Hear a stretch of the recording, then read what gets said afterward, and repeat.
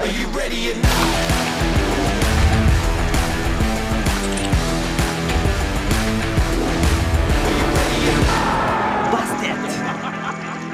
Final table hype. We on the path to greatness. We're shooting the shot to make it. So moving the target is aimless. Cause we got the power to shape shit. We'll catch the energy waving. We go till our bones are aching. Cause the top spot's for the taking. And we on a mission to take it. Are you ready or not? It's about to go off. Turning up on the spot. Yeah, it's gonna be a lot. We gon' sit at the top. Give it all we got. Are you ready or not? Are you ready or not? Are you ready or not? Stamets takes the win here in Barcelona. Jason Mercier, he went with his instinct, he made the call. There's the professional level, and there's the Ivy League. Sebastian Paoli coming to terms with what he has just achieved. Nicky Corrin has done it! 2 main event titles! Sebastian Mallets has gone from poker fanboy to poker champion. This is why people love the EDT.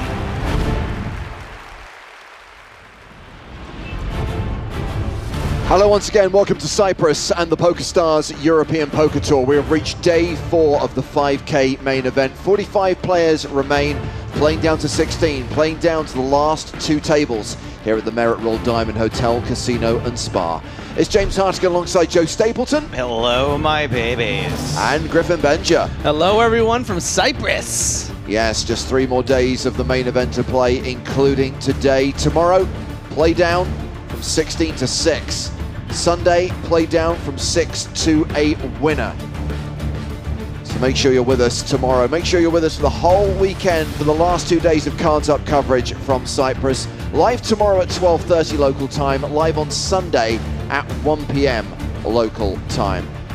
Of course, Central European summertime being an hour behind us. And of course, whether you're watching on Twitch, whether you're watching on YouTube, please get in touch. If you want to earn Chat Pro Saturday privileges, you need to be on your best behavior today. You need to entertain us, you need to amuse us, and you need to not annoy us. And of course, there is X, there is Facebook, there is Instagram for all of your content needs. As we near the end of this 10+ day festival in Cyprus, and these are the 10 big stacks on day 4 of the main event. These are the chip leaders. It is Bobby James who brings the biggest stack into day 4. 2 other Brits inside the top 5. Philip Joyce and Dan Jackson. Anton Wigg rounds out the top 10. He is the last remaining former champ. There were a fair few previous winners in the field yesterday. 3 of them went in a row. So Wigg, the only player here who could potentially do the double, and interestingly, a player who had a pretty deep run in the EPT Cyprus main event last year.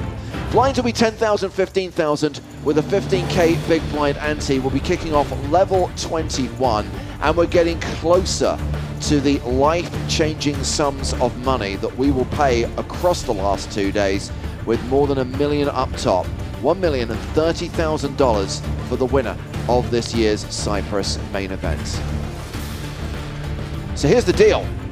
We have got the chip leader at the feature table. We have got the 3 big British stacks at the feature table. We also have a player, and here's a hashtag fun fact that Howard Swains from the PokerStars blog shared with me this morning.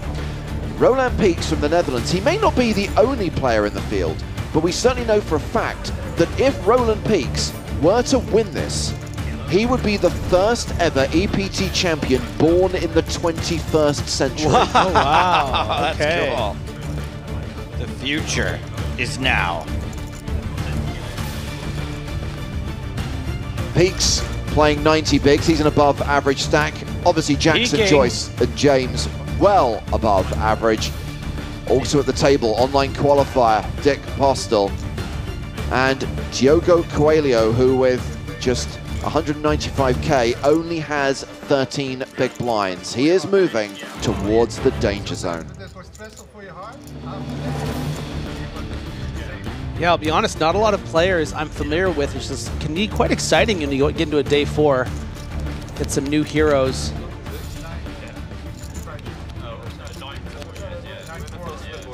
So there is Bobby James. He was at our featured table yesterday.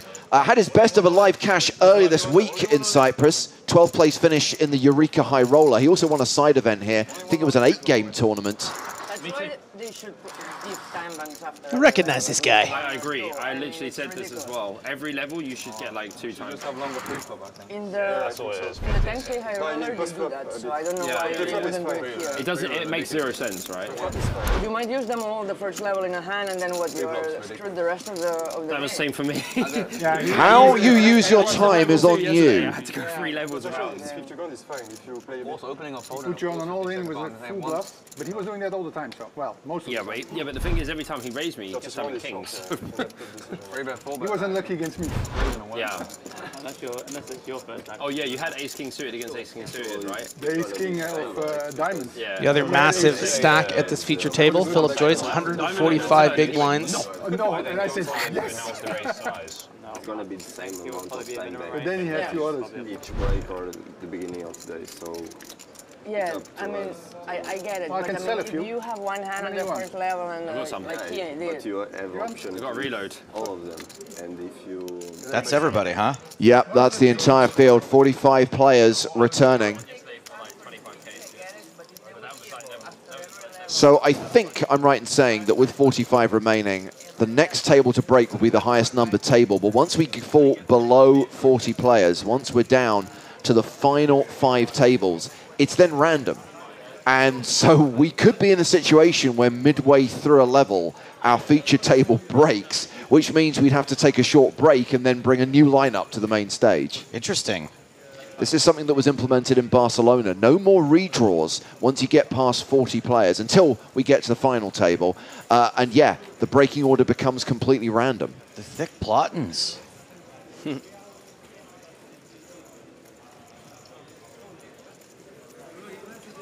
I mean, it does kind of slightly inconvenient for the TV, but good for the players at least that they can get shuffled off the feature table in and out a little more randomly. So here we go, clock is running, action is underway. Blinds are 10,000, 15,000 with a 15K big blind ante. 5 levels due to be played today, but the objective is to get down to 16. So there is a chance that we could play into a 6th level. Of course, if we get down to 16 quickly, we could finish earlier than playing 5 full levels. Good luck, everyone. Yeah, good I just got really excited at the thought of finishing early. It's fun. For the commentators back there, Dicky Dicky Dick is back. That's how they called me yesterday. What they call you? Dicky Dicky Dick. Dicky Dicky Dick. Welcome back. Joe Stapleton was saying how we've known each other for a long time. I've been to like 10 of his comedy gigs. Definitely have been to at least 10. And he was like, we've been best friends for so long. And he goes, maybe not best friends, but like, you know, good friends. And I was like, yeah, reasonable. Sorry, Joe, I love you too. We'll start the day off nicely. I fold. Tie fold. I can't believe I've been denied. Like, what was it, Peter? No. Denied Jesus. Which one was it, Paul? I can't remember. We know more of that. Okay. One of the free hands. By one of my best friends. I kind of like to think that I'm one of Joe's closest friends in the UK, but I can never be as close to him as Bobby James. That's a gift, that is, mate. That's 1%. Draw in hand, yeah. Listen to this, yeah? So you know John Kite, like Jon Keita, he was playing the 8 game yesterday because I wanted to play it. Obviously I couldn't because I'm still in this. And he was like, oh, do you want a piece? And I was like, yeah, sure. I was like, take 5% like on 2 bullets or whatever. And I like woke up today, looked at the app and he comes second. I was like, oh, sweet. Nice. Little free roll. Jon Keita. Everything's coming up, Bobby. We established that Diogo Coelho is the shortest stack at the table. Ace-Queen under the gun, and he's opening. Makes it 30K. Pocket tens for Roland Peaks, and I'm guessing, Griff, we're going to see all the chips going pre-flop. Yeah, you know, this raise off the 13 blinds, there are going to be some raise folds in this spot, so it's not just absolute monsters under the gun here. Game's evolved a lot. It's going to be some just blocker opens, and also hands like Ace-Queen that are prepared to get it in for that amount. So this will be played as a 3-bet to get the rest in. You didn't take a shower after, maybe? My smell is, you smell it? No, I took it, actually. Tell you what, you're not jumping for joy here with Ace-Queen. We'll give them to you. Whereabouts in France? Whereabouts in Malta, Malta. I live in Malta. But your intention kind of needs to be to get in this short stack. You're running out of chips here. There is the all-in from Coelho. There is the call from Peaks. And we have a coin flip. We have a classic race on the very first hand. Early. Flip it and rip it. Like my relationship with Bobby James versus my relationship with Hardigan James. He had like one of these two things has a slight mathematical advantage. Mountain, and he took a video and he was like, What do I do with all this? King Jack 4. Coelho with the gut shot, but we know 2 10s are not live. Aces, queens, and 10s working for him, though. Yeah, and a diamond would make things interesting as well. No diamond, but a 10. PokerStars turn card. I don't think we're allowed to say that. That's straight. It's accurate. For Coelho, the set for Peaks. Needs the board to pair, which it does. That was for sure. What a twisty turny run out. And that will see Diogo Coelho eliminated in 45th place. First bust out of the day. He cashes for $18,240. He's won the high roller. I think he's won enough. Payout feature? Yeah, he crippled me in the high roller as well. He's won enough. He's got enough money. Yeah, he won like 350. How much in total? He won it. Yeah, you won it? 350. Yeah, is it 2K? Yeah, he won it for like 350. Peaksing. Crippled me, left me with like 4 bigs like such. Yeah, big time Peaksing. Yeah, this trip has just been a crossbar. 19th in the Eureka main, 12th in the high roller. What? I did shout. Did anyone? Nobody got us. Chip lead in day 4 of the main. Barcelona. Won the 8 game. You know, it's not too bad. I do want to mention that Griffin is wearing a shirt with a nice tight pattern. Did you get that at the shops at the Creek? I did, yeah. $500 out the door.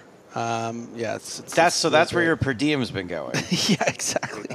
Which shop is this? The shop Dan Flashes. Dan Flashes. I've raised 30,000. Yeah, it's days like this I wish we were in Envision, you know? I'll wear it for an online stream. There is absolutely no way that any DP is letting you wear that on camera. The pattern's too tight. Exactly. Yeah. That is going to strobe like it's too complicated is the problem. Yeah. Also, all the half moons on it sort of rep this part of the world pretty well, since you got those moons on pretty much every flag in this region. King 8-6 on the flop. Vantage Peaks, though. Can someone make a straight for once? 8 checks. Going to be difficult, I think, for Joyce to be highly motivated to continue without a club in hand. He is still the aggressor. This, I think, important to note, this is a pretty poor peel from the small blind from Postel. Playing just over 30 big blinds, calling with ace-7, not recommended. Just for the avoidance of doubt, it's never recommended to play the Spraggy. There you go. And the door has now opened for Peaks. He's going to have all the 8s in this situation. You know, Joyce would have surely continuation bet and has less 8s opening in, you know, the hijack.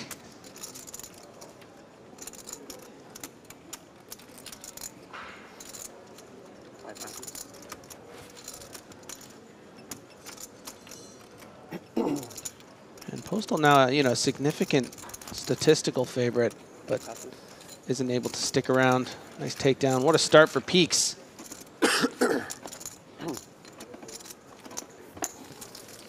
Yeah, up over 100 big blinds. We've got like people putting their blinds in 4 here, players at they're this table ending here, with and I was, like, more than 100 leaning over bigs. and chucking it in the middle.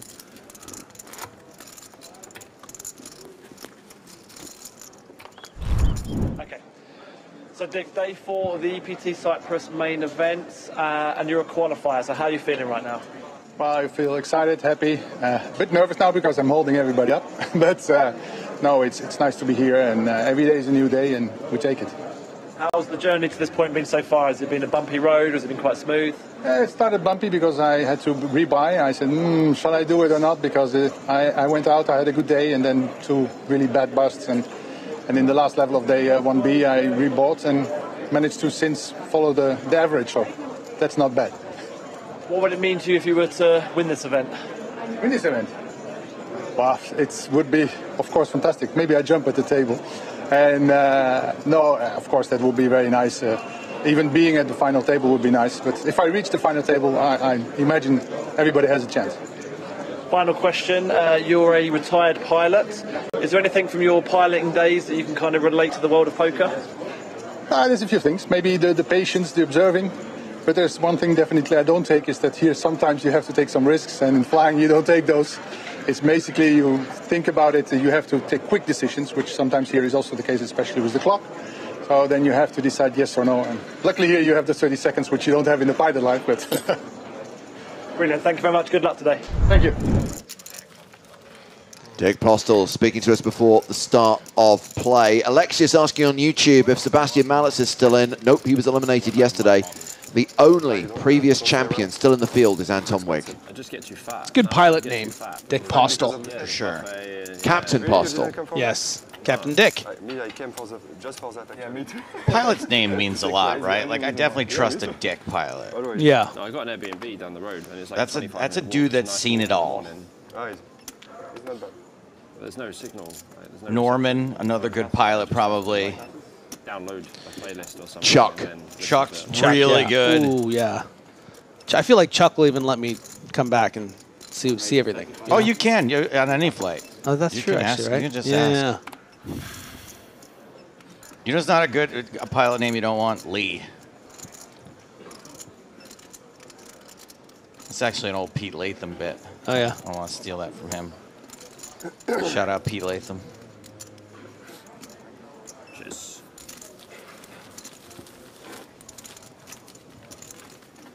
So 10 minutes into the day, and we've seen the elimination of Diego Coelho from the featured table. We've seen Roland Peaks win a fair few hands and get his stack up to 1.6 million. Dakota says they like their pilot's name Little Dinky Daffy. Did you come back again? Yeah. I've definitely played poker in worse places. We had Barcelona before this, and Barcelona was obviously nice. It's too busy. I will say I am enjoying the energy of Bobby James. It just feels like he's talking about how he got, I think, 19th in the Eureka, 12th in the high roller. It feels like a EPT fanboy who made a wish. He's definitely happy to be here, which Yeah. I do appreciate quite a bit. So Postel is open with ace-9. And Samuel Dre has 8s in the small blind. He's got the snowmans. No.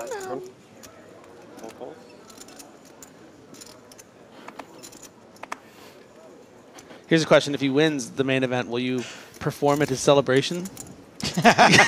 You know how much it would mean to him. A private stand-up show for Bobby James? Well, he can afford it now. Yeah.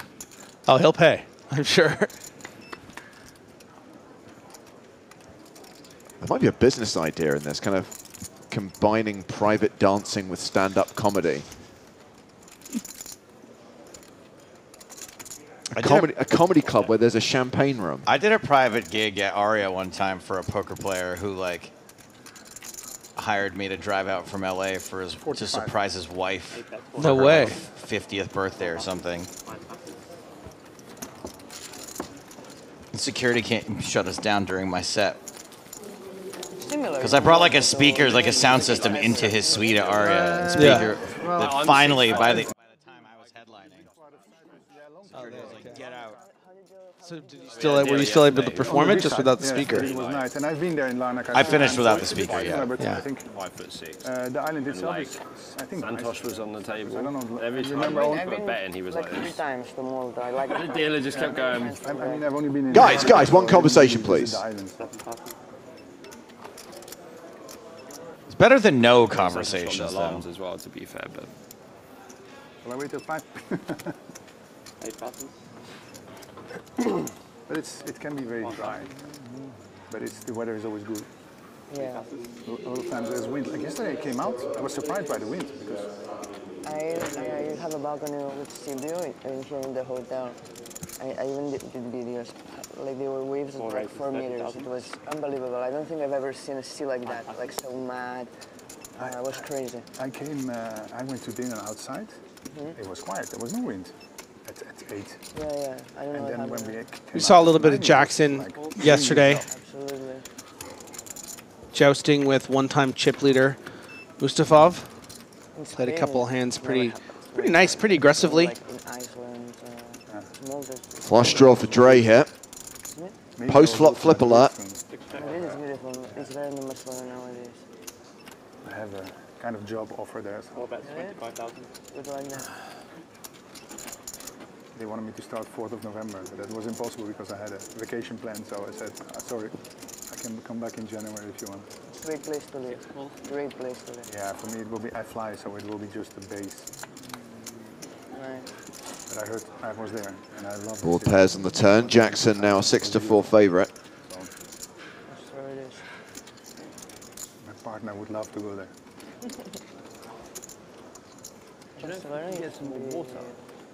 The 6 is actually going to favor Jackson's range here, so he's going to play this as a lead. In English, like the politician governing Barcelona. Going to really make it difficult for the unpaired hands, like your ace and king highs in Dre's seat,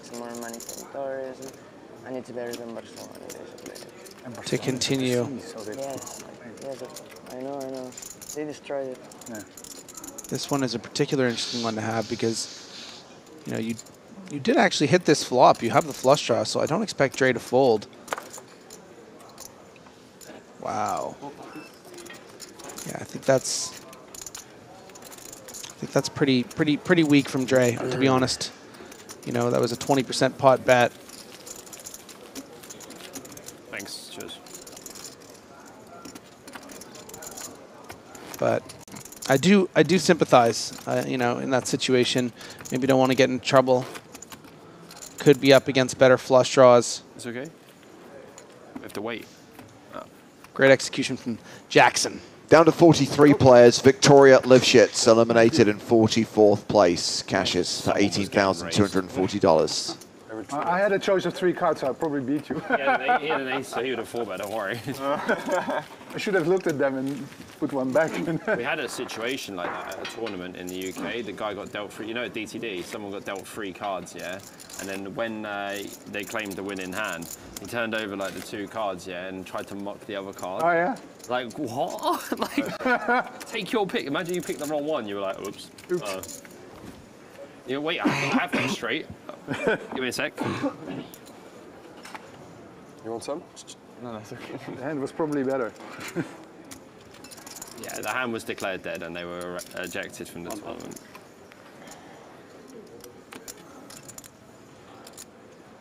King Queen for chip leader Bobby James. We raises 30,000. Raises to 30K. Bless you. 4 passes. 5 passes. Rounds the blinds. Dan Jackson in the small. Folds. Martin McKell in the big blind. Second fold. He calls with ace tray.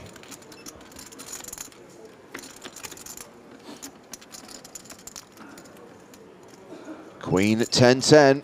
James flops best.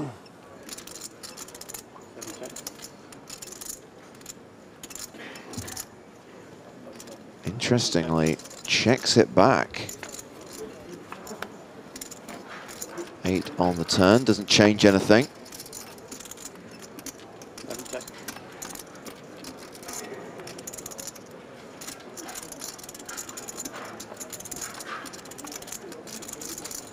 Bets 20,000. 7 passes. Sorry. Delayed c-bet from Bobby James gets the job done. BJ is on the board. Try to do better next time.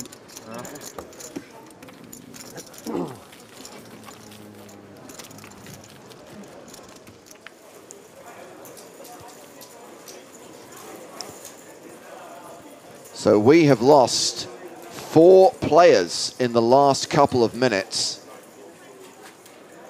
Nicola Capelesco, gone. Christopher Nguyen, eliminated. Ji Wen-Hu, out. Wow.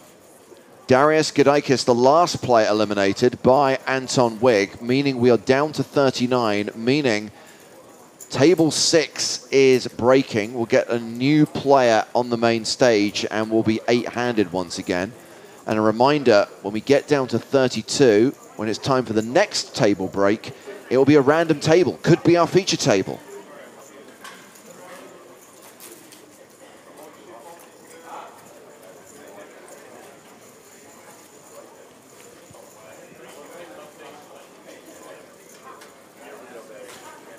Nice to see James opening up the range here, flexing that chip lead.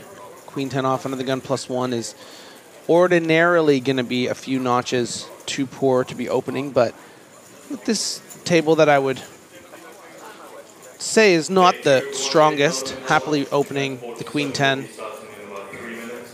I would hope and expect, though, he's going to tread lightly once he gets 2 calls in the form of Jackson on the button and Postle on the big, but with the backdoor straight draws, is going to put out a little feeler there to the tune of 45,000.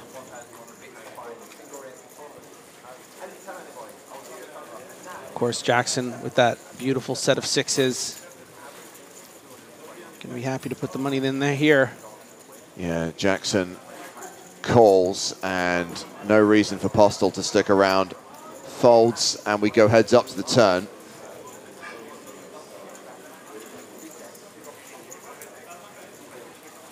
King on the turn, which means an open-ended straight draw for Bobby James. Increases his equity to nearly 20%.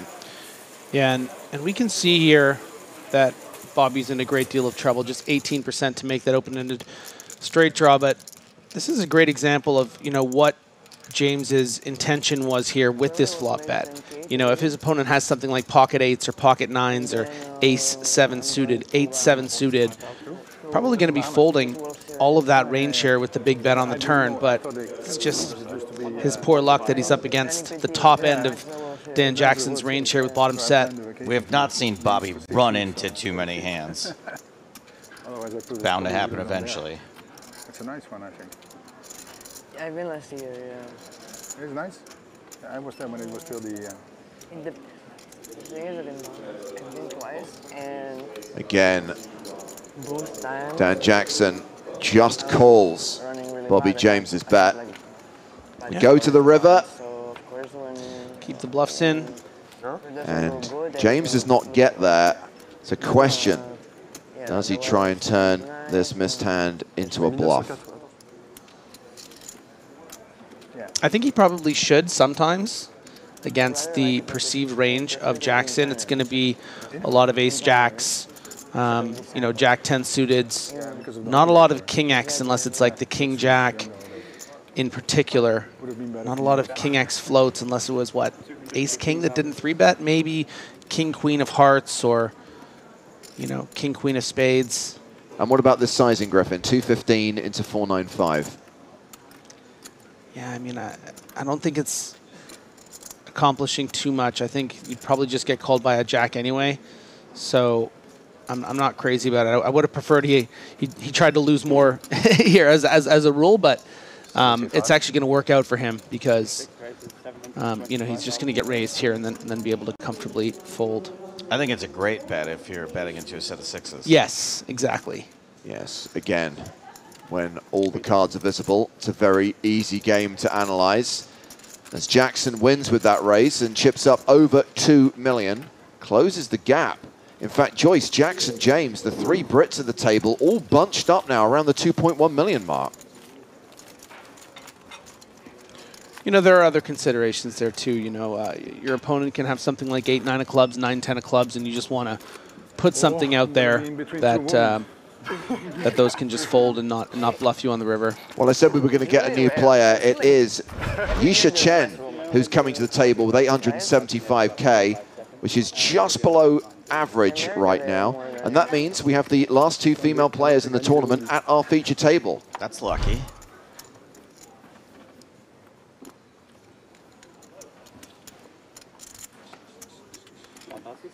Two women left in the field, and we get to watch them both right now. Nice.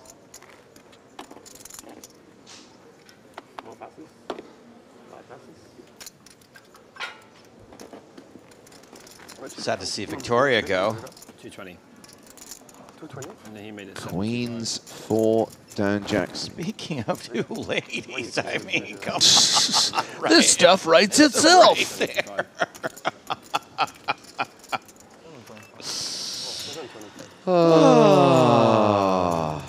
Hey, you know that segue you were looking for?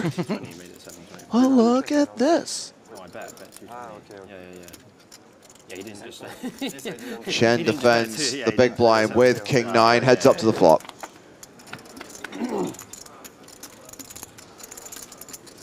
And it is a crunchy flop. All clubs. Queen still way ahead and with the better flush draw. Jackson. He's just got a set of sevens. Makes more sense. Oh, 15,000. Big box. 15,000. Min bet. It's the only hand that really makes sense, to be honest. Do you like to bet? Do you like to bet? On what? Don't fault Chen for calling here. What we can bet? Pairs her 9 on the turn. Okay.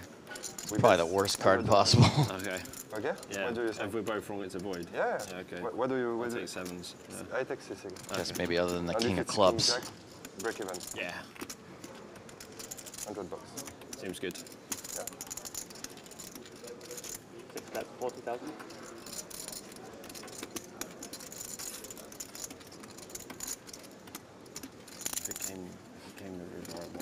Jackson recognizing there's so many different combinations of hands that Chen will continue with here. They're going to be significantly behind. Not always significantly so, of course. You know, something like a 9-8 has some ways to get there, but this particular hand, only 10%. Yeah, and the board has bricked out for her.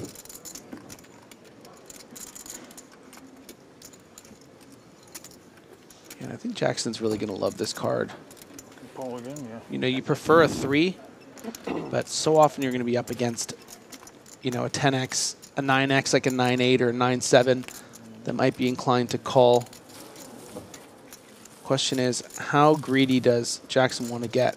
If he is targeting that range, yeah, it looks like he's going to go well into the 6 figures. 145,000. Go polar on the river. Yeah, 145 into 195. Did you get to go a little bit bigger here because now you're beating like the 10-9s and stuff like that also? I mean, it makes you more comfortable, certainly. You know, if the river was like a 5 or a jack, you know, you start to get concerned about some 2-pair combos.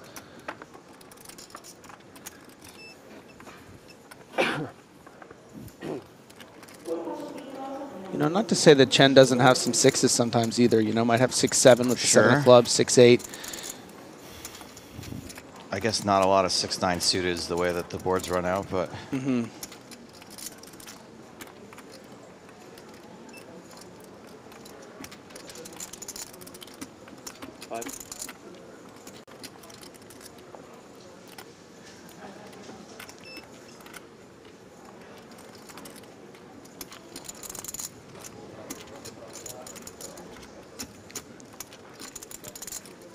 Dan Jackson looking to have an excellent start to his day.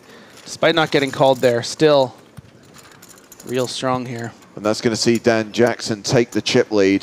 2.2 million ahead of both Bobby James and Philip Joyce on the leaderboard. Close to 150 big blinds and still more than an hour to run on this blind level. Dan Jackson, DJ Upswing, coming at you. Things are moving.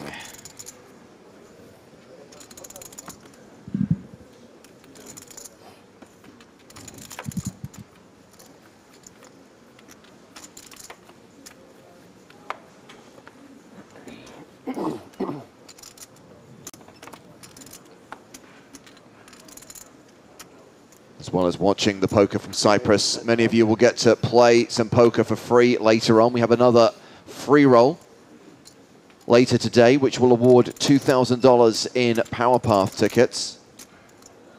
5. 95. More raises, 85. 95. 95,000. Keep watching the stream and we'll reveal the details. Those details being when it starts and what the password is. Very confident, aggressive 3-bet here from Dre. And I'm very curious to see how Dick responds here. I think, you know, on these 33 bigs, you just need to play this as a shove or a fold. 230. Oh, nice. There you go. I mean, that's effectively the same thing. You're putting in 40% of your stack. Have a go, Dick.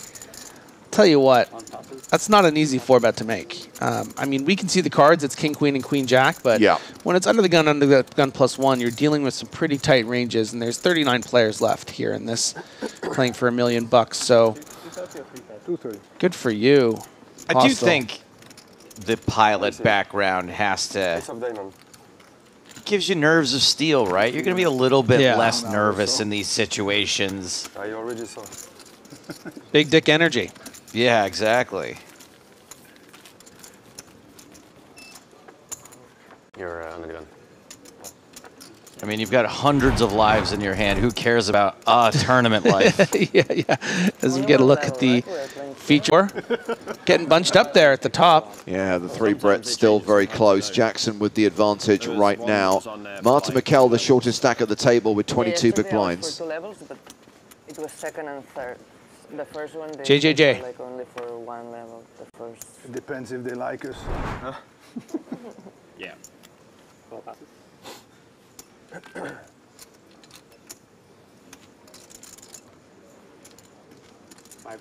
Okay, we're going to see Philip Joyce in action, opening with ace-5 suited.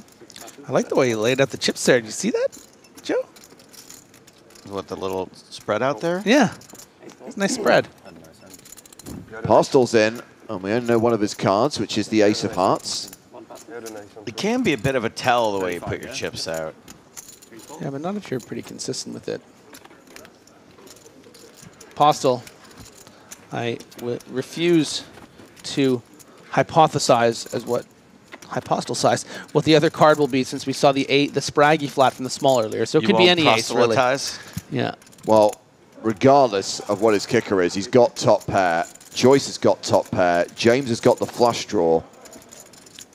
It's fun. James, can I ask you a quick language question? You said regardless there. When would we use irregardless? Could you have used it there? So, Griffin, are you asking knowing the answer to this question? No. So, irregardless for a very long time was not a word. Okay. And it's one of those words that people used so much that the stupids beat the dictionary into submission to the point where the dictionary was like, all right, well, I guess it's a word now. And they're interchangeable. Okay, because he looked at me like I was trolling him, like this was a conversation you had before. James is going to be one of those people who does not want to recognize that the dictionary relented to the stupids. Yeah. Good read, He Joe. did give me a look like, oh, you're one of them. Like, you know. So everyone having a piece here and has every reason to be interested in this board. I like the check call from Joyce. Get maybe Postel to bluff if he doesn't have an ace. James in there with the live flush draw. My money's on Postel, man. You think Postel's got the better kicker? I think there's a very strong chance. Sixes and fours are out, you know? You know what else has been added to the dictionary is that Joyce is literally on fire right now. Ooh, James. I meant James is literally on fire right now. Yeah, and I think once we see a bet from James, I think Joyce will be very, very surprised to see a check here. Yeah, I don't like this. You've just missed the street of value. I don't understand the logic. You know, you just let an opponent that I think surely would have called to check back. Because trapping is the best. But trapping what? I mean, your perceived range in the big blind there is, I mean, an 8, a weak ace, or a flush draw. I think that Joyce would have gotten away with the ace-5, but I think Postel just would have snap called and said, show me. So you can get half-plus pot value there. And I thought that was weak. Weak. But check raising is awesome. But why would he bet if he's going to snap check back ace jack? Anyways, let's move on. We're going to one of the outer tables where Damir Jugralin has shoved the river, and the decision is on Guillermo Gordo, who you may remember is the last Gold Pass winner in the field. Bear in mind that Gordo is covered here, so it's all in to call. So mindful, so Damir. So the board is Queen 10, 6, 5, 3. No flush possible. Queen of clubs, 10 of spades, 6 of clubs, 5 of diamonds, 3 of spades.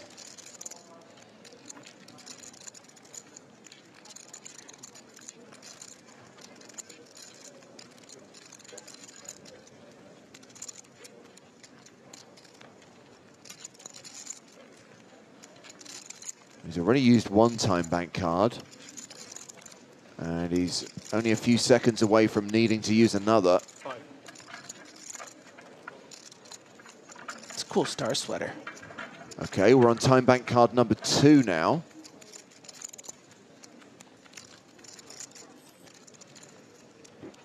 Obviously a big decision. If you call and don't have the best hand, you are out. Doesn't look like he's going to be left with very much if he folds either. Yeah, just has the blue chips, which are the smallest denomination chips in play right now, the 5Ks. Does let it go. The shove gets through. Pot is pushed to Damir Jugralin. So Damir. And we are back to the feature table. Action on Marta Mikkel. Fold to Queen Jack.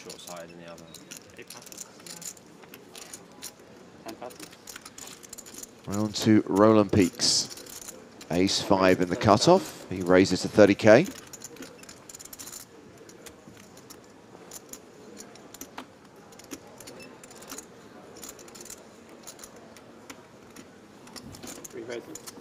And a re-raise.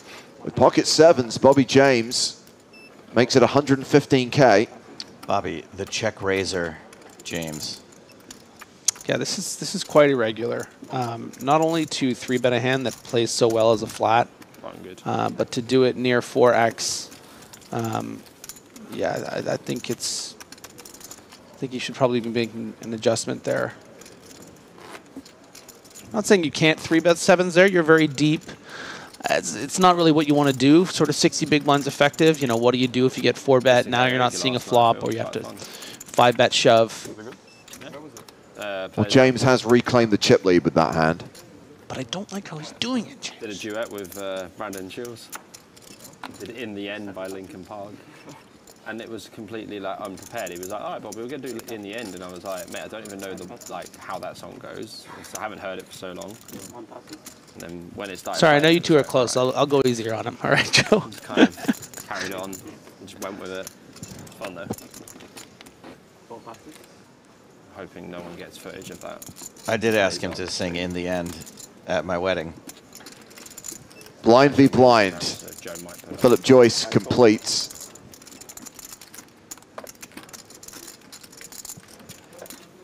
Hey, now this is a man who knows how to play pocket sevens. Oh, boy.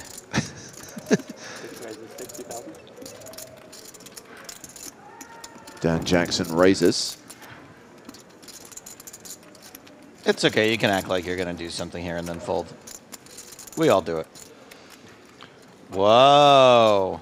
Yeah, some 4x combos are going to be happy to call here. Pocket fours, any ace 4 off, king 4 suited. That's a pretty fun flop, even for A4. I know, right? With just the one card, we know he has a wheel draw.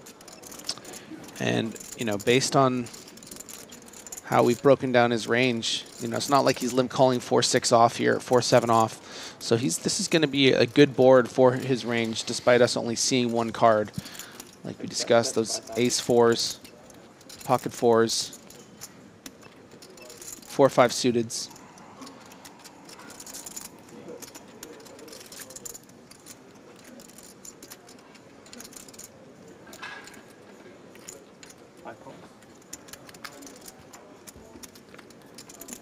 Continuation bet of 35,000 called by Joyce. 10 on the turn.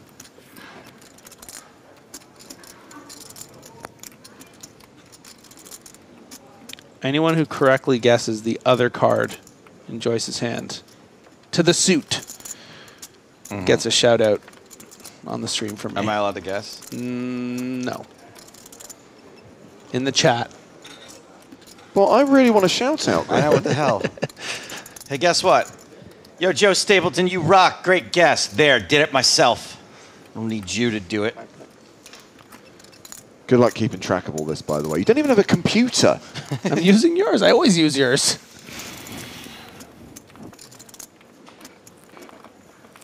You need to stop. You need to stop using mine because I'm almost out of tokens. But I like reading your conversations. You have such an interesting and full life. And it is 5-4 spades. the 5 of spades. Do we get any 5 of spades in there? Hollowroo said 5S. Oh, the Brahm says 5. Sam Heroic says 5 of spades. Yet now people are writing it after they've seen the candidate showdown, so don't acknowledge them. Wait, I thought... Very romantic. But they're on delay. How does that work? It's live, Griffin. You're all champions don't ruin to me. it for Griffin, okay? The way this works. Just let him do his thing. Intimidating me. I was looking for the rest Your of the pot. charming looks. He was hiding behind the glasses. On that flop, I was looking for the rest of the pot. I'd have dusted a lot. And number 16 of the day, the feature table. Yeah, if I was in your position. Dan just doesn't fold. I haven't been counting. We have something that tells me here. We had this conversation the other day, and I said something, and Dan was like, "Yeah, I just don't fold." I was like, "Yeah, sweet. Seems accurate." Okay, here comes Bobby James raising with 10-8 of spades.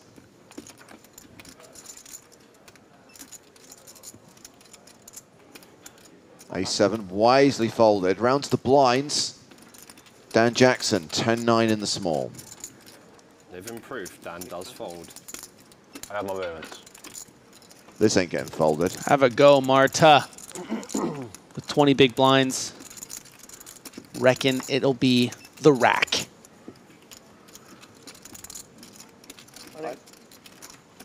You came to the wrong place, Bobby James. No. Go on. A bit over 300. 310. Yeah, this is just a bit of gamesmanship here, wanting to make it look like he's, you know, raising strong from the hijack here. Needs some consideration. Pretty fair play. And the shove gets through. Found a new home for that chip, didn't you? I have to work hard for them. I'll get them. If that wasn't on stream, you could have got away with that, for sure. No, because I'm a man of integrity, Bobby. That doesn't fold. Yeah.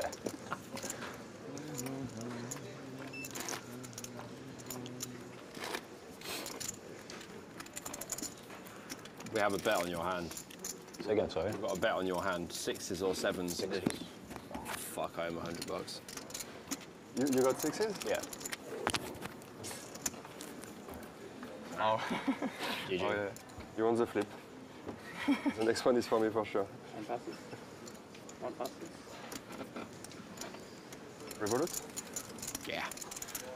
Speaking of gamesmanship, fun little side bet there. Appears as though James and I believe Joyce betting on what Dan Jackson had in that set of 6s hand. And I think Bobby James had the 7s. And Joyce, or whoever the bet was with, had was the Dre. 6s. Dre? Was it Dre? Don't forget about Dre. Wow. Really, that was an alley-oop I threw you. That was incredible. Did you have, Bobby? Didn't know you could jump that high, So James. surprising Just coming slam that from thing him, down. too, Yeah. So all of a sudden he can palm a basketball. All this time, James? Huh? You have queen 10. I saw the turn and I was like, yes, I'm firing, aren't I? Like, Yeah. against all people, and I'm like, oh, it's Dan. Fuck. You did go for a bit of a wet wipe sizing on the river, though. You have to commit to the cause. Yeah, but I kind of thought you might just I was very fight with sad. the set twice. Very sad. Mate, you were so greedy. You were like 7-2-5. I was like, Yeah, damn right. Greedy boy. Wet to be wipe greedy in this size game. on the river. You're in the blender when I just turn over kings, though, right? When I rip. Well, no shit. Raises 30,000.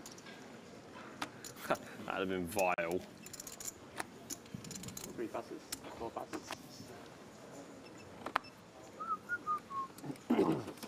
I had your boss mate Bobby turned to set against me.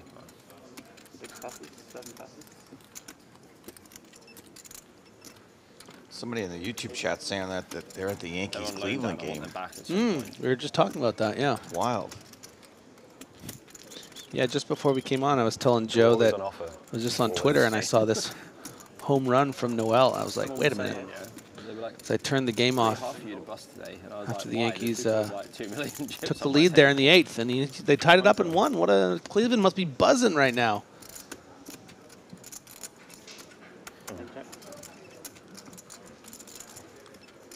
It's a towering shot, too. This board, all hearts and peaks with the nut flush draw. One bet 15,000. Chen does have a pair of queens right now, but peaks is a statistical favorite. Yeah, she's getting the exact bet size that she wanted to see. I'll allow it. So where's No. you play in London? The Vic? I don't like all the hearts. Like, I don't think I've ever seen you in London. No. Maybe once. You can't flop middle pair and fold to a min bet. Let's see what's happening. You know, it's just don't defend with the queen and off. In my opinion. Alex Axel 90 watching on Twitch says, where is the guy from Sweden with the tables business? That'll be Anton Wigg. He is at one of the outer tables. I still don't understand. I know he was explaining it yesterday, Joe. I still don't understand what his business is. It's tables.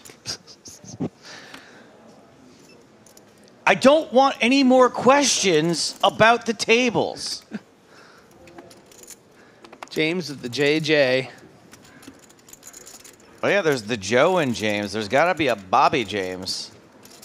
There's 2 other jacks. You're the heart, I'm the spade. He just may be the diamond in the rough. He's raised here to 30,000. Has been called by Dan Jackson with 6s. Last time Jackson had 6s, he made a set. Peaks, big blind, queen 3 of spades.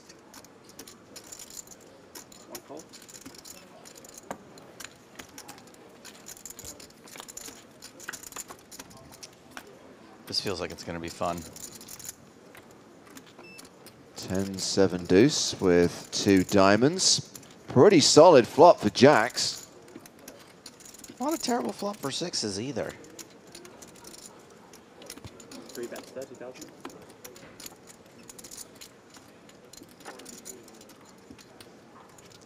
Yeah, Jackson would have loved to get Bobby James twice in a row with the 6s, just for the dynamic lore too, you know? Just make for good chat. He's probably going to say it anyway. So we are halfway through the first level of the day, halfway through the... Well, okay then. I think that was Halil Tazarek and Andrea Dato. Tell you what, guys, there is a lot going on over the course of the next couple of months. We've referenced several times that straight after Cyprus, within a few days of EPT Cyprus finishing, we're going to be going to Vegas for the NAPT. Now, after Vegas, I've long had it in the book that I'm going to go to UK IPT Nottingham, going to play the main event, help Nick with the live stream from the final day. But Joe, in the last 24 hours, you've worked out your post-Vegas plans. Yeah, I thought I was going to have a week at home between now and the rest of the year. But that has gone out the window, and it is flying direct, well, not direct, but it's flying from Los Angeles to Sao Paulo, Brazil. That's right. I'm going to go spend a week at the BSOP. My first time in South America, my first time in Brazil. I will be playing poker This guy said most of the week. Perfect size, and he goes. No commentary from what I can tell, but maybe, who knows? He goes, the internet in 2 instances. How does your girlfriend feel about that? She was going to be in Aruba that week anyway, so there you go. I kind of get a free pass on that one. And James James this morning, he was like, your girlfriend's going, right? And I was like, no. And he goes, be careful, okay? I meant personal safety. I wasn't saying that you would misbehave. Oh, no, you would have been right. Yeah, no. That gone with it. That went without saying. Yeah. So there's a lot of really reasonably priced events at the BSOP as well, which I'm like pretty looking for. I think like there's like a PKO high roller. It's like $1,200. Nice. Yeah. So right in your Q zone. Right in my zone. James going to be happy to continue against this quarter pot bet with the 7. Should make for an interesting podcast. I think we're going to do a show where I'll be in Nottingham at the UK IPT, you'll be in Sao Paulo at the BSOP. We'll both be on location playing poker on different sides of the world. You'll be in the Sao Paulo of England. Dude, there's a Nando's opposite the venue. I'm Right. happy. I'm happy. Portuguese chicken, either way you look at it. So Jackson with the 5 in hand. This bet here is really going to work against the particular holding of James. Not always the easiest bluff here with, say, pocket 5s or something, trying to fold out, you know, some middling hearts. Wow. That is a very ambitious turn call. Very, I think, player dependent. Sounds like these two have significant history. There is still a chance that Jackson is just betting ace-5 here and charging those flush draw, you know, wanting to get value from like a queen 10 of hearts or something like that, or a 7x of hearts, and then be content with checking back river. The fact Jackson is thinking about it tells me that it is more likely he has a bluff, because I don't think ace-5 would be considering this. You know, let's not count out 3-5 of clubs. I understand he raised an early position, but it's not completely impossible with the momentum Jackson's been getting. But more than likely, it's something like pocket 5, something like king 5 of clubs, 5-6 of clubs. Pretty remarkable and really out of line for James to continue on this turn, even though we know he might be right. No, I mean, like, respect to him for having the audacity to continue on the turn here. It's just, even if you recognize your opponent could be bluffing on the turn, which is certainly possible, king 10, king jack, 9-10 of hearts, pocket 5s, whatever it is, you have such a range disadvantage, and he's such a capable player that you're going to get this third barrel so often from the value and from the bluffs that it's just like you're just going to find yourself here and wanting to make a, you know, a TV river call. Yeah, and if there is significant history, it's entirely possible that Jackson knows that James is likely to call down light here.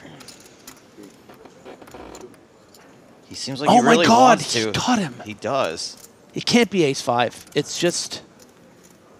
Can't it? No, he says good call.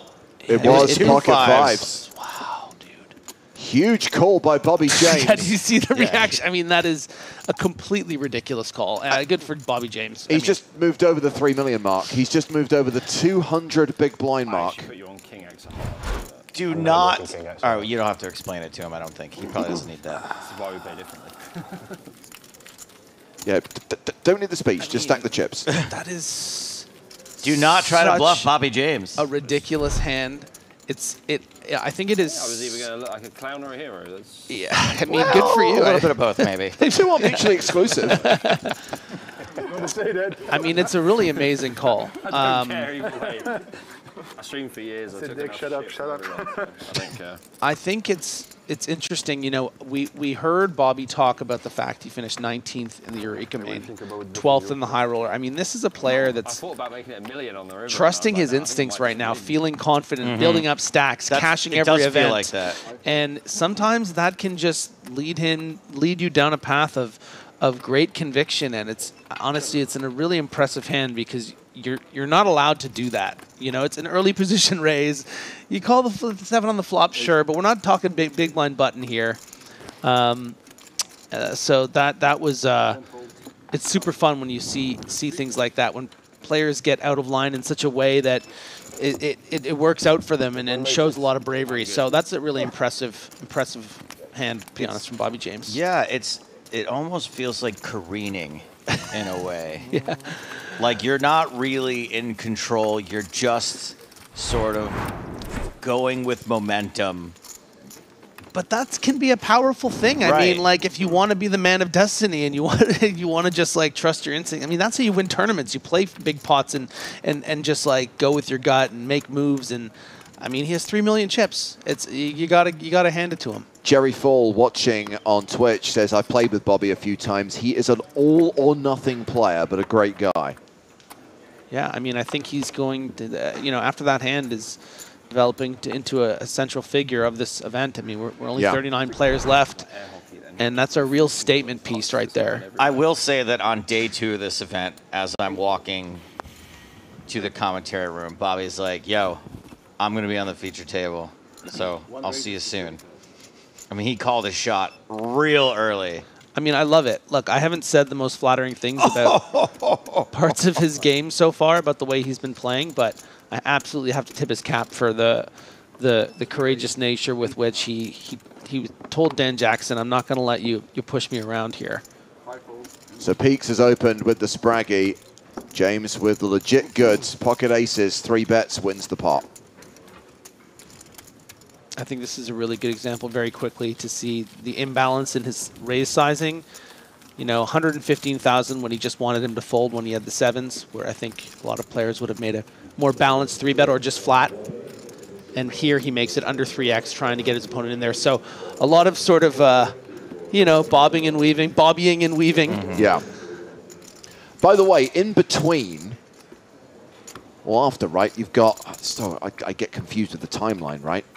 Cyprus finishes, NAPT, Joe goes to Brazil for the BSOP, I go to Nottingham for the UK IPT. Right after that, there's the Women's Winter Festival at the Hippodrome in London. And I'm not going to lie, I'm actually really annoyed to be missing this one. My girlfriend's really annoyed to be missing it. We would have played the 50-50 event. She would have played the main event and the high roller. We're going to be on a Disney cruise to Mexico. Don't ask. But if you can make it to the Hippodrome, the Women's Winter Festival runs November 21st to 24th. They have just added a high roller event to the schedule. Marley said she's going to be playing that one. An £1,100 buy-in. But that 50-50 format, which is basically where you partner, a guy and a girl, play the tournament together, that should be really fun, and I'd love to have played that one. If you're like me and don't have a woman to play the 50-50 event and therefore are not invited to the festival, you can come see my show in Houston that weekend. Yeah. Nice. If you tell me you have aces, I'm happy. My show's plural. Me and former big game player Michael Ian Black performing together. Well, mostly just focusing on strike. Well, not together, but, you know, the same night. Old MIB. I fell asleep watching it. I will be in Houston 2 days before you perform and 2 days after you perform. Really? But when you perform, I will be on a boat. You've seen my act recently. What dates are these? Are you like new to live poker or? Well, the weekend of the 23rd, 24th. 23rd, 24th, that's right. Try playing like the World Series main. I'm thinking I might play a little poker at the Champions Club in Houston that weekend, though, while I'm around. Yeah, what's that? I'm having a artist friend of mine come in town to perform. Ruby Waters. She's got a show. You think I know that name? You think by now, after doing this job and working with stars for 2 decades, I would know not to plan too much too far in advance. Like I should know that if I book a vacation like 3 months in advance, that during that 3 months, they're going to suddenly add a load of events that I should be at, yeah? Fun, but very It was very smart of me to keep 1 week free this entire year. And now I'm going to Brazil. And I also have tickets to Gladiator 2 that weekend. Last day of the 2K. Oh, this is your friend who's coming to visit, Griffin? Yeah, your friend? that's her, yeah. Like the Yeah, this is your friend? 10th of July or something like Yes, that. it is. Man. For you, Seems like a delight. She is a delight. 14 hours, yeah. don't have this Day box in one. front. And I was like, I'll send you some 6 off the songs. money. I'm good.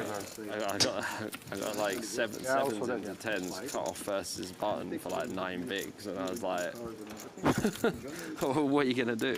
But it was so dirt. Like you just play for like 14 hours, and you're just like not even in the money. In FT, we was all sleeping in the final table. We was like this. Yeah. All sleeping. The chips weren't working. They give you new cards. It was horrible, really. And AC is really strong. I only just noticed, guys, that we are down to 38 players. So nice. Nikan Korchidian out in 39th place. We did hit a pay jump, by the way, when we got down to 39, so he cashes for $20,980. I think this scarf may be from Dan Flash's also. The main. Yeah, it's good. It's a very complicated pattern. Because it's really deep room. Big ceiling. They can't even make a whole shirt out of it. No, you'd be surprised. A lot of pilots shop at Dan Flash's. That makes sense. Yeah. You like the horseshoe? I mean, like, for the fact that it's quite a large. Sure. Yeah, you can say a lot. But you can probably breathe a little bit better in there, but there is still a lot of AC, obviously. I'm really excited for when he wins the EPT and then you're interviewing him and he's crying, telling you this is all he's ever dreamed of. It's us being here together like this. Hey man, we're just two friends talking here. Mikel flopping a bottom gutter and backdoor street flash. Do you go December for the main event in December? I don't think so. Chen checking back, giving some room for Mikel maybe to come out firing. Kind of difficult on the king turn. Maybe. Gonna hope to get that free card. I think Chen will probably oblige, but is gonna reach for chips instead. Maybe wants to clear out some equity. I don't blame her, and is going to do so. An event in Ireland after this, and then Bahamas coming up. You go Bahamas? I keep bricking the satellite, 2.6 satellite, so maybe not. I got it in mystery. Oh wow! Back to back. Yeah. That's sick. That's so sick. That's run good right there, man. I literally, every time I play Mystery Bounty, I get like mint. I got a 1K Mystery Bounty once on stars, and I thought it was like a big one. 215 lion.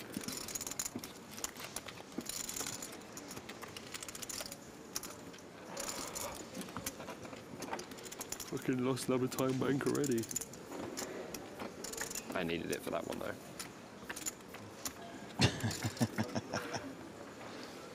Bobby, the station, James. Calling station, radio station. Poor Dan Jackson must be thinking, wow, that was a really bad bluff if he didn't fold a 7. Yeah. Because he definitely wasn't folding an ace. His what he was targeting. Awesome. Yeah, he was targeting an ace or a queen X of hearts or something. And got a stack of blues behind. Yeah, 600. UK, London, yeah. I live next to the airport. Repeat? Next to the airport. Yeah. 30,000 rates. Oh, Declan's question. What do you actually do in your Houston show? Well, it's not a striptease, Declan. No, I take a deck of cards and I just sort of talk about them as a Declan of cards? As I deal them out. The event that we've got with my company. What is it that you do exactly? Declan, stand-up comedy. An event already. Okay. Dublin that I have to work/run. So You know that stuff you watch on TikTok and the comedians are always yelling at the audience? Yeah, It's like that. You think these jokes write themselves? I actually might not play. There's a notepad file. In Dublin because I'm probably just a bit tired. Is that like a Wizard of Oz thing? I shouldn't say that would happen behind the curtain. What, that I have a notepad? Yeah, no, it's okay. So Postal with the lead. I don't think it's any great trade secret that comedians write material, Griffin. Big turn for... Big old turn. DJ Flush Draw. 19. A lot of ways to win. Big old might hot already dog be, bowl. yeah, 19. might already be winning, but Postal could just have something like 5-6 as well. Not a good sign. No, I mean, I don't want to say, but This is quite interesting because it almost feels like you've now turned too much equity to want to raise, because then if you get shoved on, you'd feel like you'd have to call. But if this was like the ace of spades, I think he would be raising this this bet like every time to target the 5-7s and the 5-8s and the. So just a call from Jackson. Great. Can't wait for the whiff here. Oh, so annoying, and it probably gives Postel a straight or 2 pair. You know, if we expected him to be betting something like a 5-7 or a 5-8 or a 5-6. Well, I guess 5-6 was already a straight. Set of 5s would be jokes. Yeah, I recognize now. Yeah, he got me. He is betting. For my birthday. By the way, there is no one in this poker room that is more annoyed than Dan Jackson was 30 minutes ago. Because he just got called down in that spot. Now he has a straight flush draw. And poor guy is facing this. Probably one of my favorite people. You know what, though? Very good. This is not how I thought this hand would play out, to be honest. The leading's really threw me off. Too many outs. Oh. Jackson lays down the queen high. What to do. Wasn't expecting the lead. Not a clue. Postel adds a very significant portion to his stack, up to 47 big blinds now. Camping just a dab, replying to my joke writing, saying, that makes 2 of us. I pray someone else is writing it. Worked out pretty well then. We played together. Guess what? Someone else is going to be writing your YouTube comments from now on. You know what? I'm so glad that you read that comment, because I had a conversation with my girlfriend last week because you're banned. That I meant to tell you about. At one point, I'd said something that was funny, and she said, "You know what? And I want to be very careful with this compliment." She said, I think that you might be able to perform and act jokes really well, but you wouldn't be able to write them. Coming from her, too, that's so hurtful, because she's so sweet. And it just totally comes from a place of earnestness. Yeah. So, 100K.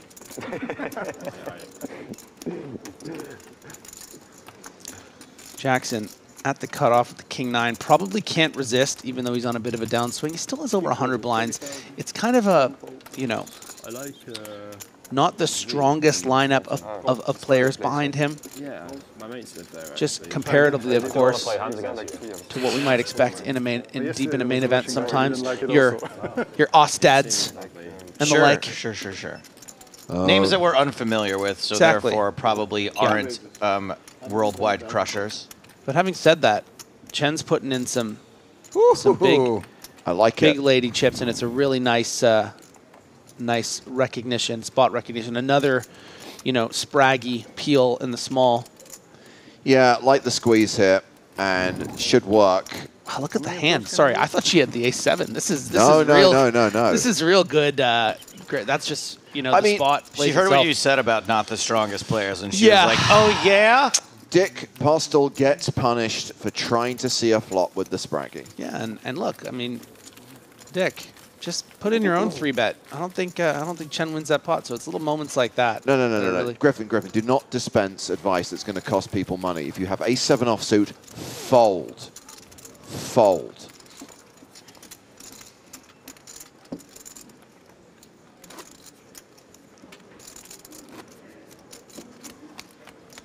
Shlomo asks, are you guys still doing voiceovers? Where can I find them? Now, he's asked this question on YouTube.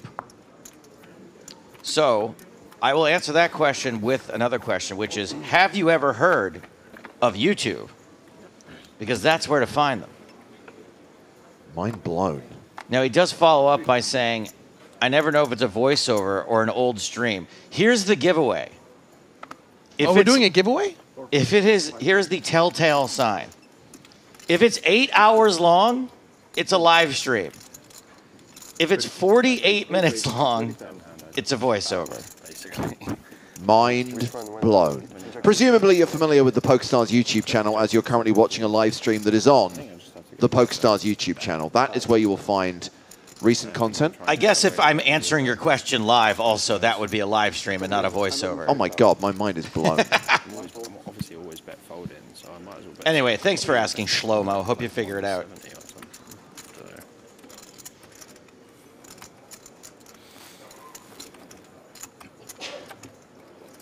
Look at Jen gearing up. The one thing I will say, based on today's questions, comments, I do think across both platforms, the audience has upped its game. And right now, and bear in mind a lot can change. This is only the first level of the day, and we're probably going to play 5 full levels today. But right now, I'm saying Chat Pro Saturday is on. This is the kiss of death. So Postel saying, you know what, I could probably hit something with this Queen 7 of clubs. And why not just call the 3-bet? Chen, I think great spot recognition here again, finding a nice 3-bet with the King 8 of diamonds, but just found someone that's prepared to call, you know, almost 7, 8 big blinds with just Queen 7 suited and then flopping the flush draw. She doesn't love it, but she is going to continue. She doesn't love it, but she will go along with it.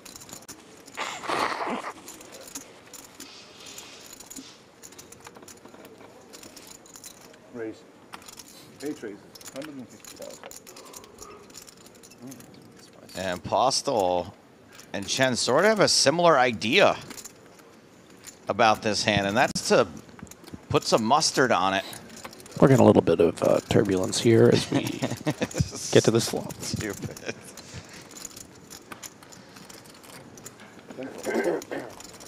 And Postel muscles his way through that pot with a big old draw.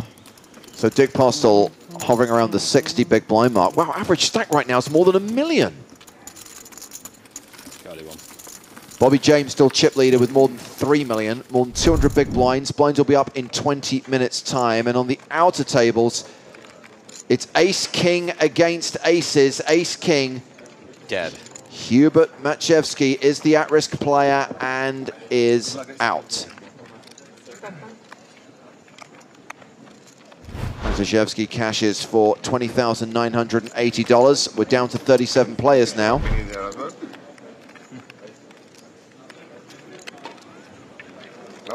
Running ace-king into aces kind of sucks. Yeah. Do not recommend. Unsubscribe.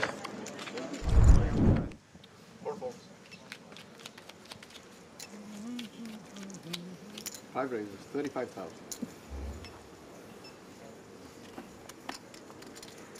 6 fold, 7 fold.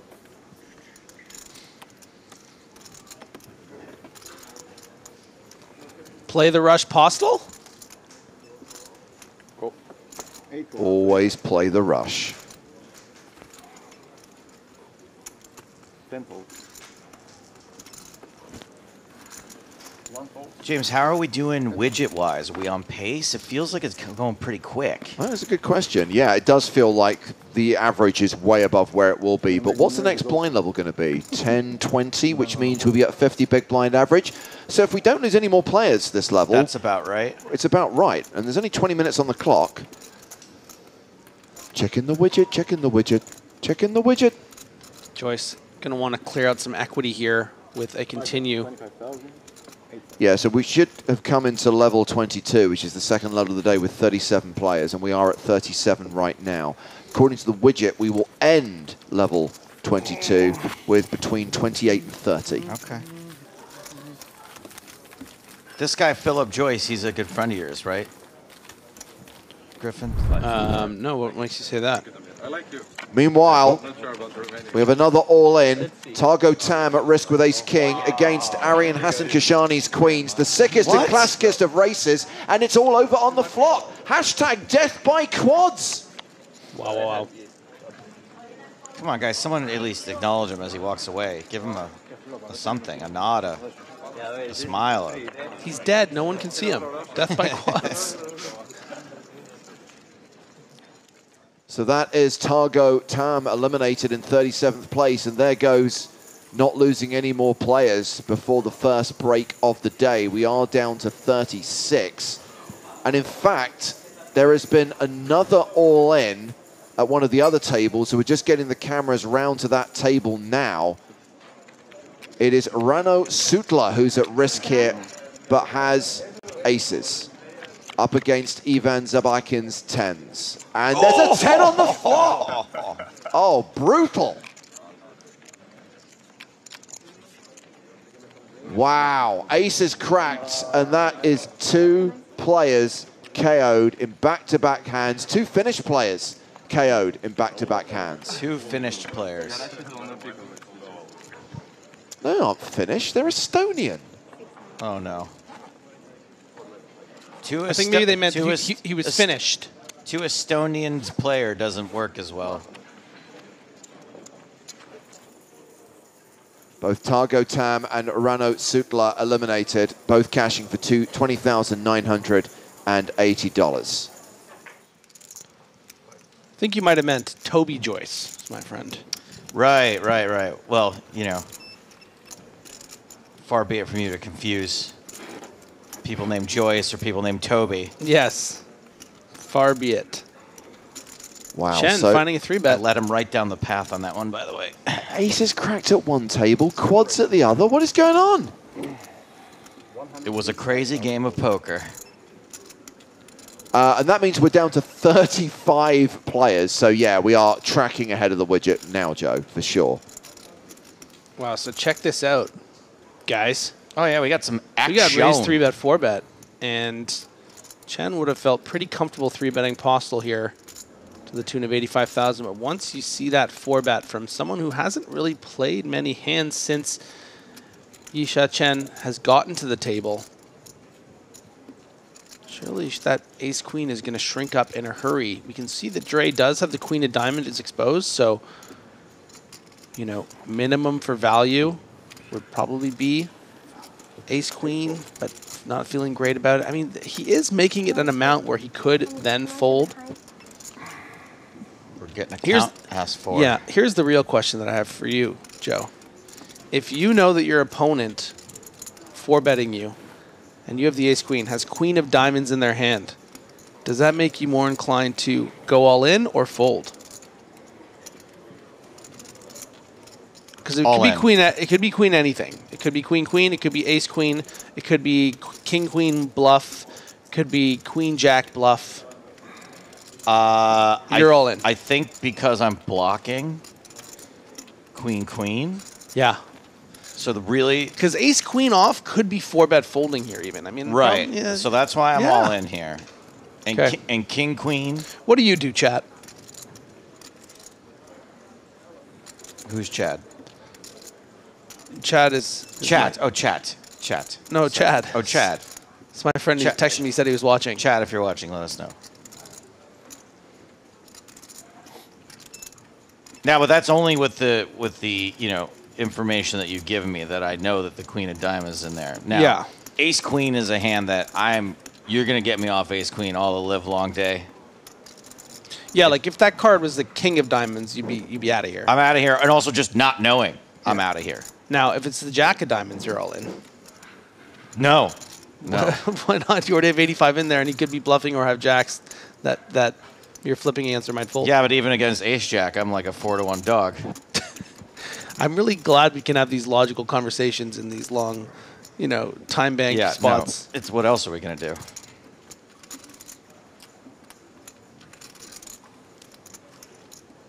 I mean, look, it's not impossible that Dre is bluffing here. I mean, he's seen Chen now take 2 3-bet spots in a row.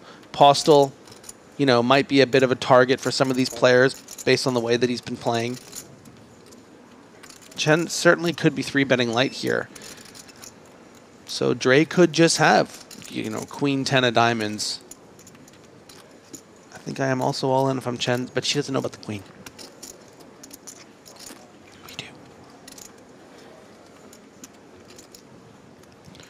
Who is the third commentator? Someone asked on Twitch. It's James Hardigan. She does ship it. Nice. And now we find out whether Dre's got the goods. Oh, he also has ace queen if he has that. Yep. Or king queen.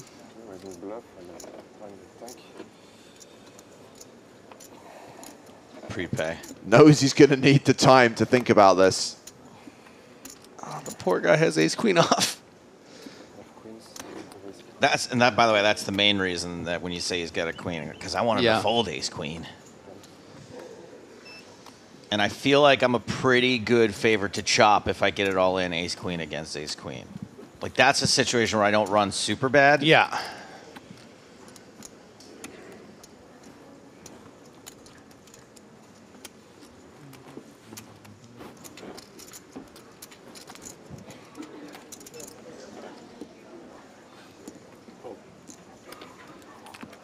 Later. I wish we could see it.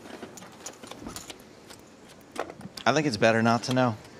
Look, I don't know about you, but I don't know. Remember the last time I 5-bet shoved ace queen off with 35 people left in DPT. That's some boss girl energy. Yisha Chen now up to 60 big blinds. We're like yeesh at Chen. Oh, I feel. So yesterday, our dealers were listening to the best of Simply Red. The CD did get stuck on Fairground, so we swapped it out today.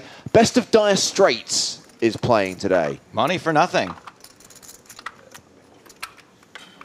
And your chips for free. I think it's Walk of Life at the moment, based on the way he's kind of Yeah, I didn't want to sit back down because I didn't bobbing. want to block the cameras and stuff like that. So I was like, I'll just wait. And I was like, exercises whilst I'm here.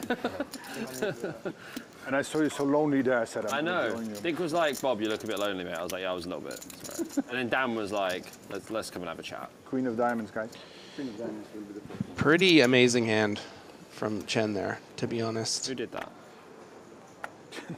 Yeah, fun. Best live cash of 132 grand. Second in a tournament at the APT. I'm hearing this Jeju. dealer is not a fan of the slow one, so you might see him skip a track if like Brothers in Arms or Romeo and Juliet comes on. Yeah, see, doesn't like it. Going right to the Sultans of Swings. You might have missed that we did just lose Philip Joyce, not eliminated. He has been balanced off the table. We try and keep the same number of players at all tables, so he got moved to one of the outer tables. First card I looked at was the Queen of Clubs, and I was like, Mob.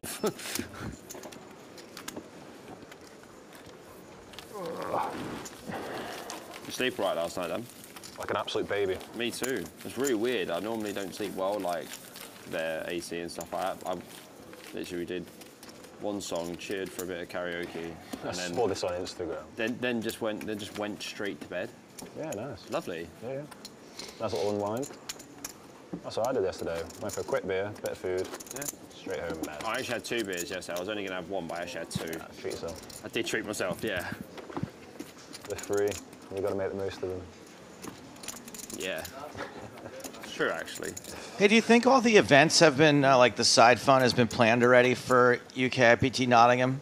Did you see it on Brandon's Instagram then, yeah? I know that a lot of stuff has been planned because I guess I can reveal that I'm going to be hosting a pub quiz night at UK IPT Nottingham. Very nice. Because I met Jess Alice J at one of my shows, and she works for like a silent disco company. Oh, and I no thought way. that would be like a fun thing to do. I do love a silent disco. And I think I still have Jess's card in my bag here. I meant to give it to the live events people. I was like, oh, that might be cool. At Well, I I know for a fact that they're currently planning what's happening in Nottingham, Joe, because we were talking about the pub quiz in the last 48 hours. So Okay, well, maybe I can still get that info across. what is a silent disco, guys? Guys, you're missing out. Imagine a disco where you can listen to the music that you want to listen to. Everyone has headphones, and you can choose which DJ. Some silent discos have Battle of the DJs, and you have lights on your headphones which show which DJ you've chosen to listen to.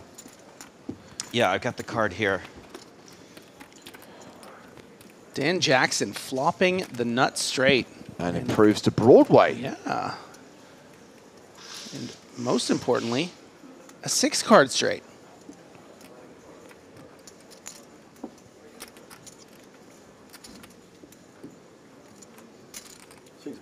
Will Benny and you be competing in this pub quiz? Not sure if they're coming to Nottingham. By the way, the pub quiz may have some poker questions, but it's going to be a traditional UK pub quiz. You're going to have different rounds. I'm going to do the movie questions. So good luck with that. Could have been a little bit better, but it was an okay flop. 27 questions about the Carry On films. No. Ace Queen 3 in that hand? No, we didn't know. Okay, yeah. I literally... You got jacks? No. Really? No. We'll see later. Mm. We'll see later. You'll see later. You will see later. Wrecked. I love that. Did you have jacks? You'll see later. 8 minutes. With my ear to the ground there, it sounds like Samuel Dre did in fact have ace-queen off. So getting him to fold the same hand was Yisha Chen in that incredible 5-bet pot all in. Yeah, I think it was a big, big hand. This is a great hashtag fun fact, Paul. They do a monthly silent disco at the Natural History Museum. You dance in the main hall under the big dinosaur.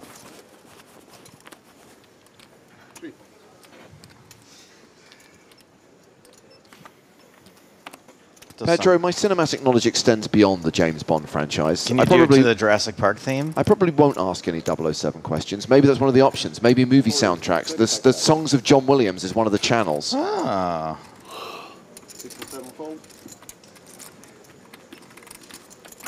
Sorry, did Golden Jaguar write non-interesting fact number? You know what? You can be band number 13458. How about that? How's that feel? How's that grab you? First spot. Man. You're just seeing like Jack 3, Jack Deuce, 8-3. Like, okay. Yeah. You said it was a good time for kings, so.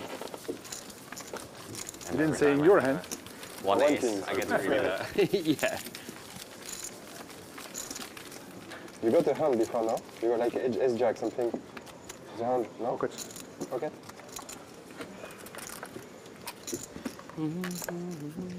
Messenger asks, are they going to play till the final table today? Nope. Down to the final 2 tables. You never know. Still got 3 days to run. Today, Saturday and Sunday. So play down to the final table tomorrow. Play down to a winner on Sunday.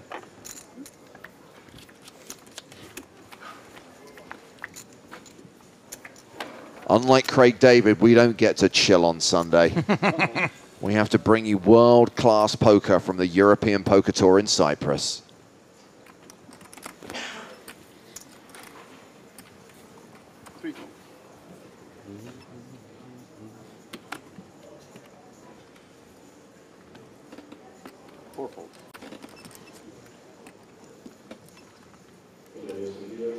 You're a Craig David fan, Griffin? No. I just don't know who that is. You know the one hit that made it to North America. It was pretty big for a while. Met her for a drink on a Wednesday? Did you not get Monday? when the crowd says Bo Selector? No. Did you get that one? No. We was hanging out on Tuesday. We was making love by Oh, yeah, Wednesday yeah. and Thursday and Friday and Saturday. Chilled Yeah. on Sunday. Did you get the information if we stay here or we broke the... I think they will change every. We will change every... Hello, do we stay at the same table? You're gonna keep it. Hello guys, Behind me, behind me. Here's my microphone. Do we stay at the same table, please? The thing is though, there's so many tables they have where there's like 0 chat and like everyone's just like, yeah. Just the information I had is 2 levels at the start of the day because it's a very entertaining. This is a very entertaining table. So we all need to be quiet. So do we get the earphones as well so we can listen also? Because I'm used to have that one as well. Just tell them they give me a bit of... Nobody else gets to listen to Dire Straits, just the dealer. See you bet your 5s against me. I bet you they're just like, this always works or whatever. And when I call, they're just like, oh my God, this guy's horrendous. I do him. And he makes the comment that, oh, you could have the king eye flush. Even the whole chat's going, he never has the king eye flush. No, and then someone I think after. you've got trash talk on the chat. Oh, for sure. How this guy can be there? But for sure, someone else is written after going, he has king 5 of hearts, he has this, and then, yeah, for sure. And apparently you underestimate me. Shit. I know. I didn't know you told them that. He drives the worst combo ever. No, but How is that possible? I think I got the pure one to do it with. Or the Chio guy trash talk you, I think. Talking too much. The thing now, is, getting as well, too like much. with that, when I saw the flop and the turn, I was just thinking to myself, yeah, he probably barrels like all these small pairs, and I was like, it's done. Sure. I was like, it's done. He opens small pairs from earlier position. You know, for I'm sure. going to jam. I'm going to do exactly the same with like king 10. What was it? Ace queen high, right? Yeah. King jack, king 10, all that stuff. So it seems we've opened a can of Craig David flavoured worms. Zeev says, Walking Away was a much more famous track. I would put a significant amount of money on more people people being able to recognize 7 days than Bobby, I'm going to go so razor thin on you. I'm walking away. That's such an annoying comment that it almost makes me want to cancel Chat Pro Saturday. I wish you bet 650 on the river. If you bet 650. And I'm a Chat Pro Saturday advocate. I did say the chance of Chat Pro Saturday earlier was 59.2%. Based on that one comment alone, it's gone down to 52.5%. So still happening right now, but Zeev, look what you've done. Nice check call here for Chen. Happens to be up against the portion of Peak's quote-unquote value range that she's actually beating right now. Would be funny if you bluff pocket 8. Pocket 8s? Oh yeah, yeah. Would be really funny. I can still have worse, right? Yeah. Better bluffs. I was genuinely worried that he might turn over a pair that's a bit better than 7. Just pocket 8, maybe pocket 9. Yeah, I was thinking pocket 9s we could have. I don't know. It's hard because the thing is, we've actually never played together. No, we played like what? No. It's a really sticky card. I mean, the good news is that Peak's value range is no longer. Yeah, he can turn this into a. He probably should turn this into a bluff, but all the same, you know, it looks like Chen is thinking about doing it herself. It's been a lot of tournaments, right? You know, there are going to be some ace-high hands that will check call this flop. You're somehow still beating by the river, like an ace-7, ace-6. But Chen is going to turn her hand into a bluff, see if she can fold out, you know, a 9 or a turned 8. 6 bullets in that, so that was a lot of play time.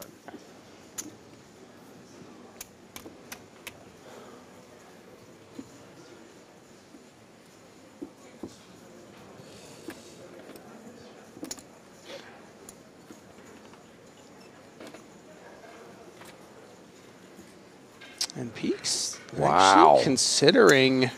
So is the consideration, Griffin, to hero with the 4, or consideration to turn his hand into a bluff and raise this bet? It's a great question. I think he has to consider both. And he does call it, and going to be very so yeah, does think maybe, you know, my opponent is. Did she turn it up? I don't read that. Wow. Can't beat that. Yeah. Razor thin. That was razor thin. Yeah, she did not think that she was value betting like, there. How do you like your Dutch Edam? Thin? Like. So yeah, just going back to what I suggested, that you know, if Chen had something like ace-7, ace-6, ace-3, would probably check call on 10-9-4 and then have to turn her hand into a bluff, and I think that's what Peaks was thinking, and she had a similar type hand. It just happened to be one that was actually better than just a 4. Yeah. So sometimes you see these and you feel like a fool, but there's a lot of logic to why he made that call in the river. Yes, Lobster, the break is coming up. Just a few seconds left on the clock until we hit that break and we put the blinds up. Value bet or bluff? Value bluff. Don't say you'll see later. I don't know. Don't know. That's the greatest answer. That's probably the most true answer. Value bet or bluff? I don't. Fair enough. I don't either. So this is the last hand of the session. Yeah. And we've already established these guys are going to be staying at the feature table for the next level.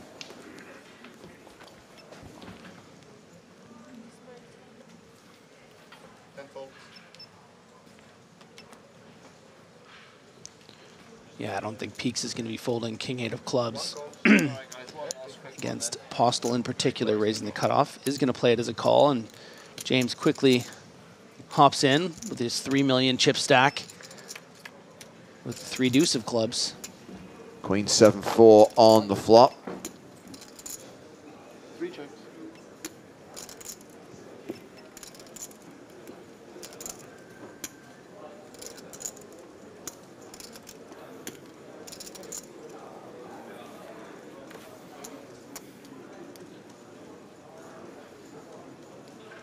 And Postel finding a bet with that 8 of diamonds in hand.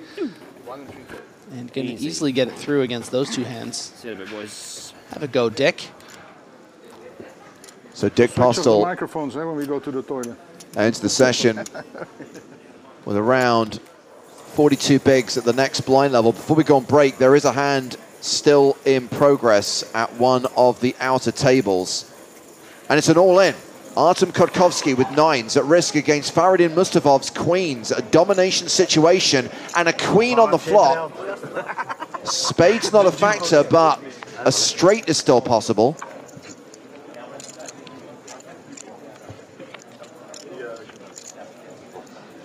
Jack on the river, that's a full house for Mustafov, and Artem Kotkovsky is eliminated in 35th place. Cashes for $20,980, and I guess we're coming back from break with 34 players in the EPT Cyprus main event.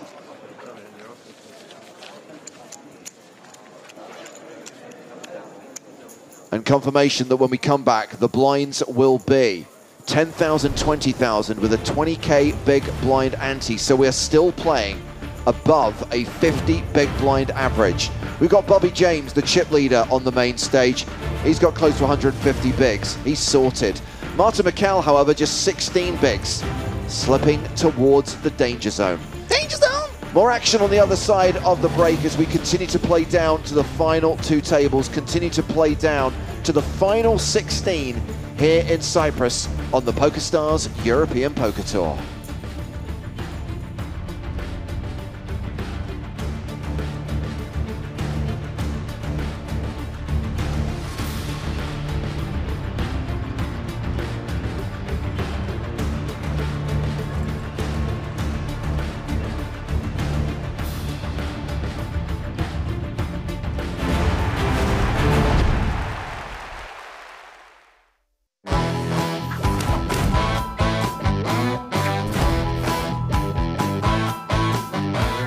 Taking the title bracelet and $10 million first prize was Jonathan Tomeo from Humboldt, Texas. We're delighted he's able to join us on this week's podcast. Jonathan, welcome to the show. Thanks for having me. And congratulations, $10 million. Joe, you get to ask the question. What are you going to spend the money on? I'll tell you. First big purchase. Let's see if I can find it in here. Oh, nobody ever has an answer for this. Thank God. I knew you were going to because you seem like such a dude. You're just like a regular dude. 10 pounds of Jelly Belly jelly beans. Dude, those are not cheap jelly beans. I remember that from when I was a kid. 10-pound bulk box. I had to find a place to put it. What's in what flavors are in there? That's what I need to know now. Only lemon. Only lemon? Yeah, if you buy them in 10-pound boxes, it's one flavor. Oh, wow. And you like lemon Jelly Bellies that much. Geez, this is something that... It'll last me about a year or something. I saw the expiration date on the box. It says November 2025, so we're okay. Jonathan, I'm interested to know your background, your life story. Can you give us the elevator pitch of how Jonathan Tomeo found his way into poker and how you came to this point in your poker career? So I was a decent golfer in high school. And then one summer... hurt my wrist on a tree root. Started playing poker home games. This was around, Yeah, it was the Moneymaker summer. Wow. So that on the TV, and the cash game I was playing was, I believe, a $20 minimum buy-in, but it was ante only. But the cash game had one of those dumb things where they raise the ante every hour or so, and if it got too hot, they said, then get out. I love this. This is a weird home game rules where they're just like, yeah, okay, the blinds are going up in a cash game. Fantastic. And if it got too hot, you can cash out. I don't care. Don't have to play. To where I think at the end of the night, it was like a $2 ante. And I remember the first time I had 2 aces. I don't think I put a single dollar in the pot pre-flop because you're allowed to check because I didn't know what I was doing. Okay, this is nice. Played something post-flop, made some money. I forget, but I was like, what am I supposed to do pre-flop? I have no idea. And then that year, those years were great online. So if you had half of a brain at that time, you could make money. Yeah. Eventually. And then it kind of carried on to college because for about 5 years after that, it was kind of the same thing. The population didn't really start getting better until after 08, 09, 2010, everyone started getting a lot better. I mentioned that this was another record-breaking field in the World Series of Poker main event, and obviously when you've got more than 10,000 entries, no one on day one or day two is thinking, I'm going to win this. I'm interested, at what point did you think I could win this? At what point did you realize there is the potential for me to win an extraordinary amount of money in this tournament? There's some weird saying that I don't know if I came up with it or one of my friends came up with it that told me that the tournament doesn't get real until 100 left. Right. But then you start thinking about it. It's like, wait a second.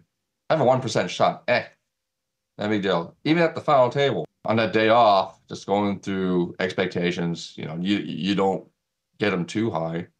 And Jay told me, just don't be too disappointed. Your expectations like 6th, 7th, 8th, 9th a lot. And if you die in 6th, in 7th, 8th, 9th, then so be it. You know, you did what you could, because I had 4.5% of the chips in play at 17 blinds. Wow. So that's one.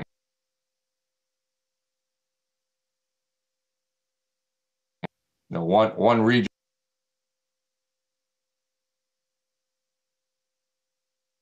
And then you can be gone. So it's like, okay. Didn't really get real until 3 left, because you had time. You have time to go eat. Like, wait a second, we're all even. 3 left in the main. It's a shot now. I ended up looking. Somebody sent me one of those crypto sportsbook that put up the odds, you know, before the final table. I was 25 to 1 to win. You know, so wow. those are vague. So what are my true chances? Okay, 4.5% of the chips in play. I'm not the best player at the table. I'm probably somewhere between number 4 and number 6 as far as skill. I'm not better than Brian Kim. I'm not better than Astet. You know, I'm not going to outplay those guys. They play high rollers. That's not my scene. You know, I'm not studied like that. I know my limitations. You know, you're just going to have to. You got to have to out sun run them. Yeah, of course, and fortunately for all of us, there is variance in poker, especially in tournaments. The weird thing is, I was following this in real time because I was in Vegas, and I actually had the pleasure of watching the live stream on the big screens in the Horseshoe while playing the closer. But it also means you get to hear every single pro at the table dissect every single bet on every single street. And don't get me started on the analysis of Kristen Foxen's exit that I had to hear from everyone. I guess when you're playing, you can just shut out that noise. You're oblivious to the fact that all this is going on, right? Yeah, you don't know what's going on. You have no idea. Nobody can get within 15 feet of you. So I remember saying in my media interview that it's a lot more peaceful on the TV table for me. A lot of people freak out, but it's better for me because there's no distractions. The worst thing, I remember day 5, I was near the rail, and one guy had his 2 or 3 buddies just right there, they're almost right on top of me. So I got to look at my cards like this. Yeah. And just you got to protect your hand. And meanwhile, between every hand, his buddies are telling him, you know, giving advice and stuff like that, you know, hearing all of that. You know, they clearly can see every action. So he's getting, you know, 301 coaching. And I'm just saying, like, okay, but the advantage is I can listen to what they're saying, unless they went into the corner and whispered. Yeah. So it's like, okay, you get a glimpse of the adjustments, which, by the way, little piece of advice on break, on tournament breaks, especially when the tournament's deep, be aware who's around you when you're talking. Oh, yeah, that's a good point. Yeah, day 7 to 8, or during one of the final table breaks, Joe King would be talking to me, or Dong would be talking to me. I go, hold on a second, look around the pit. Okay, go ahead and talk.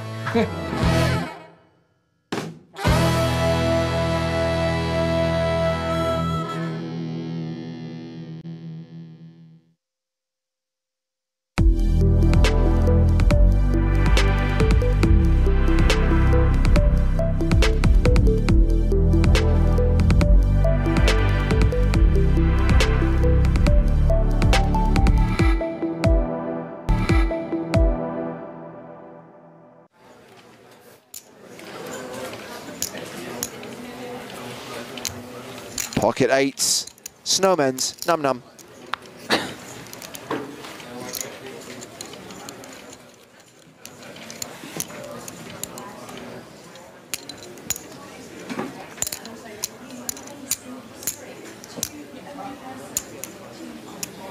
Nico raises to 275,000. Raises to 275k.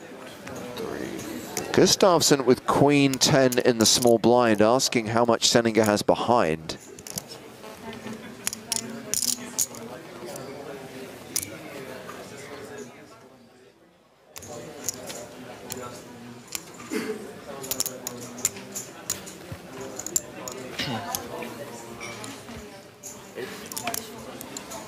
Iron on the small blind. 3 bets to 800k. To 800,000. Eastgate folds, back on Senninger. Now Peter. Everybody attacking these button opens from Senninger, and every time he's got a hand.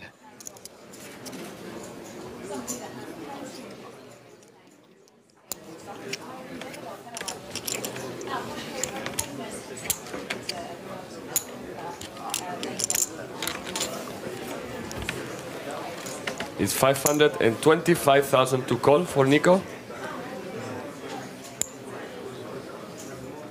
And Nico calls. Yeah, so we've got a big old bloated pot now. Queen 7-3 with 2 hearts. Aaron is first to act. Gustafsson with top pair.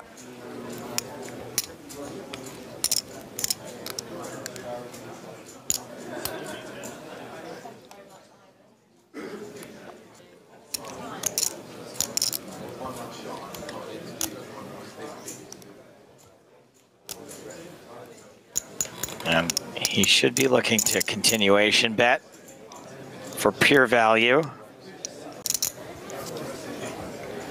Yeah, you're gonna want to use 2 hands for that, pal. I don't know what you were thinking. 1,140,000. So 1.14 million. Tough to let this go for just 1 bet. 1 bet, 1 overcard.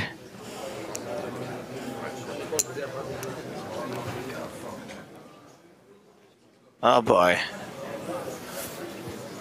And Nico calls. Senninger calls.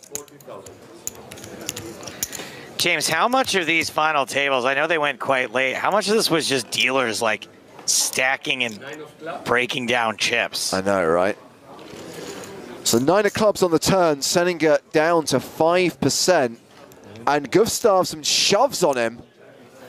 It's all in to call.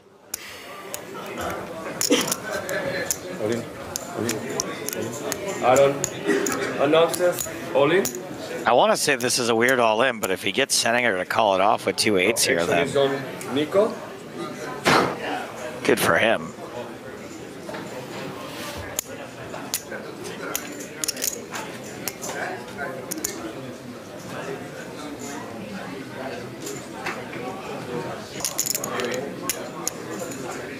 I can understand wanting to protect against some straight draws and flush draws.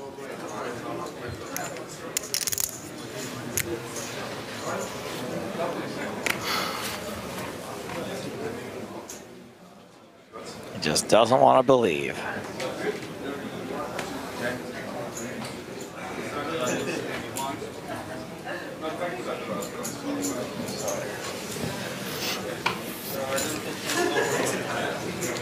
Oh. Senninger calls all in and is drawing to 2 outs. Unless there is an 8 on the river, he's going to be out in 3rd place. Holy shnikes. Against Aaron, 10 queens, so pair of queens. 5% chance of survival. See the river card? Doesn't hit. The Lion sleeps tonight. Nikolai Senninger out in 3rd place, £285,000, and we're going heads up. Aaron Gustafsson with the huge chip lead.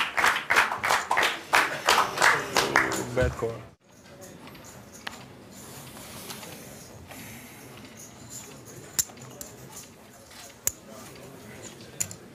Very jazzed. Peter raises to 300. Were you doing jazz hands? Of course. 100K gold. Eastgate's raised the button with King Jack. Gustafsson with Ace 5. Aaron makes the call, 350,000. Yeah, sorry. Queen of clubs, 5 of spades. Gustafsson was ahead pre, is still ahead post, having paired his 5.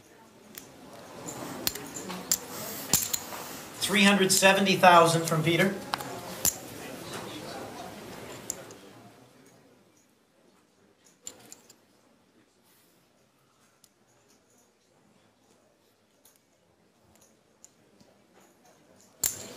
Aaron makes the call. 370,000 each. Let's see the turn. King of clubs. Okay, Eastgate now with the advantage, having paired his king on the turn. From 0 to hero. I don't see any reason why he should slow down. Just to go back to your observation, Joe, about the amount of time it takes the dealer to stack chips, we're not going to cover it on this EPT Retro run, but at the final table of PCA 2011, where it was Galen Hall and Chris Oliver heads up, they actually calculated that they lost about 20 minutes every level from the dealer having to restack their chips, because every time they bet, they would just kind of do that crane motion and splash them. And call. Glad I wasn't there for that Let's see one. the river card. 5 of hearts. Oh my goodness. Check. This hand. I'll have a word, ref. This hand.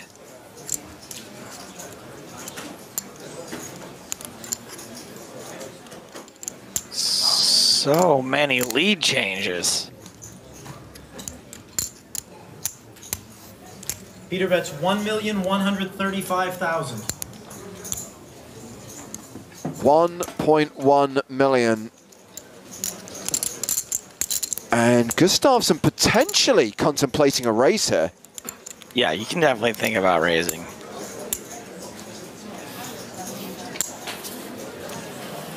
Raise from Aaron. Double check that. 3.3 million. Typically when he gets that second hand involved, he means business. 3,300,000 total.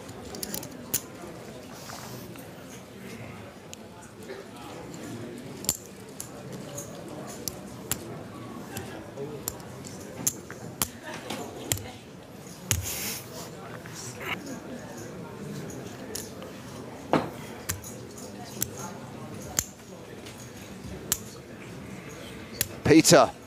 No!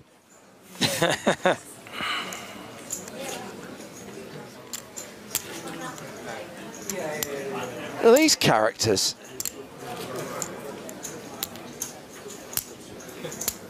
They all related?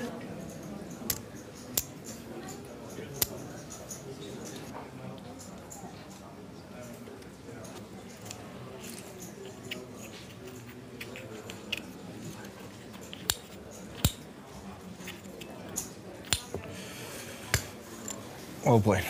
Eastgate Nice gets laid away out. from it.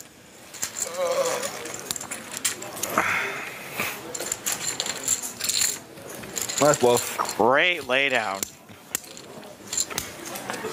Ugh. Such a tough laydown, heads up. What do you have now?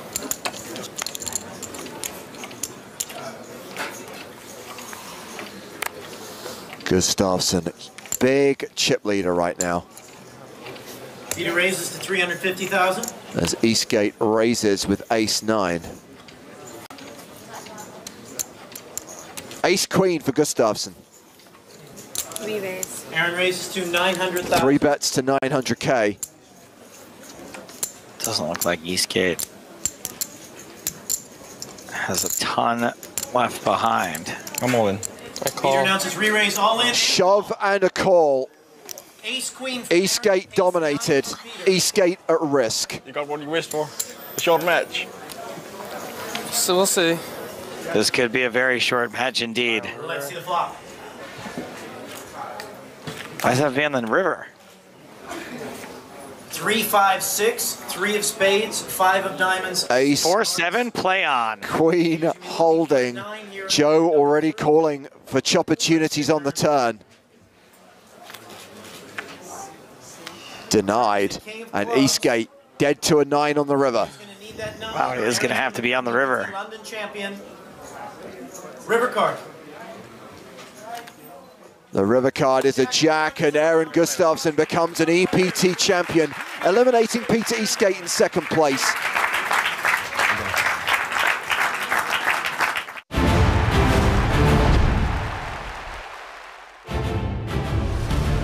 Welcome back to Cyprus and the 2024 season of the PokerStars European Poker Tour as we continue our live cards up coverage of day 4 of the 5K main event with 34 players returning from break. Need to halve that number, more than halve that number today, getting down to the last 16, the final 2 tables. How many levels will it take? I don't have the answer to that question, but I can tell you who the chip leader is right now. Bobby James started day 4 as the biggest stack. He's increased that stack during the first session. Close to 3 million chips, with 2 other Brits also in the top 5, Philip Joyce and Dan Jackson. And we still have Bobby and Dan at the main feature table. There is a chance this table breaks because we're now in that weird remit where every time we get to an even number, divisible by 8, we break a random table. They might decide to break the feature table, in which case we'll get a different lineup on the stage. Right now, everyone has locked up the better part of 21K. We're looking at more than $1 million for the winner. The biggest sums, the biggest slices of the $6.2 million prize pool will be awarded on Sunday. That's the final day of the tournament. Today is play down to 16, tomorrow play down to 6, Sunday play down to a winner. And you can watch every single hand of that final table live on the PokerStars Twitch and YouTube channels on Sunday. Full lineup at the feature table. Bobby James, the big stack. Martin McKell, the shortest stack. 7-handed right now. And we're going to the 10-20 blind level, level 22. That's 10K, 20K with a 20K big blind ante. For this level, it's me, James Hartigan, alongside Nick Walsh. Hello, hello. Thank you so much for having me. And Joe Stapleton will rejoin us a bit later on. And right now, chances of Chat Pro Saturday running at 53.8%. So looking good right now, but the day is long. Really? 3-time monk with kings? It's close. I don't think so. I don't think so, really. I like it. Action underway again.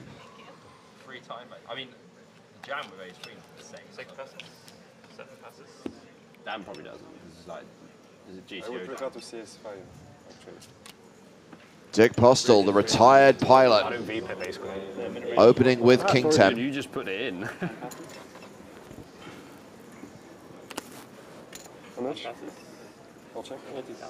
Forgot we were on level up. 140. 3-bet from chip leader Bobby James in the small blind. And we did see this during the last session, Nick, that Postel is the player who seems to get targeted more often. Really? Okay. Keep an eye out for that. I haven't had a chance to see too much play from Postel in my sessions thus far. I have been trying to follow along behind the scenes, though, of course. Been a very exciting Cyprus so far. I'm really keen to see more from Bobby James, an individual I've known for a long time. Yeah. And the offsuit King 10 defends. Again, maybe Postel got information during the break that he is getting 3-bet pretty light. Yeah. That he is being picked on, one could say. Yeah, this is an interesting texture now. If Bobby does want to continue, I think we are supposed to be sizing up. But again, as an exploit, if we feel like we can run down Postel a little bit more often, that's not to say that that's the case. We might just consider just small continues only, as we see here. So 60K into 320, very small continue. In all honesty, I'm not sure if this is how we proceed if we have a hand like aces or kings or jacks. But, you know, if the idea is we're trying to target individuals pre-flop, post-flop who are more likely to fold, then we can get away with some smaller sizings that are a little bit less balanced. Cool. That is excruciatingly small, though, James, so I wouldn't be surprised to see a float from King 10 with the King of Clubs. Postel calls the 60K, and we go to the turn, which is the 7 of diamonds. So ace high still ahead, and Bobby James now near enough a 4-1 favorite to win the pot outright.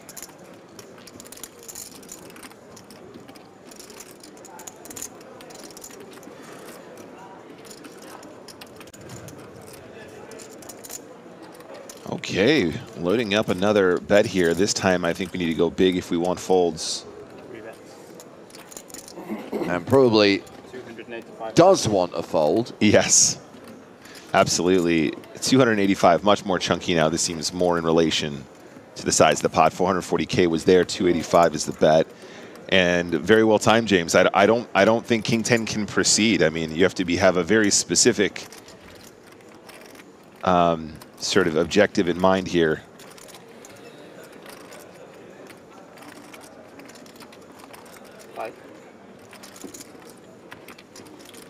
And does get it done. Nice work, Bobby. Yeah, I was saying, James, I feel like I've known Bobby for a long time. I mean, at least as long as I've been sort of working with Stars, sort of 2019, started streaming.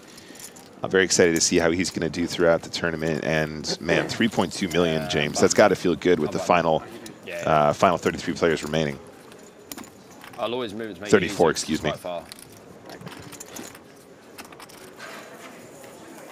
Well, we are going out into the field because there has been an all-in and a call, and it's our final Gold Pass winner, Guillermo Gordo, who's the at-risk player. He's got it in with Ace-King against Jacks. Classic race underway.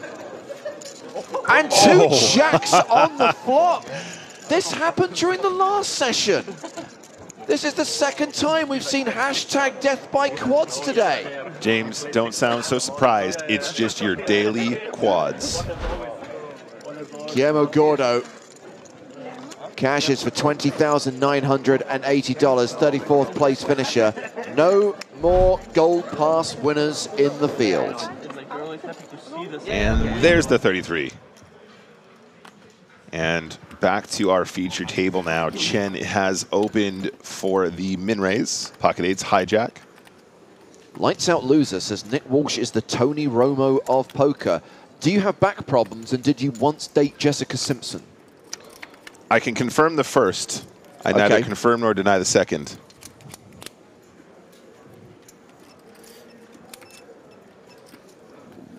Chen ahead here with the Snowmans.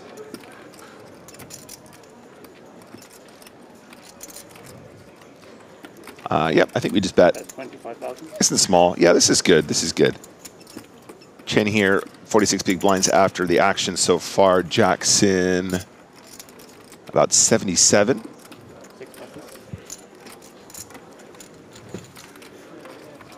think there's a chance we might technically have more like a closer to a third on that texture at these stack depths, but whatever works. It's not really that big a deal under these circumstances. I think it's more important that we size down as we get shallower in stack depth, though, James, and under these circumstances, extra dry flop can also equal an extra small size. I was walking from Riverside. I was following you, and I was filming him, right? I know it sounds creepy, obviously, but it's brilliant because basically I had no GPS signal. I didn't know that Northern Cyprus basically isn't a real country and not recognized as a real country. So I had no signal, and I was like, this guy looks like a poker player. He's wearing shorts and he's got a backpack. I was like, I'm going to follow him. And then I came in through the staff entrance, and I didn't even notice. And then when I saw him turn left and turn right into the staff room, and I was like, he took his cap off, and I was like, oh my God, I recognize him now. He's a dealer. And I was like, that was creepy. That was very creepy. 6 passes. Not the creepiest thing that's happened in my life. And then security removed him from the staff room and broke his thumbs. And then he was banned from the main event. Yeah. Disqualification. No, I jest. 5. Good to see Martin McKell still here. Semi-consensual. Has been yo-yoing on the shorter side since I've been watching, at least so far, but still sticking in there. And that survival instinct strong, doing very well. And of course, still a very spin-upable stack off those 13 big blinds. You missed Dan. You missed Fog and Jamie Booby singing 500 Miles. And they're both hammered, right? So it was probably the funniest thing ever. You want some water? Cool. Because Fog didn't say much apart from that.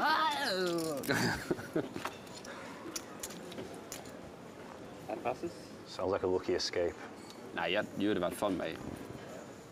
One raise is 40,000. Yeah, I probably had too much fun. 2 beer Bob's quite fun, to be fair. Sober. Peaks opening with ace-10, Dre with ace-8 of diamonds.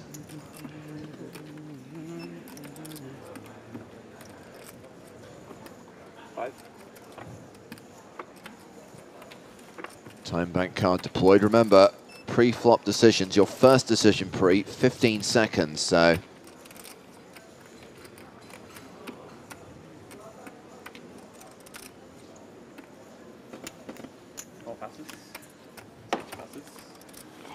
Dre gets away from it there, James. That was potentially a moment. So we have nines here for Marta Mikkel, who only has 13 bigs behind. I think we have to go all in here, James. We did see that ace-8 fold just now, as I mentioned, but I think at this stage, 9's a little bit too strong to miss this moment. 13 big blinds after putting in this small blind, and it's just way too strong not to get in against our one of our chip leaders here at the feature table.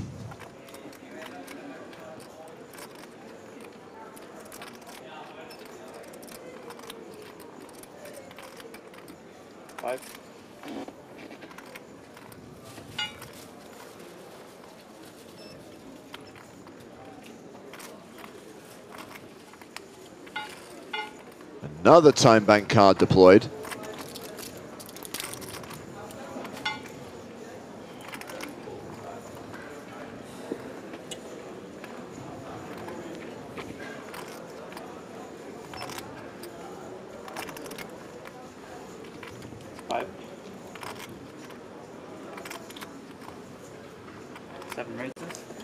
Okay, that is not an all-in. I think she's left one chip behind, Nick. Yep, the effective all-in, we see it often. How much? 280,000. I think this has something to do with time banks, James. Well, I think it's the vague hope that you can stall in case there's an all-in at the other table. But the reality is, if you make this move and leave only one chip behind, if Peaks now were to shove and move all in, her decision is 5 seconds. Right.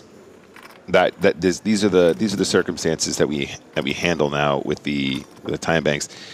This isn't an easy spot for Peaks. However, what I will say is when you see your opponent deliberating with the intention of potentially using time banks to their advantage here, they're not telegraphing extreme strength, are they? They're saying, I have a middling strength hand. Maybe I got 9s. Maybe I got 8s. By the way, her 3-bet is 280k, and she's only got 5k behind. That is a mistake. Okay. Call. Okay, just the flat, though. Interesting. Wait. Raise. Don't table. 280,000. And just show you where you will have 5 seconds left on each further stream. Yep. Shot clock is reduced to 5 seconds now because you only have one chip left. Bet you've got a 10 o'clock. Yeah, I know. You can see the chip behind. However, Pay drum? I have 5 seconds left pre-flop, you mean? No, just on every other street now, as you only have less than one big blind.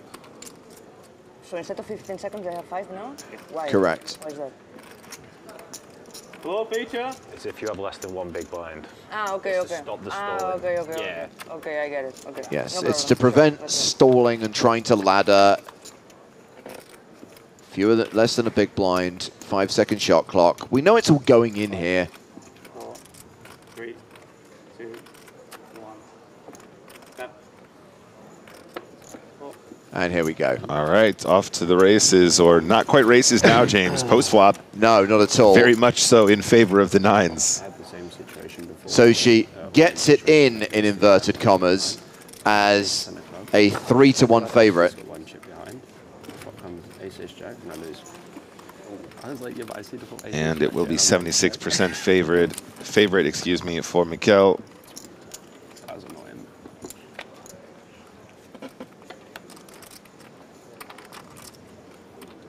Deuce on the turn, just has to fade an ace or a 10 on the river. 5 outs for Roland Peaks.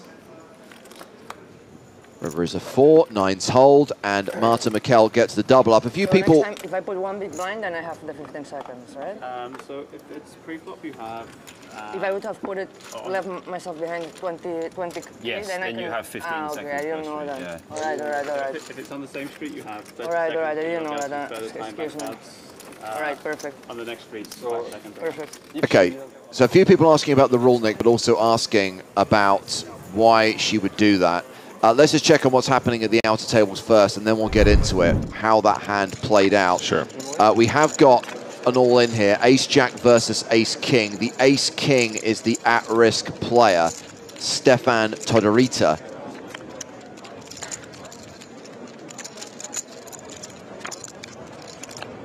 And that is a double paired board, so that means it's a chop. And you know what they say? Everyone loves a chop putt, especially Stefan, because it means it doesn't go broke. Doesn't even need the domination rotation, just needs a chop. So remember, guys, there are regular jumps in prize money. So if you're a short stack, you are trying to outlast other players. And what you might be doing there is trying to slow down the hand and stop yourself from committing to being all in, and if there's a possibility of other players going broke before you. But to kind of combat that, that's why that rule was introduced. If you make the effective all in, leaving one chip behind, less than a big blind, you then reduce to a 5-second shot clock to stop a situation where you're using time bank cards and just slowing down the hand so that you can hopefully ladder. Right, so James, just to be clear though, is it one big blind or is it one chip or is it both? It is less than a big blind, okay. Is the metric. Okay, so if you leave one chip behind and it happens to be 4 big blinds or 5 big blinds, is a better example, that is not considered one chip. Correct. Okay. Had she left behind 20K or more, she would have had the full shot clock. And then does she also have access to chip to her time banks as well thereafter? I believe so. Okay, so that is probably what she was going for, James. Yeah, but had she left just a smidge more, she would have been allowed to have her full 15 seconds and then also, of course, time banks as well. I think it may be 15 seconds with no time bank cards. I'll get Toby Stone to clarify that. That's an interesting one. I would love to know that for future, for sure. So with Marta doubling up on the main stage and that chop at the outer tables, we are still at 33 players. 6 passes, 7 passes, 8 passes, 10 passes.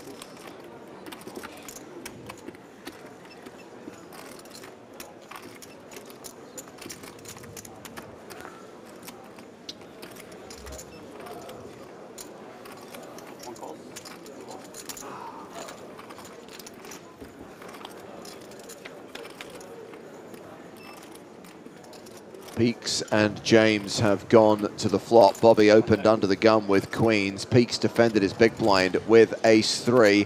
Has flopped a wheel draw and a backdoor diamond draw. 55,000. Close. Yep, I like it though from Bobby. Again, this is a texture where we want to be sizing up with our stronger stuff. This is very much the big blinds board, as it were. Peaks has a hand that is potentially even check raisable. This is definitely the kind of texture where a check raise is not ridiculous.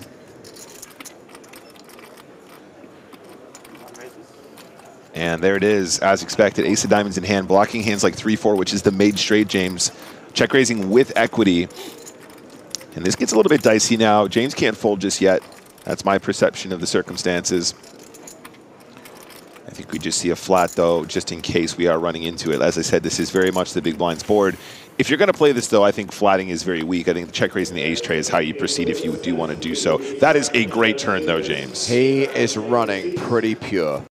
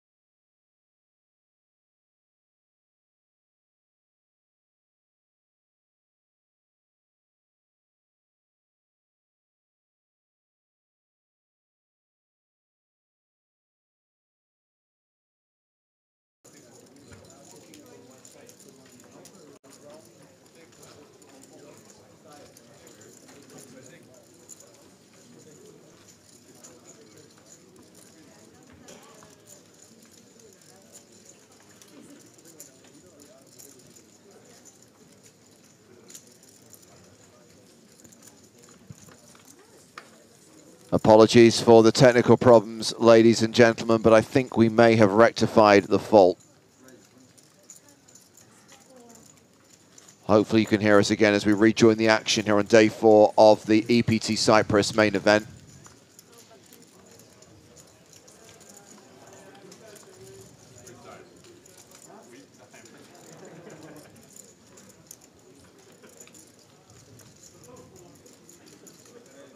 It is not easy dealing with network issues in this part of the world. You may have heard Bobby James making reference to it earlier on.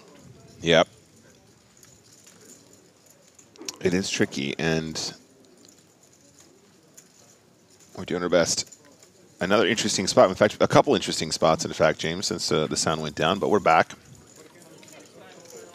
At least you could follow the action with the benefit of the graphics to guide you through as we see Chen win the pot there.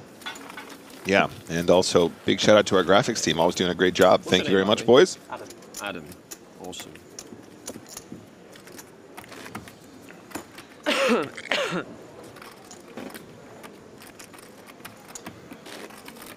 You go Prague then. Cold, isn't it? It's the best stop. Mate, it's the best stop by a mile for me. Yeah, everyone says how good it is. Mate, I love it. So like, the party there's sick as well. It's in the Sky Bar. Like, so good, man, yeah. I also am a fan of Prague, James. I lost the prop bet and I had to shave off all my hair. And you think it was cold, mate. Like, I had no hair and I weren't allowed to wear a hat. Race. Pretty horrific. 40,000. Mr. Postel back in the mix. King 10 suited. It's horrendous. What a way to bust. 1 passes. I find it so weird when people talk about Prague and complain about the weather. First of all, you never need to leave the resort. Yeah. Like the hotel, the casino, the restaurants, everything's in the same building. But also, it's December. It's Christmas time. It's meant to be cold. The Christmas market is charming, and it wouldn't feel right if you didn't have to wear a big winter coat and a woolly hat. I agree. And it's so Christmassy, it's worth it. I don't mind if it's cold, if it's snowy, James. I don't mind if it's cold and it's Christmassy. You know, in the UK, when it's just cold and there's no payoff, there's no snow, and it's not Christmassy, it's not worth it. A lovely English white Christmas will do it for me. That's totally worthwhile. But the same in Prague, and of course, we usually do get snow in that part of the world. Interesting action here, though, James. I forgot to... Raise 3-bet, 4-bet jam? So I have to use my time bank. That's right, that's what it looks like. I think so. But anyway, no one will do this. We'll see it later also. Okay. It's not that many more bigs.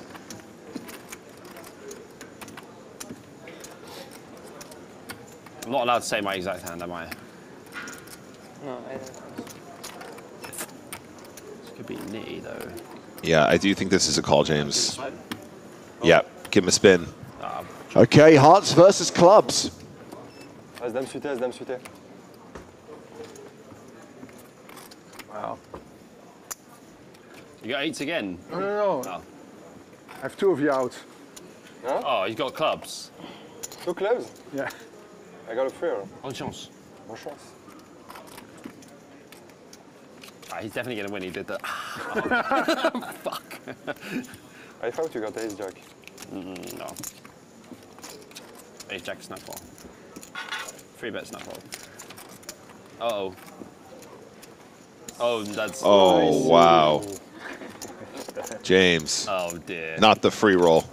No, there is a club on the flop, and a club on the turn would make this very interesting.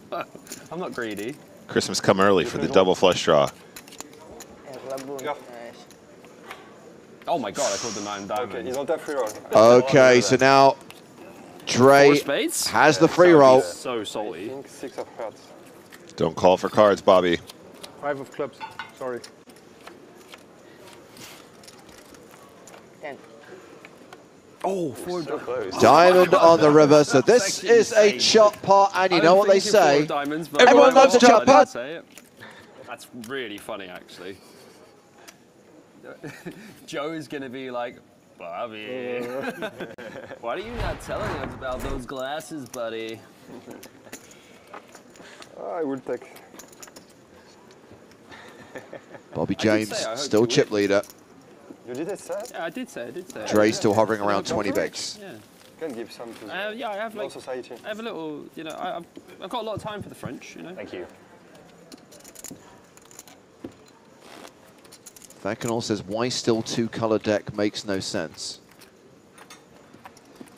We started working with like On a lot of French all streamers, right? And obviously, playing card decks, two colors, and have been for centuries, and every live poker event plays with the same decks. Well, there are four-color decks, of course. Yeah, but they're for special people. as well. They're like really cool guys, actually. So I'd really like. I've never struggled. Yeah, Claudius.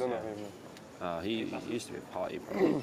I know the best streamer in French. Matt the Stars. Who?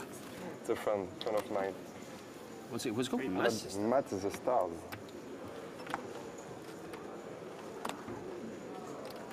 I will concede, online I see the value. If you're looking at a small table, if you're multi-tabling, absolutely. If you only have to look at one thing, it's very easy to distinguish between the suits. I'm with you. And I'm sorry, clubs are black, diamonds are red, and I will not have it any other way. Yeah. A few years back, when they tested a four-color deck in Malta, and I was not happy about it, I'm the kind of purist who still wants the queen to have a D rather than a Q. When you say the clubs are burned, and the heart comes, and at least it's always blank, this kind of sweat. But at least I respected you to tank that long as well. Of course. My range here is like very strong. Yeah, I'm with you, James. I feel the same way. Yeah, I'm a fan of the sort of extra large index, though, when we're playing poker. You know what I mean? So, you know, you can get a little peel, nice and big. Generally speaking, Stars does endorse that, though. When we're playing That's blind. right, Elkanut. V instead of J, R instead of K.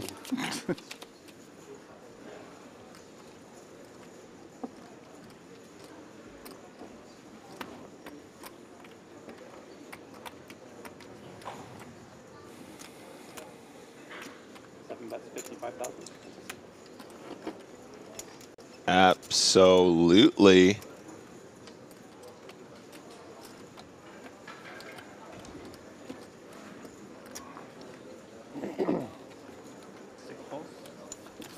Jackson does put the pieces together, does find the king high call. Ace, deuce, three. No, he does not have a straight. Doesn't, but still an opportunity if Jackson checks here for Mikel to put in another bluff. No, we want the type of pot that everyone loves, Nick. Check it. Check it. Check. Yes. Two hands in a row. It is a chop pot. And you know what they say? Everyone loves a chop pot.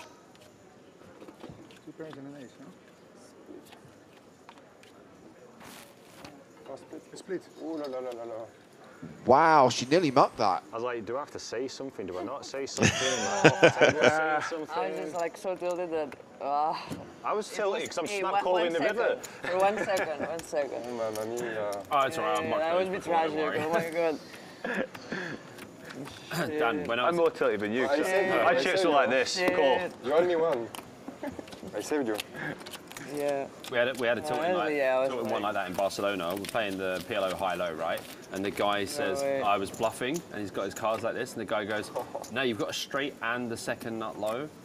And I was like, you probably shouldn't say that. Like, just to clarify, in that situation, should the table be talking about? No, never. In any situation, no. So, for future I reference. would have realized at the meantime, but You probably would have realised when the cards hit the muck. Yeah, I was going to say, yeah. No. I believe that's when you would have realised. It was close, but I think I would. No, I would never. Like, I never say anything because it's not our place to say it.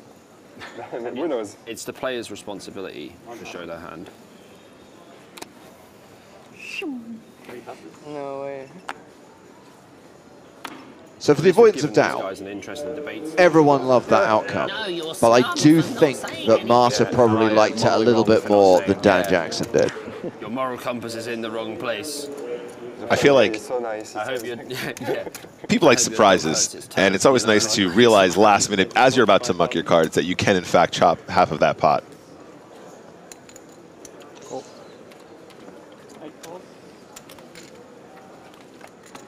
Anyway,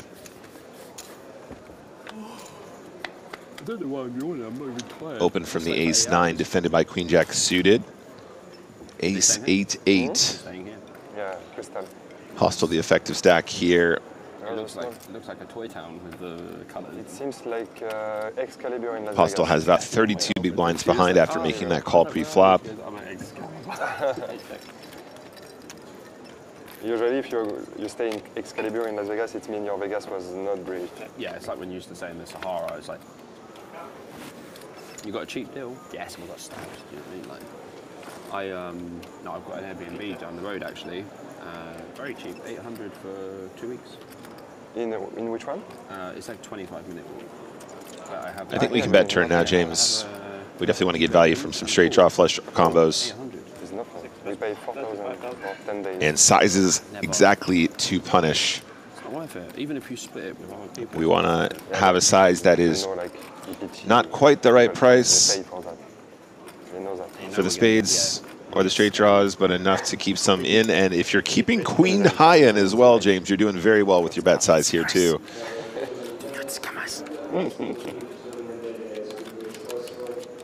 There is a moral to that story, by the way, that hand between Martin McKell and Dan Jackson. If you show your cards, you can't go wrong, because cards speak. So the dealer will always make sure that you are awarded any chips you would deserve. That's right. And actually now, James, the queen connecting.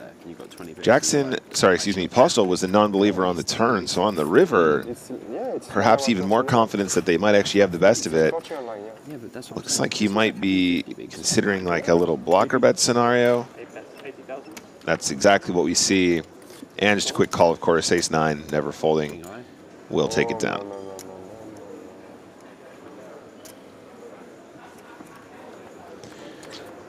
Yeah, James, I think sometimes people get a little bit funny about the not showing thing. I think you don't want to give up free information for sure, especially if you're competing at a high level, but if it means you don't end up chopping the pot in situations like this late in the tournament, probably not worth the risk. The guy? Yeah. Way more. It's like 4-8, yeah, actually 500? No. Yeah. You got 4 or 5? Yeah, how many greens do you have, Dick? 450 or something. Yes, 500, yeah. You're saying very bad. You think, I can't even see that far. Like, I was like, so bad. And I'm not used to count like this.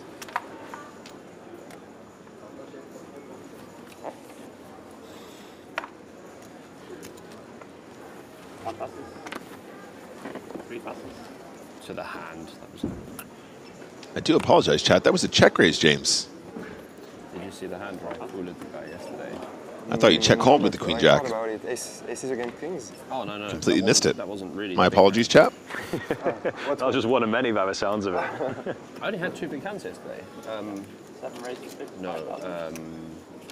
Good UK reg opens EP. Sorry. I flat on the button with ace queen of clubs. Small blinds. French. Cool. Jummy. Cool. And flats. Santosh in the big blind. So it's big blind was 8k. There's 16k. I cool. How much you jump? Huh? How much you jump? I put it always at the beginning anyway. Oh, no. So No one jams. I'll just say. So 16k EP. I flat button. Small blind flat. Santosh makes it. 9 still good. Post flop. Fold. I call. Guy in small blind calls. Yeah. So, 3-way. Yeah. So yeah. What's like 240, something like that with the ante and blind. Comes ace of diamonds, queen of diamonds. Yeah. It's a good flop. Check the signs. Santosh bets 45k. I call. I'll go. So what's that? 360 ish. 370. Is it small blind fold, right? Oh, cool. Strange. Turn. 3 of clubs. So I now have 2 pair. No flush. Small blind leads for 265.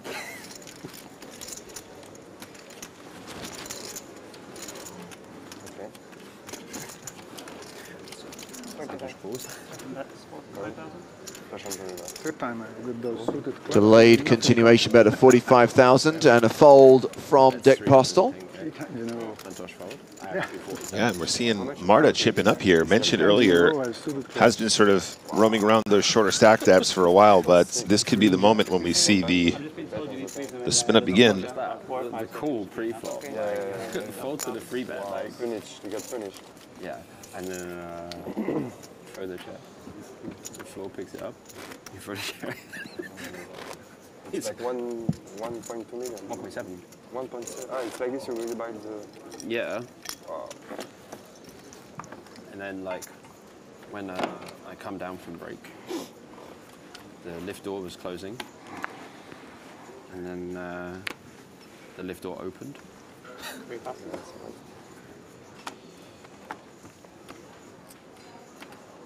And that's where the story finishes.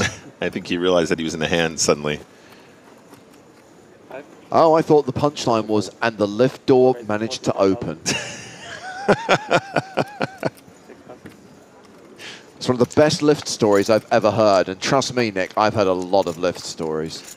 All right, speaking of spin-ups, you know, Marta, Mikkel. When you get in and you swipe your card against the thing and it doesn't quite register and you start going down when you want it to go up and you're just like, oh, I want it to go up, but no, I'm going down. That's a Cyprus thing for sure. That's a good lift story. That's a Cyprus thing for sure. Not as good as that lift story. No, this is a good lift story. So Dre is opened with the Grafton, 10-9 suited, and yes, a prime opportunity for Marta Mikkel here. 3-betting with queens. It's a pretty inviting price here, James, with a very pretty hand. But is Marta a smidge too short to try and see a flop here and try and get lucky? In fact, I say Marta here. Samuel Dre is in fact the effective stack, 20 big blinds behind. So really, it's that stack depth that's going to be informing his decision. I think it is a bit too much though. Yeah. To see a flop with the effective stack here just being too short, and do see a fold. And yeah, we've mentioned it already, but Marta chipping up once again. 39 big blinds now, middle of the pack here on the FT, on the feature table, I should say, which I suppose is still FT. But you know what I mean, chat. Doing well, chipping up. This could be the run she was waiting for. Been very patient. Do you know what, Nick? There was this one time when I pressed the button, I waited so long for the lift, I took the stairs. It's my third favorite lift story. As I'm coming down in the lift, like the doors open. Oh, he's got another one. Him. And it's like the most awkward lift ride ever. Just him telling me how many ways he wants to kill me. That one's outside the top 10. Sorry, Bobby. And then after he busts, was talking about like the lift story to someone. I have aces under the gun. I open 45. 10k big blind. I makes it 65k. He calls in the small blind. I make it 150. Guy jams 600k. I was like, oh my god. Things, yeah, of course. Come on, Bobby, I want to play a 3 million chip pot. Bring it, baby. Come on. Not a jack 3 off, mate. Why not? Do we know what type of lift was it? Was it Otis? Was it Schindler? Oh, yeah, it is. Was it Kerner? My friend, I need to know. We were like watching the hand, and he was like, "Do you defend 6-8 off?" And I was like, "Against Dan?" And I was like, "Probably." And I was like, "But I probably shouldn't." You'd defend 6-8 off against my open, though, wouldn't you? Yeah, see, so it's okay. Any two, apart from 7 deuce as you saw earlier. Oh yeah, I saw that. Yeah. Keeping your word, mate. I love it.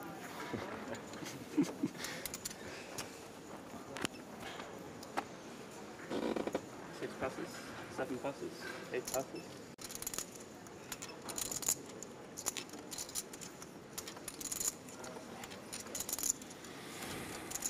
Nice. 40. 40,000. Raise here from Isha Chen with the action folded to her. She makes it 40,000 with ace queen. Roland Peaks with king queen. One call.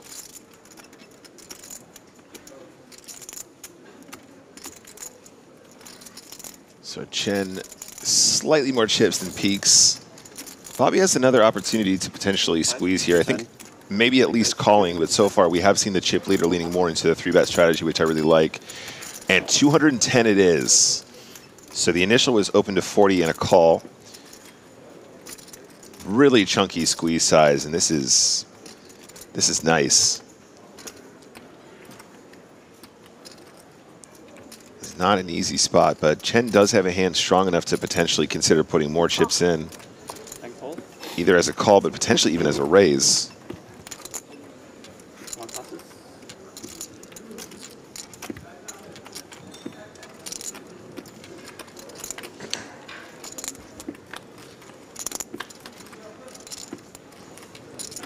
Ace Queen defends. King high flop though. Bobby James running real good, especially in these 3-bet pots. Yes. So much fun when you're 3-betting and connecting. In the ones that matter. And again, I think we're going to see a really, really small continue from Bobby again. We did see that previously with the queens, but particularly on these extra dry flops, James, I think we can go very, very small. Yeah, 120K into 500 sounds about right.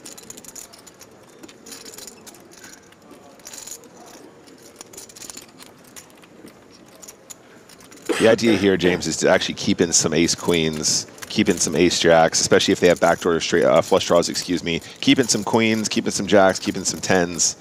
Queens potentially too strong to just flat here pre-flop. We might have seen some more elevation. See what I did there, James? Elevation? Never mind. Tell you what, Nick, that is a great nickname for this player. Bobby the Elevator James.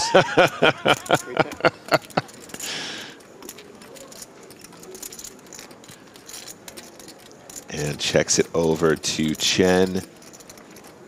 I'm pretty sure that once he's crossed the 4 million mark and busted a few more falls, we'll get some more lift anecdotes. Maybe not this time, though. That ace on the river, this appearance from Barry Greenstein does give Chen the advantage. This is rough. I really like Bobby's line here. I think the check on the turn is both good for deception and also to control against some better King X, of course. Maybe even a hand like pocket tens, although that's very specific and unlikely, but still that's going to come into the equation. The ace is a real killer. And I think Chen is going to go for value now. 740K in the middle is going to bet. This is a nice size from Chen too. I like this a lot. And a quick call.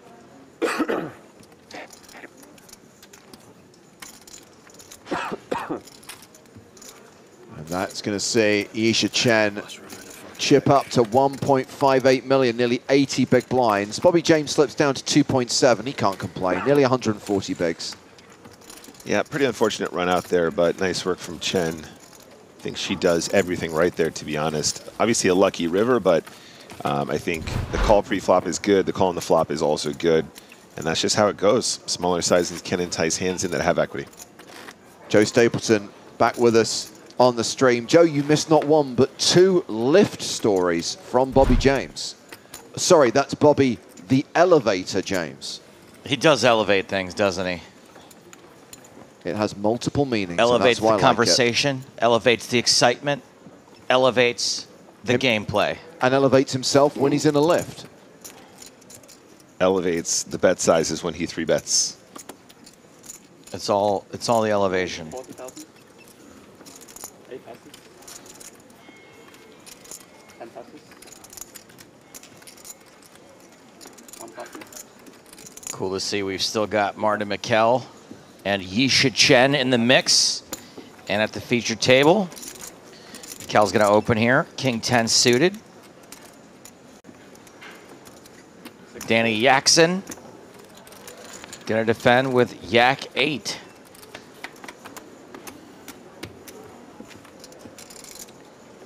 Three, four, five.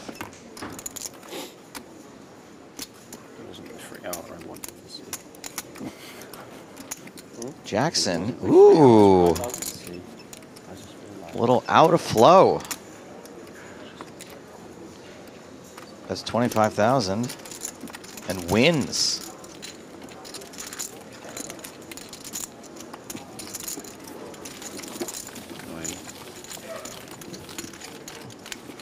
Thank you. The last hand must have been controversial. People are going off in the chat. Chat pros gone wild. Nick, you must be super excited about the Spin and Go Championship happening at APT Prague December 14th and 15th. Now, I assume you're going to try to qualify. So, Joe, there is absolutely no chance that I will qualify via the generic route because of my work with stars. In order to qualify, you need to play a fair amount of volume, and it's just not within my capacity. Working. Yeah. However, there is still a chance that I will be showing face and participating in the Spin and Go Championships. You'll be one of the 7 special guests, potentially. Yeah, indeed, yeah. Of course, Spin and Go Championships do feature 74 qualifiers, 7 special guests, and 100K euros in guaranteed prize money. It's going to be so much fun. I'm very excited to see Spin and Go's getting kind of an event for their, for the players that do really grind these properly. I mean, after all my years of service promoting the great game of Spin and Goes, I do feel like there's a chance I might sneak in there. You know? Do you know how the spin function will work? So I know how the format's going to work. Basically, the way it is we are going to have a set number of players at the very start, as just mentioned, 72 plus 8 or whatever it was. Is that right? I think it was 74 plus 7, so yeah. 81. So something like that. 9 times 9, or 3 times 3 times 3. And then what's going to happen is 3 players will be matched with each other. It'll be the first to 4 games won. So you basically play consecutive sit and goes until one player is 1-4. And then thereafter it'll be first to 5. And we'll basically do shootouts per table. But in addition to that, there's going to be another system whereby you can actually win prizes randomly. There's going to be an envelope system where you're going to draw envelopes. Okay, so there won't be an actual spin. It will be a spin and go. Each individual game will be the same as the spin and go format. Yes, but at the beginning of a spin and go, it spins something. That's really what I was asking. Yeah, there's not going to be an actual spinner, but there will be a randomized element added. A randomized element. All right, cool. 4 ways to this flop. 10, 6, 4, a couple of spades. Who's got a couple of spades? Mikel does. Top pair, top kicker for Bobby James. Gut shot for Jackson. And just a couple of lame old snowmens for Postel. Who's going to bet into 3 opponents. That's right, Canada's Batman. A randomized element and go. The only thing that's spinning is Nick, says Vescu. I will be spinning out, yeah. So that's a 90,000 bet. Certainly not going to get a fold from Bobby James.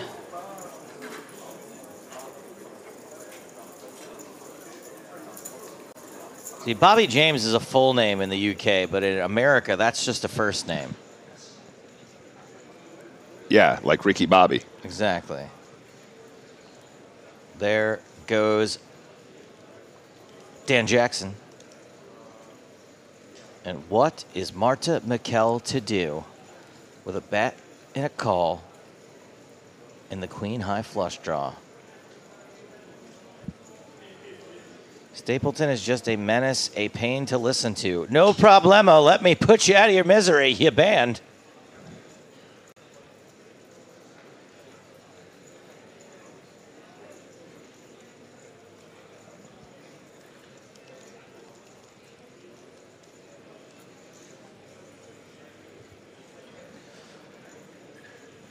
And Marta putting some thought into this. Oh, that's right, because it's not a bet and a call. It's a bet and a raise.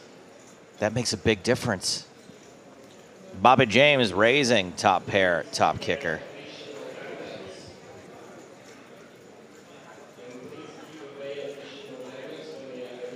And Mikel is getting aggro all in. This is brazen. It is indeed. However, we'll have tons of equity. We can see almost 50% at this stage against the ace-10. Bobby ain't folding, I can tell you that.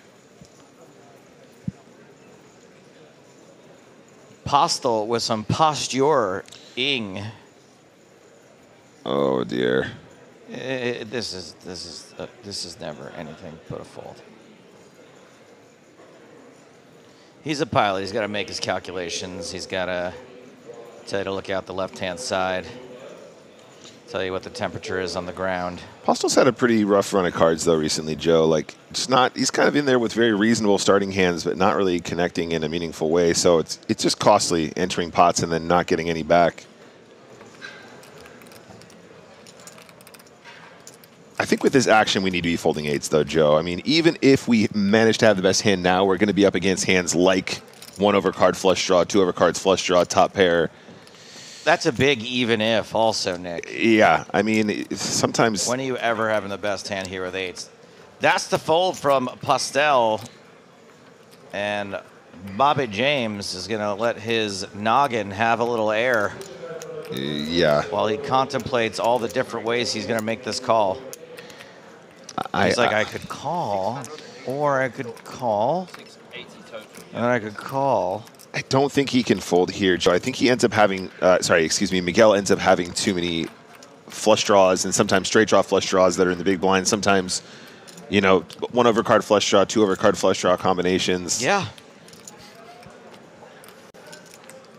It's a lot more chips to call, though, guys. Really, this is like another, 22 bigs or something. So it's not easy.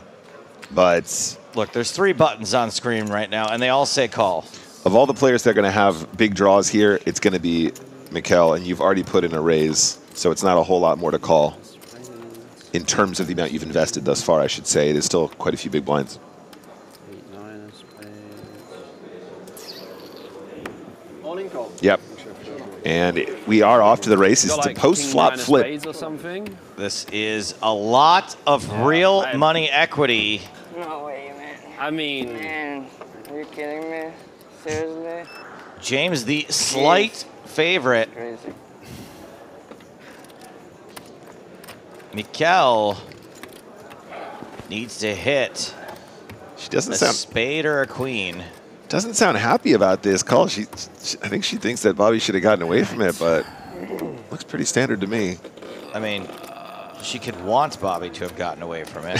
She absolutely can. You don't even want to play this time.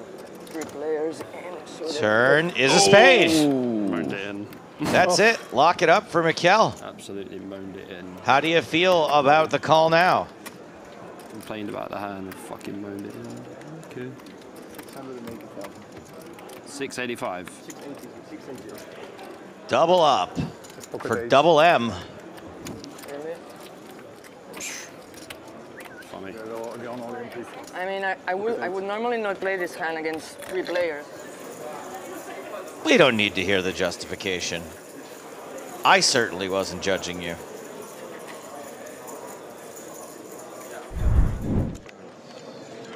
Outer table action.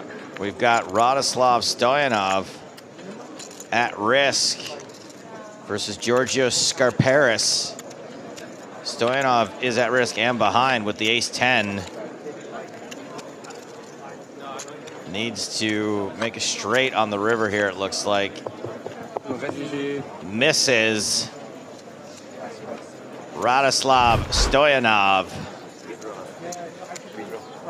out of this tournament in 33rd place. And that means we have a number of players divisible by 8, 32 players left, which means the table is breaking. Not our feature table, so we will be getting a new table. A new player at the feature table.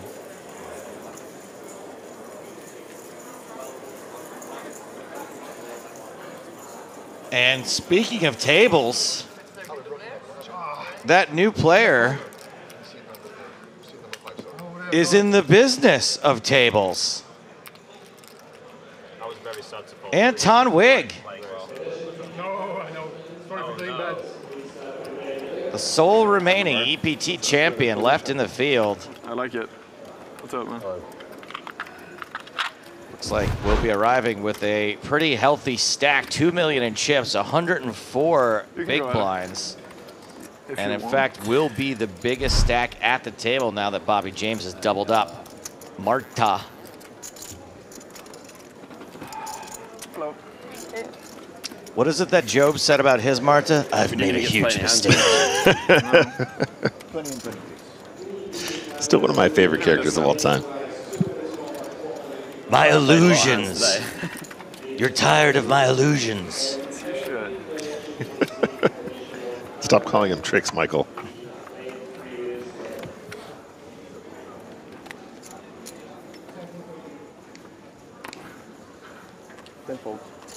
All right, play continues.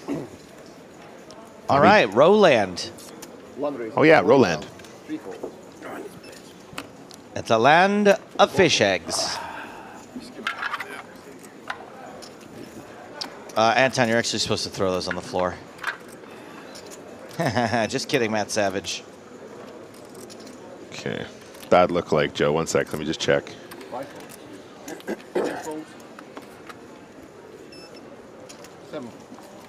Anton Wig. What a cool dude. Bad lookalike for Anton Wig. Charlie Hunnam. Charlie Hunnam. I'll allow it. I'll allow it. I mean, that's not even a bad lookalike. That's a serious lookalike. No, it's a bad lookalike.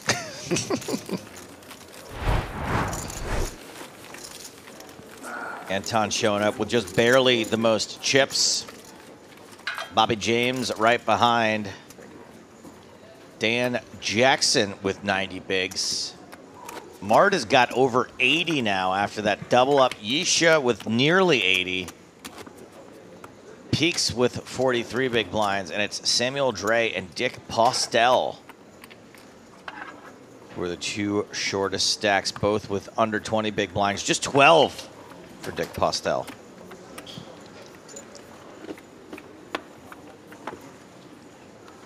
Well, the bad lookalikes are rolling in for Anton Wig.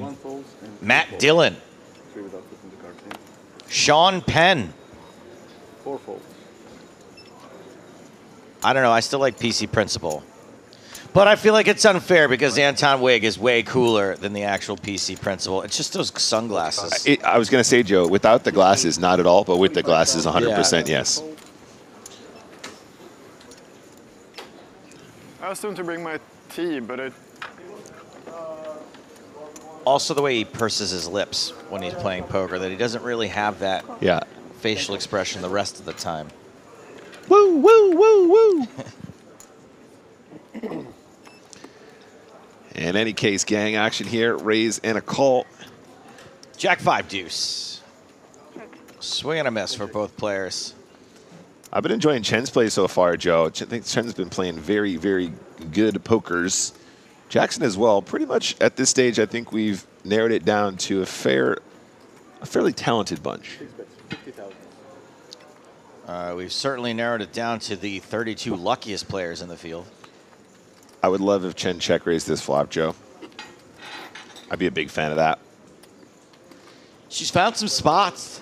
I'd love if she just made it like 120K. My order to the nursery. And they came to the table and they gave me. You get sick? Okay, decides to float. That's also cool. If you are playing in the straw, you have some stuff if you want. Yeah, I would love some. Let me see if I didn't. Yeah, oh, perfect for the straw. Yeah. Oh, that's great. Thank you.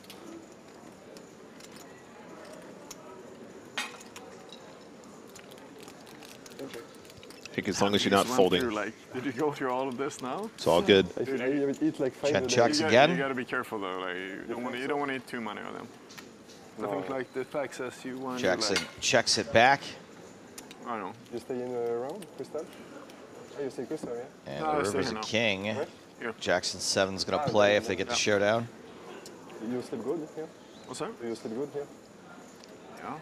Yeah, I think both players kind of willing to get to showdown here as well. I see anything. I cannot sleep now. Yeah, no real. I just wake up before my alarm every day. I sleep 7.5 hours. You go to the gym in Diamond? Yeah, there's days like the outdoor gym. And it does go check, so it will go to showdown. Disappointing to lose ace high to ace high. But them's the breaks.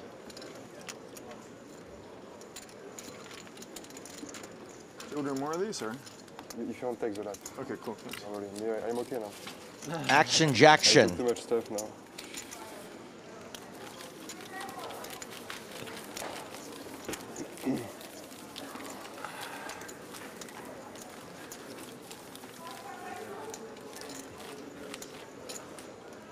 It's like camouflage, Joe. When he puts those glasses on, that's all I can see, PC Principal. He does become a totally different person. With or without the glasses, I would definitely hire him as a private eye. Handsome guy. Great poker player. Seen so much from this individual over the years. I'm going to need your help tracking down my sister, but don't fall in love with her.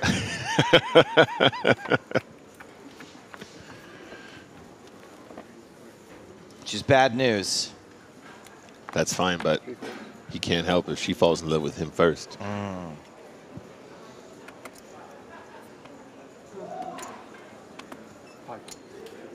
Action folds to DJ. Ace 10 of clubs. 6 raises, 40,000. Yeah. 8 fold. Raise. Putri asks, wow, what happened to Martha? Last time I checked, she only had about 200,000 left. She won a pot. Thank you for your question. Raise. 10 raises. And Yisha Chen waking up with the King Kong. 164.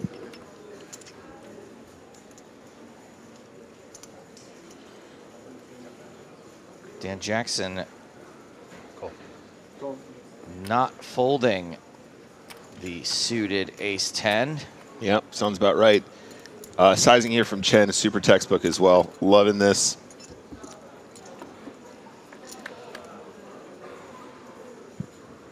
I saw one club. That's not going to be enough to get Jackson too excited. It's a 9 high flop.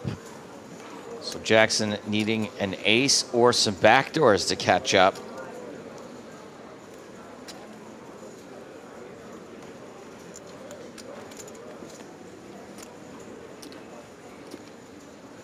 $10. 125,000. And into a pot of around 325. Chen bets 125. Sorry, I guess not quite 325, but you get my drift. John Delano pointing out that Jackson has to know by now that Chen has been 3-betting light. She has been getting a little out of line, but picking up chips in some unorthodox spots as the Queen of Hearts hits the turn.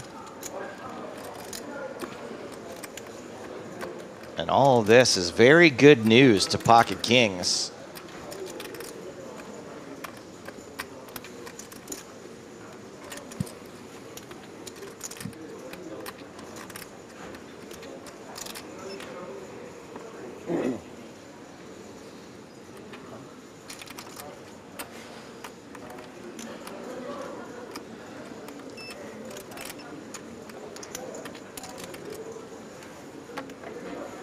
Chen out of position. First to act on every street. And is cutting out another value bet. 10 bets. At least 300K. 350. I'm a big fan of this, Joe. I think every street so far is really, really good from Chen. You'll notice as well, 350 means if Jackson calls, we have a nice, easy sub-1 pot shove, effectively with Chen stack. Chen's been pretty impressive and gets the fold out of Jackson. Yeah, I like Jackson's play here as well. I think the float on the flop is pretty cool, especially facing that sort of 1/3 continuation bet. Sometimes you can kind of find a way to win it on a later street there when you don't have to invest too much more in relation to the stack size there, sorry, the pot size. Paul writing in to say that Wig gives him Matt Dillon vibes in There's Something About Mary. So, you know, we've got the Matt Dillon that was said before, me with the private eye thing. I thought you said Mary was a real spark plug. Butt plug. As well, obviously. Put 400K in to win, like. And She's ballooned up over the years. I don't know if you know that, Nick. She's about a deuce, deuce and a half. Not bad. yeah, whatever. Happens.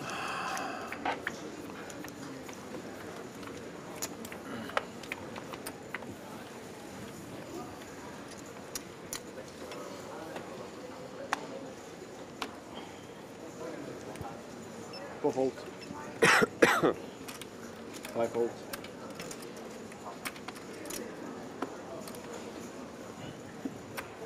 Dan gonna give it another try with the clubs. 40. Don't slow down. Yeah, don't slow down. 8 folds.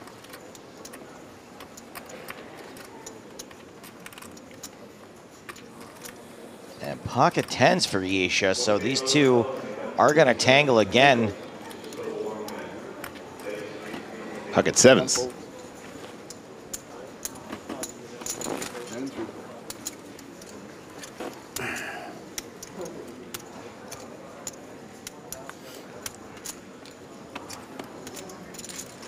Bobby also getting in there with the dirty diaper broccoli style. Queen 7-8. Set of sevens for Chen. Pair of eights for Jackson. Man, flopping sets is fun, Joe. I wouldn't know, but it know. looks awesome. 10 bet. 50,000. Yeah, 50K here is perfect. Man, loving this play from Chen so far. This is exactly the kind of size that you imagine we'd want to use if we were kind of starting a bluff or trying to take it down in position. So balanced, so controlled. Love it.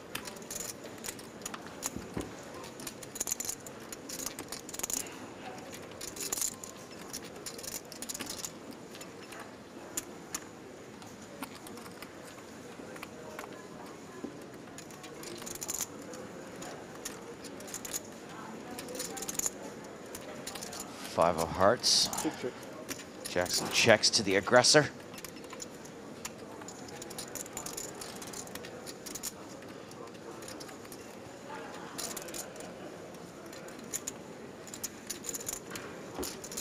And I love Chen's image of being super aggro so that she can get paid in these spots over and over again.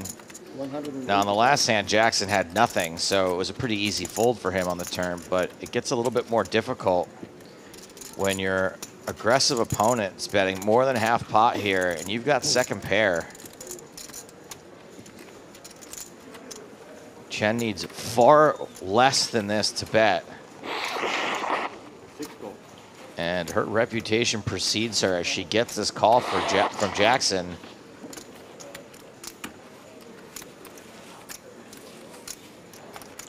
Yeah, that's a lot of value to be getting on this turn as well, Joe, from the set. River.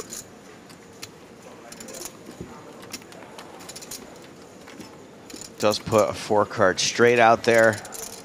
You don't imagine Jackson's opening with too many sixes from under the gun +2. Yep, my thoughts exactly, Joe. And I think this is a good lesson here. A lot of players kind of learning to read board textures. They suddenly go, but any sixes is straight. But now if you sort of play into that pre-flop ranges, you need to figure out how many are in there and whether or not that's a card that really becomes a scare card of any variety, right? So far, Jackson has shown he definitely has a piece. I mean, the other draws perhaps might be a hand like 9-10 or 10-jack or something like that, but perhaps not calling 2 streets, so we can discount that to a certain degree. But on this river, if you put all the pieces together, I don't think Jackson turns up with that many 6x combos, so more value. Look at that stack. Oh, man, this is lovely stuff from Chen. Very good.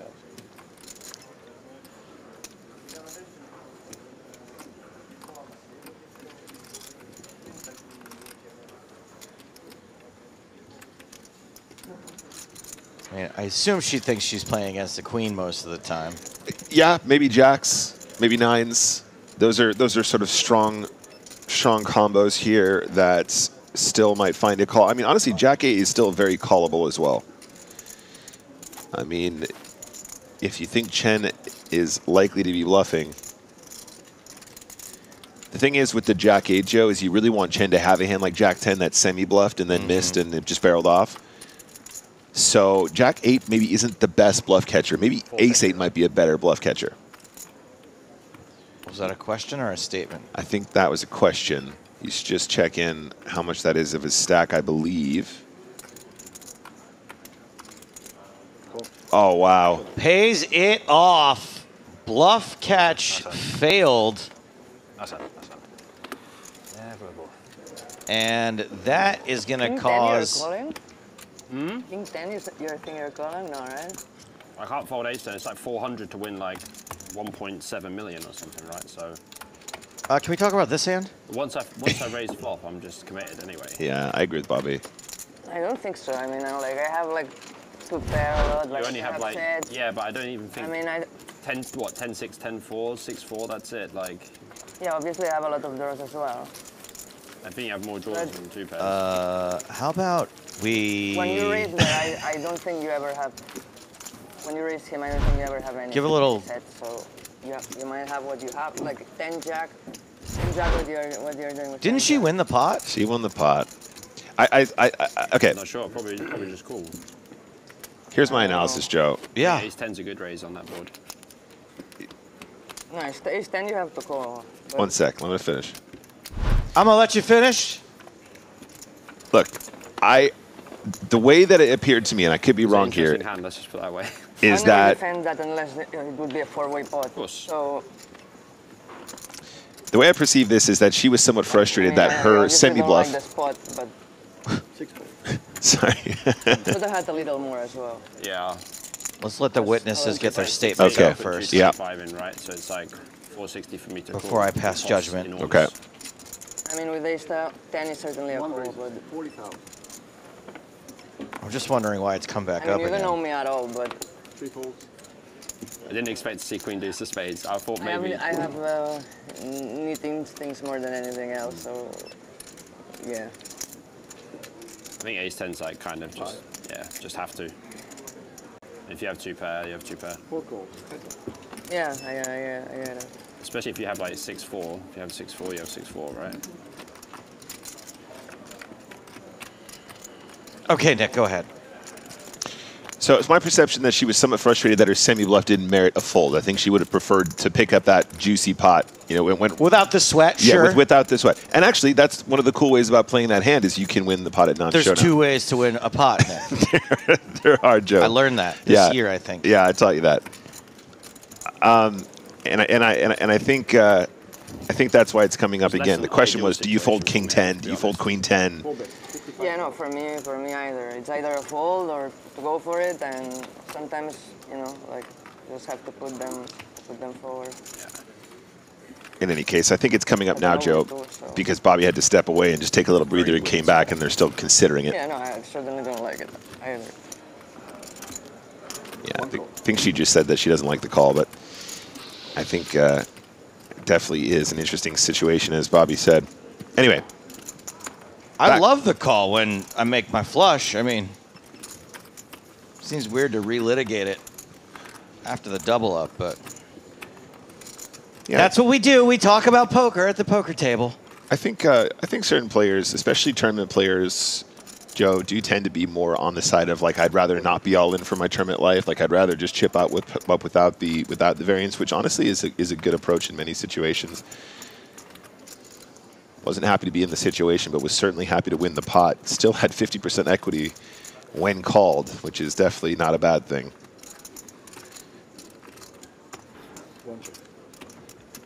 All right, anyway, back to this hand.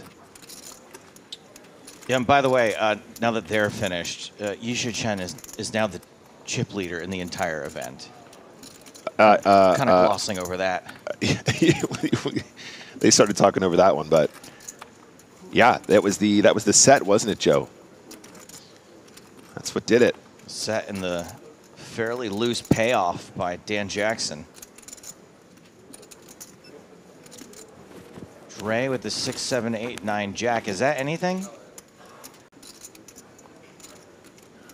6, 7. It feels like it should be something. It's not though, because it's losing to 2 9s. So.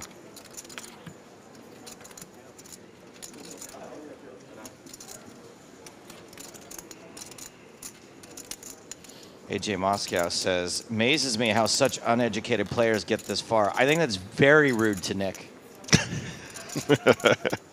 Honestly, it amazes me sometimes too, Joe. Oh, goes check, check. peaks. Gonna take a smallish one.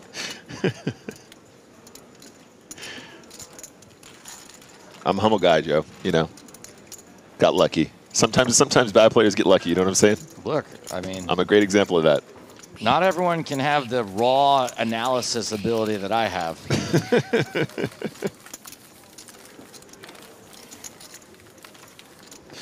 Yeah, I think Baines has a good point. If Nick doesn't win the Spin and Go Championships in Prague, we riot.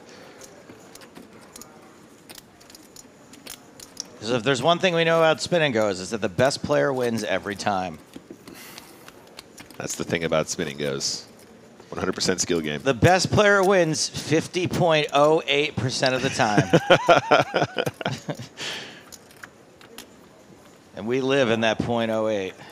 Yeah, 53 is fine. 53% is a good place to live. 6 folds, 7 folds. 8 folds. 10 folds. 1 fold. 3 folds.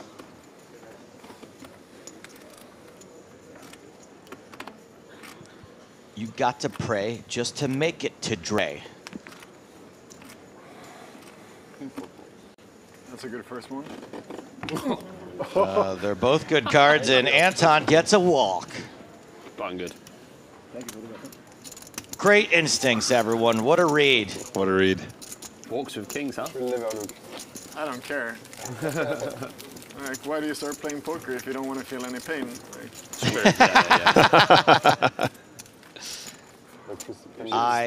stick with knitting or something. Yeah. Like that. Love that. Boredom about the pain. Yeah. Knitting's pretty painful, too, if you've ever Keeps actually coming got back. yourself one of those needles. Exactly. That's great advice. If you want to play poker, can't handle the pain, Like, stick with knitting. Seems like the catchphrase for humanity. Yeah. Aleo Designs writes in to ask, guys, do you know if Adrian Mateos is still in the tournament? We do know if he's still in the tournament. Thank you for your question. 7 folds. 8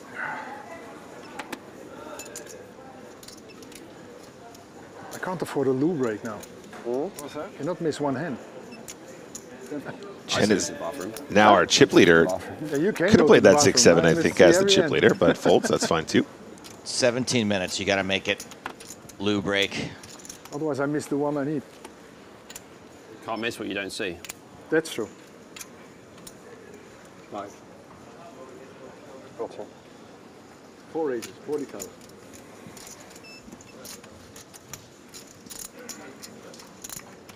Anton Wigg gets a walk with kings and then upgrades to pocket aces.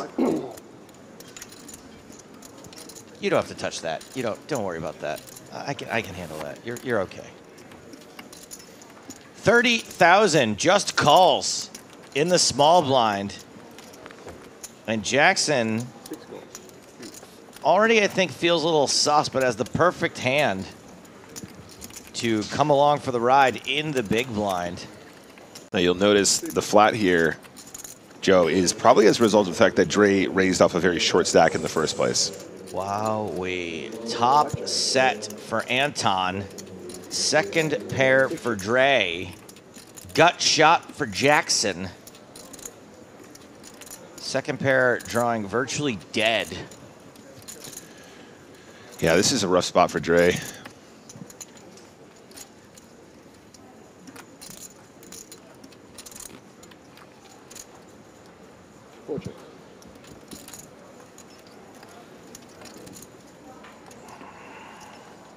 Jack of the turn, is that the gut shot? No, it's just a pair of jacks. Yeah, now everyone's got a piece. Top set for Wig. Jackson, third pair. Dre, second pair. Keeping it cool. Wig continues the trap. I mean, he was just talking about pain. This is some poetic justice here, getting the walk with kings and now just laying the trap with the set of aces. Is the worst hand with the least equity. Not the worst hand, but the hand with the least equity. Gonna put chips in here.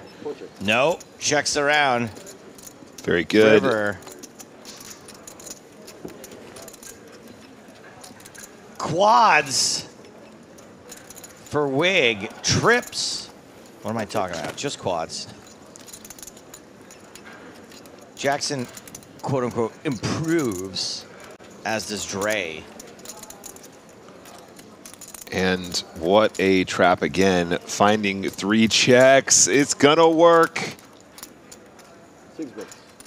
I mean, it's going to work for a very small amount of money, but hey, 40,000 is 40,000. And Dre's going to make the call. Okay, so it's 80,000 now. You say a small amount of money, there's still action. There's still a raise and potentially a call.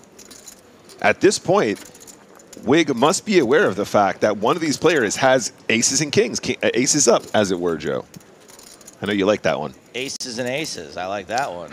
Aces and aces is better than aces and kings, yeah. But what's the size now? 25.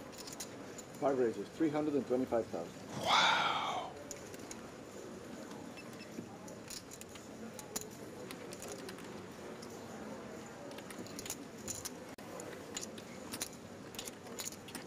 This is so weird, Joe. Honestly, Dre's like, this guy just calls pre, checks 3 streets. Now he's raising the river. Like, for real?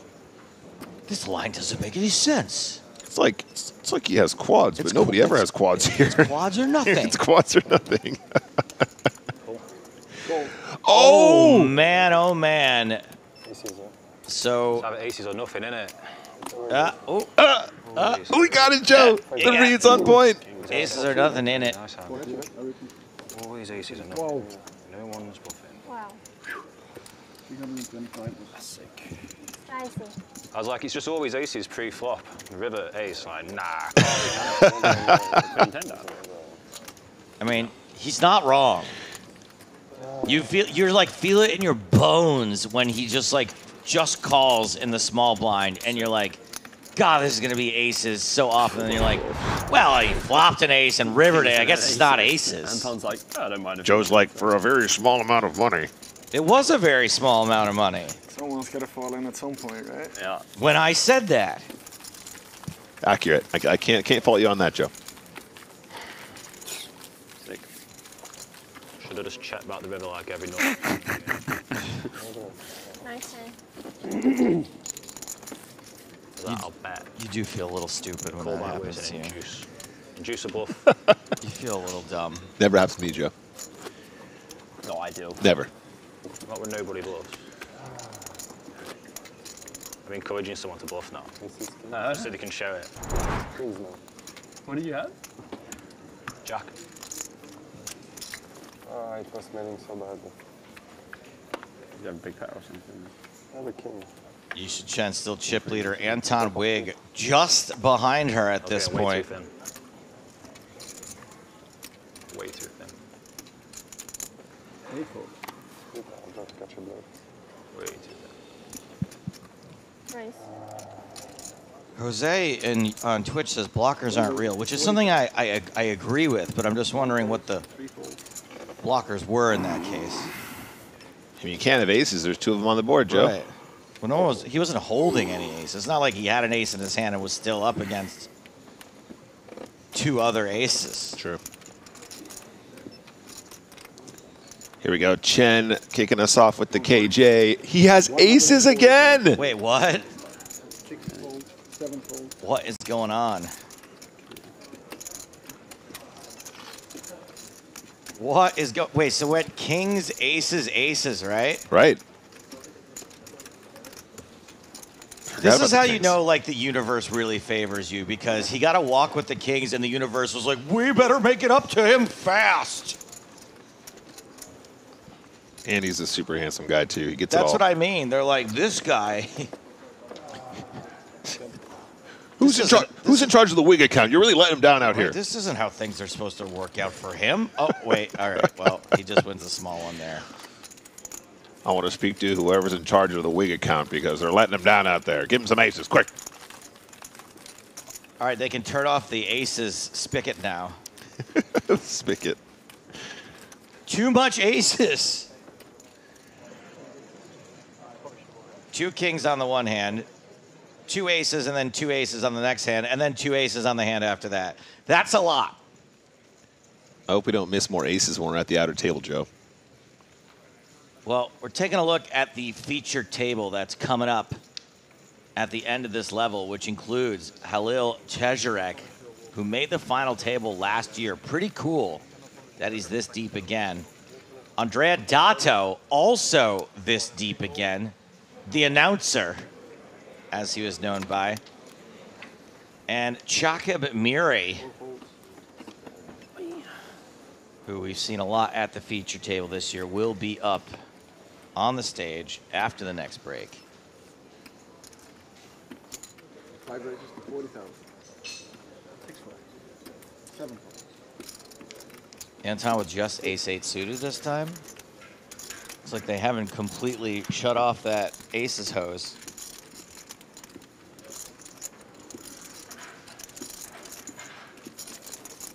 What you doing, making a paper airplane? Fold it up like origami.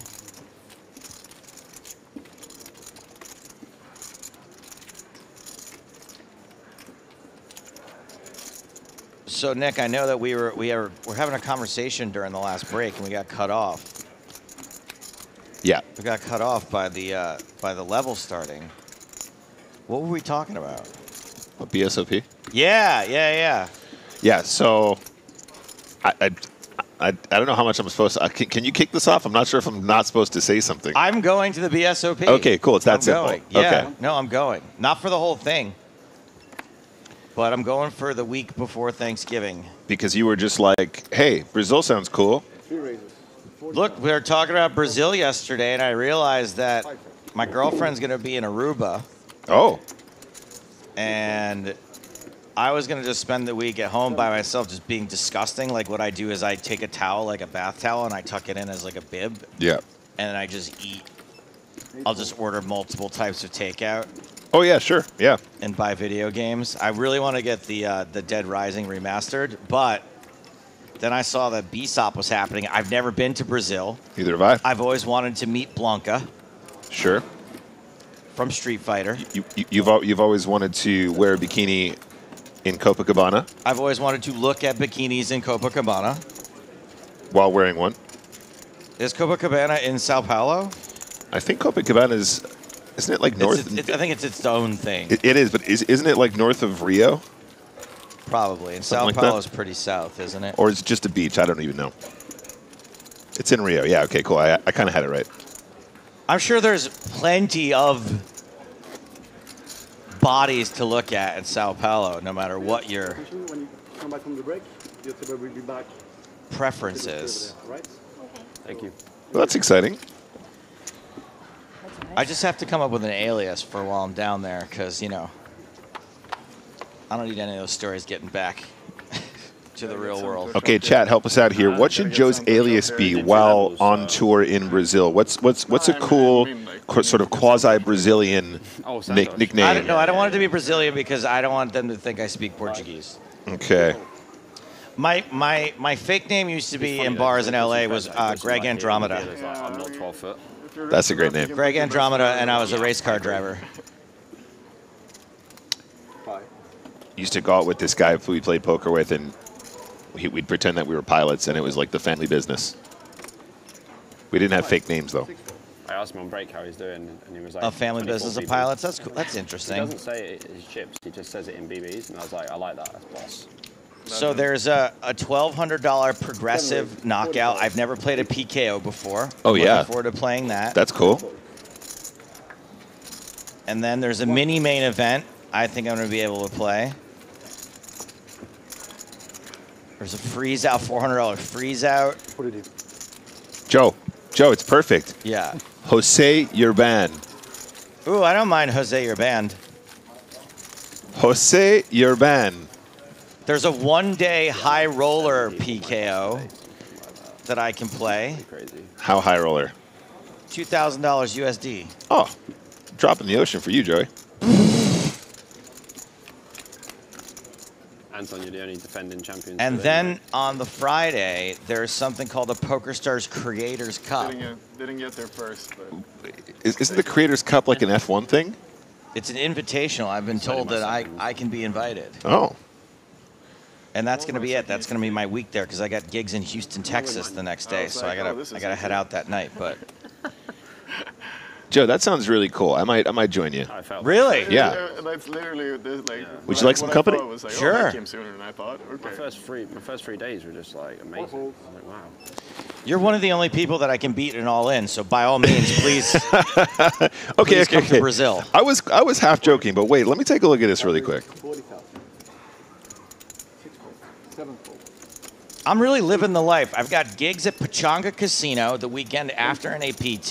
Then I'm going to go to Brazil for a week, fly back for gigs in Houston, Texas, opening for Mike Lee and Black. Then go home for Thanksgiving, and then it's Prague.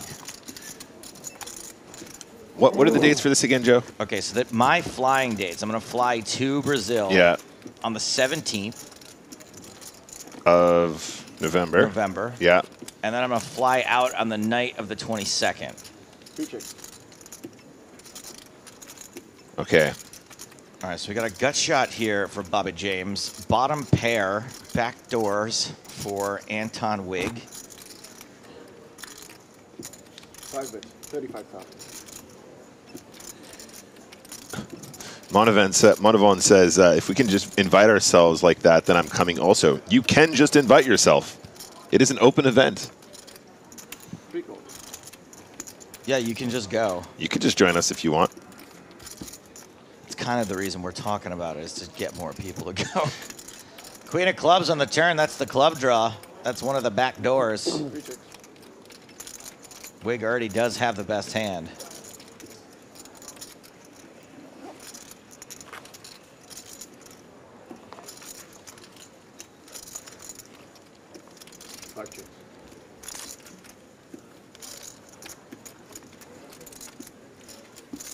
And that is a full house on the end for Wig, so improves even better than a flush.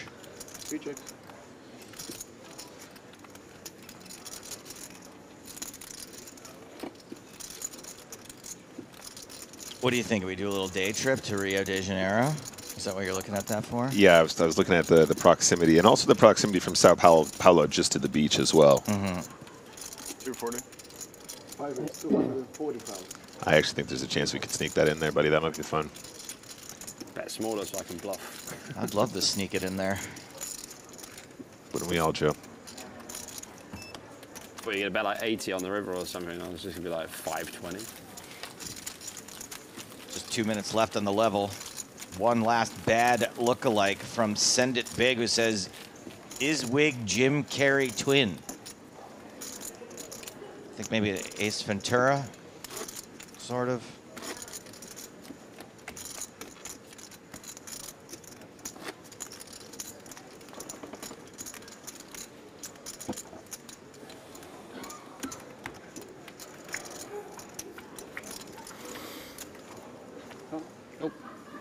I've never been to South America. I'm so excited.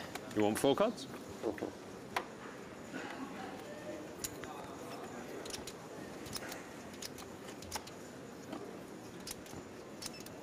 Five-fold.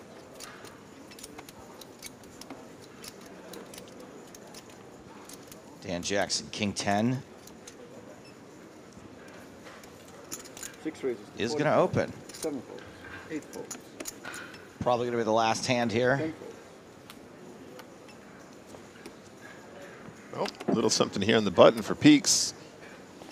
Tom, to answer your question, the furthest south I have been One calls. is Panama.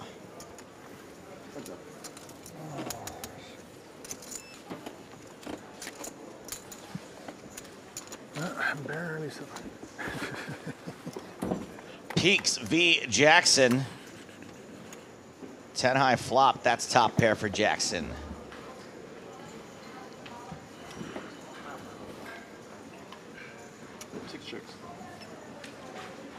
Checks it over. Playing it cool here, out of position, which I'm a big fan of. Peaks doesn't have to bluff here, though. I think the ace-jack is quite a natural check back on this texture. Going to have the best hand right here, right now. I don't necessarily need to start turning your hand into a bluff when you have showdown. There's an argument for maybe for like, you know, getting value from one heart hands that I don't know. It doesn't feel quite right to me. I think the check here from both players is pretty natural.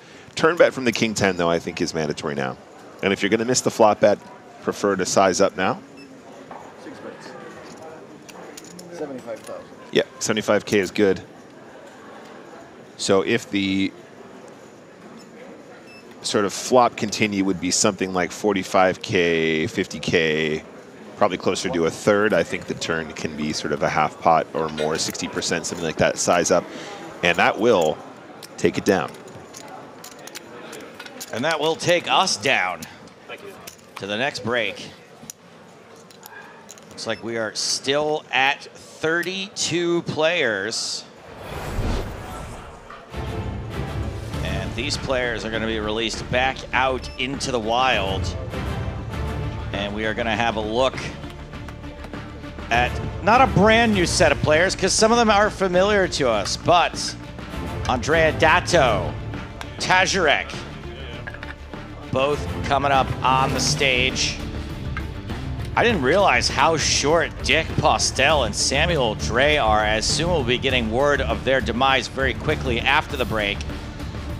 Now, Felix Schneider's busted this tournament early yesterday, but spent the afternoon sending rehabilitated turtles back into the wild. It is adorable. Check it out. Don't go anywhere. Today, we got the lovely task of being able to release some turtles back into the sea. Looking for my buddies. They grow up so fast. The guys over here, they take them to their rehab center, get them better, get them ready for going back into the sea. It was good fun. It was great to be here.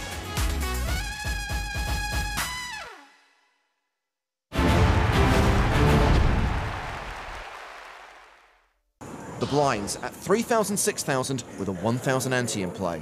I think I saw Ilary sneaking in there. Action's been folded to Aku Joenthalster. He has 8-10 of diamonds.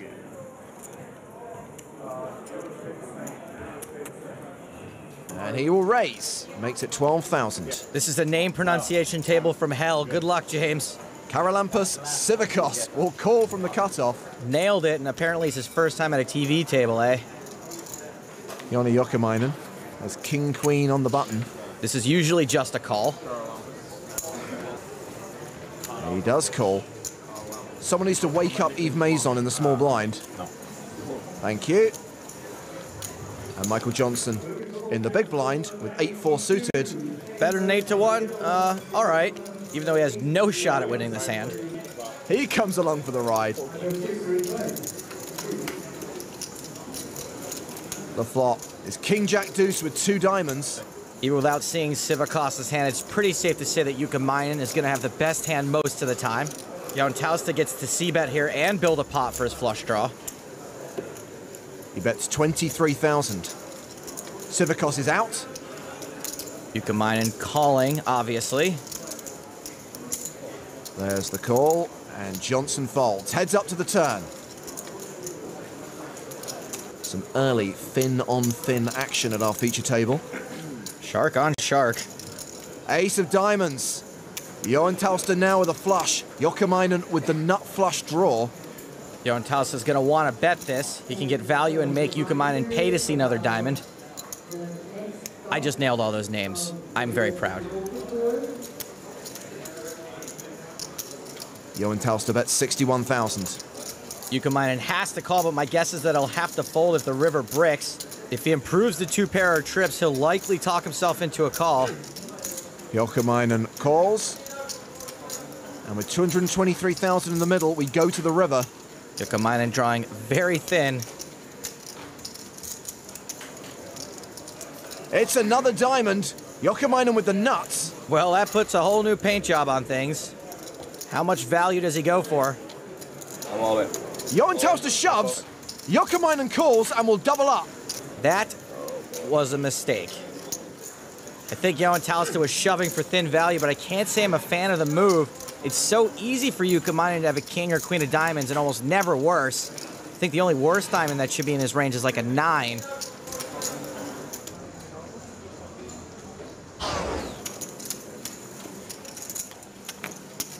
More blind on blind action. Aku Joenthalster in the small will limp. Believe it or not, Ilari is in position from the big blind. He raises. Aku calls. He knows Ilari could be raising back pretty light. What he doesn't know is that he's dominated. The flop is 5, 6, 7. A pair now for Joenthalster, a gut shot for Ilari. Ilari reverse dominated now. Check, check. The ace of hearts on the turn. Sahamias with the flush draw. Check to him, he bets it. I also like Ilari's check on the flop. It's a coordinated board that could have easily hit his opponent and did. More importantly, this is a great card to represent. Calling here is fine, but it's not a great spot. Aku might have to be prepared to station the river. The river is the 3 of clubs. Aku checks. Does Ilari fire again? The most likely hand Joenthalster was calling the turn with was an ace, and if that's the case, Ilari knows he's not getting him to fold it. He checks behind. 6 good, and a rare case of Iskandi opting not to bet. It's like photographing Bigfoot. One for the old scrapbook. So Joenthalster wins a small pot. Not too much of a dent to Ilari's ridiculously big stack. At our feature table, 1 fin has folded. Glad Ilari could take time off from his plans of world domination to join us for this poker game. He raises to 14,000 with ace-queen under the gun +1. Queen 10 for Joni Jokamainen in the hijack. Pretty sure Ilari didn't raise to $1 million.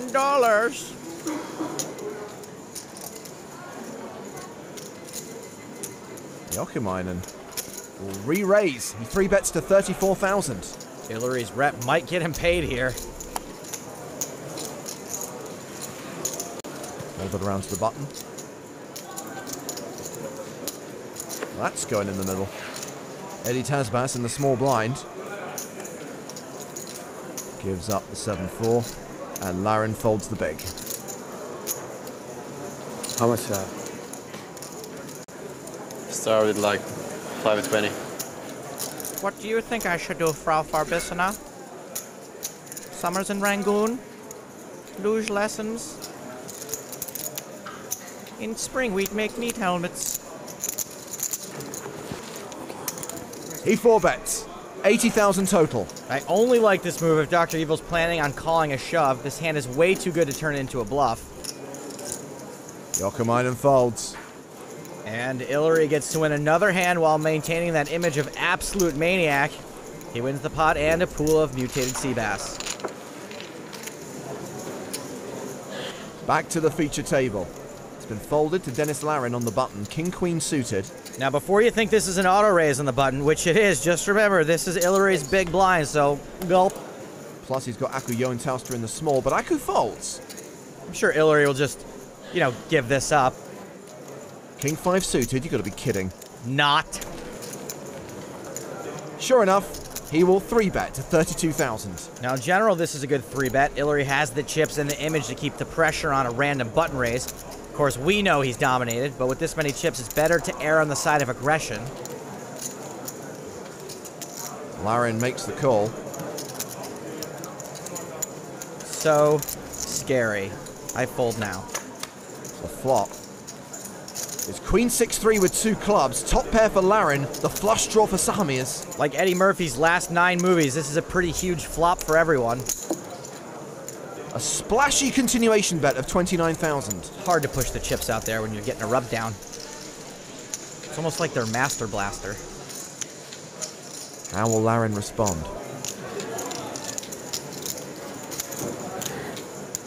Raise. I think he means raise. All in. Wow!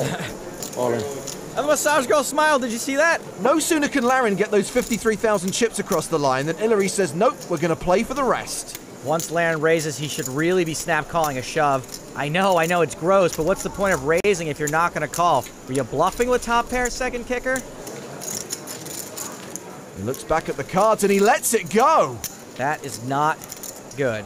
It's like Ilari is some mythical creature at this point. He's getting looked up less than the number for 911. Ilari Sahamias consolidates his chip lead. He's now playing more than 1.25 million. Action has been folded to Eddie Tazbas. He's under the gun +2. Are we sure that's not just Chevy Chase from Fletch? Yes, pocket 8s.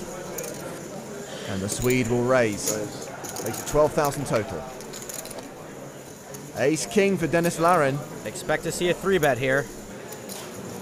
Yep, you getting 3-bet, Grizzly Adams. How much is Larin going to make it? The answer is 33,000.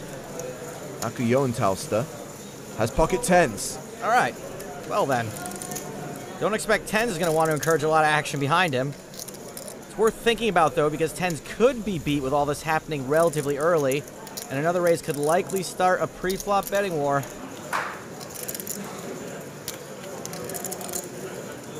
Joenthalster will 4-bet. 61,000. Sahamias is out. Small blind folds. Big blind folds. Tazbas was the original raiser. I think it's safe to say that continuing with 8s here would be a close shave at best. Nice. Things could get hairy. He folds. Sheds the 8s. Well, Ace King's not folding. Does he want to call and potentially miss the flop, or does he want to put in another bet and maybe get a fold, which probably won't happen, or just make sure he gets it in while he's still likely to have a lot of equity? He moves all in. Decision now on Joenthalster. It's a total of 275,000. He could certainly fold, but 10s are considered a big pocket pair, so I think most of the time we're going to see a call here. It's just a serious decision and one that requires some thought. Joenthalster's already doubled up one player today. If he calls and loses, he won't be out. All right, there, go. He calls. Like David Brent versus Michael Scott, this is a race. Larin is the player at risk. He will need some help on the flop, turn, or river. Joenthalster looks pretty confident. 10's holding so far. Over the first hurdle. 6 outs for Larin. No help for him on the turn. A 15% chance of the double up, a 15% chance of survival. He's out. The Ukrainian finishes in 83rd place. He'll collect 11,550 euros. And Aku Joenthalster will add 303,000 chips to his stack. Must be nice to win a race. Must be nice. Action's on one of those fins. Ilari Sahamias, Jack 8 on the button. Looks like Ilari is about to fire up the old laser beam. It's a raise to 19,000. Well, this guy's a card rack. Evgeny Karchenko's just joined the feature table. He folds the small blind. King 3 suited for Joni Jokamainen. This isn't the greatest spot to defend with King Trey, but it's not the worst either. Probably right on the line, actually. It's frickin' freezing in here, Mr. Bigglesworth. Joni calls. We go to the flop. Is it my imagination, or is every single hand at this feature table thin-on-thin action? It is not your imagination. Great flop for both players. Jokamainen with top pair checks. Typically, he wants Ilari to keep firing here and let him hang himself, but as you can see, Ilari's got plenty of equity in this hand. He has a gut shot and a backdoor flush draw, and he's bet 23,000 on the flop. If he can somehow turn a 7, he's going to make a very obscure straight. Joni calls. The turn brings a queen. There is the straight for Ilari. That straight is less obscure, but still not a bad hand. Goes check, check. A little deception. Begin the unnecessarily slow-moving dipping mechanism. The board pairs on the river, changes nothing. Joni checks a third time. See how much value Ilari goes for. Big value into a pot of 96,000. He bets 100K. The river overbet. I love this move. Ilari makes plenty of big bluffs on scary boards like this where he can have the obvious hand and you can't. Really tough for the king to fold. He calls, and Hillary wins another big pot. The boy is quite astute. I really am trying to kill him. These guys mentioned how Hillary's always beating them online. Well, I guess it applies to live, too. They say when you get a 6-hour massage, you need water, plenty of water. Whoa, Robbie, let's leave the feature tagging to the professionals, okay? Let me show you how it's done. 6-hour massage sounds like more of a personal problem. Yeah, I preferred Robbie's version. Yeah, me too. Aku Johantauskas raised under the gun with deuce 3 suited. Hillary has flattered with jack 10 suited. Like texting a girl after midnight, that opening raise is a little out of line. Jokamainen with queen 8 isn't going to play. King queen on the button for Michael Johnson. Come all in. And he shoves. That's likely to pick up Johantauskas' dead money. Both blinds fold. It's back on the original razor. And Johantauskas will indeed fold. How much is that? Hillary is deeper than the Titanic, so he could easily gamble here if he wanted to. I think it's 84. 84? No, 79. Oh, sorry, 79. Forgot, I paid big, small blind. Nice try, buddy. What's 5,000 chips between friends? Hillary calls. And smacks down the jack 10 like a boss. All right, now, most people take the shades off once they're all in. Maybe Johnson knows he's probably going to cry. There's a 10 on the flop. Somebody bring out the tissues. Johnson now needs a king or a queen to survive.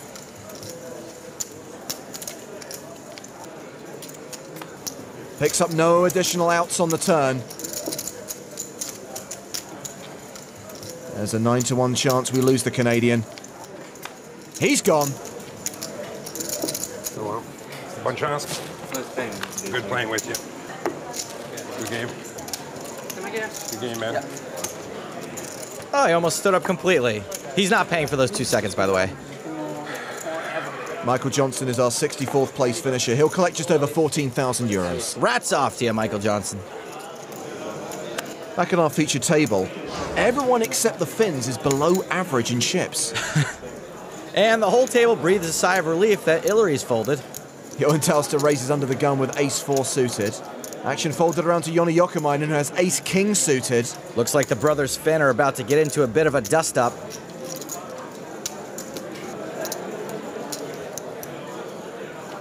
Jokamainen, 3 bets to 40,000. We welcome Jakob Moslacker to the feature table. Yeah, probably best. Fold. Not much for Tasbas. See ya! He gives up his small blind. And Shariah folds the big blind. You want to make it to day 4? Now, I wouldn't love a call in this spot. Ace-4 does not flop well, and with his stack, he can be put in a really tough spot if he hits either pair. A re-raise would be better than calling. 40, right? Johantauskas will call. Jokamainen way out in front. So Johantauskas is out of position, has the worst hand, doesn't have the betting lead. It's not looking good. He can still hit a 4. No one hits anything on that flop. Johantauskas checks. See if Jokamainen continues. No, he checks behind. Board pairs on the turn. Jokamainen picks up the nut flush draw and might be pretty confident his hand is already good a lot of the time.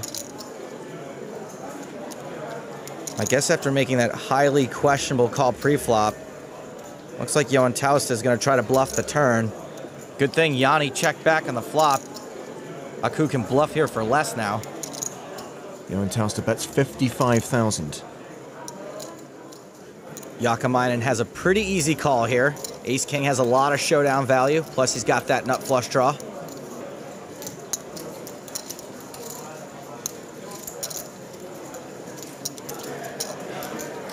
He will call. Let's take this to the river. An ace would make things interesting. But it's a queen, and not a heart. That is a really awful river card for Ace-King. If Aku can find another barrel here, I think there's a decent shot it gets through.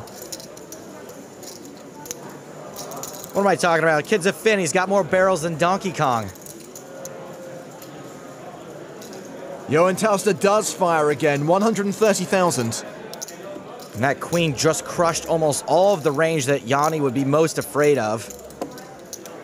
It does polarize Johan Tauster a bit, but it's not really worth making the call of ace high when he's got so little invested in this pot. Yanni folds and Aku wins the pot. And he shows it, that little punk.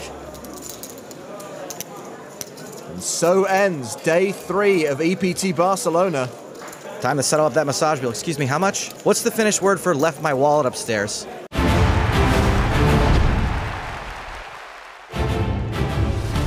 "12 years later, we are in Cyprus with the PokerStars European Poker Tour on day 4 of the 5K main event.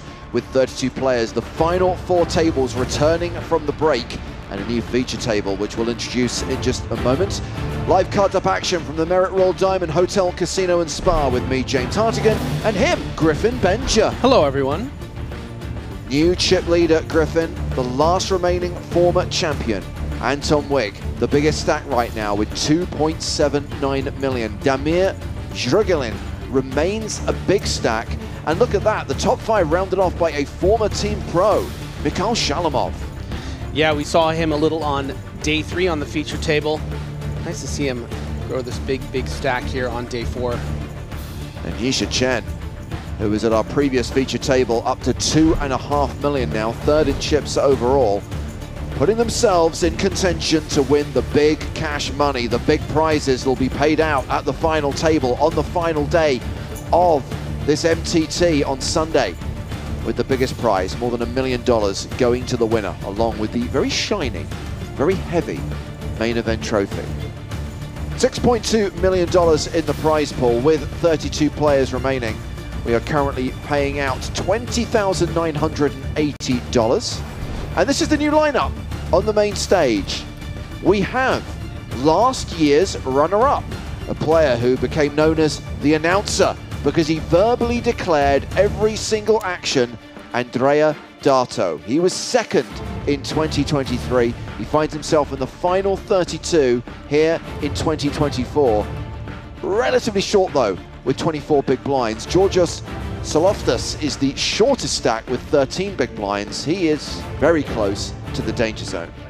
Yeah, Dato, a very talented and deliberate player, and someone I think who's going to be able to navigate this kind of chip stack very effectively. So I wouldn't be surprised to see him find a way through these 24 big blinds. And as you're fond of saying, Griffin, every story needs a villain. Shakib Miri, the man who eliminated Spraggy.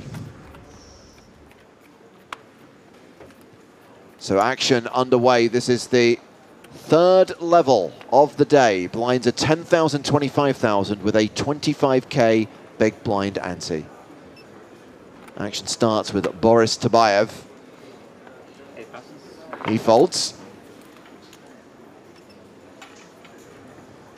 Round to Miri, ace-6 folds. On the button is Halil Tasirek, another player from last year's final table. And he's got the Spraggy. 5 raises 50,000. Someone else who's already found himself on some feature table action so far in the 2024 EPT Cyprus. But how weird is it to have 2 of last year's finalists sat next to each other this deep into the tournament?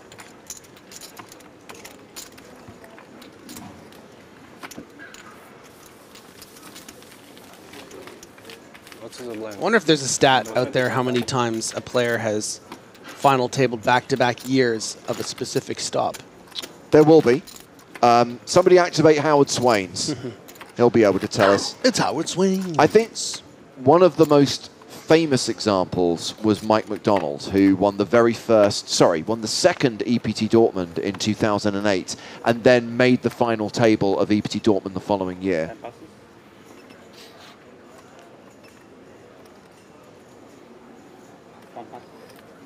3 passes. 4 passes. Didn't we have Peter Jorgner make back-to-back EPT Paris Paris, final tables? Yeah, so it has happened a handful of times. But yeah, we're going to need the brain of Swains to give you the... 50,000. There we go. Verbally declared, raise of 50,000. Thank you, the announcer. 7,000.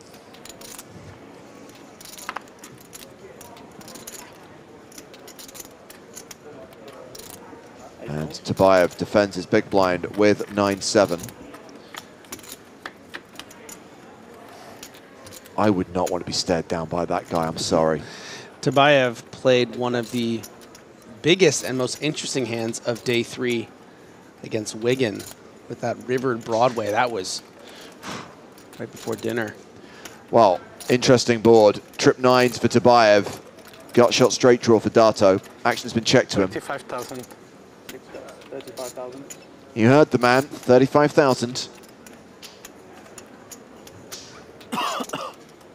Yeah, I think Dato is comfortable betting on a board of this texture, not just because of the gut shot, but because, you know, in these late position situations, both players can sort of have a 9 here. So it's, you don't expect to be bluffed too often. Having said that, you know, flush draws can surely be check raising you some bluff hands. And now, very curious to see how Dato responds. I mean, it's only 45,000 more. You've put out 35,000. You are drawing to what you expect to be the projected nuts. I mean, implied nuts with the jack. Whew, and there is the jack. And it's the jack of diamonds. So you've made the straight and you've got street flash potential. Open-ended street flash. So Dato now pretty much a 4-1 favorite, and having check raised the flop, Boris Tabayev is going to lead the turn. And yeah, he's just decided basically to effectively commit himself here. Dato, with only 480,000 left, will be putting in his whole stack and should expect to be at this stage up against a 9 or sometimes a small flush.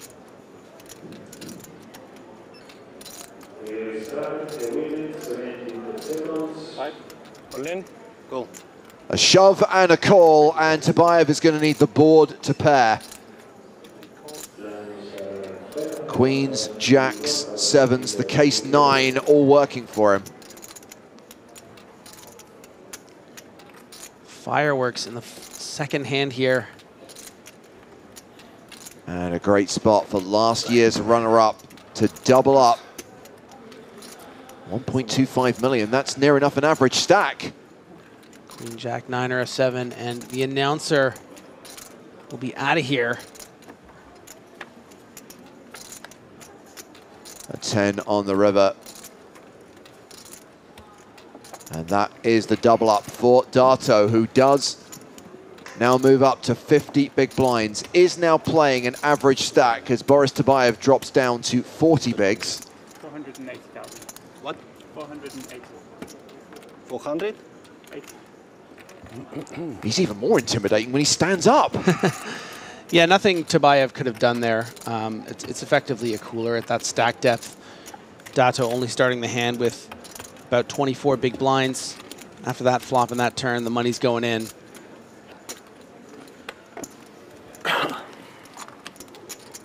Welcome to the feature table, Andrea Dato. Third biggest stack at the table now. And there has been an elimination, the first since we came back from break. It is one-time chip leader, Faradin Mustafov. He's gone in 32nd place. $20,980, and you can't help but think, Griffin, with the way he was playing yesterday and the stack he was building, he probably had his eyes on a bigger prize than that. Yeah, I made a big impression yesterday on those feature tables. Some real boss poker, but, you know, sometimes it just doesn't work out.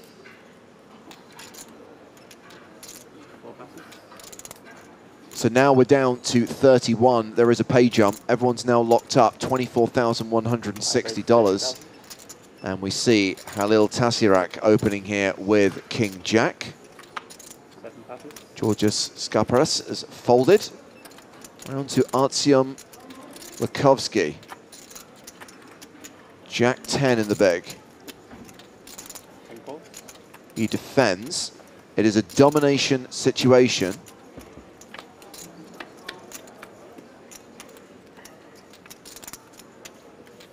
And the flop is 9-7-6.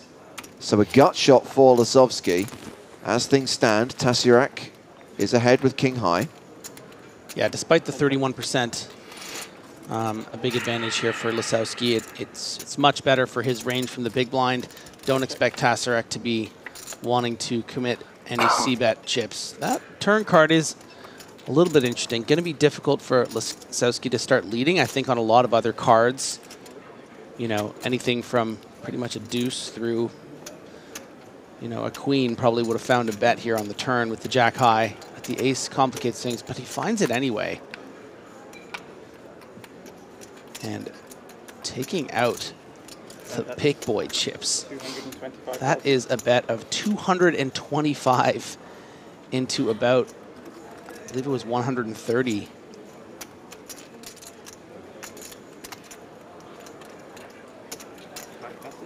Yeah, and that bet of 225,000 is going to get a fold from Tasirak. Putting the screws on there. You know, the ace is supposed to favor the razor more often there, but you really change the perceived ranges when you start overbetting. You're saying, I either have nothing or I have better than an ace. And if you want to stick around, it's going to cost you. Where are you from? Belarus. And that's as far as the conversation went.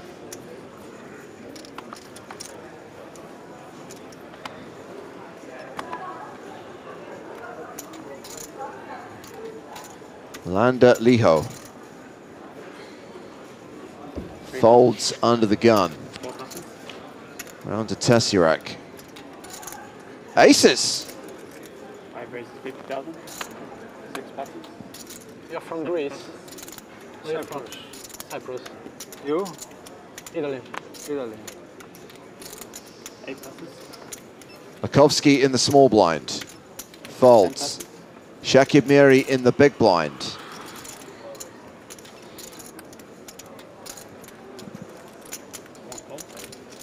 Defends with a king. We got to get this man another card. Well, he has at least top pair. One check.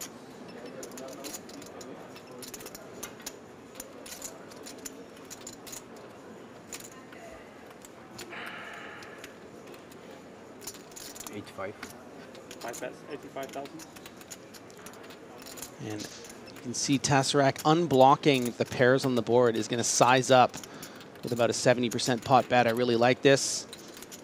You want to start getting some big value here from hands like a king, a queen. That's exactly what he's going to get from Miri. One call.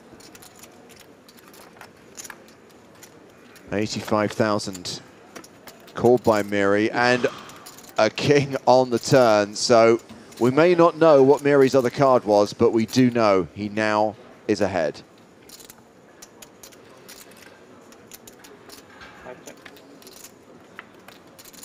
Check, check.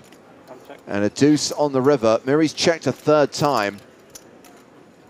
150. 5 bets, I was going to say it would be a great check back, but I don't blame him for betting aces here. No, I mean, this is kind of part of the plan here, right? Like if you see 2 checks here, once the king pairs and you've checked back, you want to make sure you get value from that queen. And your intention would have been just to call a bet from, you know, the missed draws and then paying off the king. But Miri playing it very surprisingly. Raise. Yeah, and it's going to work. One raise is 400,000. Oh. Now you're thinking, why didn't I just check back?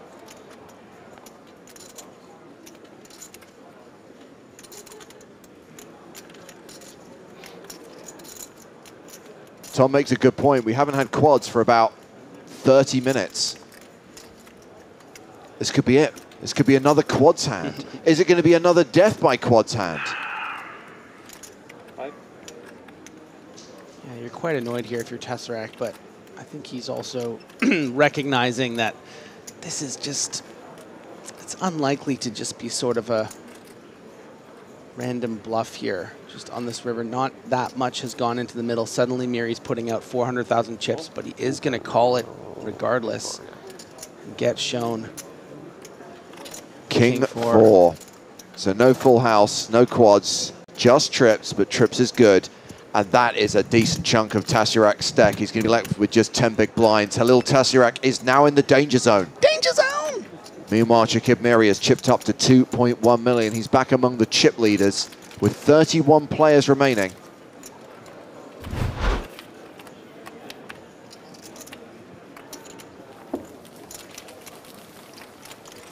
Could have been Spraggy. No one's trading Chakib Miri for anyone, not even Spraggy.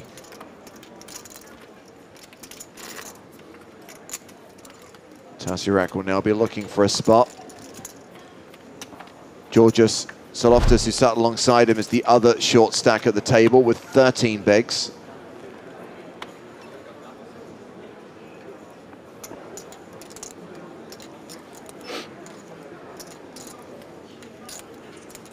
Well, Saloftis, Jack 10 of strawberries, announces all in. Yeah, this is going to be a shove and pray situation. I think if you were to look at the charts here, 7-handed, it's probably fine for 13 big blinds, but you really don't want to get called. He counted as a call. So Tabayev has asked for a count. Can you imagine if Tabayev gets involved in this hand, loses a flip, and has gone from like a massive stack to like next to nothing due to 2 big hands? It's been known to happen, and as far as hands to be up against, I know it's happened before. I just don't think this guy's going to take it very well. Right.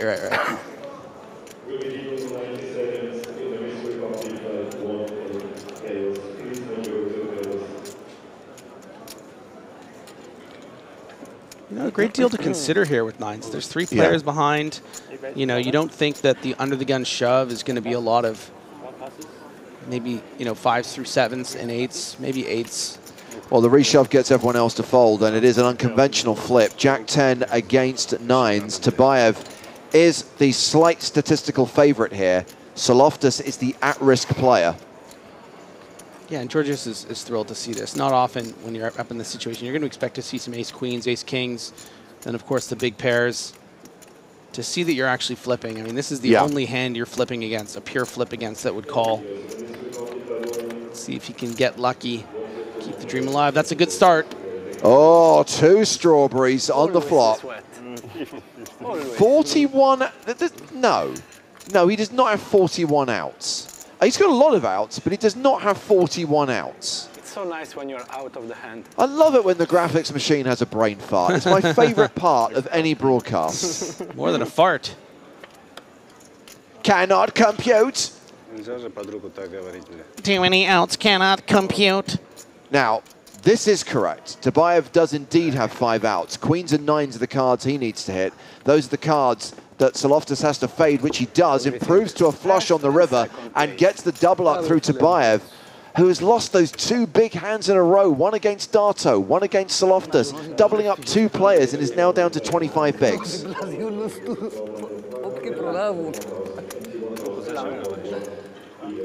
Yeah, and really no surprise after that flop with 41 outs that he would find one of them. Well, here we go. Samuel Dre at risk in this hand against Dan Jackson, and it's not looking good for Dre on the flop. He did get up, though. Got it in with ace-jack against ace-king. It was a king-high flop. That's why he stood up, and Samuel Dre is eliminated in 31st place. We won't forget about him. He cashes for $24,160, taking us down to the final 30.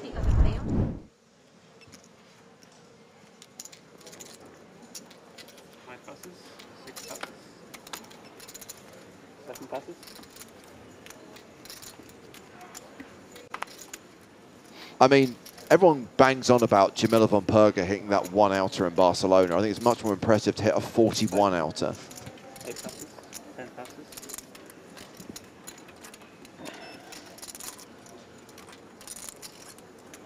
One raises 50,000. Miri opening the button with ace-10. You know, if you think about it, it is impossible to have 41 outs, but it would be possible to have 41 ins, right? If you're dodging someone else's 13 outs. You know what I'm saying? No. How many cards are in a deck? Is it 50, is it 54 or 52? 52? Okay, 11 outs. If your opponent has 11 outs, you have 41 ins. I'm just saying. I would like to see how many ins a guy has sometimes. We're all about the outs, but like it feels kind of... Nothing will beat how many cards are there in a deck. Is it 54 or 52? I was counting the jokers. Everyone forgets about the jokers. Can you imagine if all these years you thought there were 54 and you've been calculating outs wrong that would all be this so time? weird. Like, I would totally never admit that. People thought Griffin was making some like weird decisions, but it's purely because his percentages were a little bit off.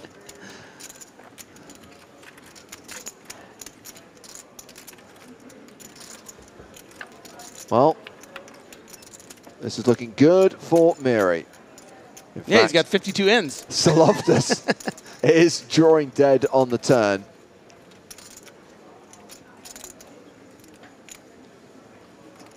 Okay.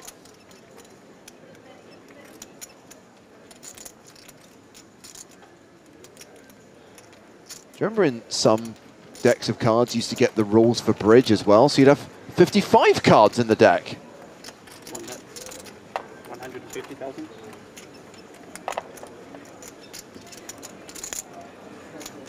I got to admit, that was a bridge too far for me.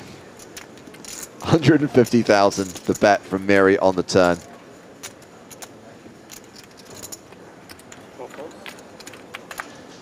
And Loftus calls with just king high, and he doesn't have the 9 of hearts, right?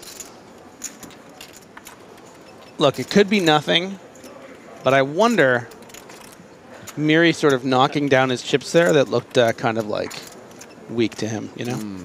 Live tells.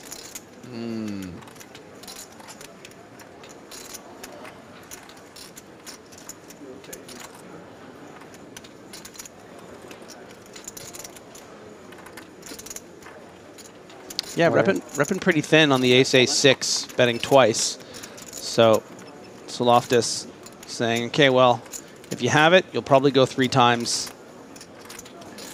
And Miri shoving here on Loftus is completely standard. There was 495 in the middle. Loftus has 465 behind. It's all into call. And is this a legitimate duel, a legitimate potential hero with king high, or is this just posturing? Yeah, I think it's very legitimate. I mean, there are some random bluffs, surely. This is button versus big blind. Perhaps Loftus thinking that Miri isn't going to expect him to have many ace-X. There aren't a lot of misses. You know, if Miri had something like, you know, 10-8 of hearts, he would c-bet, he would bet again. And that's, you know, a hand that could find itself at the river. But, yeah, well deduced from Loftus. I really don't blame him for calling twice. I mean, it's hard to make trip aces on the button. And he may have shown it.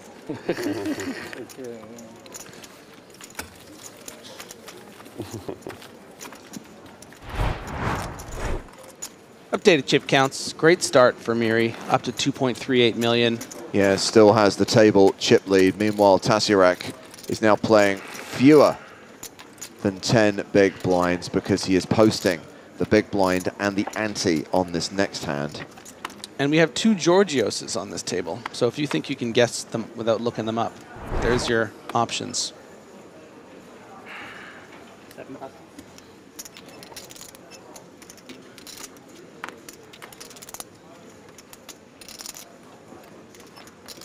Boris Tabayev with 9-6.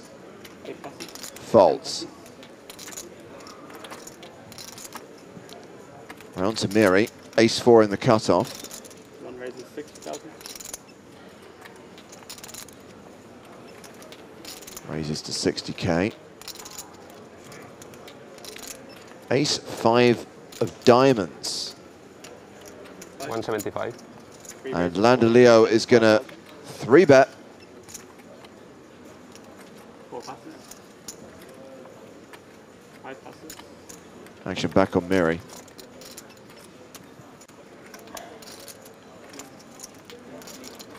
Yeah, tough customer here on the button in the form of Leo. Well over $3 million in earnings. Someone we see at a lot of EPT stops. 1 passes.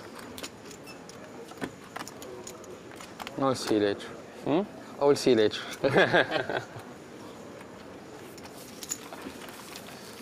Two good or one good?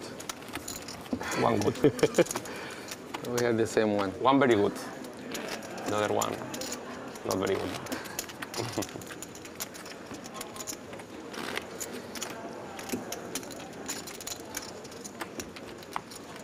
And you, one good or two good? One good. One good. One very good. And one very bad. So our feature table, one of 4 tables still in. Of course, the previous feature had been up for 2 levels, so it was time for a change. And bear in mind, the breaking order is random, so when we get to 24, any one of those 4 tables could break, including the table that's on the main stage. 1 passes. 50. The rebate is 50,000.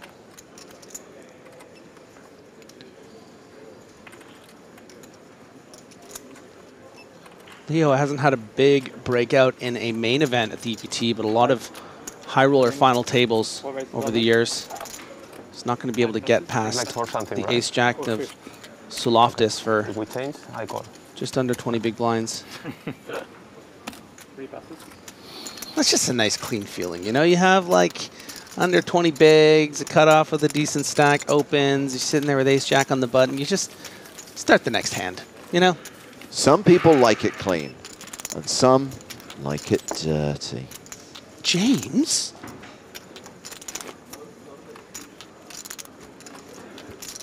So 25 minutes into this level, couple of eliminations, 30 players remaining. The objective today to get down to 16, the final 2 tables. My gut instinct is it will take more than the 5 levels we're scheduled to play. I do think there's a chance we play into a 6th level tonight.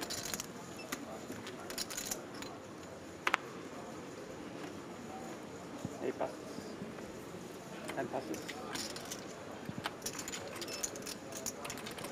On rates 50,000. There he continues to play aggressively, opening King 9 here.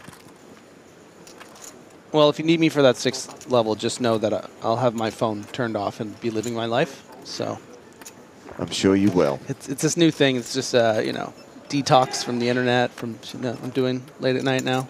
There's no way. There's no way that you ever I will disconnect. be here with bells on. You tell me when and where. That battery takes a pounding every day. Oh yeah, oh yeah. Buddy, I can't wait for this level to end so I can charge it. I was going to say, how many power packs do we reckon Griffin gets through in a day? Oh, you want to know the irony of that is that I've never owned a power pack. I couldn't. I don't know. I'm an idiot. I don't know why I don't have one. So I'll be at like a big event or something playing, and I'll see someone with my lips will start licking, and they'll hook me up with some juice, you know.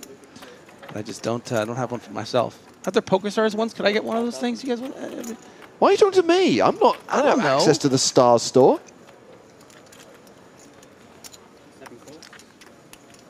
Miri with top pair continues for 35,000. We know that Scaparas has at least a pair of 5s and has called ace on the turn.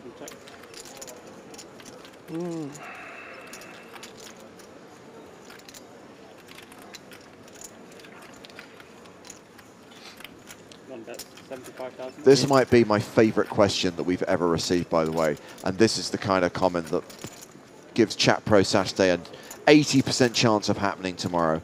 Marek says, if you have many chips, do you have to go to the big table or can you choose?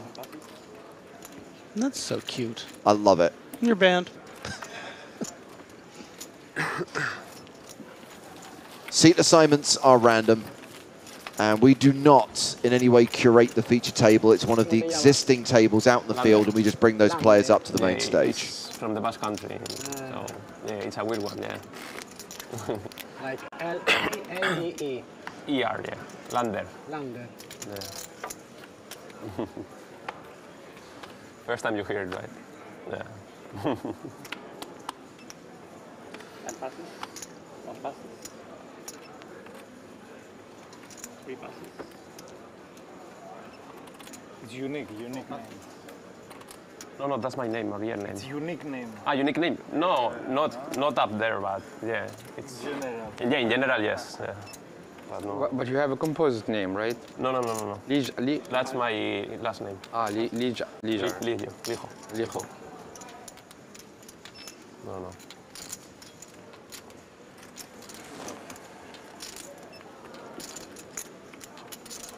50,000. Grey Face 80. You are. You did not take your mother to the substance. He says his really? missus. I'm assuming he means his partner. Oh, right, okay. And I don't know whether you're voicing her opinion or your opinion. You're entitled to that opinion, but you are objectively wrong. Thank you for your comment. We didn't talk about this. I watched The Substance. It's amazing, right? Yeah, it was great. Yeah, I don't know. It's strange. As I was during and when I left the theater, I'm like, I don't know when I'm ever going to be able to watch that again because it was so intense. But then I had someone say they hadn't seen it yet, and I was like, I think I would go watch it with someone and show them it, you know? I think I told you I went to see it at the screening in LA with the director, and meeting her afterwards, I was like, I didn't really know what to say. Like, I think I like the film, but I mean, Yeah. Have you seen her other film, Revenge? Yes, I have. Oh, I really like Revenge. In general, you know who you are. That's the point that it goes off the rails. Oh my God, some people. Anywho, 5-5 deuce with 2 diamonds to buy up with the flush draw. Someone didn't like Monstro Sue.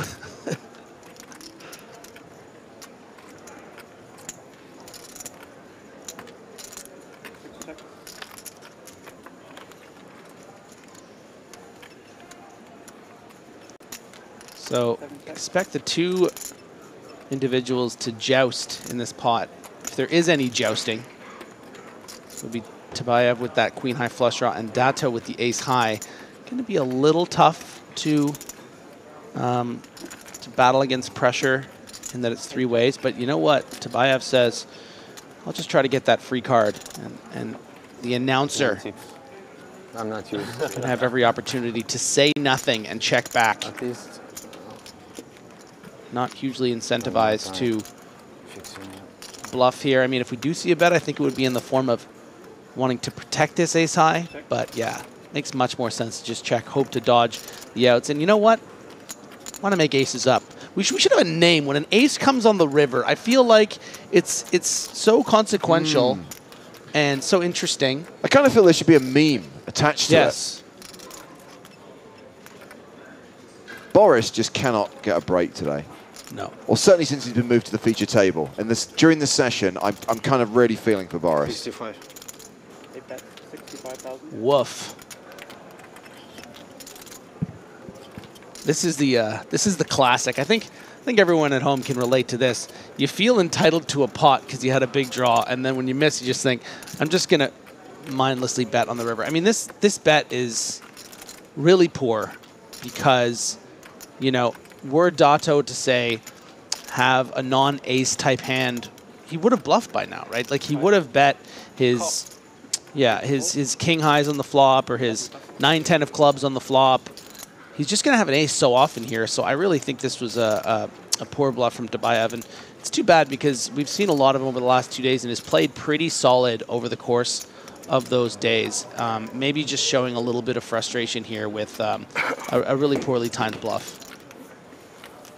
This series was good for Mateos, huh? This series was good for Mateos. Out into the field once again because Dick Postel is all in and at risk. And he's run ace-6 into Roland Peaks' ace-jack. It is a domination situation. Uh-oh. So Postel at risk and behind. 8-7 tray on the flop. Queen on the turn. A 6 required. It's getting cold for the Dick. No 6. And Dick Postel is eliminated in 30th place. He cashes for $24,160. Lovely to have an accomplished pilot in the field. We had a great little interview with him earlier. I'm sure he had the time of his life. 30th place finisher.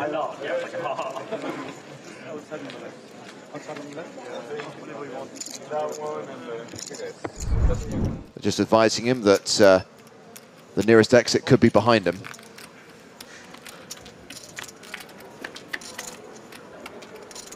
As we see. Another dead man's. Dead man Dato. Dato going to the flop against Lazovsky.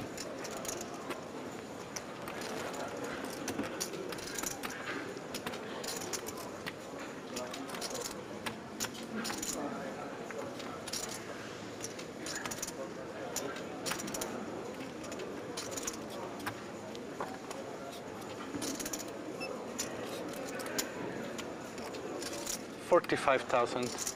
6 bets, 45,000. Thank you, Andrea Dato, for announcing your bet. He has a reputation to uphold.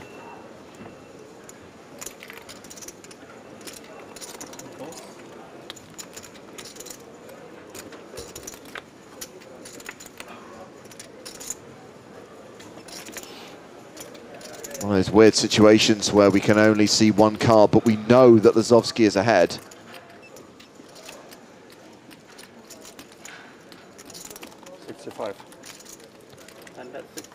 And he is going to lead the turn now.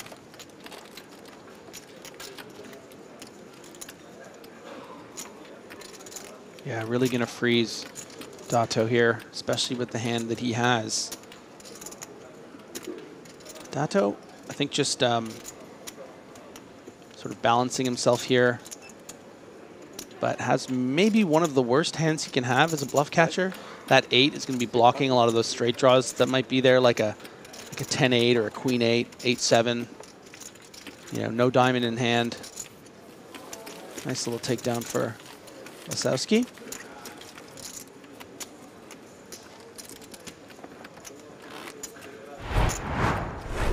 Chip counts. Miri still table chip leader. Lazovsky second in chips of the players we're watching right now. Halil Tasirak still short, still in the danger zone. Danger zone! And will be in the blinds in a couple of hands' time. Sounded like I was falling, that one.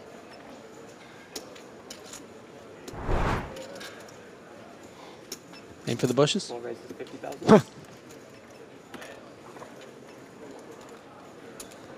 Saloftis, ace-10. Has opened, and Tasirak gets it in with 9s. Classic. Oh, Boris Tabayev with 7s. Has fewer than 20 bigs. Nah, you know better. You know better, Tabayev. This raise from Soloftis, relatively strong, playing just over 20 big blinds. We can see it's one of the weakest opens he would have.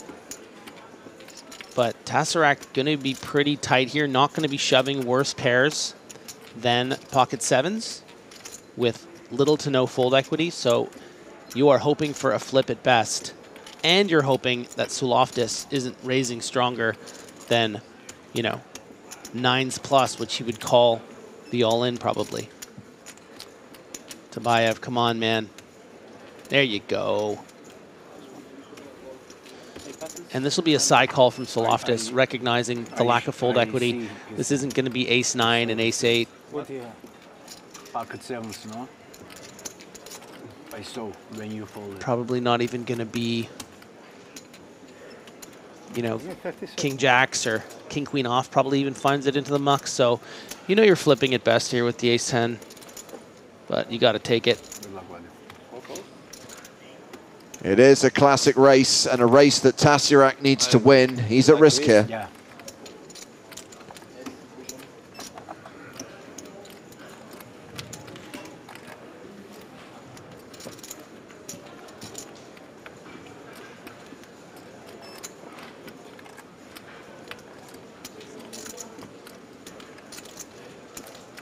Like Tasirak versus Soloftis, one of these has a soft T in it.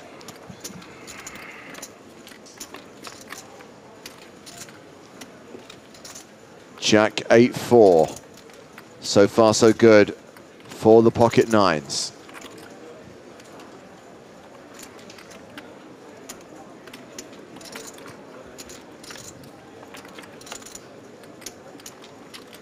Just has to fade an ace or a 10 on the river. Wow. 6 cards to swerve. 46 ins for Tasarek.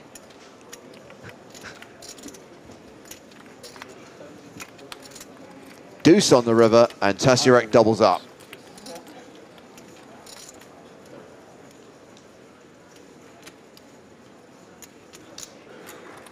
Back in the game. Big short stack double. 3 players now with 20 or less big blinds. Well, percentage chance of Chat Pro Saturday being a thing just dropped to 52.4%, with Newt's Games insisting that the commentators on Twitch are different than the commentators on YouTube. Is it possible he's listening to one of the foreign language streams on one of those 2 platforms? In which case, yes, the commentators will be different. I mean, we could try and do this like the Eurovision Song Contest, right? Where we announce it in one language and then you do it in another, and then we get Joe back and he does it in another. What did you think of Will Ferrell's Eurovision? Did you watch it? I thought it was awful. I loved it. I really did. I watched it more than once. I feel like this is the first time we've really disagreed on a movie. How exciting. I really enjoyed that movie. Rachel McAdams is a delight. Delight. Ah, thank you for the clarification, Nuck. Apparently, it's Joe Stapleton and James Hartigan on Twitch, and James Hartigan and Joe Stapleton on YouTube. That is a different lineup. So I told for the other ones. And Griffin Benger on Vine. Now I understand. 50,000. Oh. Aces. 8 passes. 10 passes. A lot of comments about the dealer's headset. Look, it's a long session, and we just figure it's only fair to let them listen to music. The only thing is, we make a rule on what the music should be. So yesterday, we don't have many CDs, I'm not going to lie to you. So yesterday it was the best of Simply Red, today it's the best of Dire Straits, and it is on loop. So I think after a while he is going to start to get bored. So big opportunity here for Scarparis to find a trap here. Don't get over eager. Don't. Yes. Yes, Daddy. Good. This is excellent. Oh, just a call. Yeah, you I mean, cheeky player. It's so important to find traps in situations like this. They're so rare when they come up, but you have to make sure you keep your customer in there. It's a bit of an interesting flop. One that I think Liho isn't gonna love. King 10 sort of interaction with Scarparis's range is, you know, gonna have a lot of King Jack suiteds, maybe some King Queen offs. But Liho, you give an opportunity now, right, to keep telling a story, and is going to down bet the flop. Had Scarparis just gone all in here, Liho would have just folded. So you're getting more money.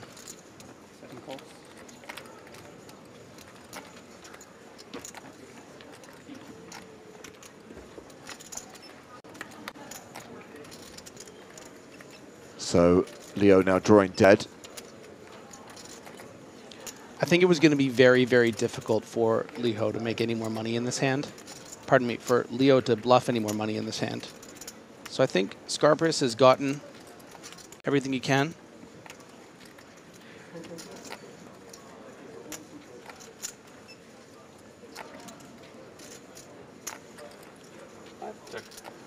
Check.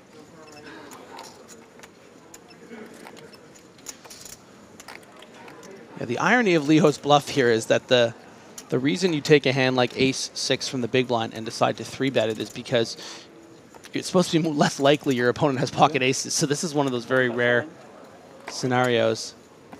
A bit surprised to see a shove from Scarparis,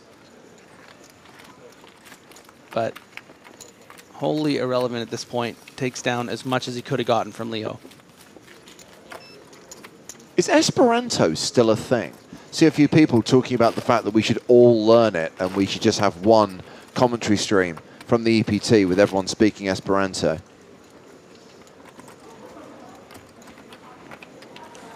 I'm a quick learner.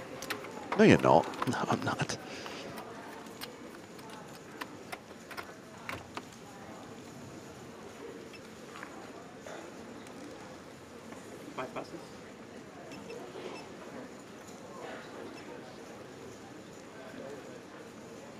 In theory, it's still a thing. In practice, nah. Tennis shoes for the announcer. 6 guys is 50,000. 7,000. Kicks. Right. That's how my brain works. Tabayev, good opportunity with sub 20 big blinds to potentially get a shove through. Already deciding to use one of those time bank chips. People ask you about what music we've got lined up for the dealer tomorrow. Oh, it's a treat. It's an absolute treat. The best of Men at Work. Skrillex for the final table, I heard.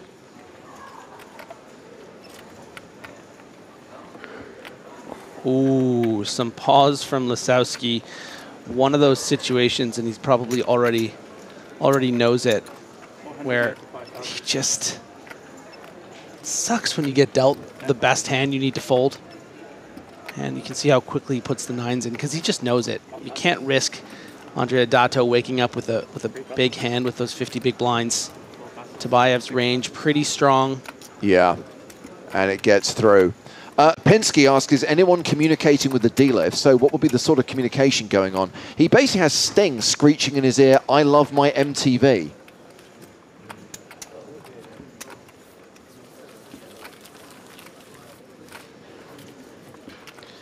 It's always interesting how, you know, the timeline changes when someone enters a pot. Had the announcer, Andrea Dato, not opened the king-6 suited, I think we could have expected a raise from Tabayev and a 3-bet call-off hijack to cut off for under 20 big blinds. But instead, Tabayev just gets it through clean.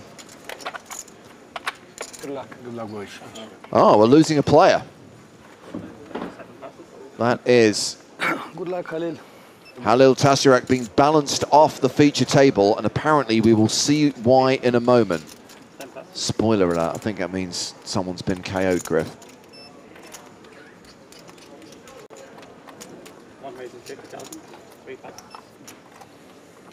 Well, if we're going to lose a player from the feature table, we need to add a commentator. Joseph Stapleton, welcome back. Funny how that works. I'm sorry, I'm not much of a consolation prize. That's what my girlfriend tells me every week. The announcer What was the declares thing you he's said calling. at the end of the last level? I'm not commentating unless if Tesserakt's on this table. As soon as he's gone, you're back. Well, ace high still ahead.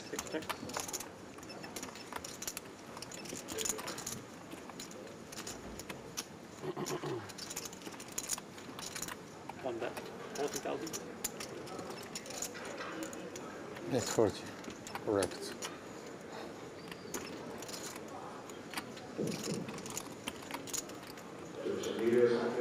Pinsky says, we missed you. Talking to you, Joe. Pinsky?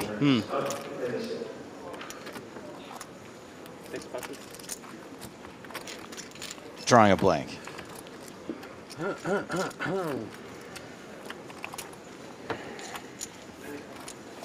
So halfway through the level.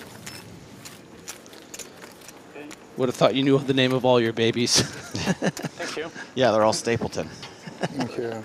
So we're currently showing 29 players remaining, but I think we need to update that. Yep, sure enough, cocktails for Ivan Zabayakin. He's just been eliminated in 29th place.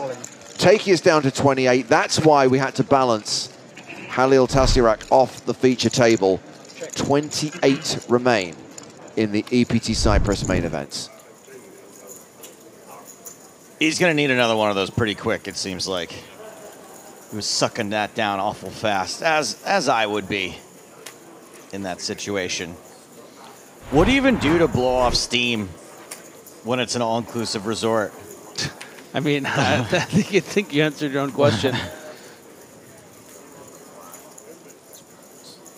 More French fries at the buffet.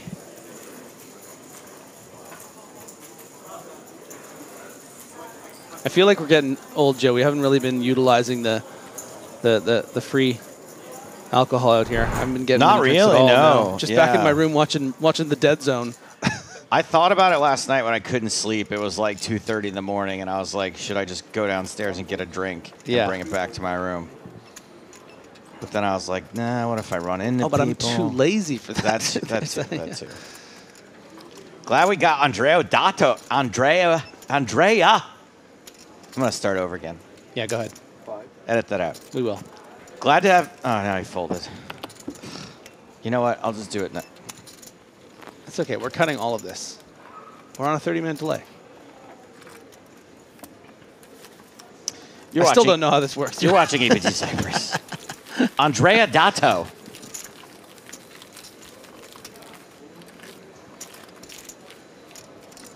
It's weird that he's gone this deep, and this is the first I've seen him at a feature table. 28 players remaining. Calling it quits at 16 today. It still feels like we're a long way from that.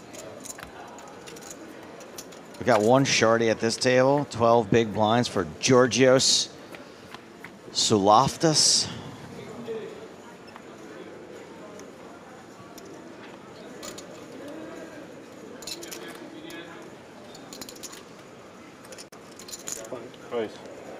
Lisowski, so far on this feature table, I have to say, given the impression that he will happily put you into a blender.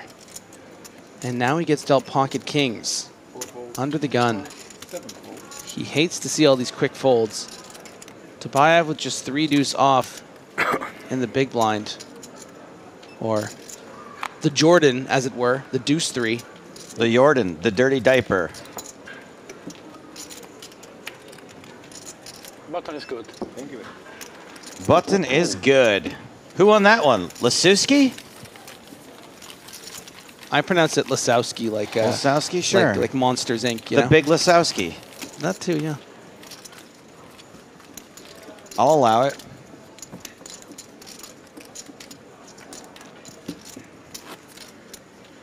What's our current payout? 40,000?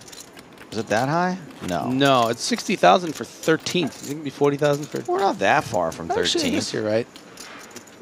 24,000. If only James were here. 24,000. 24K. The current payout. 24 carats. Toilet Meat says, having to reset the action clock manually for every single person has to be incredibly fun for the dealer. That was one of the arguments against doing shot clocks before they were a thing was, you know, we had people who've been like, hey, the dealers have a lot to deal with already. To keep track, yeah, to keep track of. It's actually not that nice to repeat the same word in the sentence. Anyway, we got it all in here with the artisanal sourdough. Ooh, sourdough. 200. Artisanal. 280,000.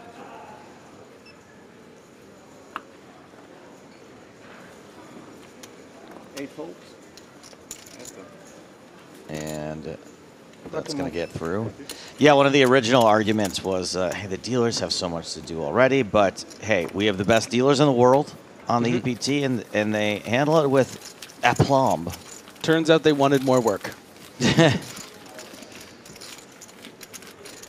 For me, the thing that drives me nuts is the beep. Right. The constant meep, meep, meep. Like a fire alarm that... Yeah, yeah.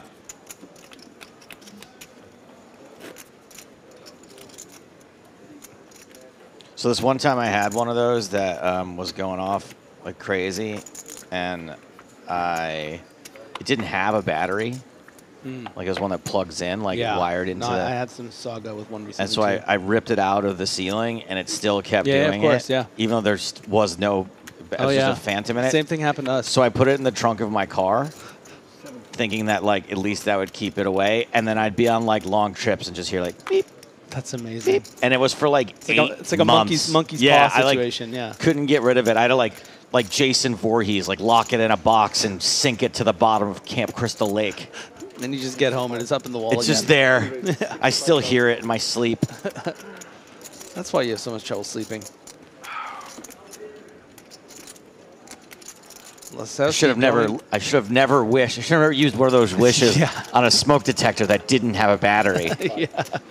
I didn't think it through. I know you didn't. Well, you had 3 wishes. I mean,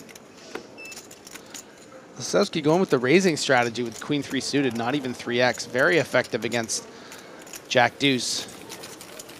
Simple Jack. That hand makes me happy. I didn't go full R on that. That's full recitation.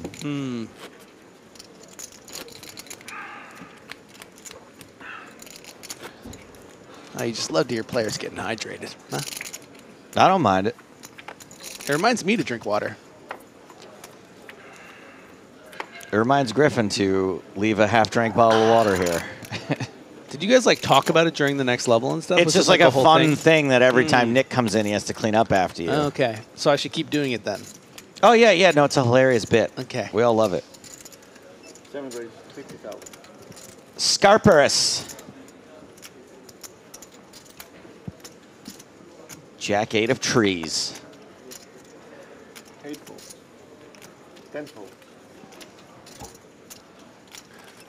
Also known as the Jack Frost. 1 fold and 3 fold. Why is it Jack Frost again? It's the Jack with the snowman. Right, that's it. It's my only good invention. No, you've just got to figure out how I'm going to make money off of this.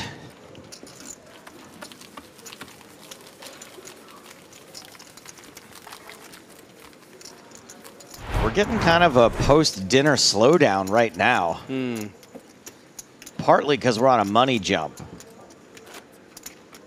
Also, this is pre-dinner.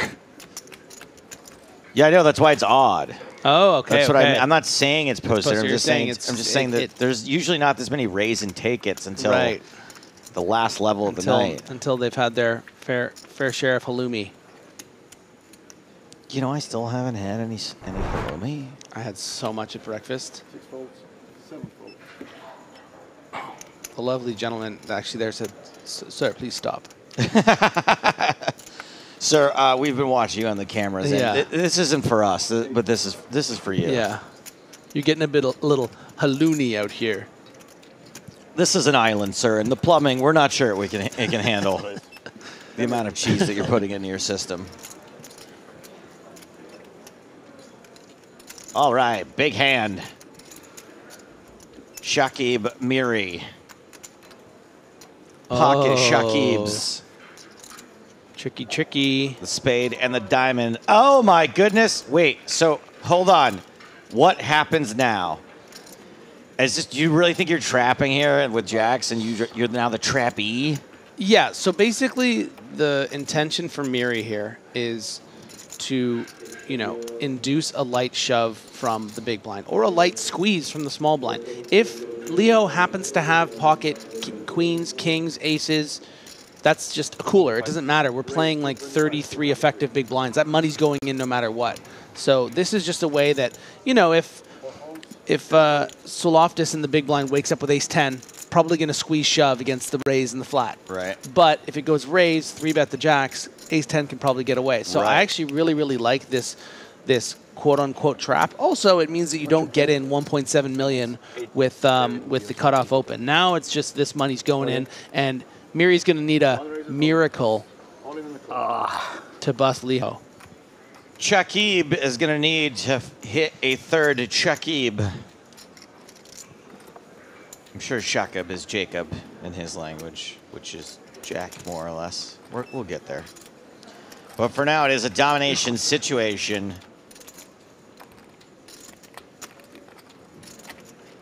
Leo needs to hold. Lee hold. Sure. And kings are looking mighty strong after this flop.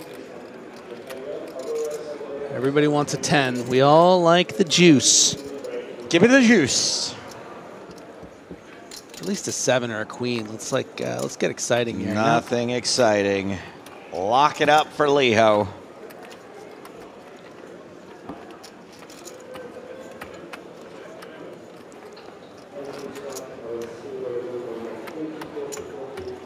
Double up. Cold deck, man. Not just a double up, but a double up for the table chip lead. That is right. Lender Leho. With the name of a comic book character. Jack and Mary make a Leho. Former feature table, Dan Jackson all in at risk. Jacks versus the queens of Marta Mikel. Ladies for Marta.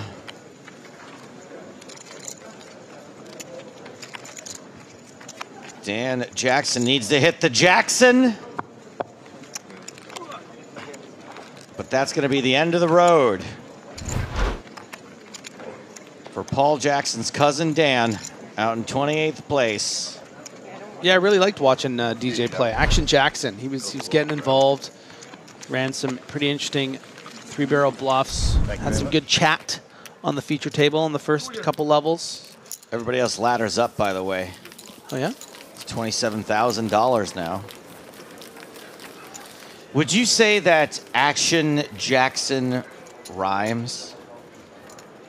I don't know if it does, but I've just heard Action Jackson before. No, sure. I'm just wondering if you would consider that to be a rhyme. Action Jackson.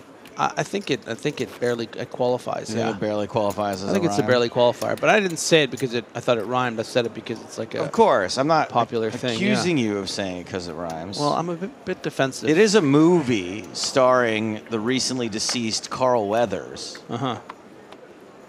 So there's a line in the movie where Craig T. Nelson, who plays the bad guy, says, "Oh, if it isn't the fellow with the rhyming name, Action Jackson." And you're just not sure. Do you? And I'm how do just you like, feel? well, Action Jackson would be a rhyming name, or Axon Jackson. Yeah. But not Action Jackson. It's almost a rhyme. Yeah. And that sounds like almost a movie I would watch.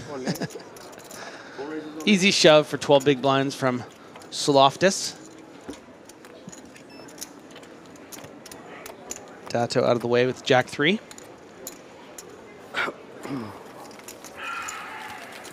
There's a guy on YouTube whose handle is Shaolin Soccer is a decent movie in my opinion.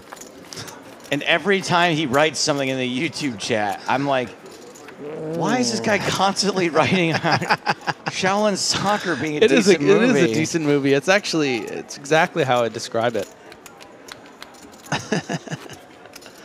And every time I'm like, ooh, movie chat. I'm like, no, that's just the guy's name. Although yesterday they were discussing the movie Shaolin Soccer. Very confusing. Being a decent movie. Yeah. But probably because of his screen name.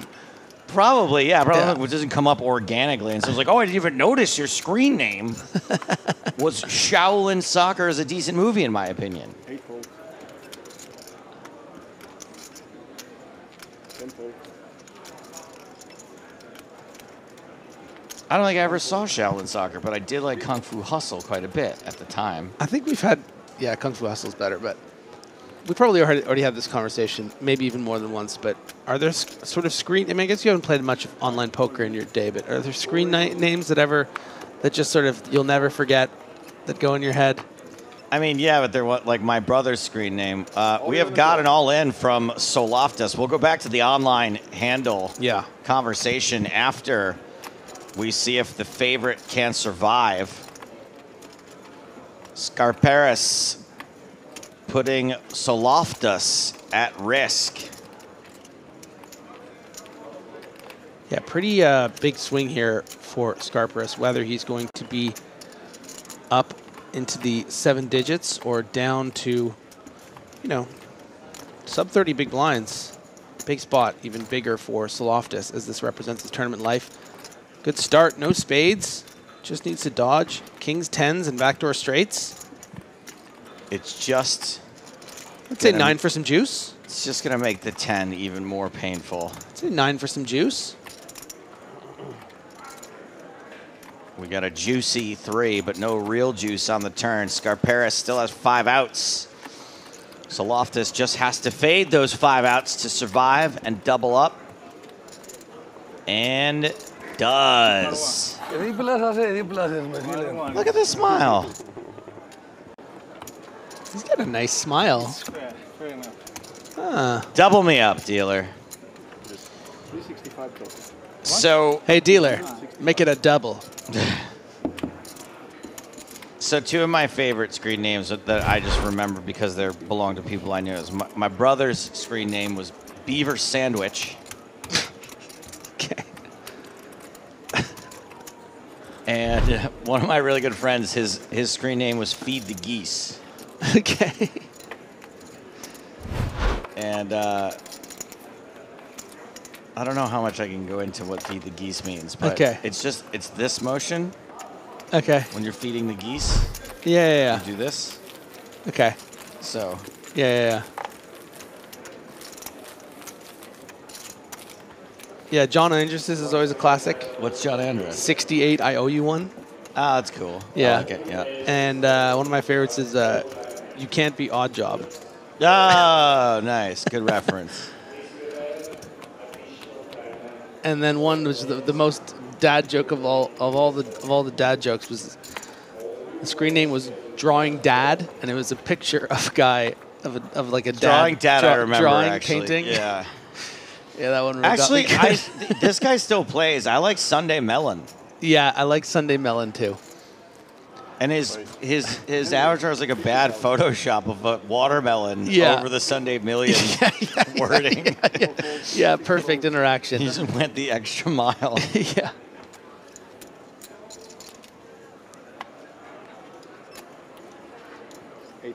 Tbayev looking like he would rather be somewhere else. $2 Steak says one of the best screen names I've ever seen. Bourbon Legend. Bourbon? Bourbon Legend. Yeah. Oh, like urban legend. Oh, I like that too. No, I like that. All right. It's not like an all-timer. Oh, you know what's a good one? What? Is our mutual friend Max Rabinovich. His screen name is Non-Profit, but it's spelled like a profit. Right? He's non-profit. Oh, he's got the other one. Okay. Like yeah. PROPHET. It's kind of it's like a uninteresting person's idea of clever. I can't wait to send him this clip. Oh, he's going to take it so personally. I'm sorry, Max. I know you're hearing this right now later tonight. He was probably like 21 years old when he made it. I mean.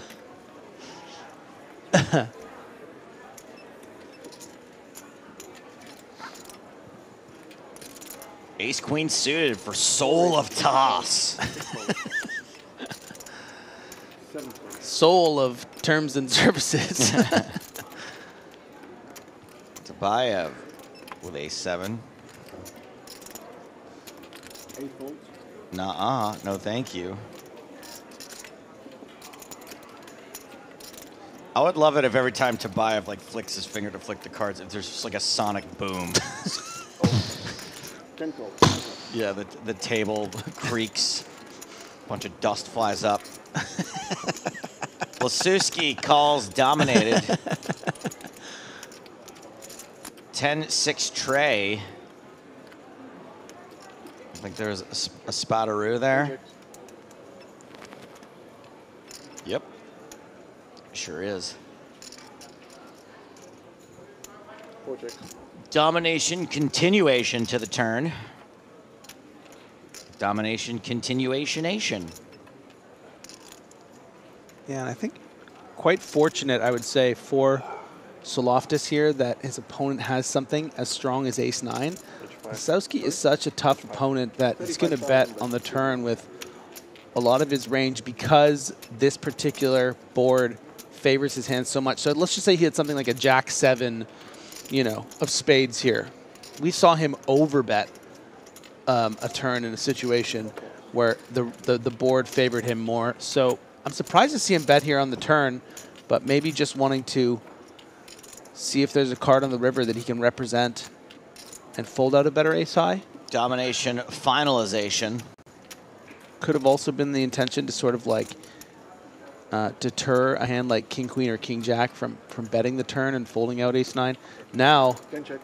oh, nice little check. Soul of Tosh, top pair. The Soul of Toss is something you have to get in Witcher 3, isn't it? Well, if you want to get the Griffin armor. I always pass up the Griffin slot machine in Vegas. My girlfriend's always like, look, baby, Griffin. And I'm like, the dude puts me on enough tilt as it is. I can't just go like losing hundreds of dollars because I had to play his stupid slot machine. Come on, put money in me.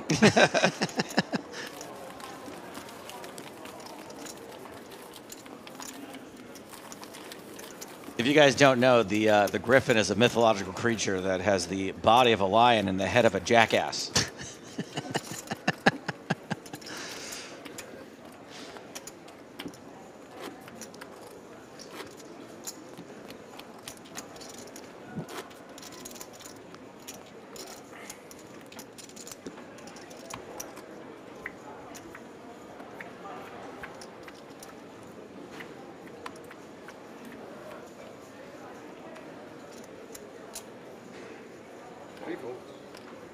Great comeback here from Pinsky. I didn't know Stapes was a Griffin.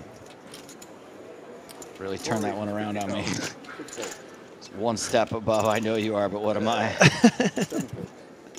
Ace Jack for Soul of Toss. Are these my allies? These are my people? Yep, that's who's on your side. That's your army. My army to fight against all your babies? That's a front liner right there. That's a general. So Loftus playing a nice little rush here. No defense. Even folded out defense. the king four from Miri, who earlier called with the king four and cracked aces. I don't know what changed now. Bad Mod wants to know how many attempts it took me to kill the Griffin in The Witcher. I won 1 million. Is there one? With the same hand. Oh, you've never played The Witcher? No. The one you have? Yeah, it's the first. It's the first beast you kill. So I figured that's why you would have wanted to play it, because you can just kill me and bounce. Griffin, I adore you. I just know that if I played the Griffin slot machine and lost money on it, I would irrationally be angry with you. It seems really unfair. Can you do me a favor? Yeah. Would you perform at my funeral? Yeah, of God course. forbid I die. Yeah, totally. Nice. I mean, I'll be tap dancing on your grave, so why not? May as well get paid for why it. Not? And why not throw in a little comedy while I'm at it?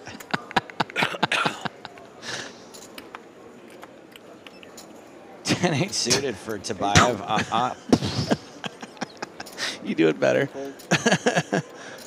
I'm more of a Hadouken kind of guy.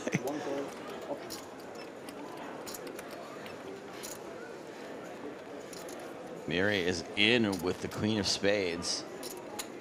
Probably has a better hand than Liho. He's going to check his option. Oh. These are the number 1 and number 3 stacks at the table. My money's on Liho now. Hey, what is that? What is actually on his? Isn't that a Griffin on his? I'll have to take on another his look. sleeve. But I might have to play the Griffin slot machine now. It's come up too many times. Yeah, it could have also just been a lion. Bottom pair for Liho.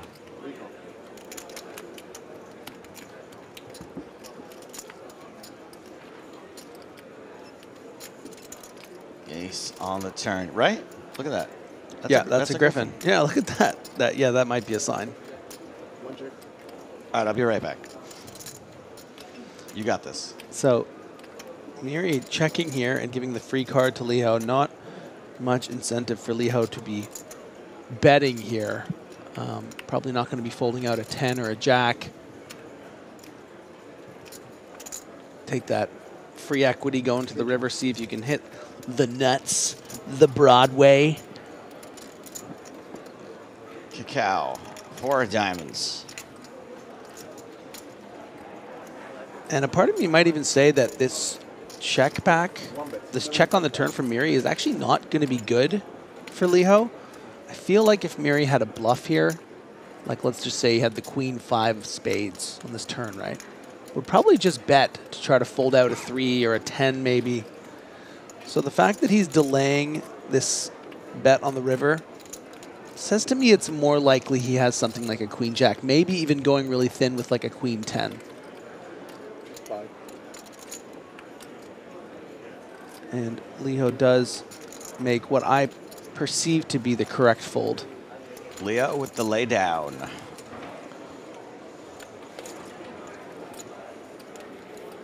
No, there's definitely wings on that lion.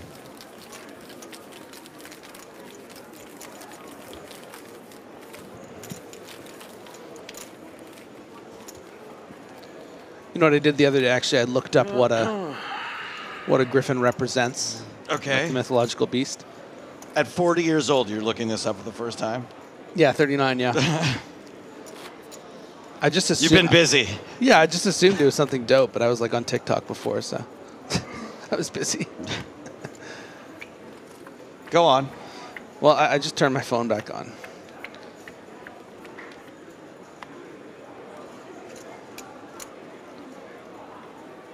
Why don't you do your job and call the action while this phone No goes up? folding. What do you want from me? This guy folds. That guy folds. Ace 10 for Scarpers Scarpers. raises. Like,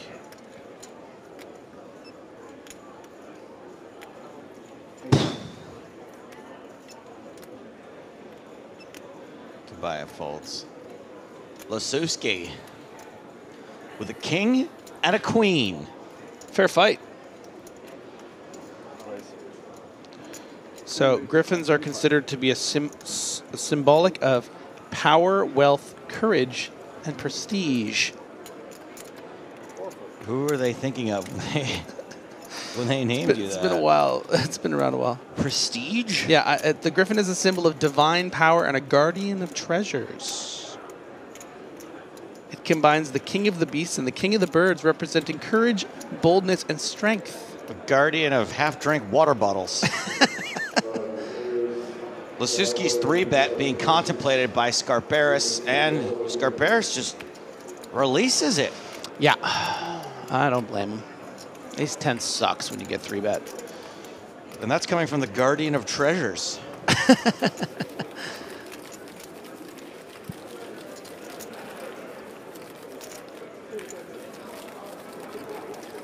Oh, they put a little Wolfie, little Bella Ramsey in there. Joe's studying the background of my phone, which is the new poster for one of the new posters for Last of Us Season 2. Big fan of those cordyceps. You never played Last of Us 2, did you? I did not. You meant to get around to it, and you never did. I'm so surprised. I was meant to wait for the remastered. And then it came out, and then you just continued living your life. Correct. Would have been an interesting candidate actually for when your girlfriend was in Aruba and you were supposed to stay home. Right. But now you're gonna be in Brazil, on the beach, playing poker. Yeah. Yeah, it's probably not going to play Last of Us 2 that week. 10 graces, 50,000. Lasuski has got the 7s. 7!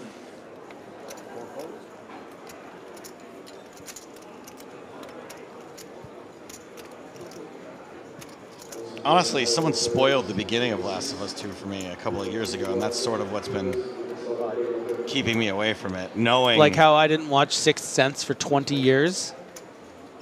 because it had been spoiled. Yeah.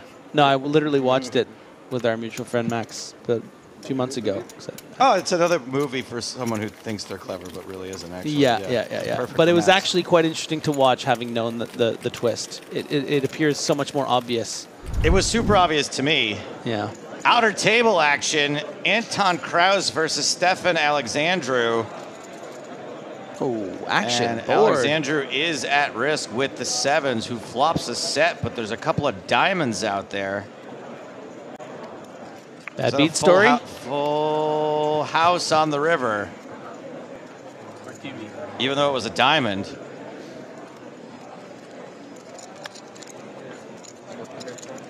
So Stefan Alexandru Todorita gets the double up.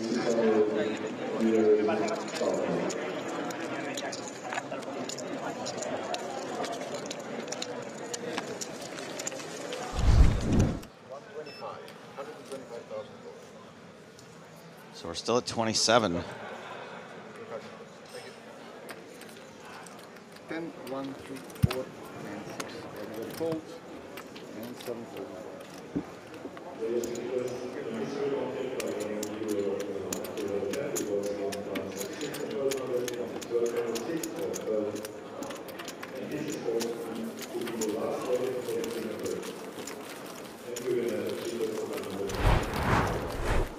Lasuski, the chip leader, not far behind is Liho. Miri not far behind him. Dato also over 1 million. Our two short stacks are Skarparis and Tabayev with 21 and 19 big blinds.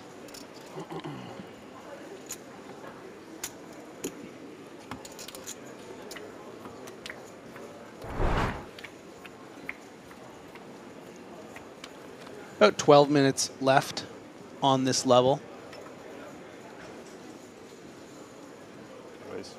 10 raises, 50,000.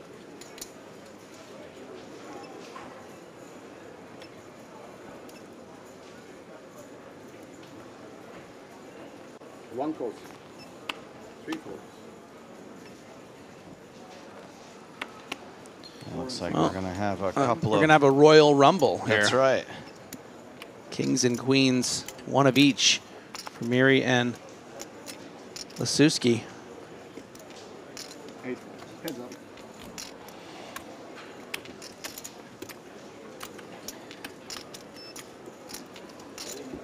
Under the gun and under the gun +1. And they both flop. No way. The nuts. The Broadway. I guess blockers aren't real. Wait. No, this one, they're not. But it feels like it doesn't apply here. I tricked you. 1 bet, 55,000.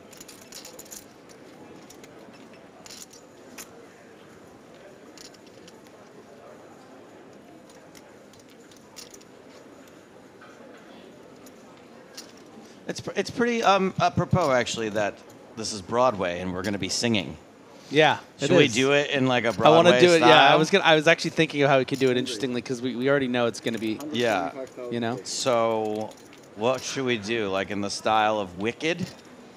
I've never seen Wicked. In the style of Rent? Hmm. In the style of Hamilton?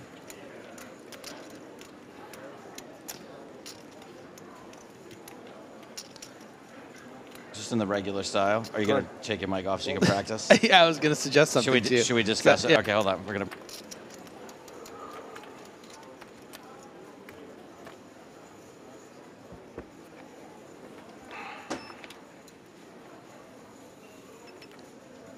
All right, we're going to try to Broadway it up. This is very exciting. How's chat feel right now? I mean, is there a chance that like the board pairs or something and one guy shoves and then there's a fold?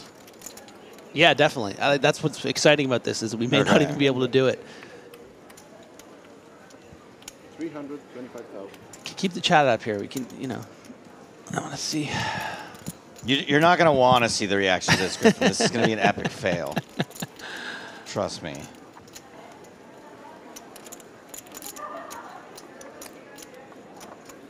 We've got people rooting for the ace of clubs, so they don't have to. Oh, it's gonna be everyone, not everybody. By the way, in our practice, I did everybody. All right, well, we gotta hear it again then.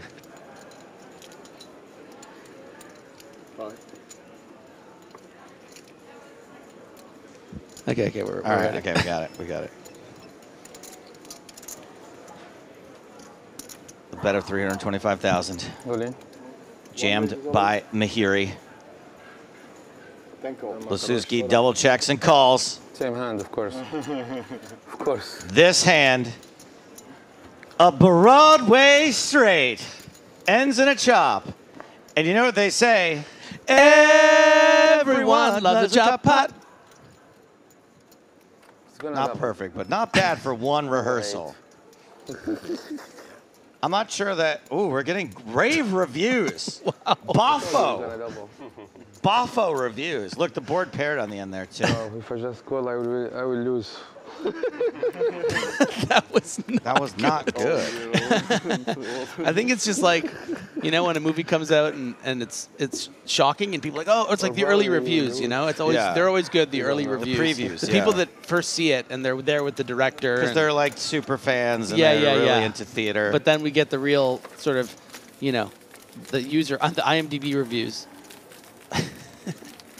Opération Blanche.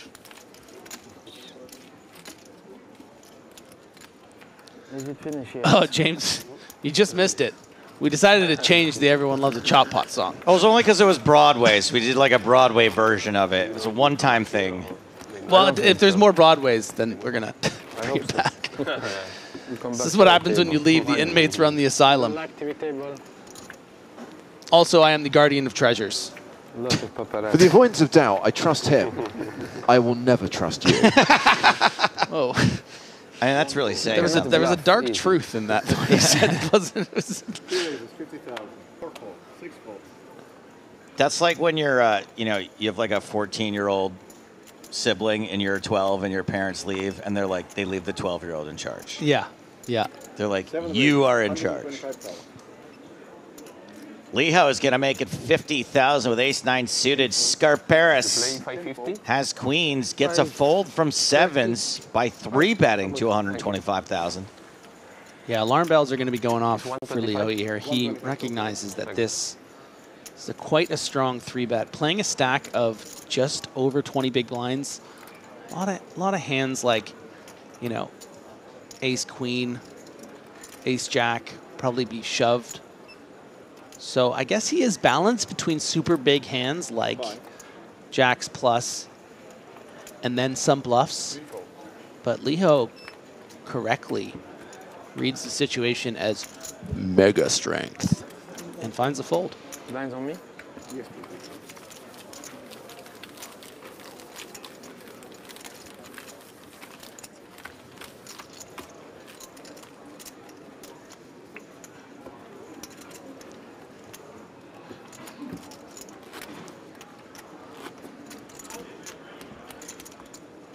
Dato praying or trying to stay awake. Hang in there, buddy. 5 more minutes. You get a little 20-minute break.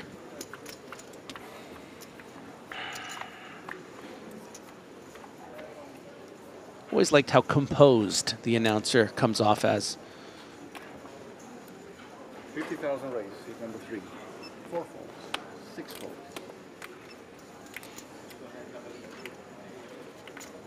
7 folds.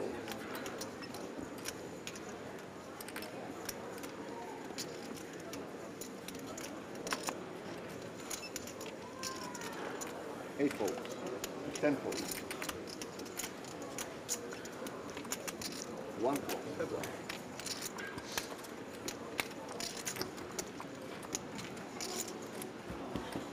9 deuce suited, defending from the big blind. Queen, queen, jack. Pretty good for king jack. Pretty good. 1 check.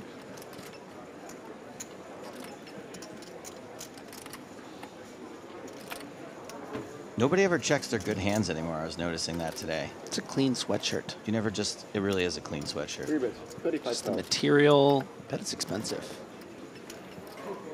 Looks good. I want it. Don't you want it, kind of? 1 fold.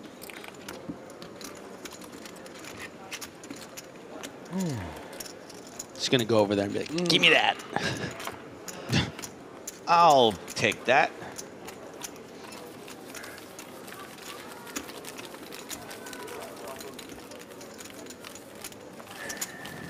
Only a couple hands remain.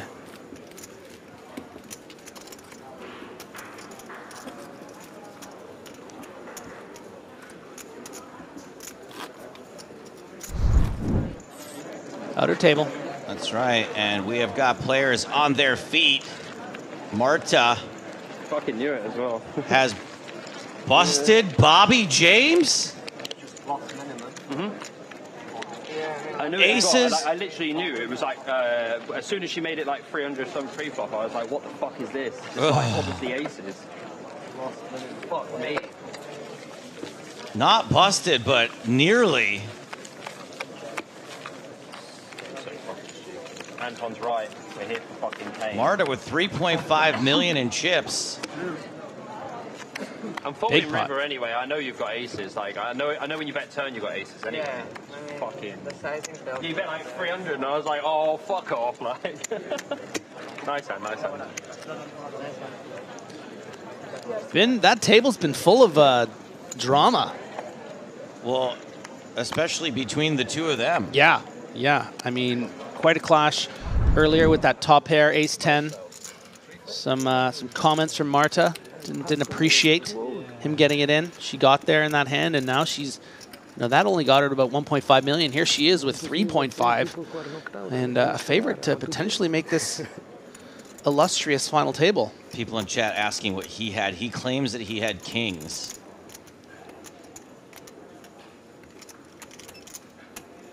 And it does not appear as if it was an all-in pre-flop. There was just action on all the streets. This fold was very frustrating. Yeah, he was wearing it there. That was a very frustrating fold, and he was right to be frustrated as he was getting 3-bet by the king deuce suited and folded the top of his range. I think ace-10 he would have continued in that hand, and that's why it's so frustrating. TV table. Bomb pot.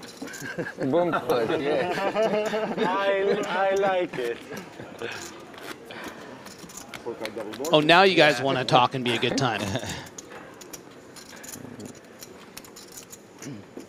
Kevin on YouTube asks, why is that table using cards that blend into the felt? We do it because it annoys really stupid people.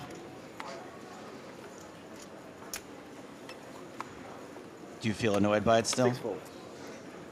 Or do you feel stupid? 7 raises, 55,000. Well, let's just see if I can get this last hand in and just try to steal it here last hand before the break. Oh, is really? it? I'm just really raising everything here. Just figured you're going to give it up. Yeah, I just thought maybe I could just throw in a little raise here and... Uh-oh. This is very bad news for... Oh, yeah, I forgot. Thank you for your question. Yikes! Because of that perceived last hand thing, too. I mean, you're getting in 22 big blinds regardless, I guess, but 24 big blinds. Oh. Does Soloftis look interested? Oh, my goodness. Great news for Lazowski, though. Going to easily be able to get away. What the heck? It's your first time for the perception.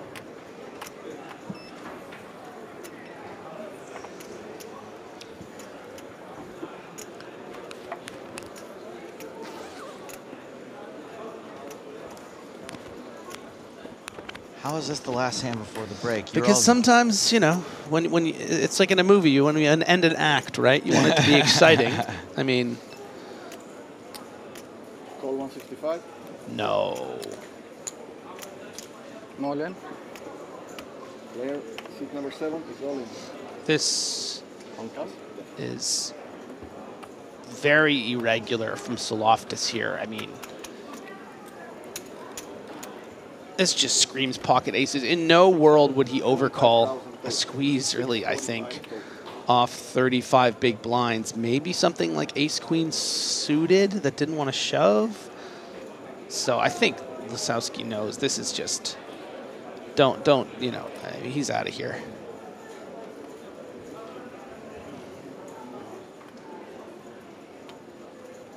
Really thinking about it, though. I mean, it's throwing him for a loop. I mean, it's throwing me for a loop, and I can see the cards. It is rather incredulous.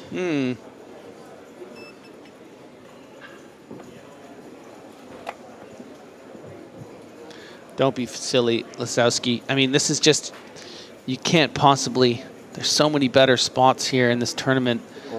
Yeah. Good read. Ace and call. Yeah.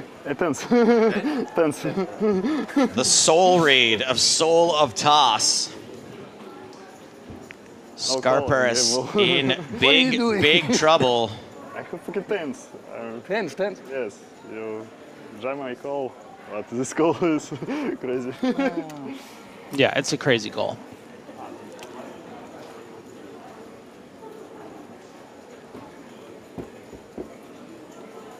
Scarparis at risk. Oh, where's the 10? King eye flop.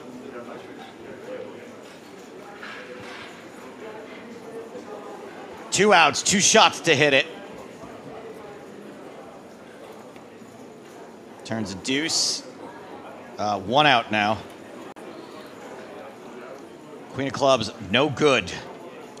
Lady Love, only way it's going to happen here for Scarparis. Otherwise, he's going to be sent to the rail in 27th. No lady means no more Scarparis. So on the last hand of the level, we drop down to 26 players. Georgios Scarparis out in 27th place, $27,780. Are we going to stay in the same table or are we going to change? I don't have the information. Sorry. There's some Georgios on Georgios crime there. It sure was. There can only be one. This Georgios on top, and on top of the featured table chip stacks, there's basically 4 players tied at the moment. Wow, that's really cool, actually, looking at it on the board there. Look at that. Check it out for yourselves. Soul of Toss, Liho, Miri, and Lasuski all in the same neighborhood. Between 1.6 and 1.7 million chips. Andrea Dato with 34 big blinds. Boris Tabayev with just 15. Things are starting to get a little bit hairy.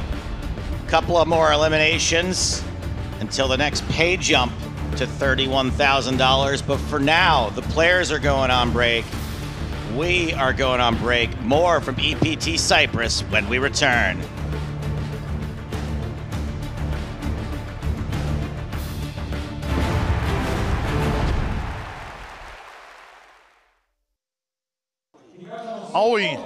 All in call. E assim, o Santana provavelmente tem uma mão como um Ás e Dama, um Ás e Valete e...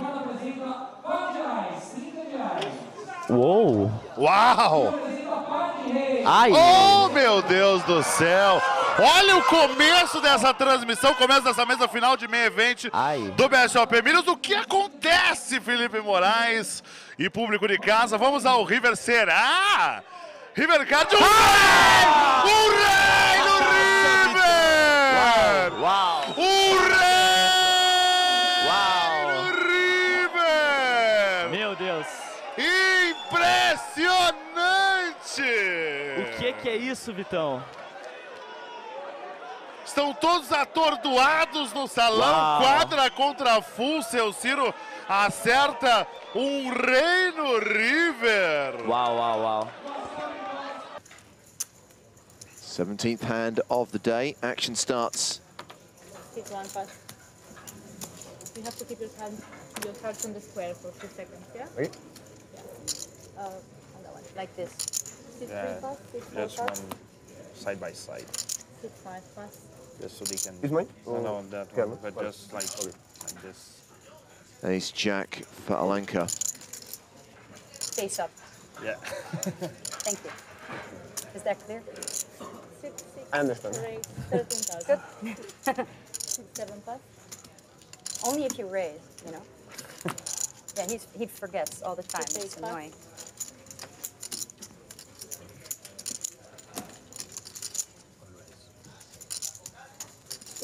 Aces for Hanafi. Johnny Overkill.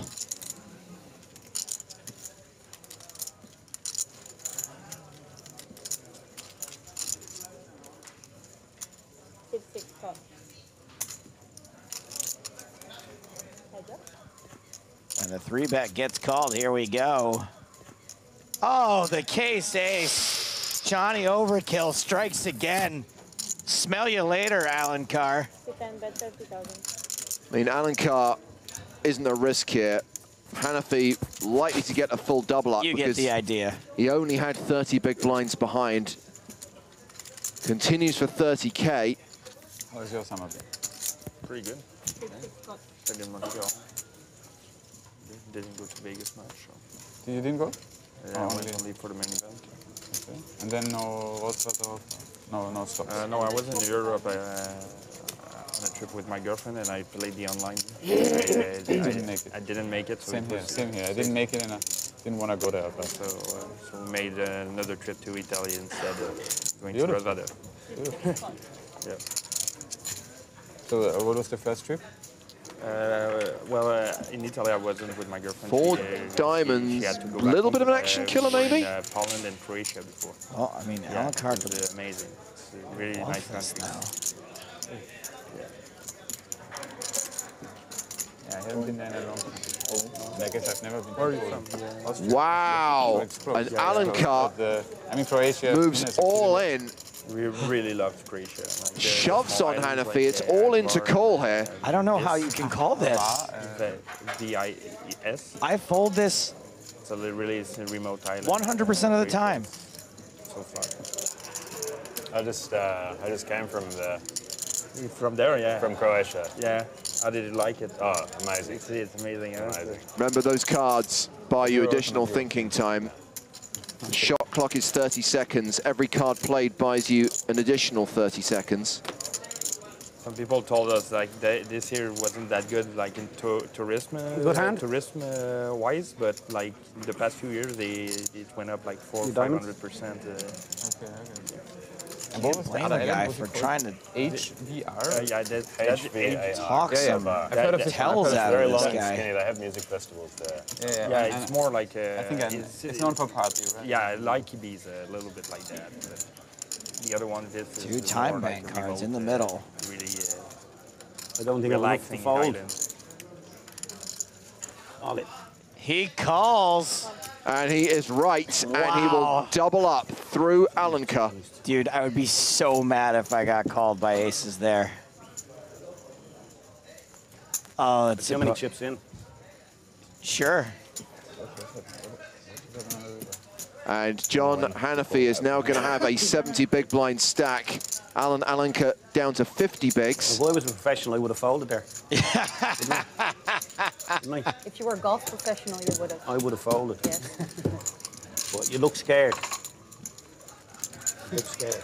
Justify it however you want, pal. The tell on. just one battle, it's not the war. Don't tell him, just keep calling him. And you're golden.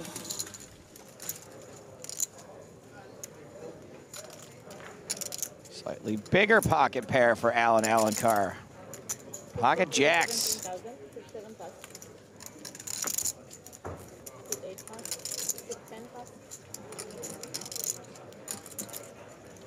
Queen jack for Kamel. He's in. And I imagine ace deuce of hearts will also be joining the party. 17? Yeah. Much like me, late and uninvited. 3 ways to the flop. Queen, 9, 7. Top pair for Kamel. 1 heart for Jedlichka. 1 overcard for Alan Carr.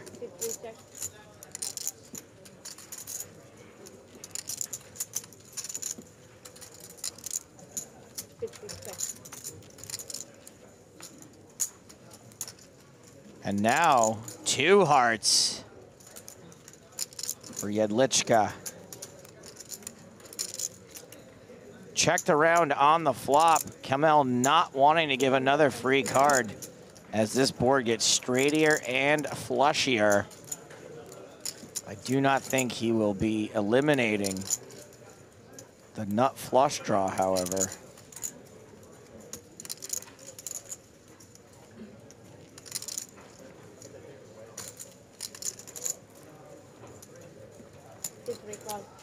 Nah. Stefan calls. pocket jacks now after a bet and a call. I feel like you can probably confidently fold pocket jacks. What do you think, Vinton? It can be reasonable, multi-way, particularly when you have the heart. Makes it less likely that your opponents are going to be on draws, have hands like Jack 10, King Jack.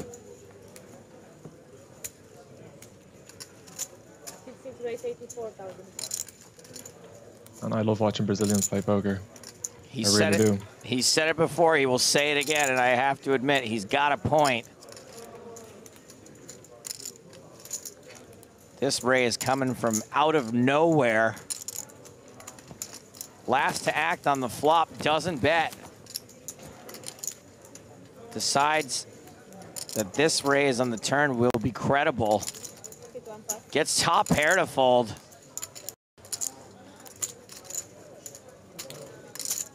How much? 80? 84. Yeah, Lishka just trying to work out if he's getting the right price to call here. He's getting like, what, just under 4 to 1? Of course, we can see that he's less than a 3 to 1 dog, so would expect him to call, particularly with more chips to play.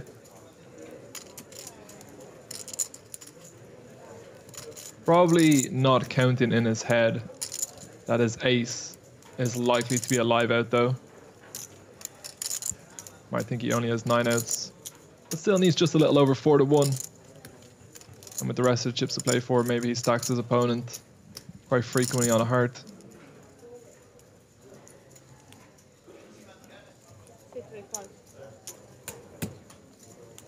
It's a call. 250K in the middle. River card is not a heart, but it is far from a brick. Top pair for Jedlička.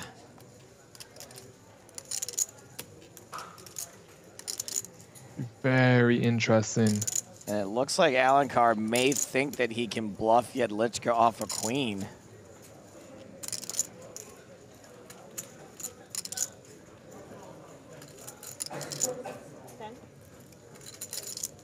Problem with bluffing with the jacks is that you just block the hands that you want your opponent to have as the auto folds. The King Jack of Hearts, the Jack 10 of Hearts, maybe even just Jack 10. You don't block any of the pairs, any of the sets, any of the 2 pairs, but he is going to pull the trigger. This is a very tough spot for Jedlička with the Ace Deuce of Hearts. Man, when somebody puts out a big stack like that and then immediately looks to me the way Alencar just did, that does not seem super strong to me.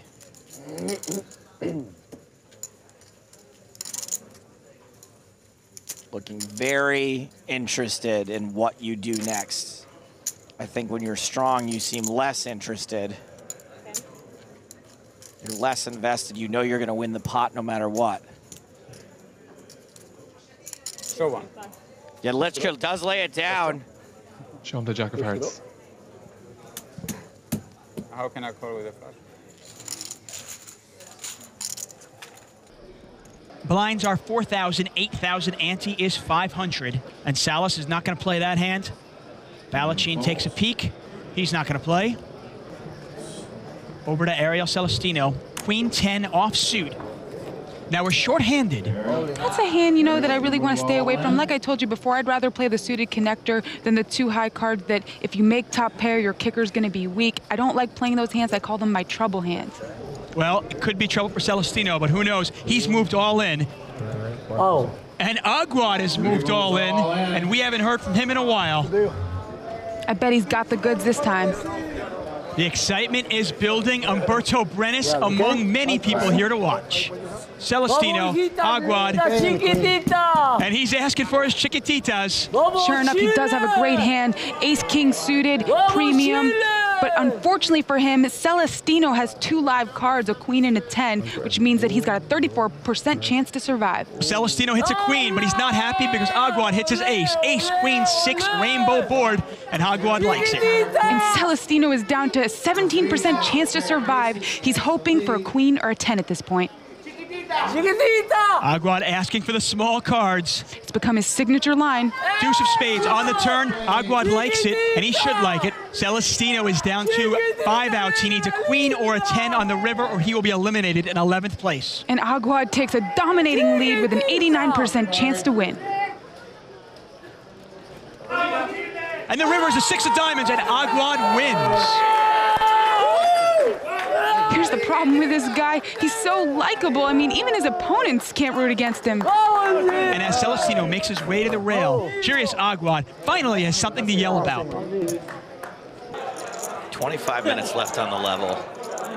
Or one hand, who knows? Jimmy folds 8 deuce. Yarosh, pocket 4s in the cutoff.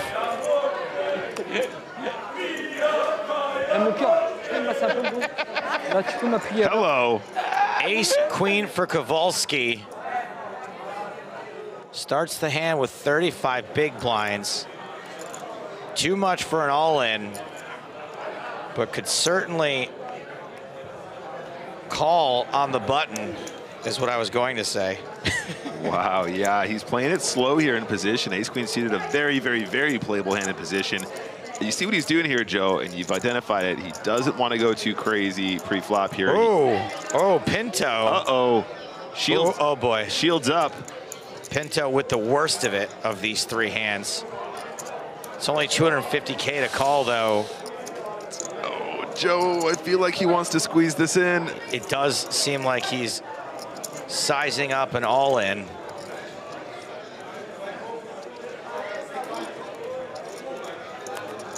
One, two, three, carry the 1. A squared plus B squared equals C squared. A equals MC squared.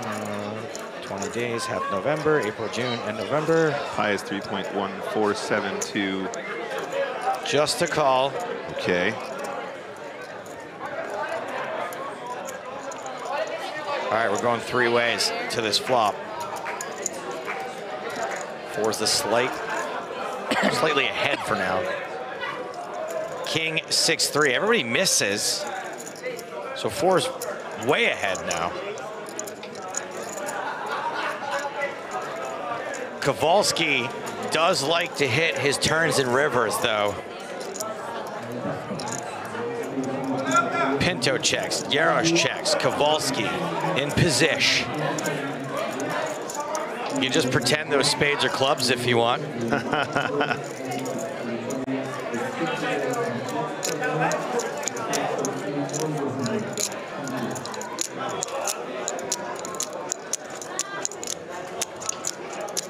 Kowalski checks as well. Turn is another king. So 4 is way, way good. Could potentially be counterfeited by a 6. Oh, dear. But Pinto is going to try to bluff at this. I mean, could this work? 350 into 1.8 is maybe the sort of bet someone would make with a king. I mean, I think it's just not enough to get Jarosz to fold. I mean, he's got a good price just to spike a 4 on the river and make the boat. Right. It's ridiculously good pot odds here. If you wanted to try and represent a king. He's like, I can't. Oh, I can't believe I'm folding this. Yeah, you can tell it pained him. I mean, Kowalski kind of has a similarly strength hand to the 4s here. Like if your opponent doesn't have a pair, you're pretty much going to be good, like, every time. If this is what it is, which is a very lame bluff attempt, ace high is getting a great price. Yeah, I mean, you know, it's actually interesting because ace queen probably has 2 live cards a lot of the time. He might be doing this with, pocket 4s himself, pocket 2s, pocket 7s, something Even like that. Even if it's not a bluff, right. Yeah, I think if it's like a weak value bet. Yeah, the river is an 8. So Kowalski does not improve, does have the best hand. Pinto moves all in. Oh my days, what a player. What an absolute boss. Shoves with queen jack high. Oh my God, Joe, the hero call. Who's bluffing in this spot? Oh, Kowalski's asking for a count. It's more or less a pot-sized river, shove, bluff. Joe, the hero call would be unbelievable here. It sure would. Is this how we're going to end the night, with a hero call from Kowalski?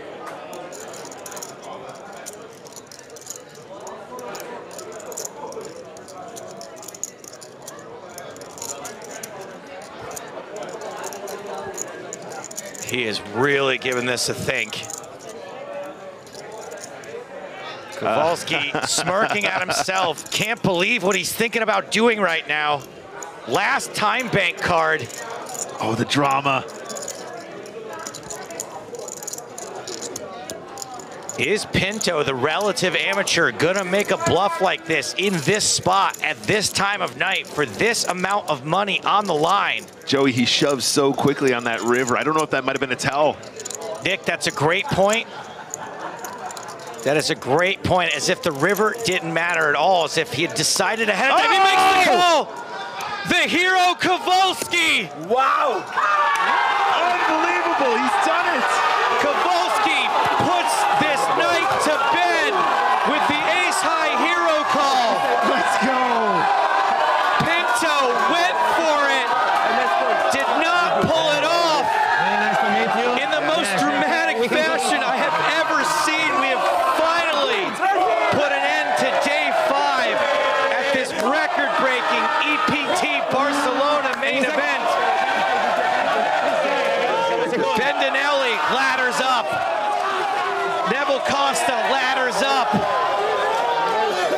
Kowalski, the hero of the day. Patrick Yarosh ladders up. Kahan Mokri ladders up. The hero Kowalski. Was not good.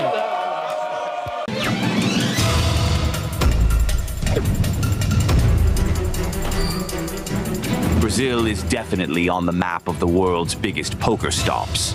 From November 15th to 29th, the biggest poker series ever held in Brazil's history.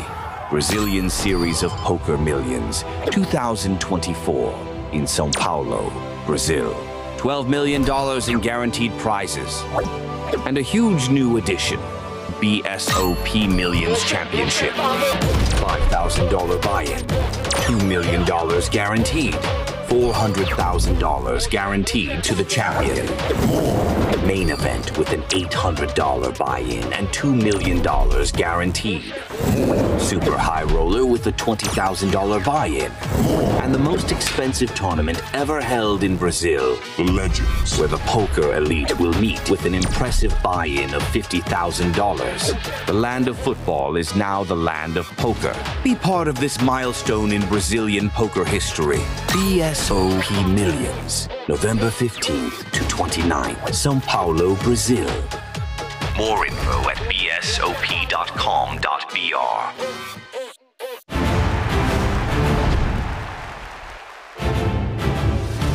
Welcome back to Cyprus and the PokerStars European Poker Tour, day 4 of the main event continuing. Officially 2 more levels to play, but remember, we want to get down to 16 today. We want to get down to the final 2 tables. So there is the possibility that we have to play into a 6th level. The tournament staff have made it clear we do want to get to 16 today. We do want to reach the final 2 tables. As we come back from break, these are the big stacks. These are the chip leaders. Anton's getting wiggy with it. Out in front with 3.8 million. Mikhail Shalamov currently 2nd on the leaderboard. And Martin Mikhail, after coolering Bobby James with aces against kings, is now a contender, 3rd in chips overall. As we return to the feature table, where we have last year's runner-up, Andrea Dato, a player we've been following what seems like from the beginning of the tournament. Shakab Miri, the player who eliminated Spraggy just after the bubble burst. And coming back with the blinds at 15,000, 30,000 with a 30k big blind ante. Average stack right now, 1.48 million, so we are around a 50 big blind average. We are where we're meant to be. It's James Hartigan alongside Nick Walsh. Hello, hello. Thank you for having me. And 26 remaining right now, Nick. So 2 more eliminations. We're down to 24. That's the final 3 tables. Yep. A table will be broken at random. There's no breaking order anymore. So it could be the feature table, could be one of the outer tables. We'll find out when we get to 24. Absolutely. Back in the action, back in the arena. Ace-Queen offsuit for Lasuski +1. So remember, the translation from the Cyrillic alphabet, it is a V rather than a U, so it would be Lazovsky. Lazovsky. Thank you very much. Appreciate that, James. Dinner break. Yes, after the turn is dinner break. That's the funny one, James. Whenever I see something really written in Cyrillic, first of all, I have absolutely no guess at the pronunciation. I have absolutely no guess at what it could be. And then it's also the hardest one to actually get into a translator, because if it's not written and I can copy it, then I don't have no idea how to actually access the characters. Yeah, it's a weird glitch where the translation from Russian Cyrillic is slightly different than the translation from Belarusian Cyrillic, but effectively the names and pronunciations are the same. Huh, interesting. 10 passes. 1 passes. 3 raises 60,000. Okay, we've got Lander Leo opening here. 60,000. He has an above average stack. Starts the hand with 1.67 million and opens with ace-9. Georgios Saloftas with deuces. Flats the button.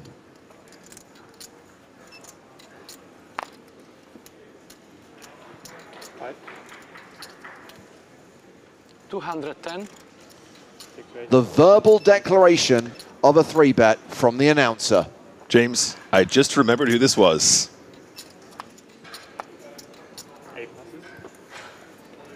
Andrea Dato re-raises to 210,000. We get the fold from the original raiser. Action now on Saloftas on the button.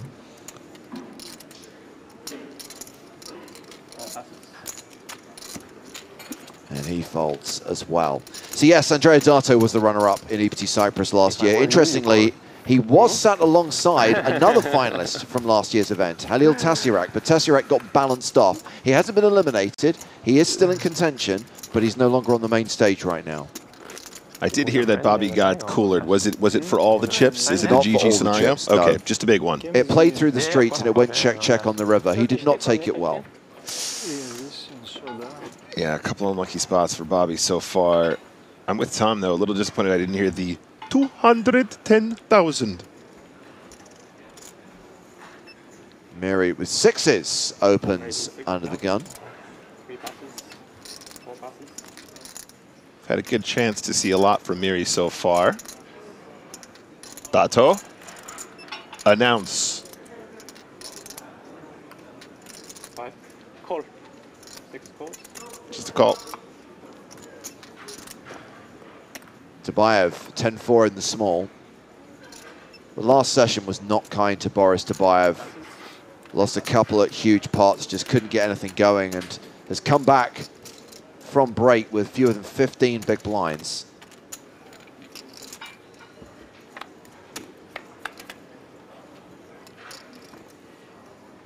A queen 7-4 flop, top for Dato. Yeah, and a very dry texture as well, James. Going to have the best hand here, like super loads. Also lots of equity super loads, not too many draws out there. And if you really think about the only draw that's available, it's a hand like 5-6, which probably won't be part of Miri's range here, starting with a 50-ish big blind stack from early position. In fact, as early as it gets.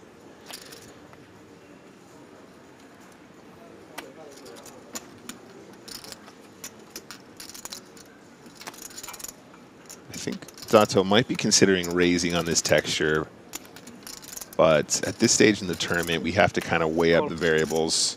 I think probably we end up leaning towards a call a lot more often here. If we're raising, what we're saying is we're trying to get value from king, queen, potentially, maybe tens or jacks, but I think with the ace, queen, we do fine just as a flat, and we proceed from there. I think on an extra dry texture like this, James, we probably do that most frequently.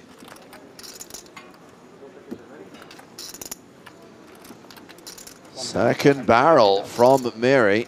It was 65,000 on the flop. It's 150,000 on the turn.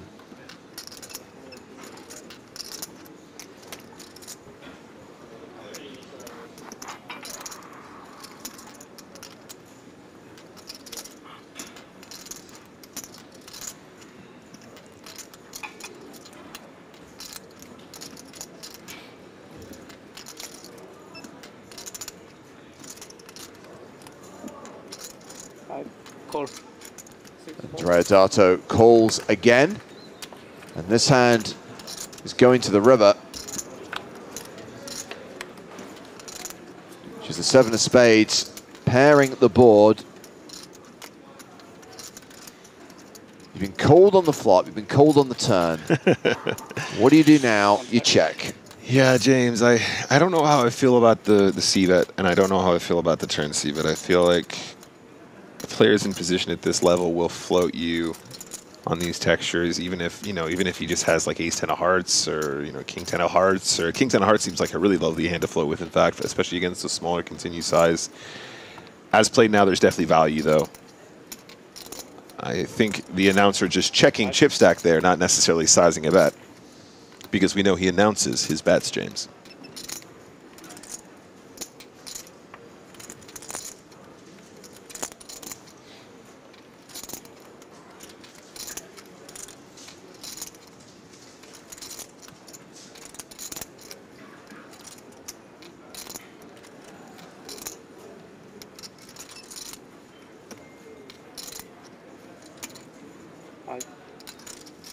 $240. You heard him announce 240,000.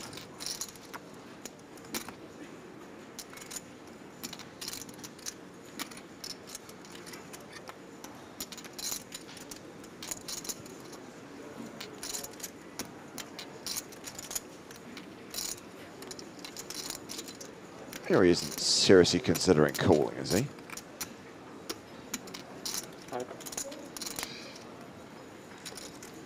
Seriously considering something.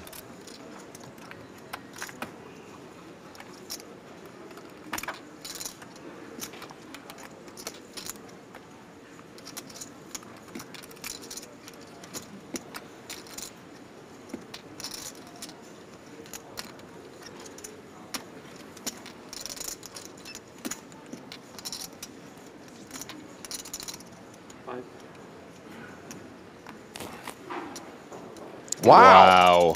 Heroes with a pair of sixes and loses what ended up being a pretty big pot, more than $1 million in the middle.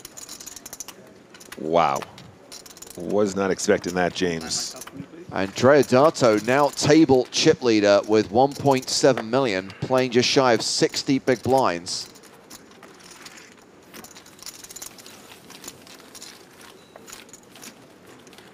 Meanwhile, Shakib Miri's dropped down to $1 million, playing 35 bigs. And we have an all-in and a call. Roland Peaks at risk with ace-8 against Martin McKell's ace-9.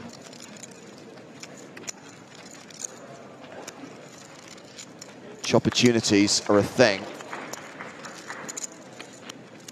That is a 10 on the turn, a deuce on the river, and that means the 9 kicker plays.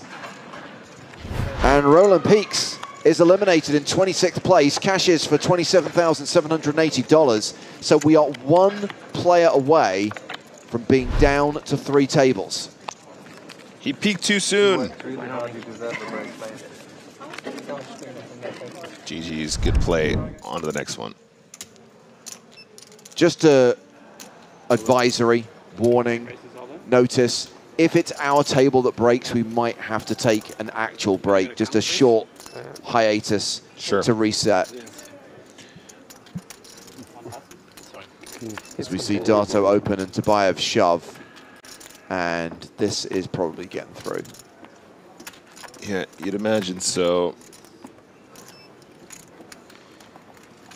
What are your thoughts on that, James, on the randomized table break? I think I prefer it. I mean, for our broadcast, perhaps not the most convenient. From our point of view, it's a disaster. I get what was happening, though. Once it was down to a few tables, and let's take the situation, right? You're at 25, and you're at table 4. You know that when a player goes out, there's going to be a redraw. So we talk about why, for example, players, we don't play to the end of a level. We have the number of hands to play, so people don't stall to avoid taking the big blind again. it was causing stalling at the table, which knew it was going to break very soon. Yeah, and honestly, James, I'm really happy with the EPT's approach to lots of these rules, and I feel like it's nice that we're still even honing the craft even now, you know, regarding shot clocks and frequency of shot clock and number of shot clock cards, seconds pre-flop, seconds per decision. I think it's really nice that we're still trying to perfect a tried and tested system that's made so many brilliant EPTs in the past already. So Tabayev hovering around the 20 big blind mark now, still the shortest stack at this table. Kings. Kings. Also, it's no real difference to us, right, in this instance. When we get to 24, traditionally there would be a redraw, so we'd have to take a break anyway. So if we have to take a break because it's our table that is dissolved, so be it. Problem of belief in this table.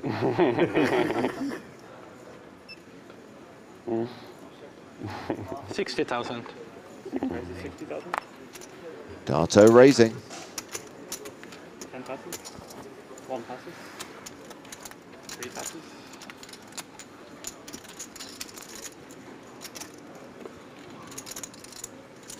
So Loftus with Queen Jack in the big blind.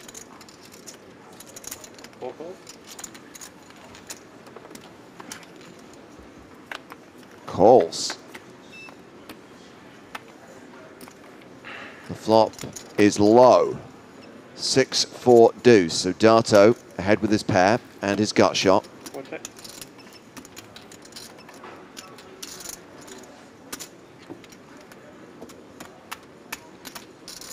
On this flop, James, we still might consider betting. We do have a gut shot, which always helps. It's always cool to have equity that we think is almost always going to be the best hand when we're betting. Considering the options here. 40,000. 6 bets, 40,000. And it's going to bet 40K. So it was 40 into a pot of 165, about a quarter pot sizing, which I think is lovely. For this size, though, James, Queen Jack suited with the backdoor diamonds and the 2 overcards might be good enough to peel.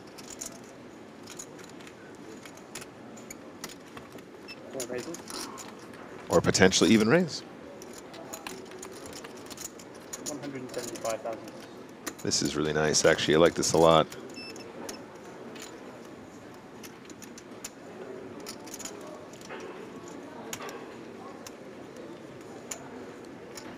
So it went from 40 up to 135. I think there's a chance that Dato might actually still continue with the gut shot here.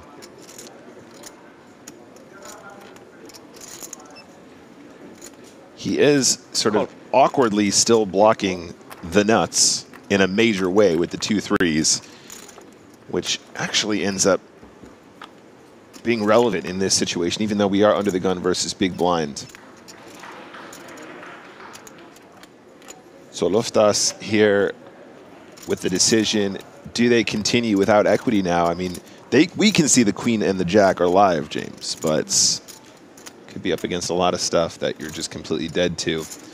I think the idea here is to check raise and then continue when you have equity, but I'm sure there's a frequency where we still keep telling the story on this texture where it should favor the big blind's range more than the under the guns open. Continues for 250K into a pot of 515. This is very bold. And I think 2 barrels might be good enough, James. Let's see how Dato feels.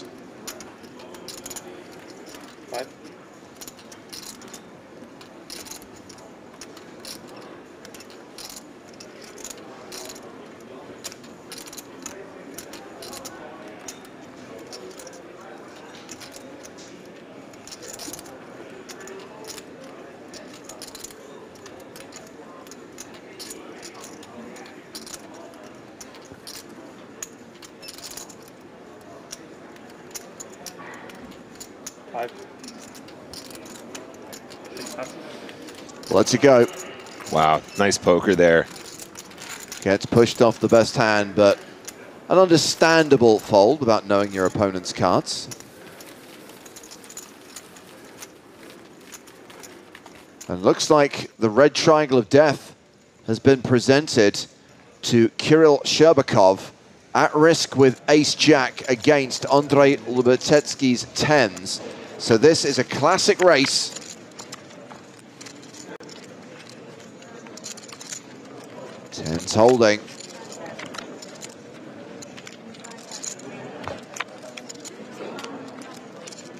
And 10s are good.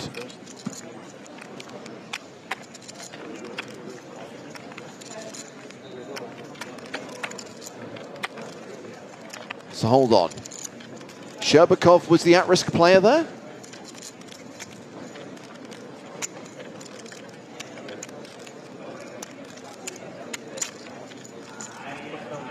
Just verifying the stacks. Looks like it was very close. Wait a second, wait a second. Oh, he's still got chips. Does he still have a chair as well? He does indeed. So actually, it was Lubavetsky who was at risk there with the 10. So he gets a full double up, but it was a virtual all-in for Sherbakov. He's left with just 20K. Chip and chair remaining, needs a spin as we rejoin the action back at our feature table mid-hand.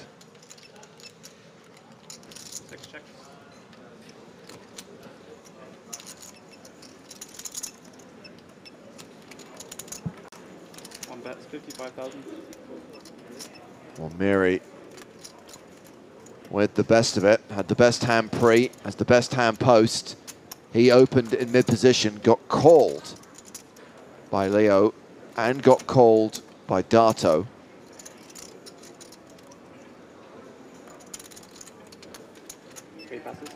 And goes for this sort of 1/4 pot sizing, James, on the flop. Can I see your stack, please? Yeah, sure. Thank you.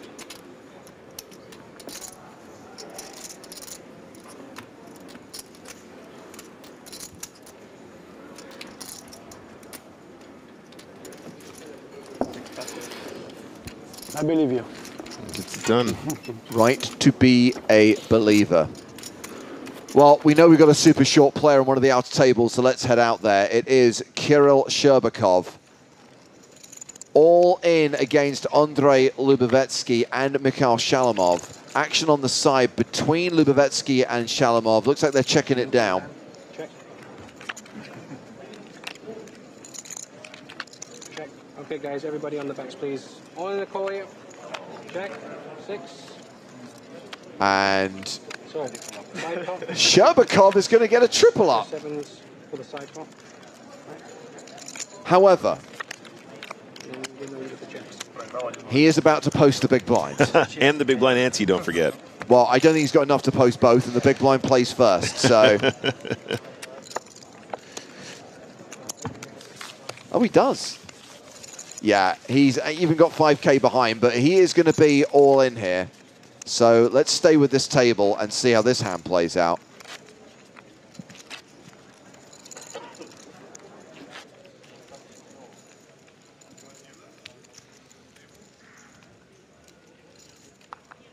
Kirill Sherbakov losing most of his chips in that flip.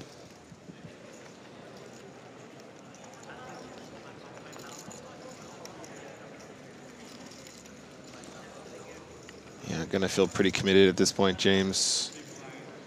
So we probably do see some spinach.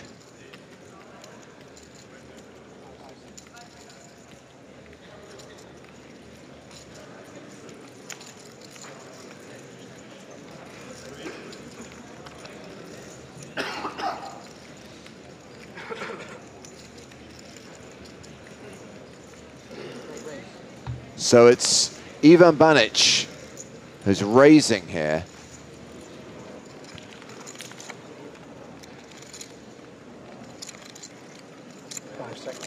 Looks like 60,000, which is a min raise. Raise. Oh, we got a re-raise. Eleftherios Sinos has 3-bet. We have Sherbakov all in from the big blind. Action now back on Banic, who is the original raiser.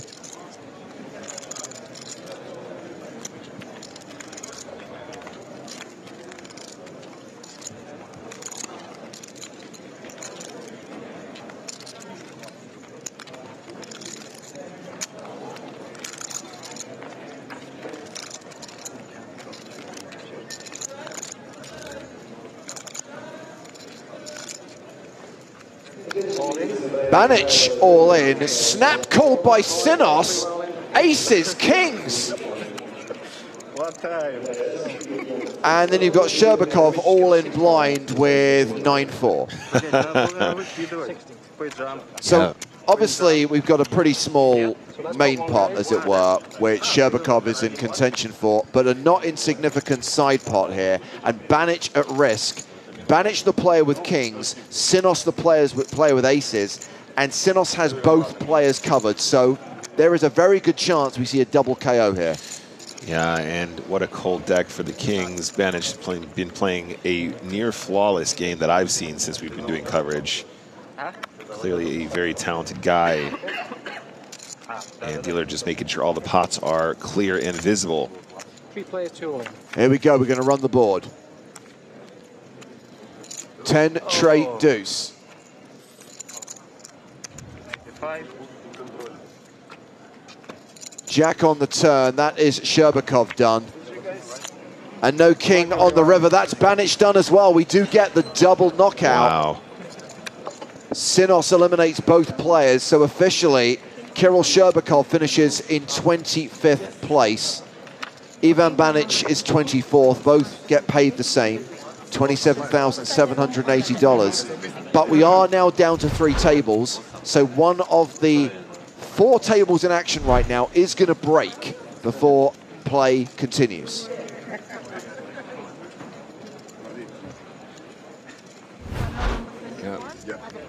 Serious cold deck there for Ivan Banic.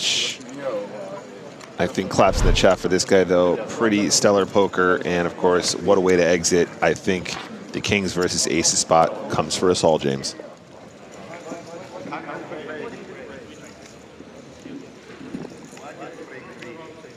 Table 3, they have confirmed, is the table that is due to break. So that means the feature table is safe. It also means we are going to get at least 1 player on the main stage. Will either be 7-handed or 8-handed.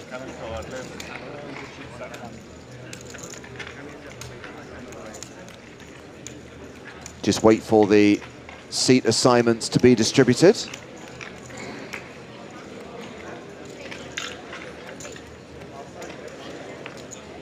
So table 3 is our former feature table, Nick. Yep. It's the table with Marta, Bobby, Anton.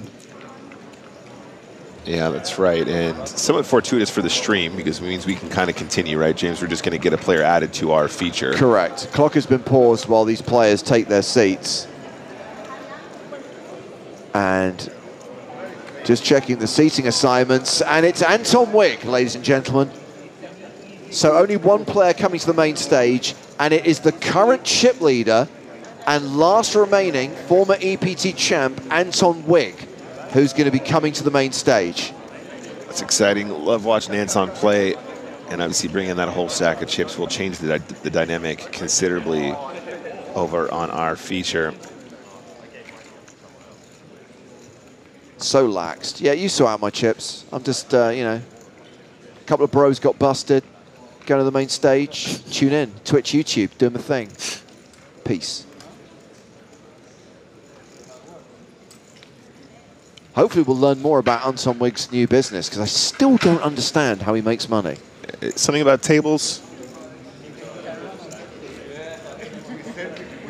Is that the joke, something about tables?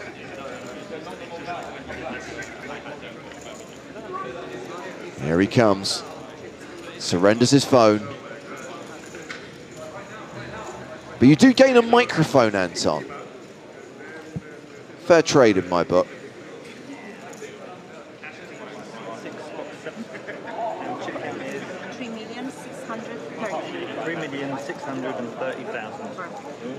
That is a big stack. 3.6 million. Just to clarify, Wig is the current tournament chip leader. No player has more than him.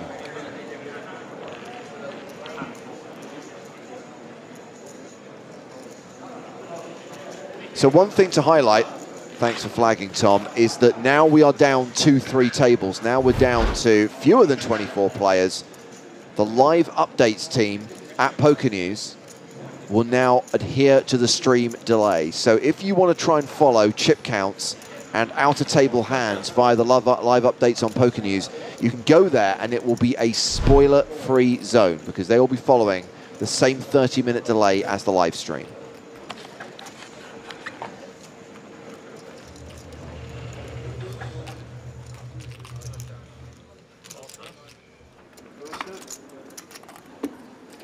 $121 big blinds for Anton Wigg. And still 68 minutes to play at this blind level.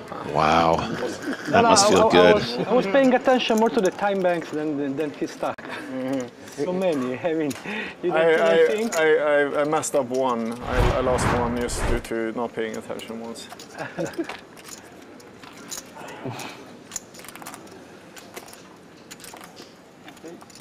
So Waken Me asks, why aren't people allowed to have their phones? Any table which uses RFID technology as an extra precaution. We're pretty sure about our security procedures here. However, as an extra precaution, just removing any device from players which could receive signals. So smartwatches, tablets, phones, people aren't allowed to wear headphones. I would say it's not an intention of the rule, but it is a net positive, is the players do engage each other more as well. No one's like on their phone, lost in social media, lost in watching something on YouTube. Yeah, nobody's misclicking, or we minimize misclicks, I should say. Listening to some sick beats, because apparently it's acceptable in the modern age to just have the speaker on your phone blaring out and not use headphones anymore. Oh, drives me insane, James. 65. Maybe a podcast, maybe some Huberman, you know, telling you about how your 6 mile run isn't good enough anymore. The water's not cold enough.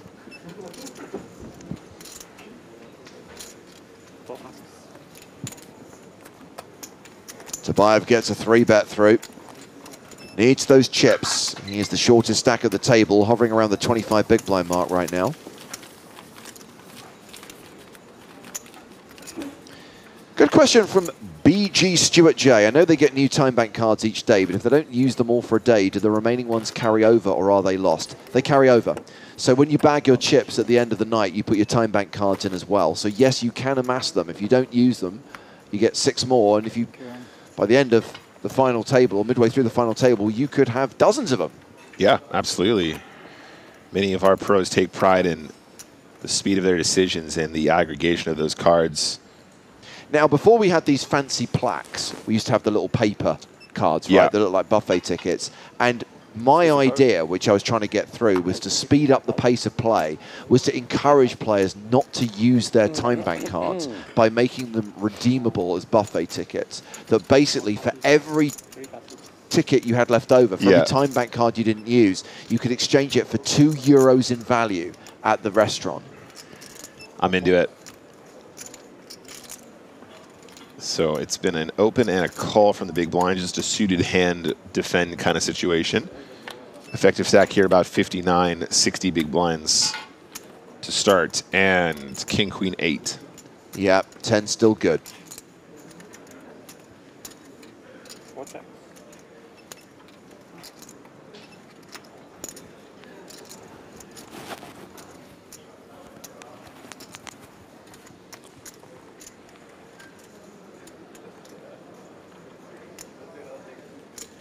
That's 40,000.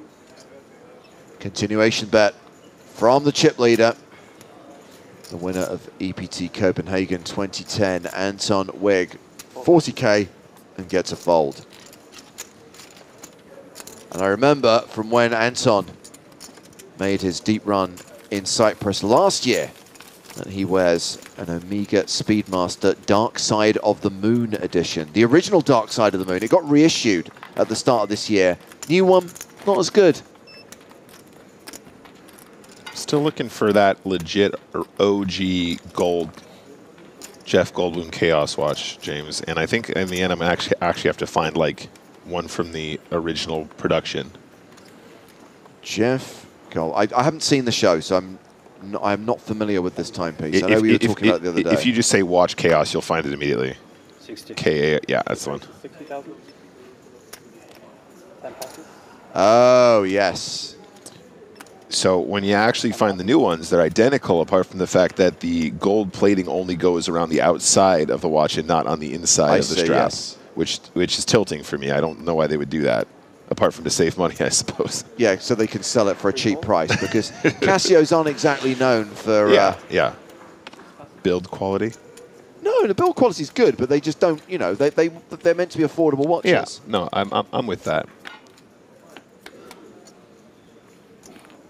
Got 2 kings on this board, James. Oh, very action-y. Tabayev top 2, and Liho has pair plus straight draw. Top pair plus straight draw.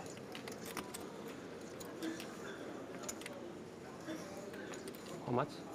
150,000. Okay. I mean, 130,000. For the avoidance of doubt, the watch is a tribute to the actual moon, not the Pink Floyd album. Right. Not the Disney Mulan song, Be a Man.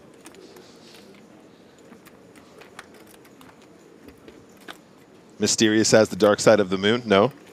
I know the Mulan soundtrack. Oh, okay. Matthew Wilder.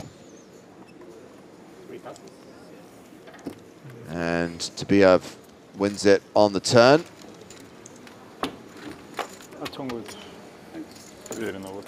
А? Уверенно. Да в пизду я. Пардон, пардон.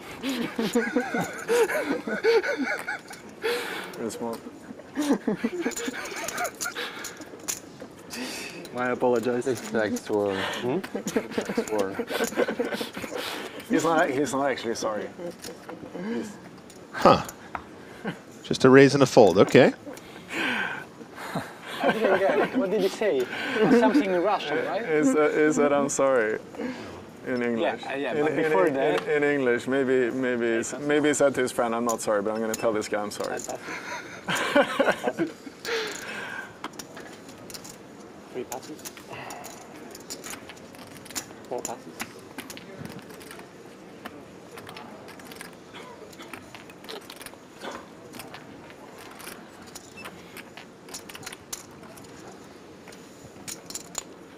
Hold.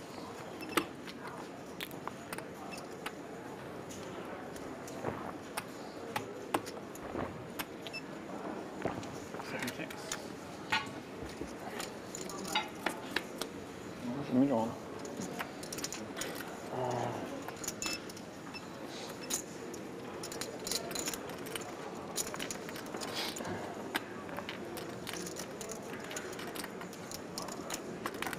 6 checks.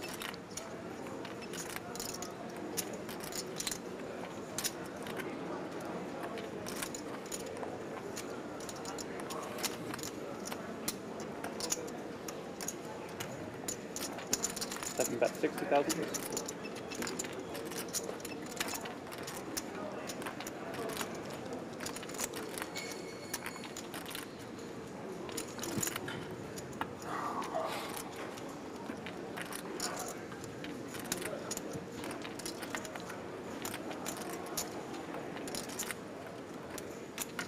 So a little blind v blind call check scenario.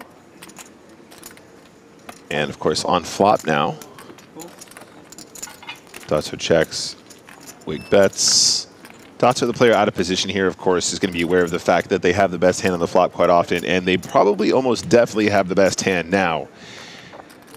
The effect of nuts on the turn, obviously losing to 6 tray, but in the game of Texas Hold'em, that's very, very unlucky to happen. Very rare indeed, especially when you have a tray in hand.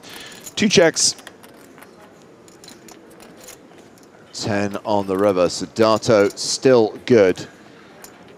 You know, if I'm Dato, I like another check here, to be honest, James. I feel like a 5 might suddenly be a little bit brave for a bluff. Maybe a little 4. Sorry, a value bet, excuse me, or a perceived value bet. 5-4 deuce suddenly starts thinking you got more ace highs, which is exactly how you've played it on the flop. If you have ace tray, you're going to have ace 6, you're going to have ace 9, you're going to have ace 8. All combinations that might still find a hero. Oh, my guy, I love it so much. And Anton waves the flag. But even though we see he doesn't get value from the ace trade, James, I think the only way to do so is to find the check. Anton just ends up having a hand he's not willing to put more in. Nick, will you allow me 30 seconds for some blatant self-promotion? I'll do you one better. I will even support you in this and hype you up afterwards. Thank you, Nick. I appreciate it. So basically, over the first few days of the trip here in Cyprus, the journey to this destination and the first few days of the resort, I decided to record a little vlog with some behind-the-scenes stuff from EPT Cyprus, and that vlog has just gone live on my YouTube channel. So I'll tell you what I'll do. In case you're interested, I will post a link in the live chat on Twitch and the live chat on YouTube as well. Sounds good. And actually, guys, if you haven't followed already, go give him a follow. James is making some very different alternative content from what you've seen from him in the past. And it's very James. And it's very much something that James is passionate about. So go give it a look. He's doing a really good job with that channel. All sorts of topics covered, including watches, James Bond, you know, all of James's highlight stuff. And of course, if you guys want to check out my YouTube channel as well, a lot more poker content related, check me out at Nick Walsh TV on all platforms, and of course the YouTube channel as well.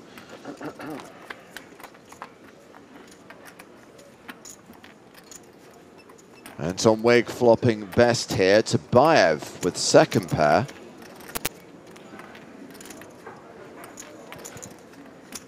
Second bet 60,000, 8 passes.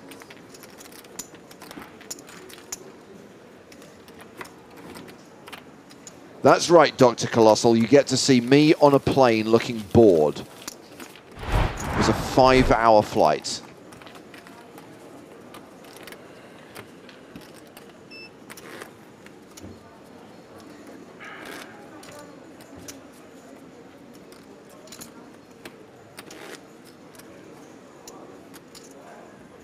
You'll be thrilled to know I used a 4-second shot to cover that 5-hour journey. I don't need pasta, but even a time lapse of that journey would be excessive. It would, yeah.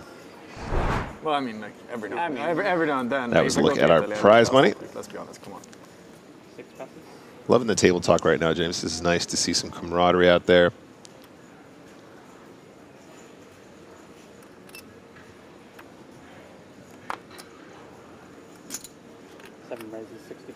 Feel free to watch it later, by the way. I don't want you to miss any of the action from the live stream.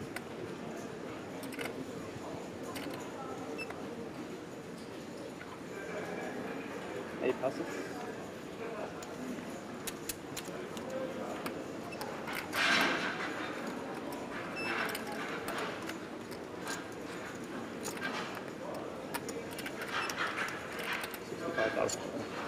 $65,000.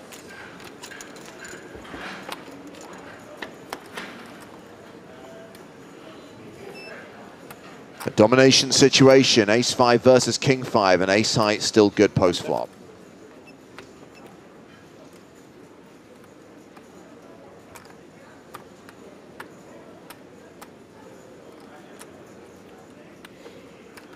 $80.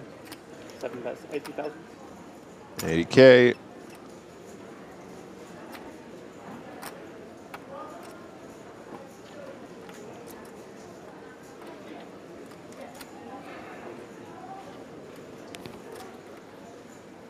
Roll. 10 calls. Ace-5 does find a call. I dig this. I think check raising is also potentially an option. Generally speaking, though, when we have the ace-high, which does sort of represent some kind of weaker showdown, and the backdoor hearts, I think calling is probably more frequent. But at this stage, how does Anton feel? Checked over to the aggressor.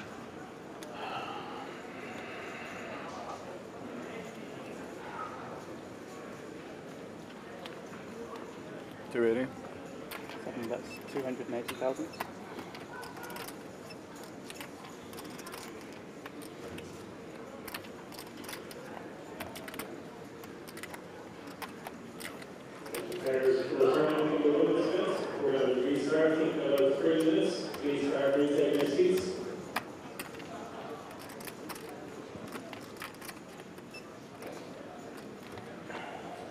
All in. 10 raises all in. Fold. 7 passes.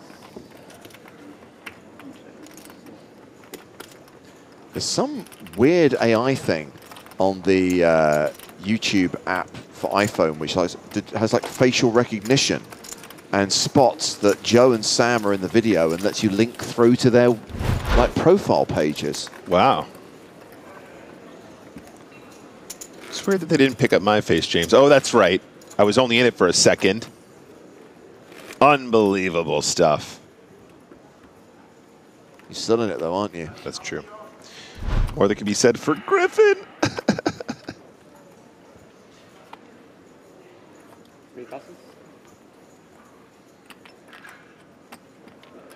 4 passes. 60,000. 6 raises, 60,000. Andrea Dato raises with 10s.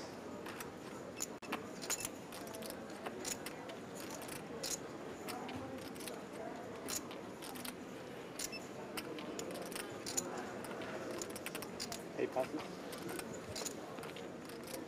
10 passes.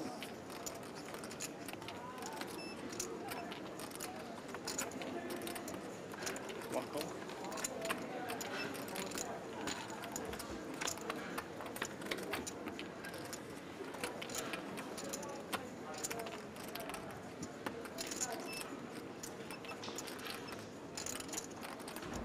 One check.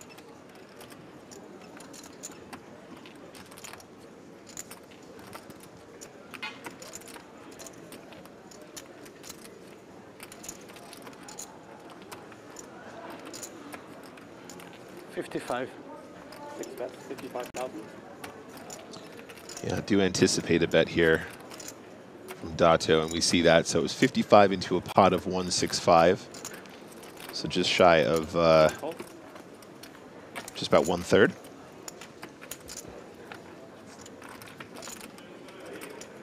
Exactly 1/3, in fact. And a call.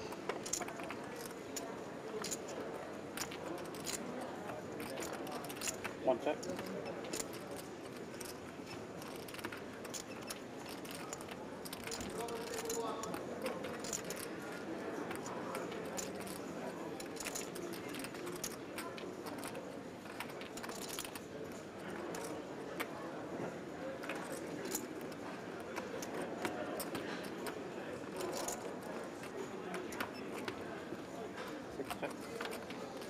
Two checks. And a 5 on the river, so no flush for Miri, but a pair of 5s at the end. How does he want to approach this? I mean, does he want to turn 5x into a bluff here? Perhaps sometimes the 5 has showdown enough. One check, 6 checks. 2 checks, and the 10s will take this one down.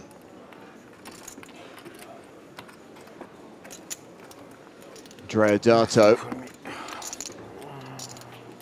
hovering around the 60 big blind mark, an above average stack, the average right now being 1.6 million with 23 players remaining.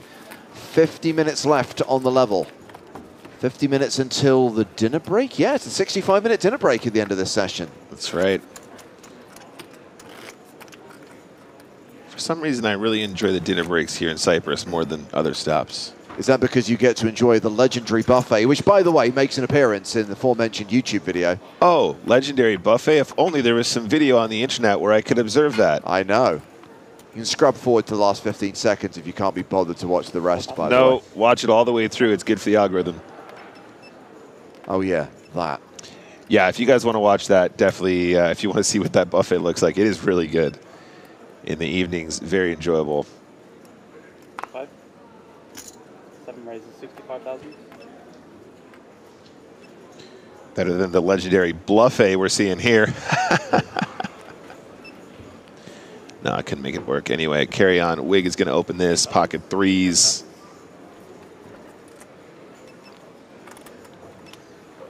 One passes. 3 passes. Oh, baby. Favorite hand.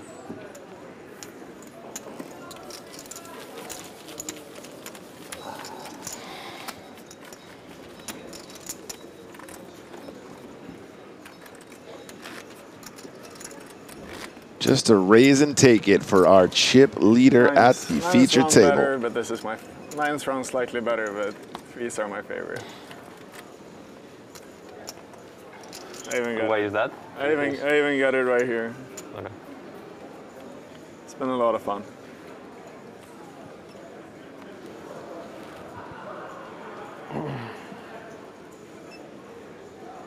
$60,000.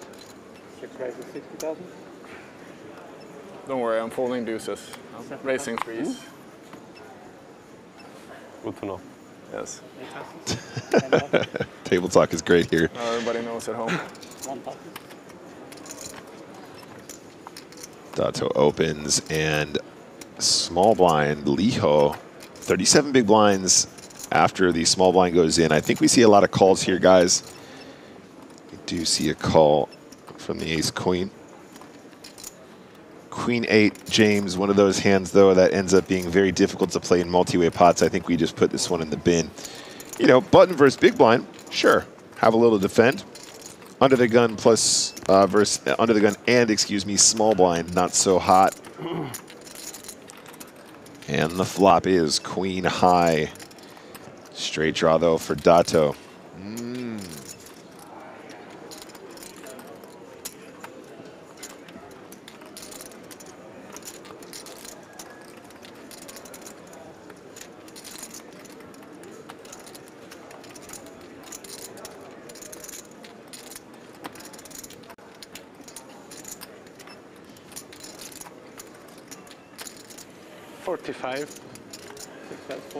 The announcer verbally declares a bet of 45,000.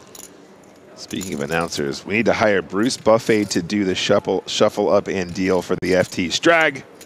Yeah, you see, I saw that comment and I decided to ignore it for obvious reasons. That's right. It's kind of Benjer-esque. It is Benjer-esque, but also... By the way, Strag, just for the avoidance of doubt, that's not a compliment. Just wanted to draw attention to it because my bluff A joke isn't quite cooked yet. Save that for another day.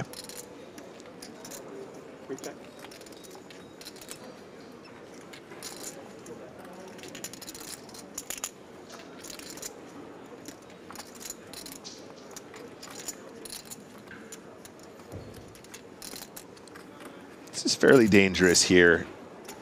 I can see plenty of reasons why Dato is happy to bet flop, but I don't think we bet turn. Could you get me a green tea honey lemon? Check. So the straight draw doesn't come in. Dato left with a pair of nines. No good.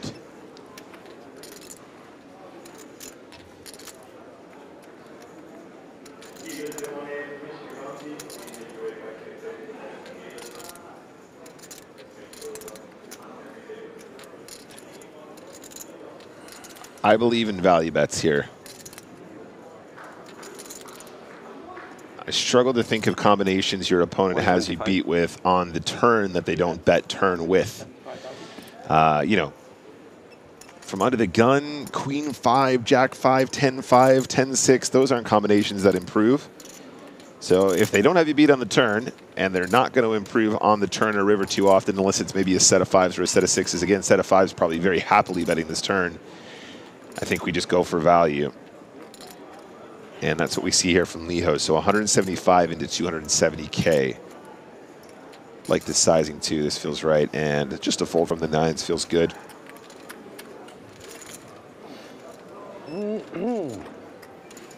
Well, I think we may have a man down from one of the outer tables.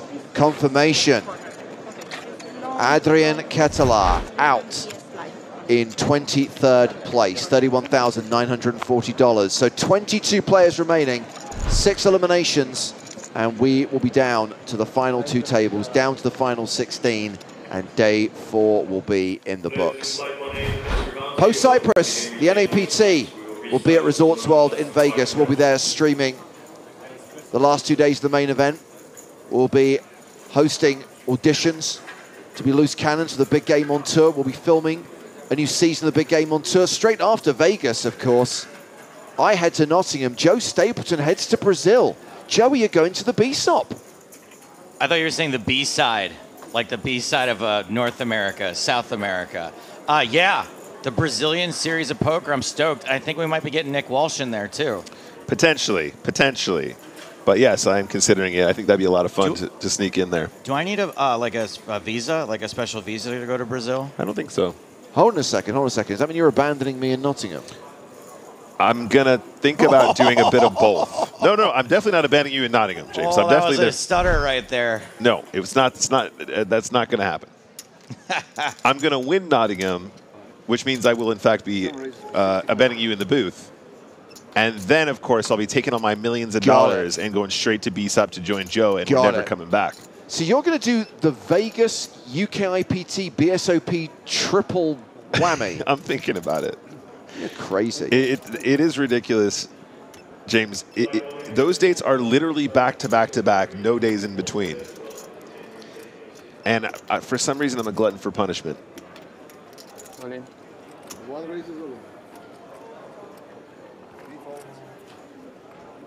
Beginning April 10th, 2025, you need a tourist visa. I just want to know how much it is.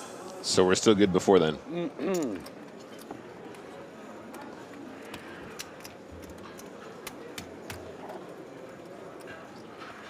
Wig is a razor and an all-in here. Good boy. 850 total. No. And yeah, pretty straightforward stuff. Miri takes this one down. Tons of hand. Now 33 big blinds after picking up that dead money. You can have tons of hand better than that. I have the queen. Зло смотрит. You're the queen. Зло смотрит. Злой, бля. Давай аккуратнее, бля. Просто злость иногда лучше, чем отчаяние, поэтому. Вот да. Установку получил у людей тоже, бля. Поэтому играю в покер.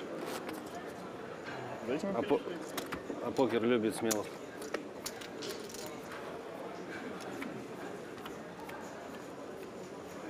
What's a famous Brazilian dish? Plantains. I thought that was just a South American thing. Like in general. I mean, Brazil makes up a large portion of South America. I fully understand that, but I mean, like, I didn't know if there was one. Oh, picanha is a good one. Yeah, Zeddy, good point. Brazilian steak, like a specific cut of it, I think. Pizza, I think they have in Brazil. Pizza's all, yeah, world famous Brazilian pizza, sure. Pizza there. Rice and beans. Lobster, I'm aware Brazil is in South America. I meant specific to the country and not the continent. How about a capareña? All right, here we go. Mary with King Jack makes it 60,000. Soul of Toss makes it King. Makes it calls with King Queen. Call. Andrea Dato, the announcer, announces call. Good point, Strag. Brazil nuts. Brazil nuts, yeah. Although I heard there they just call them nuts. 3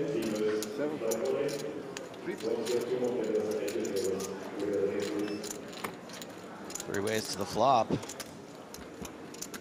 I kind of want a car crash here, no offense to anyone. Not exactly it. The worst hand flops best.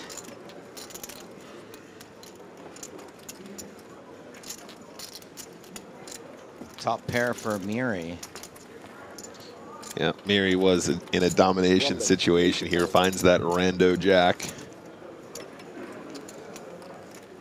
And bets 80K into a pot of 240.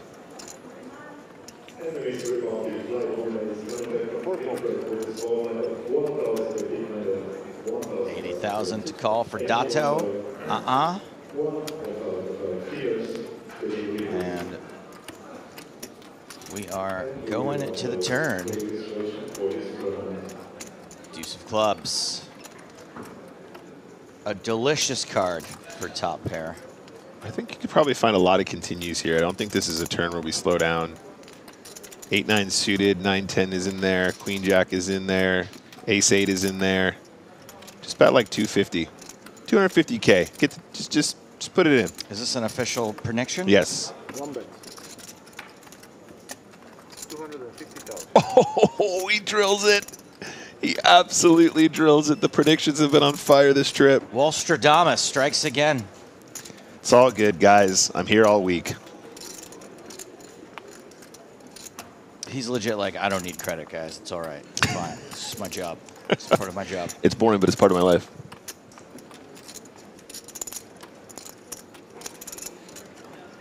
And we release the Soul of Toss.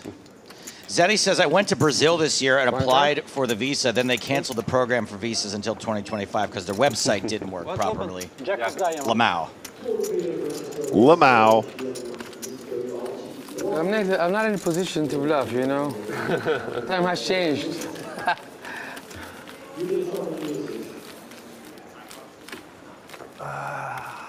It's hard to make him fall, eh? I was scared. I was scared.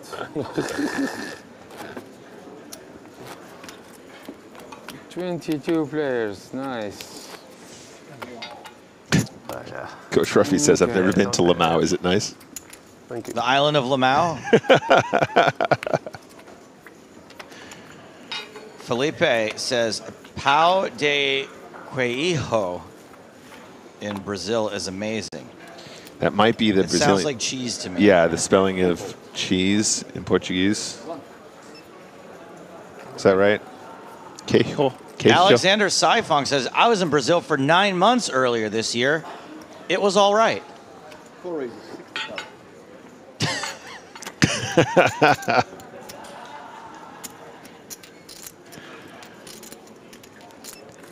Pedro says, chess is queijo in Portuguese. So I think it's something different. 6 goals. I think he just misspelled cheese. Oh. I don't think we're eating the bread of chess. Oh, no, I thought he was telling us if we want to play any chess. That's how we pronounce chess in Portuguese. Soul of Toss with the generic sourdough makes it 60,000. Dato calls from the button with King 10.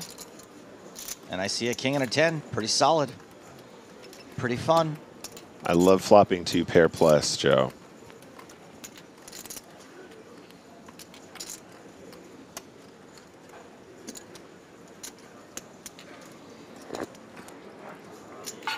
More bets, 80,000.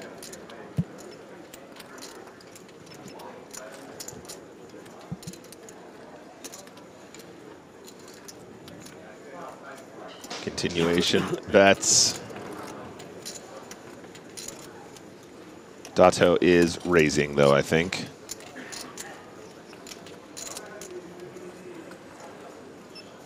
Pau de Caju is how it's pronounced, says Kevin McPhee, who just moved to Brazil himself. Oh.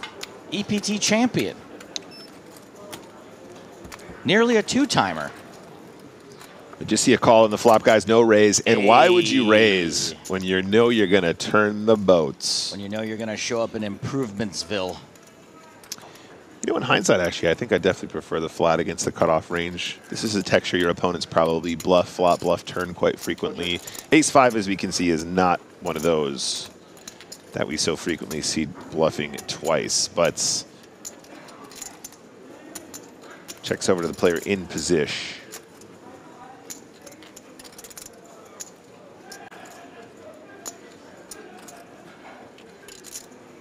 Well, now you can get a little trappy, right? 90,000. 6 bets. A 90,000 trap. You know what I like about 90K here as well, Joe, is I feel like this is also a really cute size to use if you're bluffing, right? Let's say you float the flop with like a gutter ball and your opponent slows it down and they might just have a hand exactly like Ace-5 or even weaker. You can still find this little small size, get a lot of stuff to fold in. Wow, and get a call from a hand with 0 equity like Ace-5. Yeah, also useful when you got equity. Sorry, excuse me, when you have when you got it, like the nuts. No improvement for Soul of Toss. Ocho.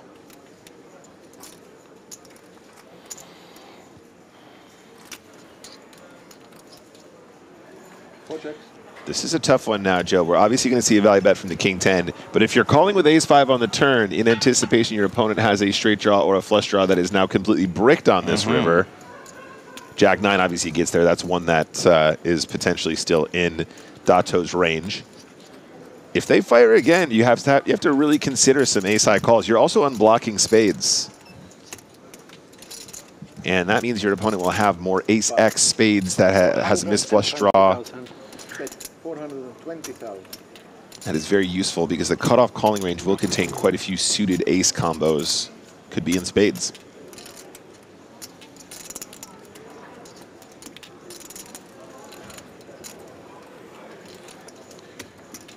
You're also unblocking Queen Jack. That's another one that misses the straight draw, of course. There's a lot of reasons to hero call with ace-5 here, and honestly, I would not be completely blown away to see it.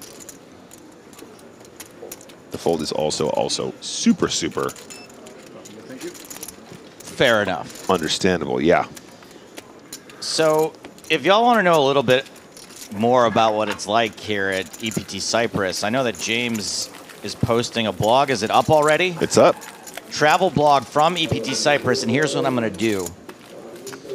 For every extra subscriber we can get James right now to his YouTube channel, I'm going to add 1 percentage point to making Chat Pro Saturday a thing for tomorrow. So it's at like 52% right now. So if we can get him 48 more subscribers, that's 100. We'll be at 100% Chat Pro Saturday tomorrow.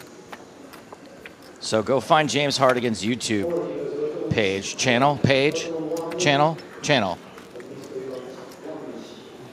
and subscribe to it. Check out the EPT Cyprus vlog. And for every 1 subscriber who subscribes to @NickWalshTV on YouTube, Joe gets 2% closer to doing a vlog of his journeys to BSOP. I will be at the BSOP. All right, we got an under the gun open from Miri, 10-9 suited.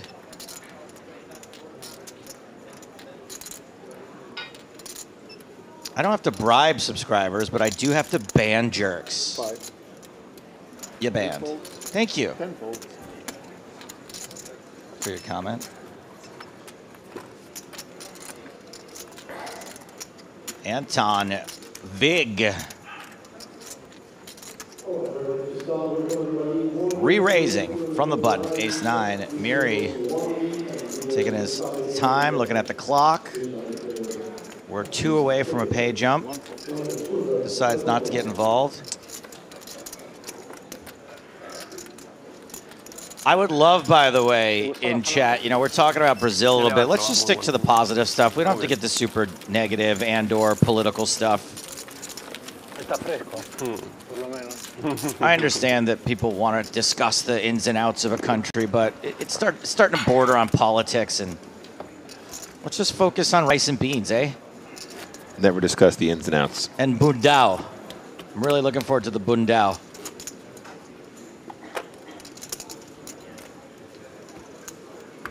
Brazilian pizza. Not exactly what bundao is, but... I meant apart from that. Never mind. Hand number 124. Back on our feature table. 22 players remain. 7 folds.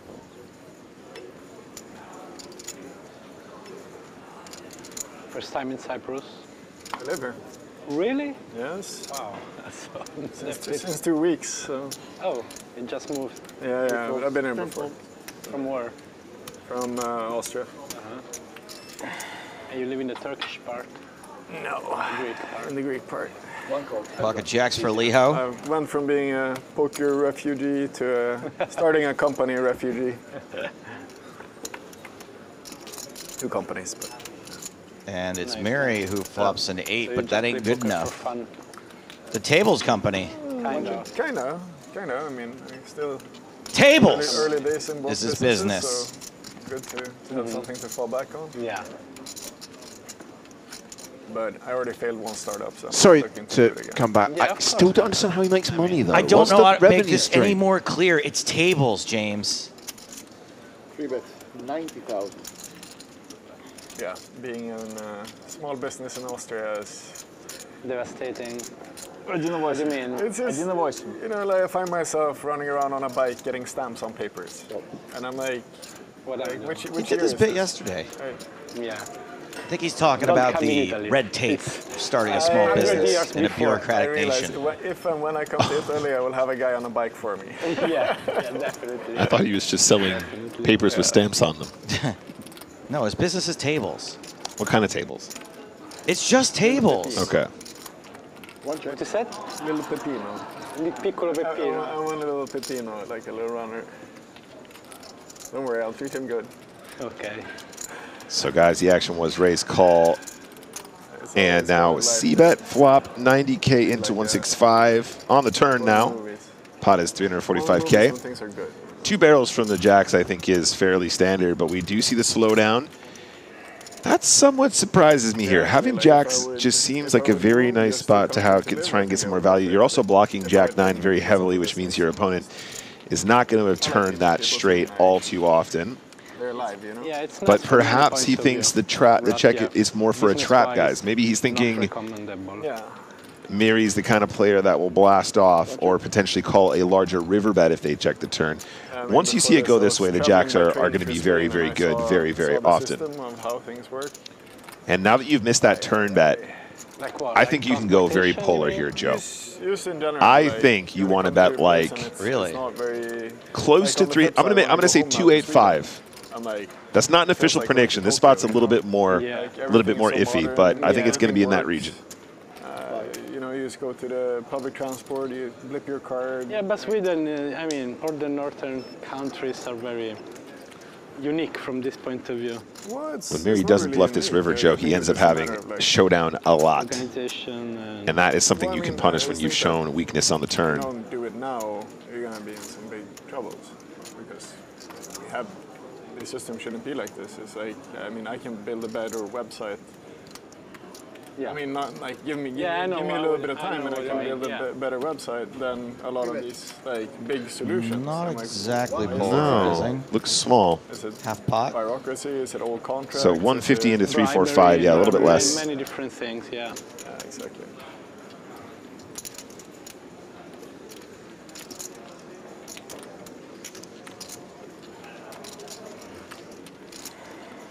I mean, he certainly has Mary thinking about it. Has priced it for a pair of 8s and got called. Yeah. Regardless of what we think, there was a bet and there was a call. Gets value from the Jables. Captain Daniel, I've seen your question. You've asked it 9 times. Around for ages now. I don't want to reward this sort of behavior. Yeah, like me. I mean, but I will answer it in this case. There is no history to the year of Romania. It just is the year of Romania. Well, when was your Thank you for your question. I won my second year. Wait, what year is it this year? Oh. The year of Romania. Oh, of course it is, yeah. Copenhagen, my second one. I mean, the first one doesn't even count. It's like the PCA. So it's like not really PT, so I won my first on European soil. That's a good start. How many percentage points have we gone up? I thought, oh, this is easy. Yeah. Here we are. Well, when you start winning, then here we are, like 14 years later, and I missed it.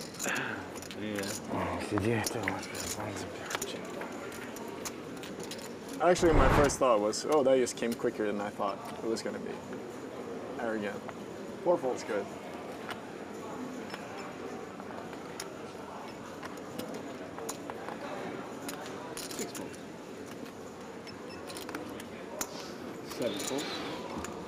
Really? We've had some real movement on Chat Pro Saturday. Young and arrogant, just having fun. You've increased your chances by 31%. That's like almost 85%. Yeah. Joe is only 8% of the way to doing a vlog in BSOP now. My numbers are not as promising over at Nick Walsh TV. Still got to 5-bet rip ace 3 suited.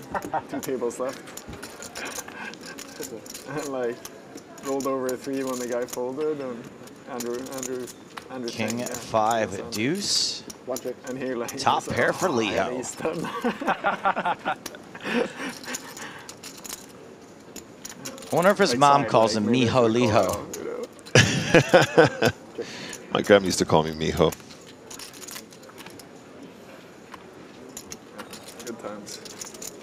Sorry, I got quiet. This was my grandma.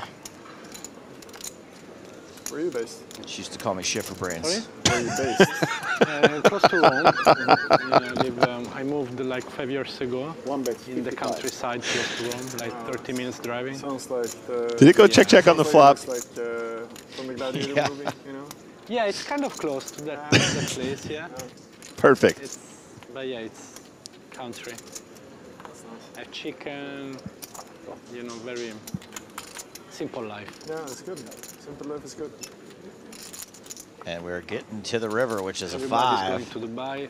I'm going to the nature. I don't know what the fuck you're gonna do in Dubai. I don't know. Everybody's going there. Can Leho get Miri to pay off with ace high this time? Got to be feeling pretty good about top pair.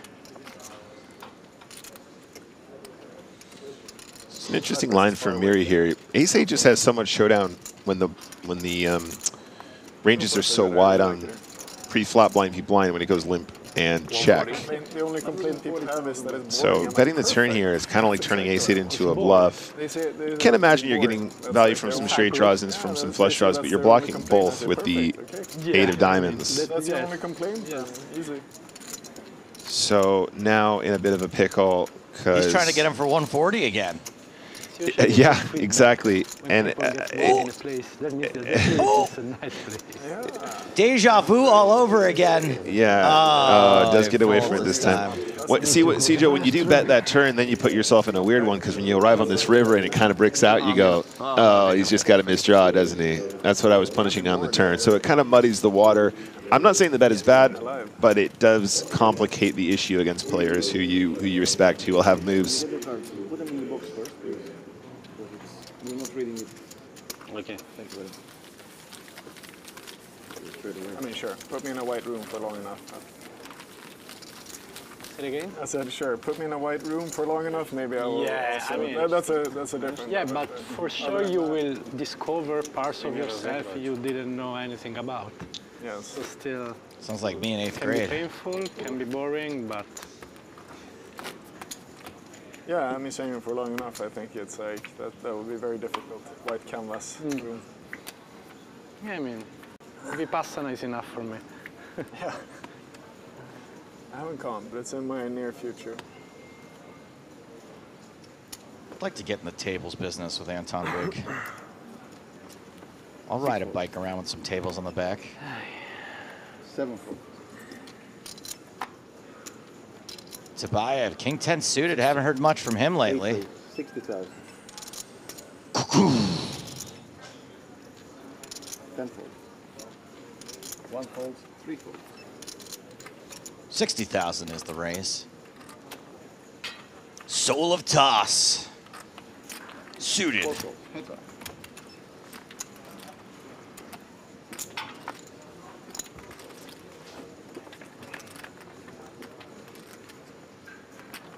Flop is Queen 7-4, a heart heart. Seems like a pretty standard check. Ooh, check back from Tabayev, huh? And Soul of Toss now has a draw. 4 checks. 8 checks. Check, check again. And nobody connects with that river card. King High's the best hand. And can King High station here? 80,000.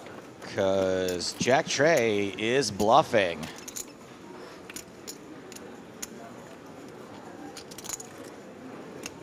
Is that crazy that I kind of would always bet my flush draw there after raising pre-flop?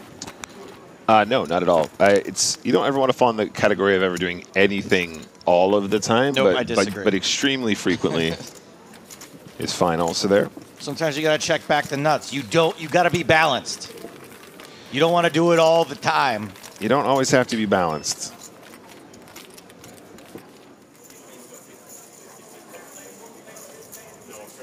Uh-oh.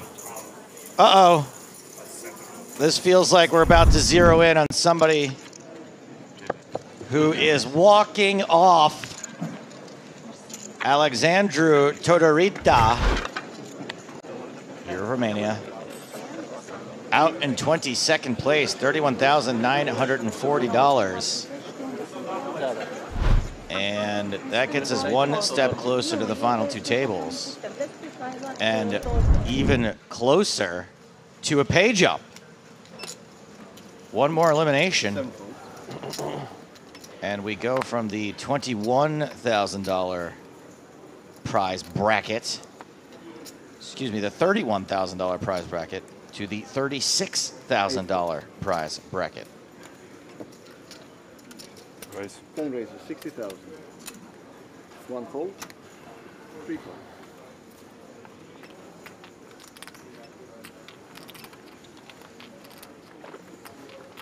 Jack 9, Lasowski. Oh, sorry, it's Lasovsky.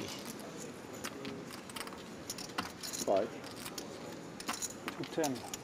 210,000 raise, seat number 4. 210 total. Lasovsky, the open. Getting re-raised by Soloftas. I think this is a defendable hand, Joe.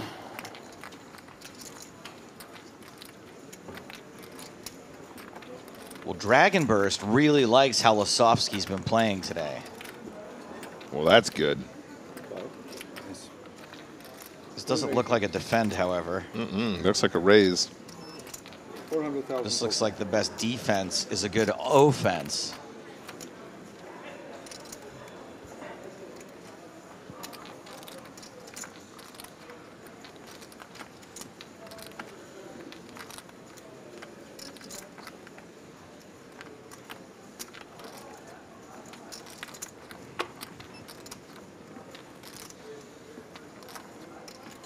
And Soloftas going into the tank over this decision.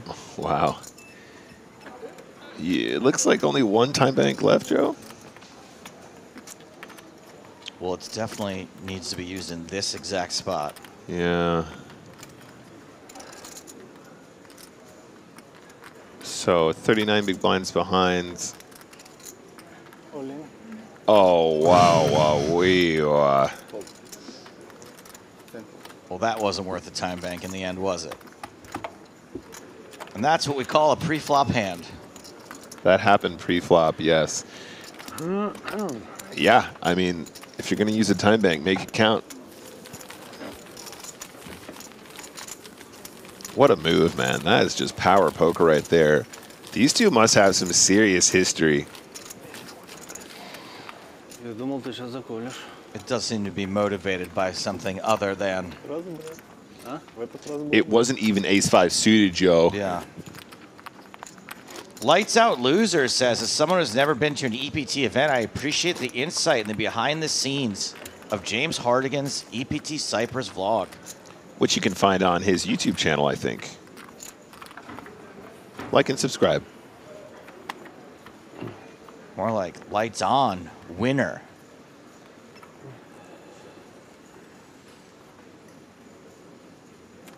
Tabayev under the gun. What do you got, Nick? What do you want me to show for you? Oh, no, I'm all good. I'm happy just contributing to the stream. And Why are you liking all of Anton Wigg's old photos? You're like 3 years deep right now. I was trying to find this table business, Joe. Oh, the tables. Yeah, sure. He probably has a separate page for the tables. I think that's what I was looking for. Lasovsky and Soul of Toss again. Getting a little out of line. OOL. OOOL so far. Can we add a fourth O?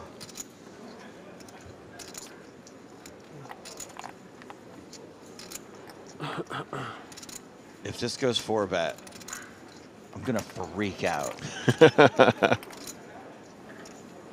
He's got all the time bank luxuries though.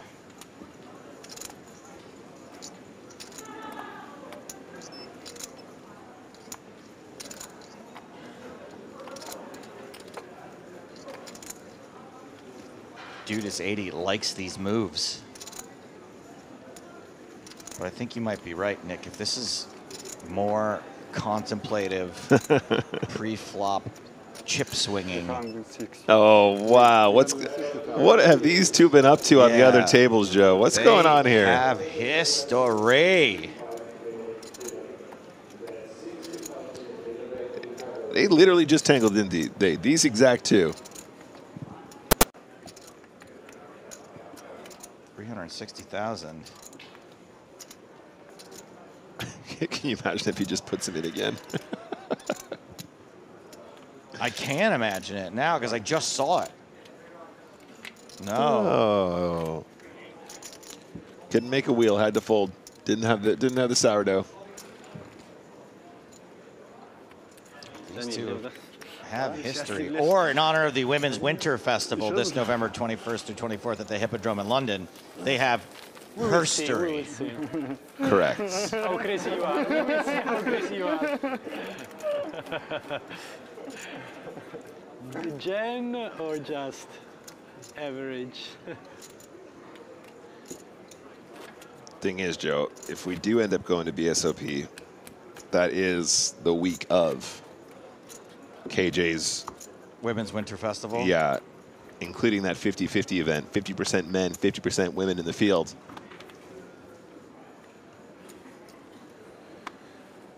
As a rampant misogynist, I'll be going to Brazil instead. Thank you. Based on your herstory, that's what I would expect from you, That's Joe. right. 6 folds. We're going to go for it here with ace-10 off. 7 folds.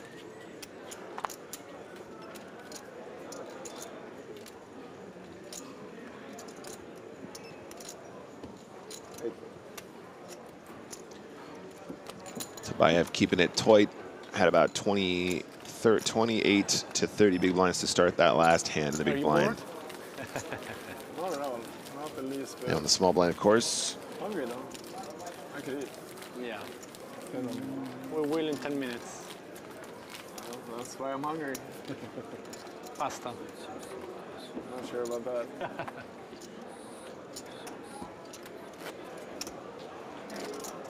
It's booked. Brazil is booked. Half marathon in a month, so I gotta. Like whole marathon, 42 kilometers? Half. 21? Yeah, that's enough. Yeah, I know. Full marathon, I wouldn't. Just got my flight confirmations. I mean, there's Next task on the list, Joe. Lot of training. Got to start shopping for mankinis. Get in shape, yeah. Same thought. Life, maybe. 1 fold, 3 folds. I'm never coming back. Do me a favor and lose like 20 pounds immediately. 60,000. 6 raises. Dread Dato's had enough of the business convo with Anton Wig. He's like, I'm going to play some poker now, thanks. King 3, yeah, good enough. Sure, raise.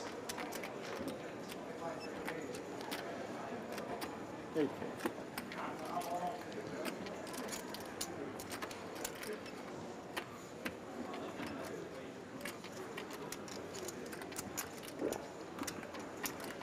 Obrigado. Roll. Oh, the dominated threes.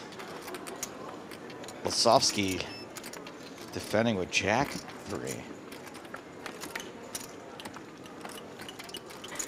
Just 1 diamond on the flop. Nobody hits a king, a jack, or a 3.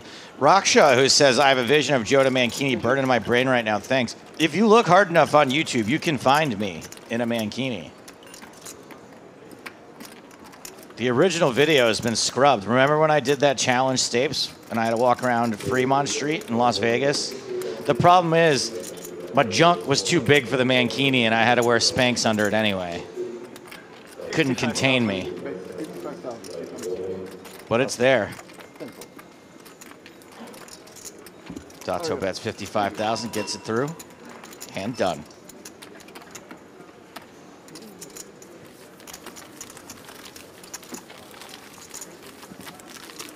Me? What is that, AI version of you? So I asked ChatGPT to make me an image of PokerStars commentator Joe Stapleton. There's a policy on ChatGPT, though. They can't make images that look directly like specific personalities. However, I can generate a character resembling a poker commentator with characteristics similar to Joe Stapleton, like a lively, humorous persona, dressed in casual professional attire, perhaps with glasses and a headset. It's missing my trademark chest hair and beard gut. It is, but also it kind of looks like Robert Downey Jr. for some reason. Something in the eyes, though. Yeah, it's close. It's pretty much, it's pretty impressive. The jacket-shirt combo is pretty on point. It's weird. AI always thinks I wear glasses, by the way. It's not the first time that's happened. 4 raises, 60,000. It's probably because they know that I do need them. Like, it knows my prescription. Pocket 4 is for Soul of Toss. 5. And Andrea, the announcer, Dato, announces 180. 180,000. 7-fold. I think Strag was just complimenting James's vlog when I missed it. Oh, you know what? This is good length for a copy pasta. 8-fold. 10-fold. 1-fold. Back to toss.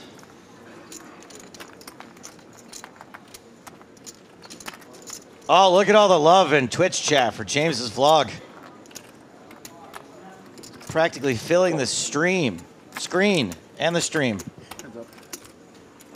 Is that AI's interpretation of It's Bo Stapleton.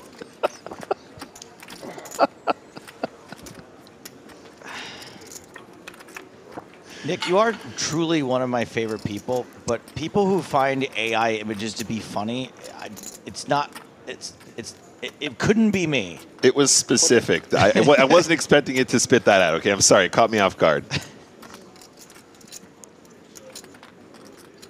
A village in some island in the South Pacific just lost power to make that photo.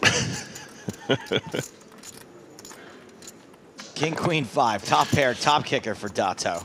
I just thought it was funny that we can't do Joe, but we can make you a Bo Stapleton. 110. 110,000 back. Seat number 6.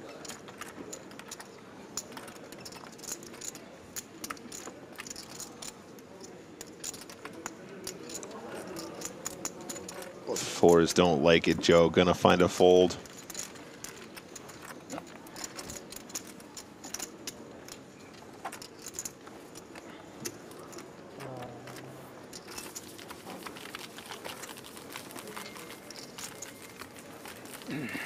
Closing in on 5 minutes left on the level. Just a couple of hands to go.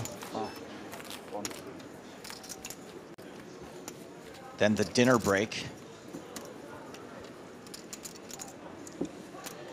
It feels like we could go that full level after the dinner break, too, without getting to 16. It does, doesn't it? Yeah, I do think we're in that zone.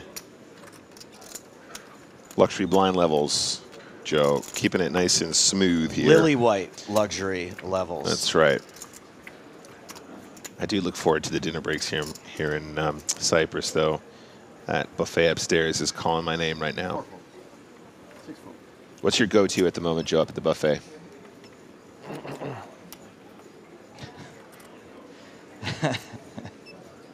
I usually just go for some of the fresh grilled meats. You enjoy the halloumi, don't you, as well? I have not had a piece of halloumi since arriving I thought you had a whole bit about eating all the halloumi. What? Oh, the halloumi salad. Sorry, at the buffet I haven't had any halloumi. I did have a halloumi salad, which is, by the way, fantastic. It's just 6 pieces of deep fried halloumi surrounded by like a couple pieces of lettuce. Yeah. It was a salad so unhealthy I thought it was American. Here's Miri in the small blinds. 25 big blinds. 105,000. Gonna start with a raise. I like this. Goes for 3 and a bit bigs. Blind v blind. You do want to size up. Liho has a hand that he will never fold in a million years, though. 6-7 suited in absolute position against the small blind. Let's go to a flop.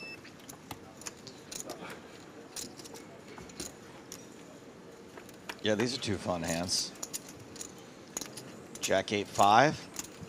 Some interaction for both hands. A pair of 8s and the open ender.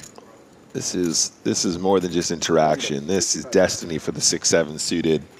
Not only the opportunity to make a very good hand, which would be the nuts, but also backdoor hearts, which is another opportunity to make a strong hand, but also absolute position where your opponent is going to struggle to perhaps fire. Ace-8's a pretty good hand here, though I think the continuation is fine. I think we just call and see how it goes on the turn. We'll have lots of opportunities to bluff if our opponent slows down. Nobody ever makes a straight, by the way, Nick. You got a better chance of making a backdoor heart here. Obviously, you make a pair. Yeah, and actually, if we know anything about Miri, I feel like he's the kind of guy that fires this turn again. Does tend to lean into the more aggressive play here. And actually, I think I really like it here in this situation, specifically.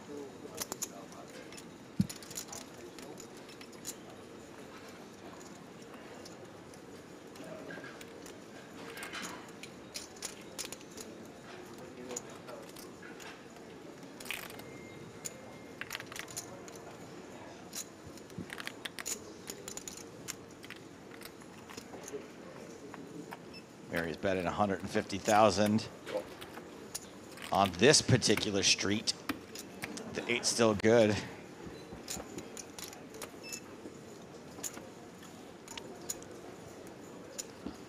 And the river is the queen of hearts. Like I said, better chance of making a heart flush than hitting an open-ended straight draw.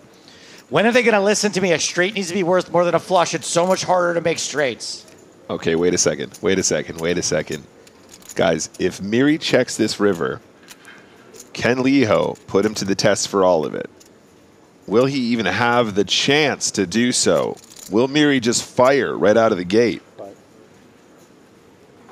He's going to fire. And that will do it. Nice hand, Miri, there. That was a pretty good pickup. Got about 37 big blinds after that exchange. Is it over yet? Guys, when you come back from dinner break, you're going to be back on your original table 1 over there, all right? Yeah. Thank you. That is the players being informed that they were off the hook after the dinner break. No more feature table for them. And we're going to get some of the bigger personalities, specifically Robert Peter James, a.k.a. Bobby James, and Halil Tajarek, not to mention Yisha Chen and Arian Hassa Kashani. Enjoy your dinner. Thank you, you too.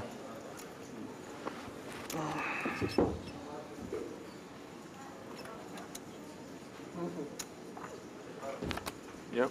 Enjoy your dinner. Simple. Likewise. Wonder if he's going to have dinner at one of his tables. Pocket jacks for Tabayev. Starts the hand with about 26 big blinds. AKA meat hooks. Am I referring to the man or the hand? You don't know. You were so greedy. The river? I fold.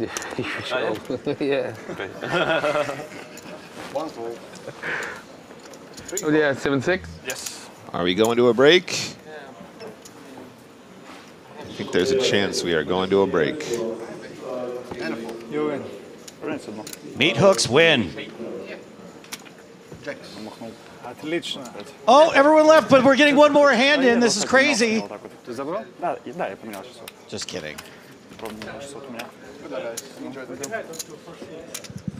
You will see TV. Watch. Oh yeah, they're gonna see some fun stuff on the dinner break when the delay catches up.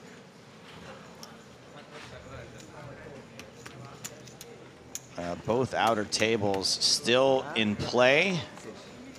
Gonna keep an eye on those, make sure nothing crazy happens. Looks like Yisha Chen might be involved in a hand.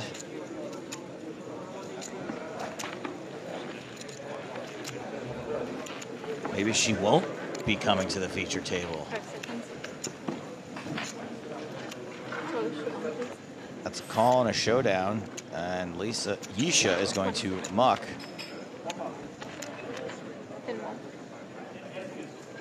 And pay up. So she's gonna head to break with a couple of less chips than she had at the start of that hand. These are the chip stacks headed back out into the field. Anton Vig, the chip leader, very quietly holding the chip lead at that table. The announcer with 52 bigs. Everyone kind of bunched up in the middle there. Boris Tabayev, the shortest, but 21 big blinds, not in any immediate danger.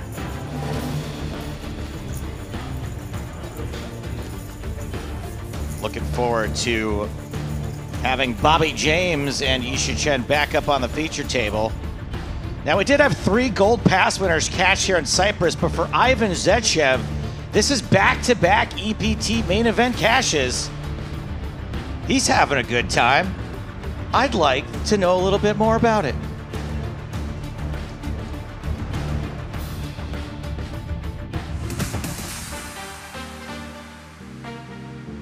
My name is Ivan Zechev. I am 32 years old and I'm from Bulgaria.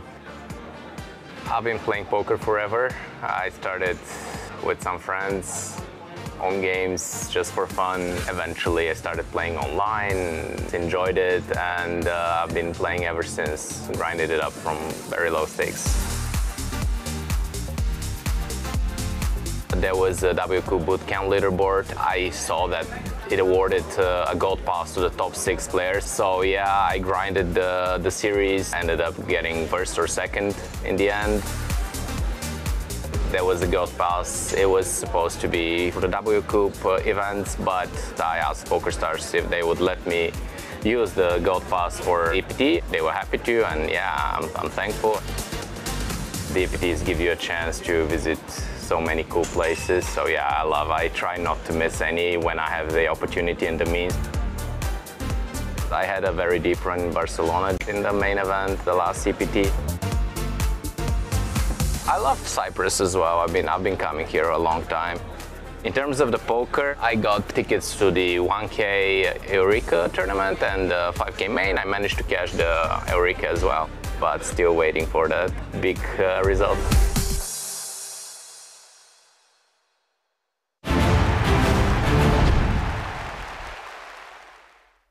NAPT coming to Vegas. I heard that's gonna suck.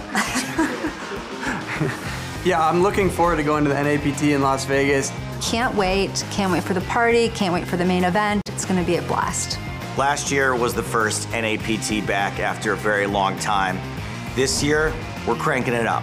Instead of a 1K main event, it's a 5K main event. We really are putting on an entire festival in Las Vegas in November. I'm excited to bring some of my subscribers along with and show them the PokerStars experience. Viva Las Vegas, baby.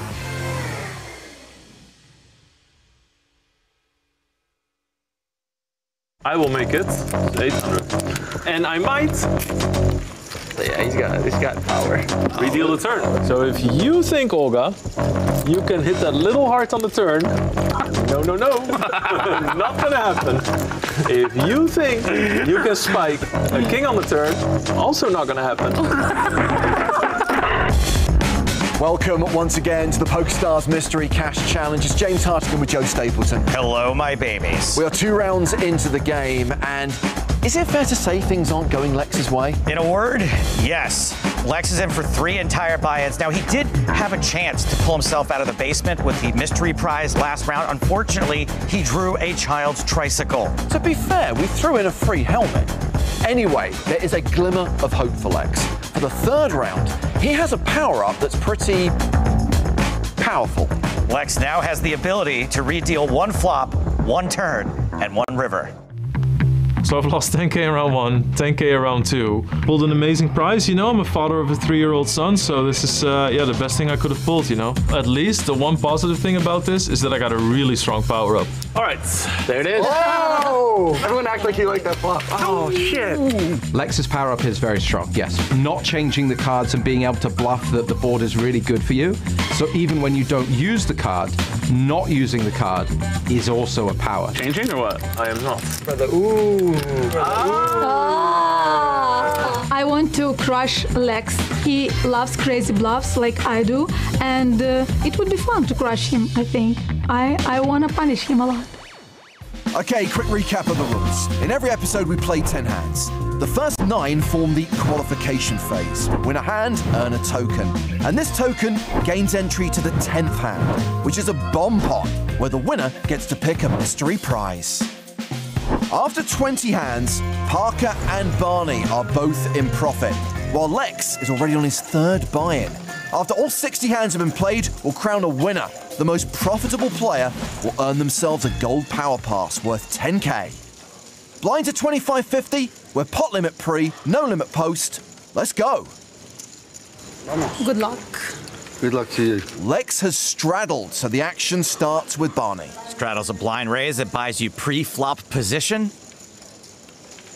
Barney calling with Queen 3 suited. I've learned a lot about Barney's game the past few shows, and none of it is good. Spraggy with Jack 9. I like Spraggy's style, much like my own. Call, miss, fold. He raises to 375 euros. Olga's out. Wolfgang, 7 deuce. Do it for the memes? Round to Lex, who has 8-7. Oh, he's in. Okay. Why not? Never a doubt. And Barney? Well, now you gotta. They're suited. I guess we're going 3-way to the flop.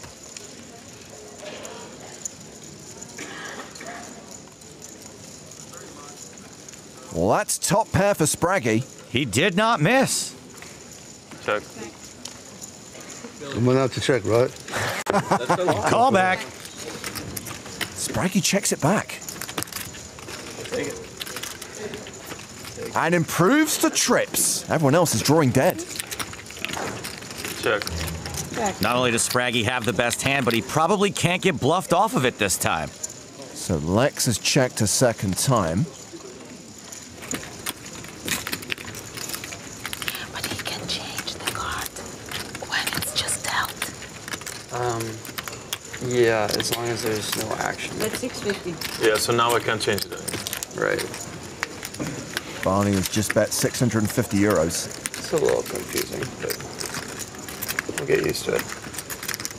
I think like she's asking him before that any action on the street, right? That's what she says. Options.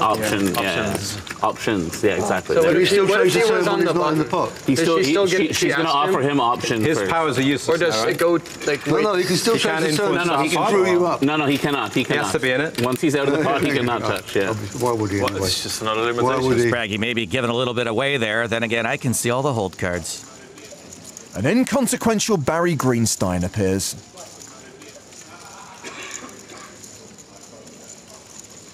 Barney checks. Didn't bite. And I don't think whatever amount Spraggy bets here matters at all. Well, he has to go for some value. 1,600 euros. 1.6. Shan't be called. Congrats. Hey! Nice answer. 1 for 1. Token nice and early. On my way to the bomb pot. So after winning that hand, Spraggy has a token. He gets to play the bomb pot. Okay, come on. Let's get a wash. I need all the help I can get. This isn't a good card for me, Rogo. We're gonna get a wash. True live player of the Get a wash. True live. I'd love to get a wash. I've never asked for a wash. I've asked for a lot of washes. You've in my asked time. for a lot of- Oh yeah. Never had one. I get it. Funny. Barney is limped. Tonka is limped. Spraggy folds. Olga's out. Round to Wolfgang in the small blind. Guys like Wolfgang love hands like this and games like this. Pot. 250. You just want to say it. Yeah, I wanted to, but I gotta give it a break. He's raised the max. Lex said pot for a living for like 9 years. 10 pass. And other people said call. I'd like to report a murder. Oh, Barney re-raises. And now it's raised 750. Should get rid of Tonka. What a cool spot to raise this would be. Twould. 3 bucks. Thank you. It's going well. I knew you were In going the to beginning against you, I had your number, but ever since, you've been laying the hammer Oh my down. God. Show him a 6, Barney. Show him a 6? Yeah, please. I can't. A 7 then. I can't show him anything. I can't. It wouldn't be right. Embarrassing, Wolfgang. Barney's just like good old school. I mean, Like this is an old school move. Limping UTG, limp 3-betting, that's a fucking old school move. I do that all the time. I love it. Yeah, yeah. It's incredible. It's old school, new school. What's old is new again. What is old is new? It works in this. But it's a yes. What works is Barney's old man coffee image. So Barney earns a token, and Lex is yet to use any of his power-up cards. Well, you haven't used it yet? Then do something. Come on, you're saying do something. Yeah. Lex is genuinely going to get to like hand 5 without using one. He's going to be on full panic mode, and he's going to change the board. Yeah. We gotta lay a line. Like, what are the odds he doesn't use one of the cards? I mean, I think it's pretty high. I'll find a way to misplay it. So Tonka is straddled.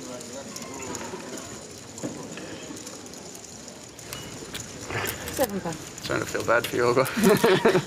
I think the chair will perform better than me. Oh, your chair is performing better than I am. The chair's 2 times the play Alexa's. Double homicide. See, I didn't say it as a question this time. Yeah, good. So there you go. I'm out. Yes, Fine. Wolfgang got it. So with the max raise from Wolfgang, actions folded to Tonka. Crystal Palace Santa will not be folding. He calls. Nice call, man. Thank you. Great call. So what did I do? 3? I do appreciate that. 75. There you go. Thank you. Thanks, Lex. He's got all the power. The flop gives Tonka top pair. Wolfgang meets Salieri. And if you bet here, you're going to get effed Murray Abraham. Wolfgang has nothing, but bets 250 euros.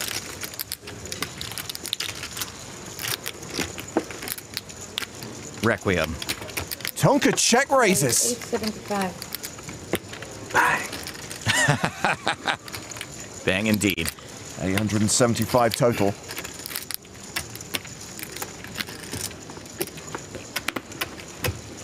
You can pick one. The one closer to Olga. Whoa. Oh, that's a good one. Just the nuts. Pretty pure run over How there. does he do it, man? How does he run so good? It's a good one. Gotta be a team pro to run good, huh? How many hands do we have left? I'm starting to sweat a little bit. Yeah, you are. That's 3 hands I want to run good too. With that win, a token for Tonka. Wolfgang, you'll feel sad when you pack your bags up to leave and you put all the bang stickers back in there. I'm trying. I am going to feel really sad. That's why he said I never got to use one. I'm trying. 60 hands, no one's been banged yet. You can check raise with the nuts and all this shit. Okay. I'm going to rebuy here soon. Before we started, he goes, if I win a pot, I'm going to throw the bang at you. But If I win a pot is the hard thing. we're waiting. And if I'd known that was going to be your only pot, I promise I wouldn't have taken it. Too small. No, I don't want any pity. I don't want any pity. No, I'll take some pity. I'm straight. See, that's the type of shit. We don't want that. We don't want that. Wolfgang and Olga taking on 4 of the best 20 team pros. Fourth hand of the round. Spraggy folding under the gun. Just can't do it. Round to Lex. King Queen. Suited. Olga. Yeah. They said you wanted to crush me. At least if one of us wins this hand, other side of the table can win. All right. I feel a 4-bet opportunity for either Barney or I. I feel like one of his cards is coming out here. I feel like it's a funny one. So Lex has made it 500 euros. Barney has ace-9 suited. I'm going to make the nittiest fold ever seen on this show. No. Confirmed. 10-4 suited this time in the small blind. I'm not sorry. Tonka with 7-4 of diamonds in the big. There he goes. He's called. Well, Olga, you tried. She was the original raiser, now facing a 3-bet. Oh! I just called. You just called, that's okay. I have all the power, as people have been saying. So would you like to change the flop before you see it?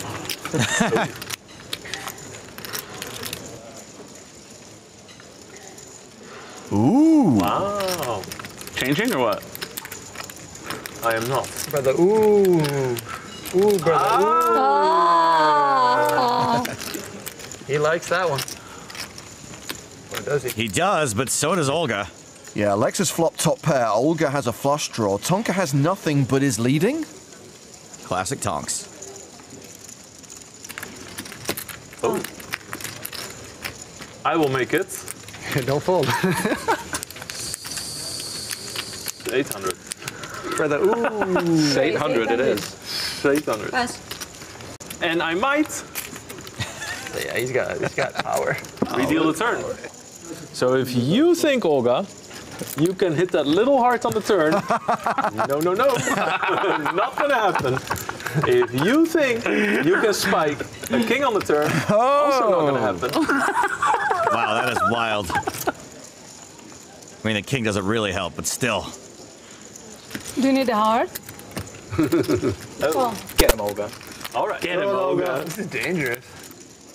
Olga calls, heads up to the turn. That is quite the stare down. Lex is now a 3-1 favorite. I will keep it this way. Wow. Brother. I check. What an odd combination. Board pairs on the river. It's so weak, isn't it? It's actually a curse. It is kind of, yeah, I think so. Wait 1 second. Give him a chance Let to his work it brain out. crank into gear. I need a second because I can tell you honestly, there's nothing happening right now.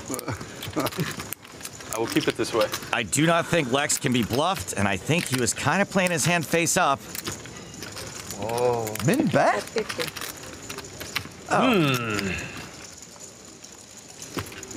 And Lex now seems perplexed.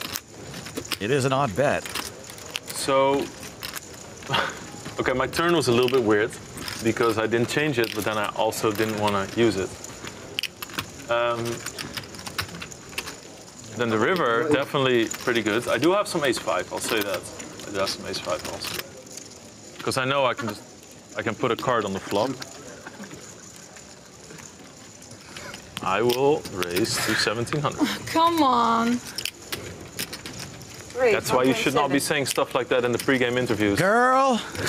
I want to see Lex suffer. Okay, well... doesn't forgive, does not forget. Feels like foreshadowing. Well, Olga has nothing more than king high. Wow. I checked the turn, which is really weird. Such a humiliation. Jack 10.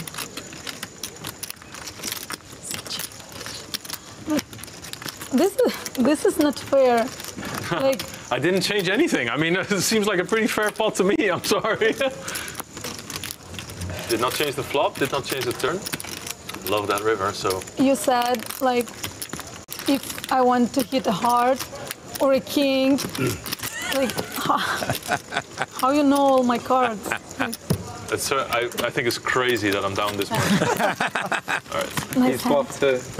Nice hand. Thank you. No. Brother. He doesn't have it into Pat bluff.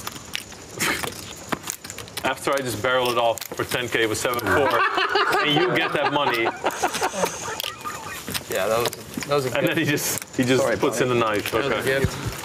A gift. Okay. All right. I mean, he was just agreeing with you. So Lex earns a token as well. No hand has gone to showdown yet, so the steel card is not in play. No showdowns.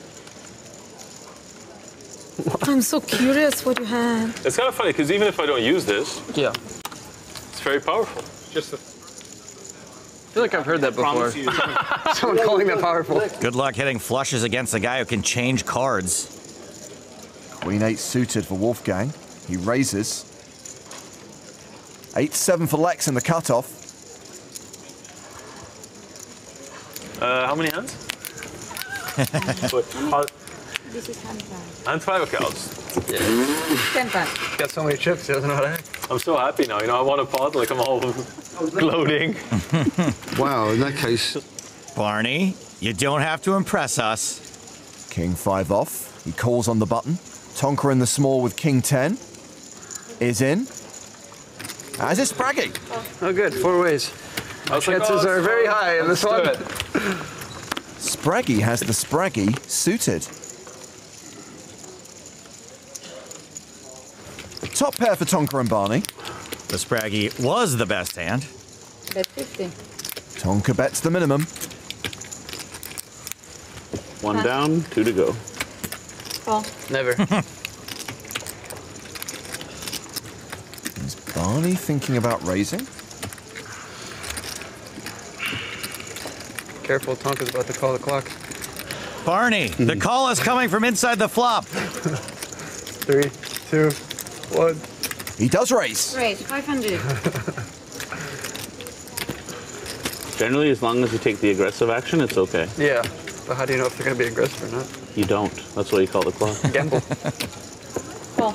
What is it? 500. Shit. Yeah. We're going heads up to the turn.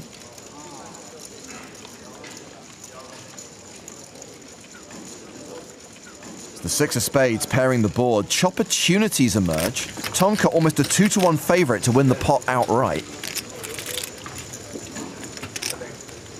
And it doesn't look like he's checking to the razor. This is how little he fears a Barney raise. He kind of wants him to do it again. 175 euros. Barney calls. We go to the river, which is a 10. 3 pair for Tonka. How does he do it? 2,000 euros in the pot. And that is an overbet. 3,250. The worst part is Tonka would have worse than a king here sometimes. Yeah, but Barney might start suspecting he has kicker problems. Wait. Here's a good one. What were you, raised in a Barney? I thought you said good one. I should have waited till there was a raise.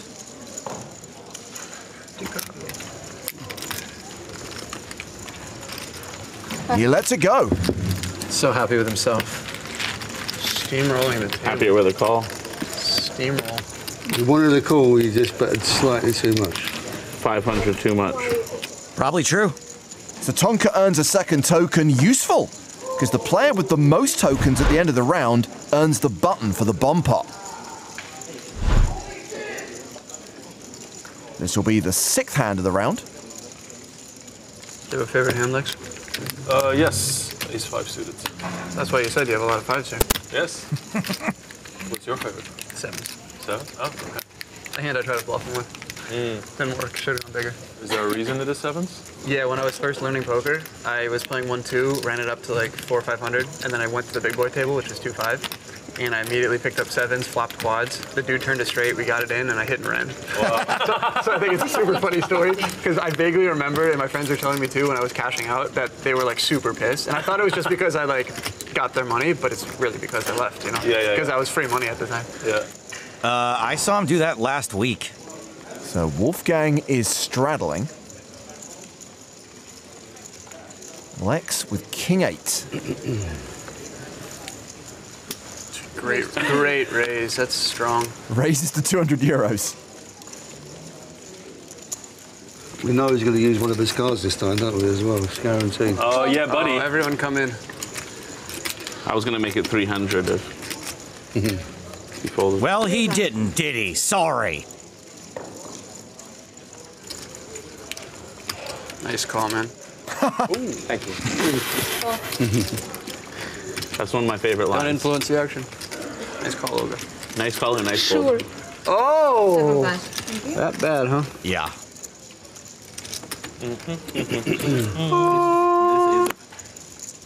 Insert angel noises here. Oh, we wanted to squeeze. Come on, change the flop. change. I know you were. Flop. I think he I'm wanted gonna have to squeeze conceal early. my reaction, otherwise, you know. Otherwise known as a poker face. So Lex has the power to change the flop if he doesn't like it. 9-6 deuce. All right. There it is. Oh! No! Everyone act like he liked that flop. Oh, Are you kidding me? Literally nobody liked that flop. Say goodbye to it. Such an insane waste because I have a dog at the end, but whatever, it doesn't matter. He's a high card enjoyer. New flop. Queen 4 deuce. Barney hits the flop hardest again. That's kind of okay. I like that other flop, Lex. Yeah, Barney has a pair of deuces. Spraggy has the best hand with threes. Lex is betting. You can't use any more cards now, right, in this hand? This is true. In that case, I call. And Spraggy missed a set twice. Statistically, he'll need 5 to 6 more shots at it. Folds the best hand.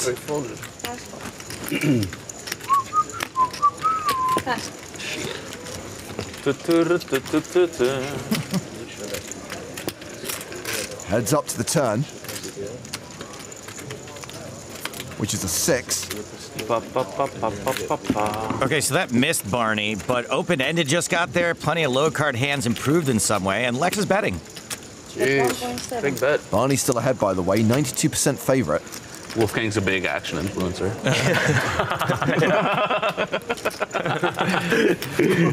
Which I'm a big fan of because I.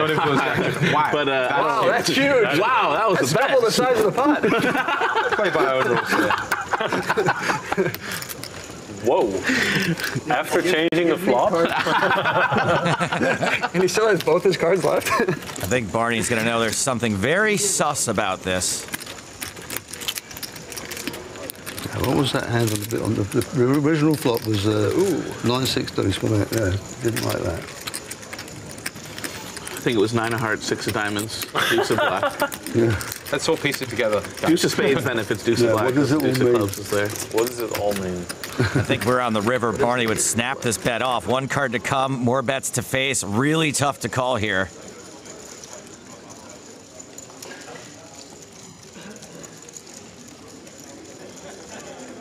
Is this €1,700 bluff gonna work?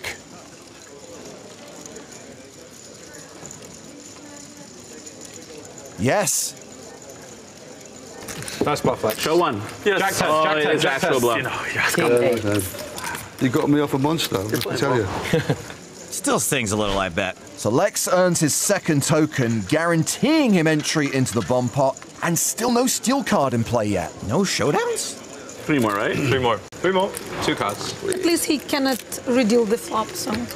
Yeah, at least Goodness. that. You're just We're a little safer. I will adjust. We're a little positive. safer. I will adjust. Please. Why am I straddling? I already have 2 tokens. What am I doing? Your accountant has the same question. Tonka with Jack 7, calls. Spraggy's out. Queen Jack suited for Olga. Get in there, Olgs. Yes!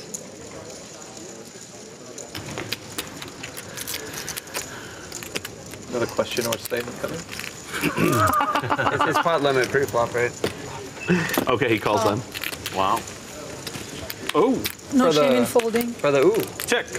Wow, no shame in Good folding. man, That'd be good kind of man. cool. Yes, yes. Warm up bomb pot. Please, please, please. He is asking nicely. 4-way to the flop. And it's Lex who flops best. Check. Checkeroni and cheese. Check. Check. Min bet from Tonka. Whoa. Nerd. So bad that you couldn't change the flop. Oh, yeah? Snap. Call. Snap. I will call. Call. Take Thank you. Lex is going to get an extra shot at his flush draw, too, if he wants it. Turn card. King of Hearts. Scratch that. We go again. We go again. He wants Good luck, his everybody. spade. Give him a spade. You see, but I secretly want the 6. He wanted that king, but he doesn't want us. He has pocket kings. He's just throwing you off. I love. New turn card. Boop, the 10 of clubs. Ooh. Check. This. I already have a flush. I just. Oh. It's such a good job we don't have power-up poker anymore. nasty. We'd be broke. 50. Trying to play these power-ups just all over the place. Nasty. People don't play like this in Texas. Min bet, over bet. I'm out of my element here. I feel like my hand's a tiny bit face up right now. Tiny bit. So, what's near? This ain't Texas. But it is Hold'em. Okay. Wow. Tonka wins another pot. He's now almost 20k in profit. Meanwhile, Spraggy and Lex have managed to crawl back a bit. So for this round, Barney, Tonka, Spraggy and Lex all have tokens. Olga and Wolfgang still need to win a hand, and still no steel card in play yet. How no showdown? Barney with ace-10 suited. Raises to 150 euros. 150. Brother, ooh. 3 pass. It's a nice timepiece over there. What brand is it? Long Jeans. Had this watch for 11 years. Long Jeans? They used to call it Long Irons, but Very then I got nice. corrected. Oh, Spraggy. Spilled the pot. Spraggy is 3-bet with Queen-8 suited.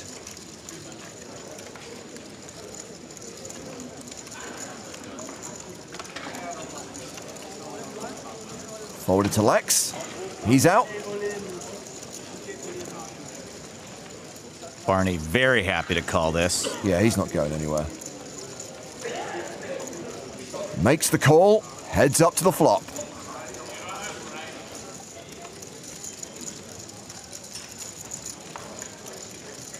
Nut flush draw for Barney, plus ace high, still the best hand. Barney very happy to flop this. This is hand number 8. Yeah. Yeah, there's one more. Yeah. That's tough. I've seen this before. Come on. You've been in one bomb pot though, right? Yeah. This story has been running for the last 20 Yeah, years. and I got bluffed, like, and folded a better hand. I'm just happy that I haven't lost 10k this round. Still a hand, buddy. I'm confident. And a bomb pot. You can make it happen. Yeah, and a bomb pot. I'm confident you can make it happen. Is Lex rich enough to be this mean to him? So Spraggy continues for 425 euros, gets a call. Spraggy pairs his 8 on the turn, but that's the flush for Barney. The poker gods seem to think Spraggy was a little out of line.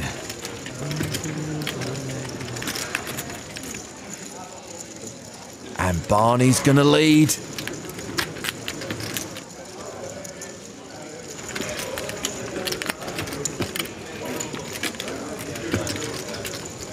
€875. That 875. I feel like half the hands are Barney versus Sprite. Barney knows his Huckleberry. Spraggy, you don't have to call this to try to impress us. He calls.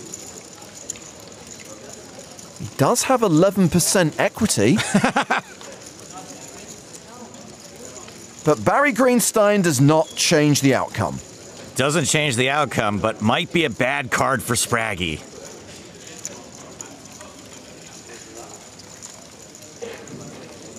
€3,725 in the pot. This is a card Barney would bluff at sometimes, and that's why it could be bad for Sprag. Well, this is a value bet. 2.5K.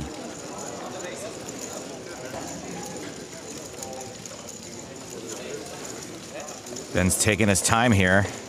Is he considering heroing with just an 8? Barney has been bluffing a fair amount of the time.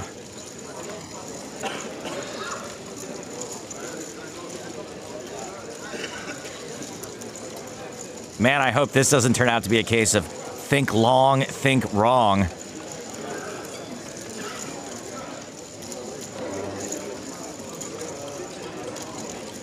How long before Tonka calls the clock on him? In a cash game? 3, 2. Here we go. This is totally Clock, unrelated. please. One time, we were playing in here. It was here last year. We were playing a cash game with Mac and 2 other random dudes at like 4 in the morning. And Spraggy tanked for like 8 minutes. Like he tanked for like 2.5 minutes. Remember that? He tanked for like 2.5 minutes, and I was like, I called Jack High and the guy to full house. and I was like, okay, I won't call the clock. I went to the bathroom, came back. I kind of feel later. like that's. He tanked for 2 more minutes, and then called like a $1,300. Kind of where I'm at. $1,300 river bet at 1-2. €1,300 river bet at 1-2 with Jack High, and the guy had a boat. Shocker. Can we watch that game instead?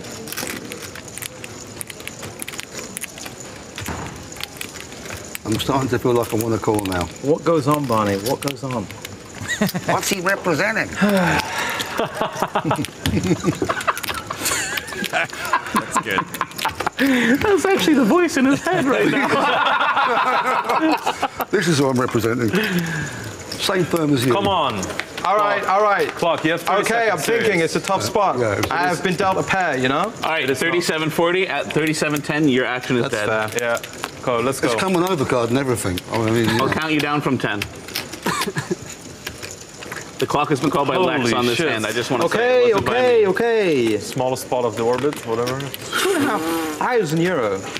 You have 10 seconds left to act, sir. That's a call. That's not good. That's reaching for his enough. cards. That's such a strong hand. Wow. sorry, buddy. Queen High was close. Takes so long and I make such a bad decision. Queen High was close, honestly. I feel so much better about laying down that deuce against you now. I had a deuce. Steel. I really wanted to call. Barney, the Steel Master is back. Oh yeah, and the Steel Master. Yeah, of course. Ace-high flush. Yes, the steel card, which is earned by winning at Showdown. The player who shows the best hand gets the steel card, but later in the round, if a player shows a better hand, they get the steel card. And whoever has it at the end of the round is allowed to take 1 token from another player. Aha, so everyone needs 2 tokens to be safe. 1 more hand to go before the bomb pot, where there is major value. Big prizes up for grabs. 3 gold power passes worth 10k each. 2 silver passes worth 2.5k each. Passes that can be redeemed to play in PokerStars live events. Of course, the fun prize, the tricycle, is gone already, along with 1 of the silver passes. Oh, boy, oh boy. Man, that was maybe one of the worst calls I've ever made. No, the Jack High was worse. No, I've made worse. That was bad, but Strategically, that was not very sound. 3 pass. No, it was, you know, Raise, a technically bad call, but I looked the man in his eye and I thought he didn't have it. And I was Then you had the nut flush. and I was aggressively That's all I've got in my game. Looking like I haven't got it. Spraggy has raised with 9 deuce. Olga with king queen suited. I bet pot. There we go. Mama needs a token. Where he raises to 600 euros. A prayer before the Lord. One more time for the memes. Thinking about it.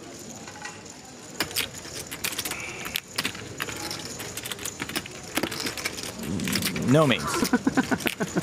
It didn't work. Wait, was that Spider-Man? Oh, wow. Raise 1.6. A 4-bet from Lex. 1 pass.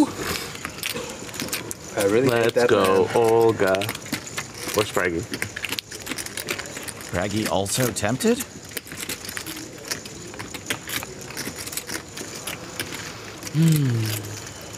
No. Pass.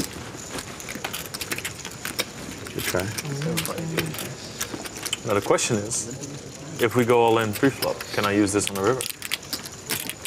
Maybe you weren't paying attention to the rules. No interference. I'm all in. Boom. Okay, nice. Oh! Nice, okay. You have 2 options now. Olga.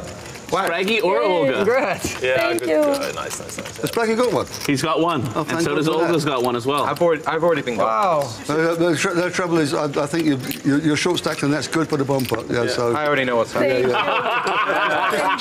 Just take the chip, all right? Not a lot of showdowns in this round. Barney had one of only a few. He ended up with the ability to steal. I saw you took Again. Again. It's nothing personal. 2 out of 2. It does feel a little personal at this point. Okay, it's a bit personal. All right. We got the answer out of Lex, your power-up is over. Did you have fun? Yes, I feel like it served me reasonably well. And Olga, you're finally back in a bomb pot. I'm so happy. Thank All you. right, Spraggy, you're going to have to do it the hard way. It's bomb pot time. Good luck, everybody. Yes, the 10th hand is played as a bomb pot. Everyone has to post 100 euros and we go directly to a flop. Only players with tokens can play. In this episode, we have Barney, Tonka on the button, Olga, and Lex. And we've got 4 pretty ropey hands. Okay. Right, let's have a flop then. Good luck, Barney. I can think of it. What the fuck is this? No, I can't let you. I already made the mistake once with you. Wait, you're not in the bomb pot? Not in the bomb pot. Oh. Fucking stole it, Wolfgang. He's so bad at it, he's even getting explained by people not in the bomb pot. Yeah, you've never been in a bomb pot. Right. Under no fault of my own. Man can't spell bomb pot. In fairness to Barney, I gifted him the steal. No, I still would have had the steal. But no showdown. I gave you the showdown because he called. Didn't I already have the thing though? No, you did not. You got it then. I really screwed myself. I lost the pot, gave you the steal, lost my chip, lost everything. A disaster. Classic Spraggy. Here comes the flop. Wow, a flush for Barney. Wow. A check.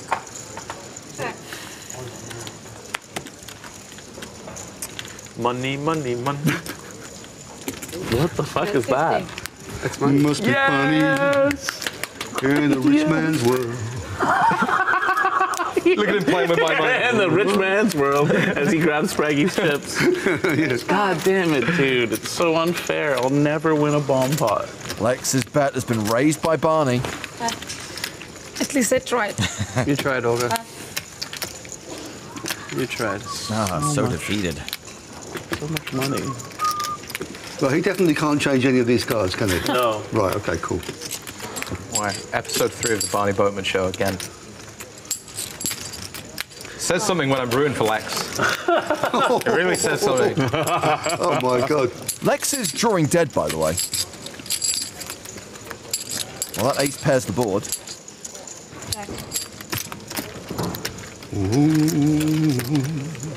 All the things I could do. What an obnoxious turn. God. You think that was an obnoxious turn card, do you? Yeah, you think so, yeah? Wow. My timing is the absolute fucking worst. It's unbelievable. Barney wins the bomb pot. He's the second most profitable player in this game. Tonka is the biggest winner. Lex is still the biggest loser. And now it's mystery prize time for Mr. Boatman. Barney, when you won EPT Paris, do you remember what you said to me? Do you remember that old turn of phrase you said to me about a dog in the sun? Yeah. You're looking pretty sunburnt right now back there. Yeah, all over the place. Yeah. Time once again to choose a mystery prize, and the tricycle's off the table. That's a shame. So you can't win that. Looks like a $10,000 gold pass. Well done, Barney. Yeah, well done, Barney. We're all happy. Maybe you'll make it to EPT Barcelona this year? Yeah, I think I'll be there. We'll be there. I might even have a rebuy. All right, Barney, time for either a power-up or a forfeit heading into the next round. This needs to be a forfeit, surely. I'm better with forfeits than power-ups. You will be put on a 5-second shot clock for the next 9. Can I buy that one? Can I buy it for free? For a tricycle. All right, we'll see how Barney fares with the 5-second shot clock next time on the You'll mystery see the quickest knuckling you've ever seen in this game. cash challenge. And coming up next time, quads and a slow roll. Nope. I'm used to a slow roll. Come on. Show the hand. Wow. Crazy bait. You're such a bad person, Parker. It's unbelievable.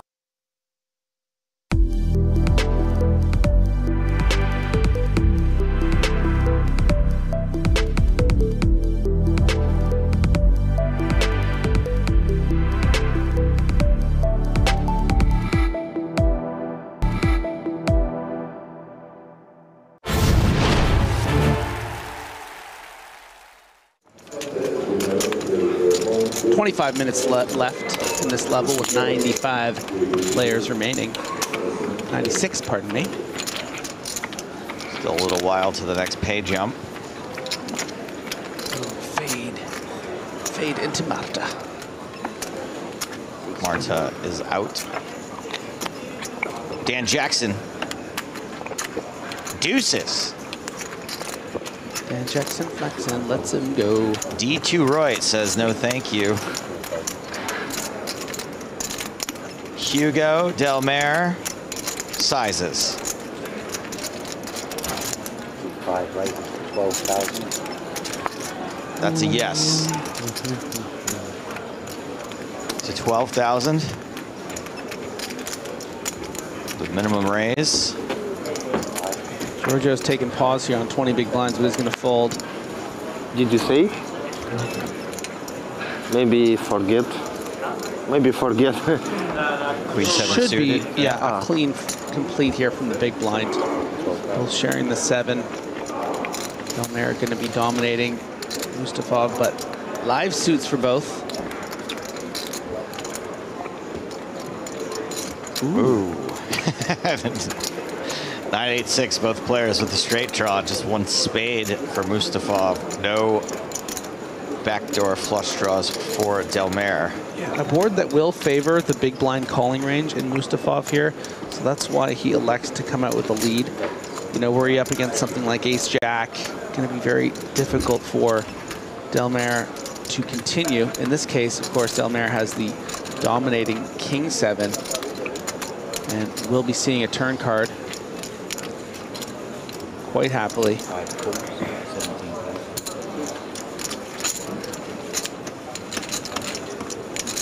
Wouldn't a 5 or 10 of spades be fun?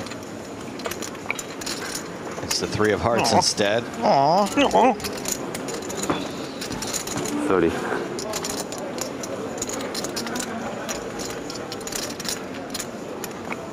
Was that a snap bet of 30? That's what I heard. I'm suspicious of the snap bet. Ooh, 53, way more than 30. So who said 30? Maybe I just heard 53. 50-30. 3 sound like 30 to me. I never think a bet that's that quick is going to be that strong, personally. Me as a live tells expert. We play 4 live tournaments. Rule number 8, right? It's page number 8, which is the penultimate page.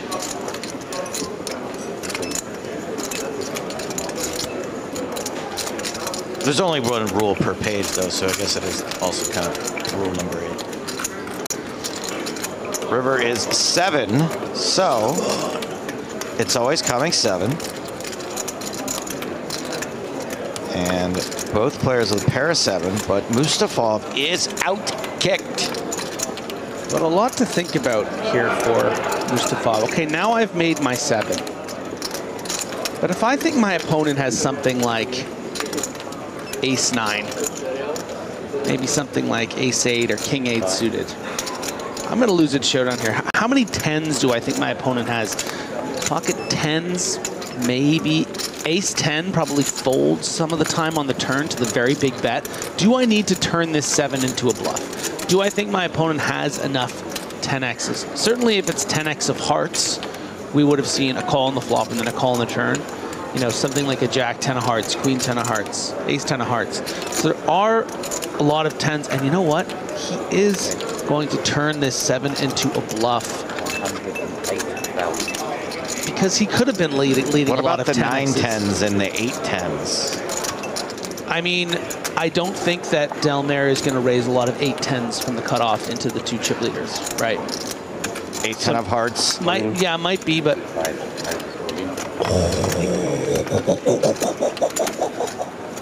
Mustafov bets 81,000 and Delmare shoves through 189 and gets it through. So kind of what you were saying, just the opposite player. Yeah. Says to himself, you know what? Actually, I think I have more 10s here. So goes Some all of the 9 10s and the 8 10s probably included in that. Yeah. I guess you're right. What a badass hand.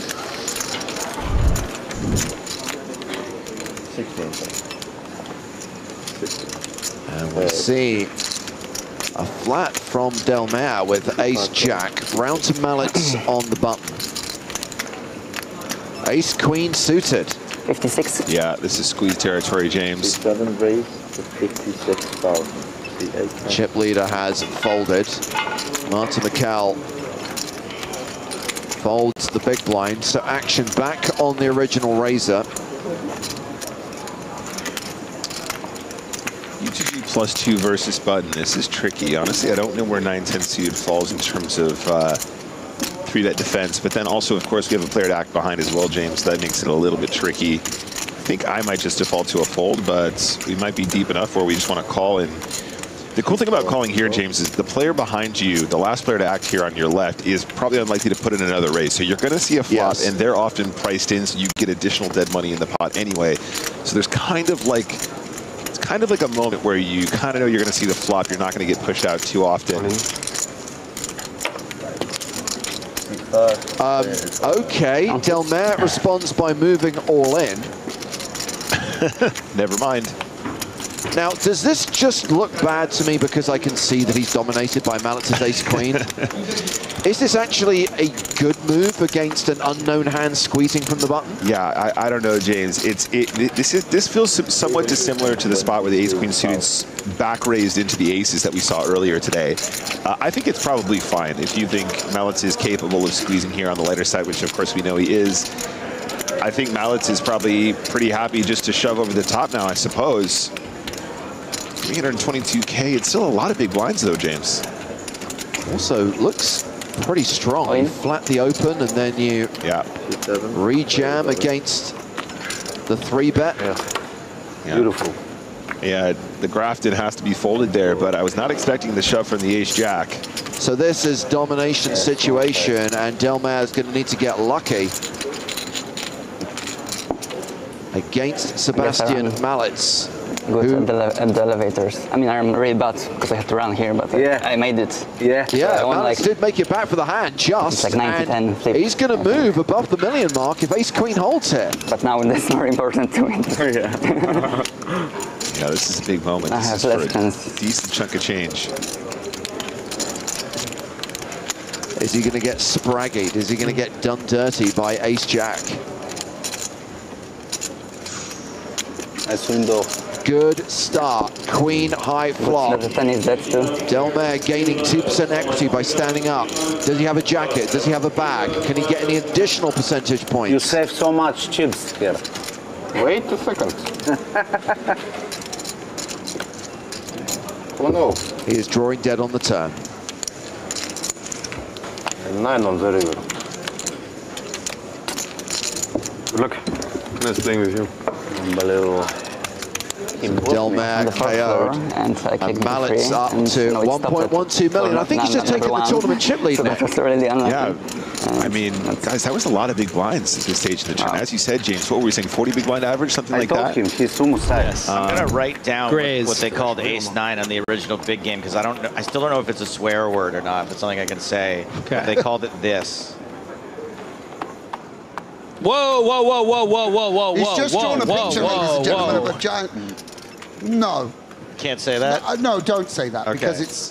No. Oh, do you want to see? Here, there you go. That's why I knew better not to do it. Wow, by the way, this is a new dawn for Joseph. Right? Mr. Corporate. I'm glad that he's checking with us. I mean, we were joking about you getting fired earlier, but this is getting dangerously close. Yeah, that does need to be redacted off the internet. Do not go search up those big game episodes. So that's why you never see that episode. Yeah, on there was certain replays. terminology that was employed at the gut shot as well, which for certain things, which wasn't great. Thankfully, those days are around. It's not one of the 7 dirty words. No. It wasn't that bad. I was exaggerating, but. So we are changing feature tables, by the way, at the break. And I can't even believe these words are coming out of my mouth. We're going to bring up to the feature table chip leader Bobby James. What about Nadia Razadine? Can we get her on the feature table? We haven't seen her all day. Rania went broke yesterday. Wow. Let's go, Jesse. A flopped straight for Jesse Wiggin. Yeah, and wow. Tabiev gonna bet for value here. Of course, there's so many hands he can get called by, and ordinarily this is a board that you want to play very passively because of the fear of ace-king, which obviously makes up something of the cutoff range and you don't have. But I wonder whether Jesse, with such a strong holding, gonna make an adjustment because of that small sizing. And I really like this.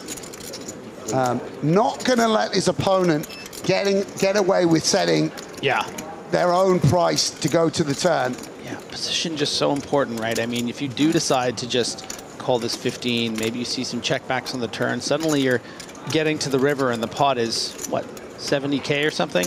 Yeah. This way. And Tabiev probably not going to be able to fold here. Yeah, it just makes perfect sense to continue. As the pot bloats now to 161K. And shows no signs of slowing. Yeah, and it's going to allow, on certain run-outs, Jesse to go for it all. And that's a bad card for Jesse Wigan, because now that straight becomes very, very obvious. Obviously, sometimes as well, his opponent has a king. Hands like King Jack, King 10, King Queen come to mind, and he's only playing for half the pot. And now we can't really go the polar sizing. Might want to sort of dampen the sizing. 70. Does continue to put in money. And I wonder what Tabab... You see how it's a very good sizing against hands like Ace Queen and Ace Jack, where you feel a bit... you kind of don't want to fold. You've got that. You can imagine the king coming off. Super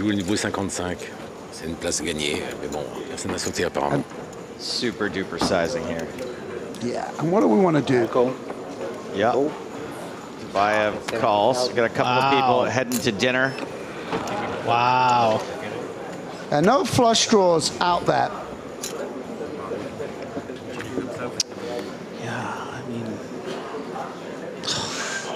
Oh my goodness. You hate to see it. A disgusting run out. You hate to see it. Poker gods, no. Puke. Straight on board. 300K out there. And now Jesse needs to decide whether he wants to go for a 10% pot, but I guess we probably just have to check it. I mean, the ace 0% pot. Just favors in position. Just go to dinner right now. Just leave. Let them kill your hand.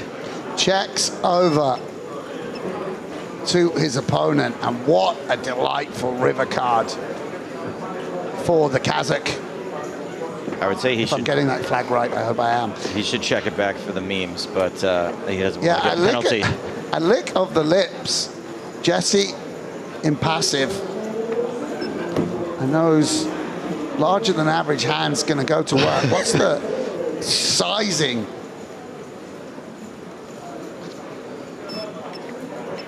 That will be deployed. It's a very weird spot, by the way. I don't blame him for using a time bank card. It's very unclear what imposition should do. It's such a rare line.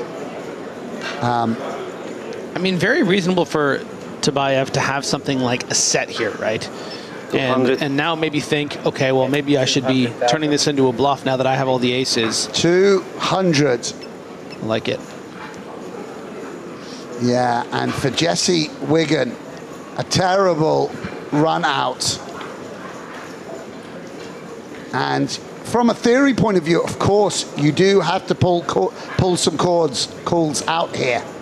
You don't end up on the river with the ace all too often yourself. Yeah, I mean, should Tabiev even have that many aces that isn't ace-king, right? You would think ace-10, no flush draws out there, ace-10, ace-jack should fold the turn a lot, even ace-queen. I think Jesse's going to know that he doesn't have ace-king, I think, just based on the way the hand went down and probably some sense of his opponent. But, yeah, does he have... All in. What? Oh, no. A valiant effort by Jesse Wigan, but runs into the nuts.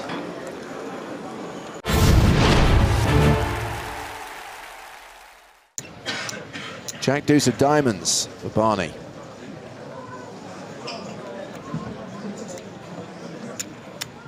You can mix in a couple different things here. going to be too Rice. strong heads up to just fold. So certainly can call, but I think it plays nice as a 3-bet too. It's going to put Kaufman, pardon the pun, but a little bit of a cough in. What do you do with ace-9? Do you put it in for your tournament life for 30 bigs? You just started here, you know? The older gentleman has 3-bet you. You're playing for a difference of 500,000 euros. And you have one of those middling aces. Do you just shove it in like you're getting 3-bet by any other aggressive pro?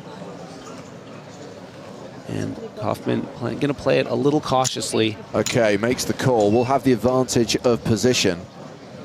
And has the best hand, as we can see. The first flop of heads-up play. Jack 9-6. Ooh, top pair versus second pair. My apologies, the first hand of heads-up play went to the flop as well. But yeah, this one is going to involve probably more than one betting streak, Griffin.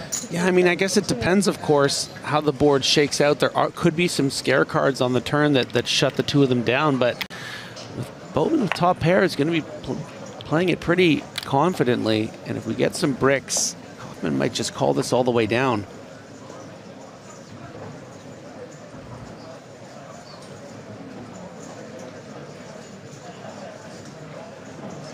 Continuation bet of 2 million from Barney Boatman into a pot of 6.2 million. Kaufman with second pair top kicker calls. This hand going to the turn, and Kaufman now has less than pot behind. Yeah, and what he really doesn't want is a low card like that. Something in that deuce to 5 range where it doesn't really change the complexion of the board too much. You know, maybe a king or a queen of spades. Wow, Boatman shoves on Kaufman. It is all in to call. And what does Kaufman do here with a pair of 9s?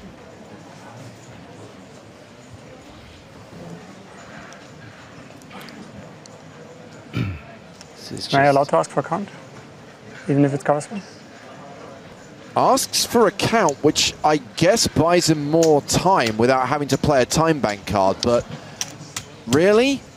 Well, in fairness, he did say, am I allowed to? You know, it wasn't like he was, it's just like with trying to understand within the rules. This is a very important spot for Kaufman and you know, wants to utilize within the rules.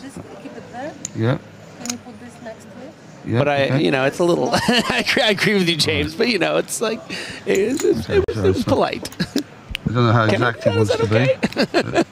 Is Kaufman out of time banks? Is that why he needs to do this? Oh, maybe, yeah. Or he might have a limited number left. Either way, it is a huge decision, right? You make the correct call here, I guess, and you have pretty much evened things up. I guess it's just something a little comical about counting 40 million. It's fine. Thank you.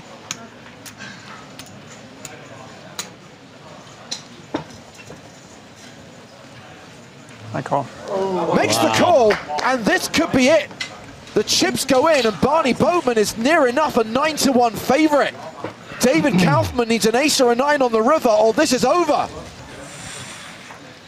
Yeah, certainly Kaufman also considering maybe ace hands 9. like King 10, King Queen that would shove the turn here. This is only the second hand of heads-up play. My gosh. And it could be the last hand of the tournament.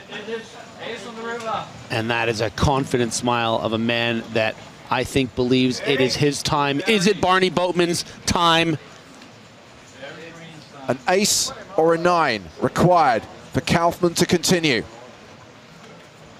The river is a queen! Thank you. Very well played. The oldest EPT champion ever, the 68-year-old UK poker legend, takes down EPT Paris 2024. Just an incredible story, and you can see welling up a little bit with pride. People on the rail who love him, and it's just a beautiful thing to see.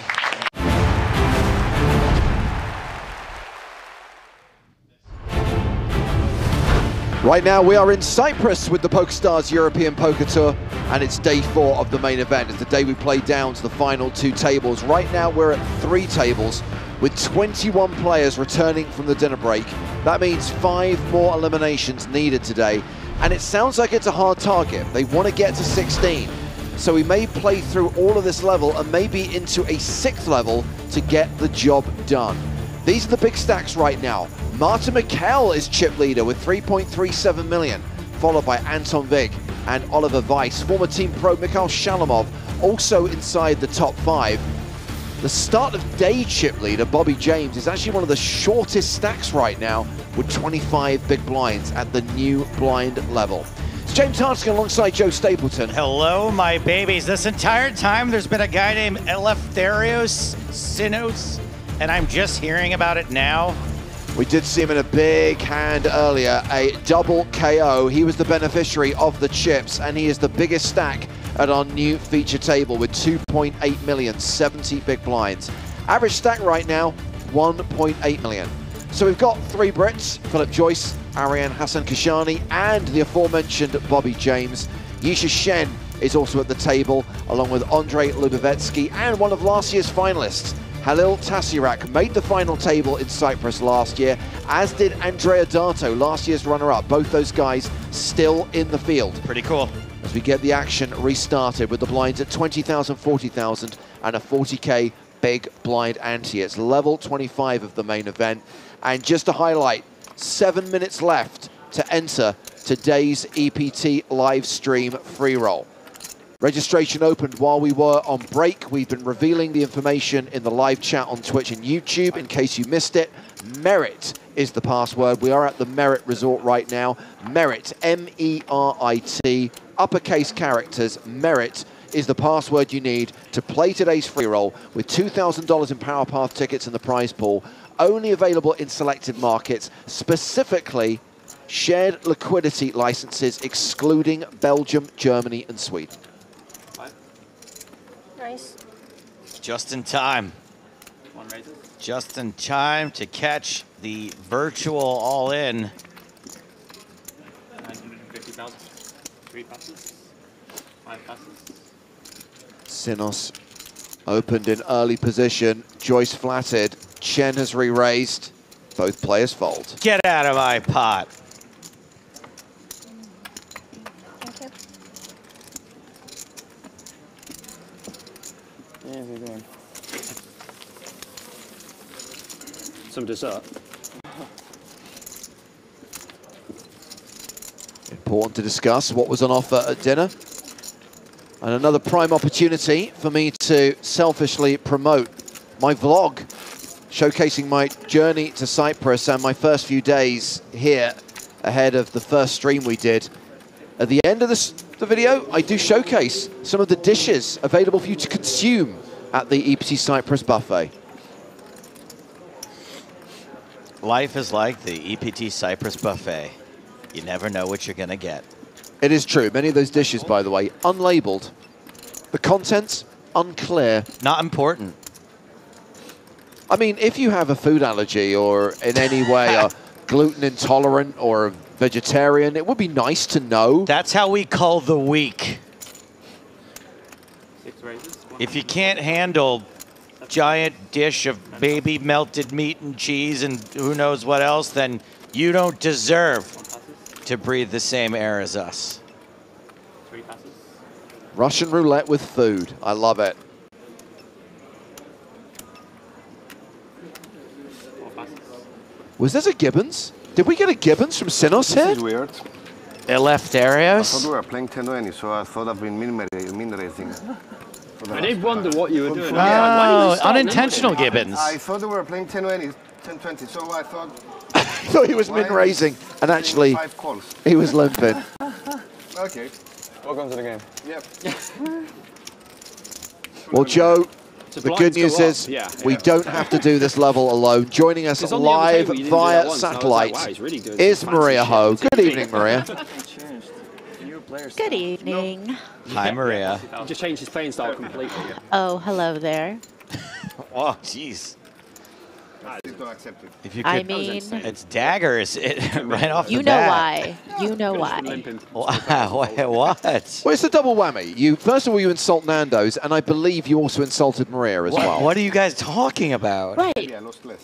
Like, I love Nando's, but I don't like pumpkin spice lattes. So what you said is not true. Just I'm because not it a spikes basic your bee. glucose, otherwise you'd be all over that basic. Lubavetsky has successfully raised under the gun, making it 80k with queens. Tasiarek with jack 10 on the button. So this is a raid, yeah? Maria, I just want to warn you, they do serve beer and wine at the buffet here, so I could be a little more cantankerous than usual.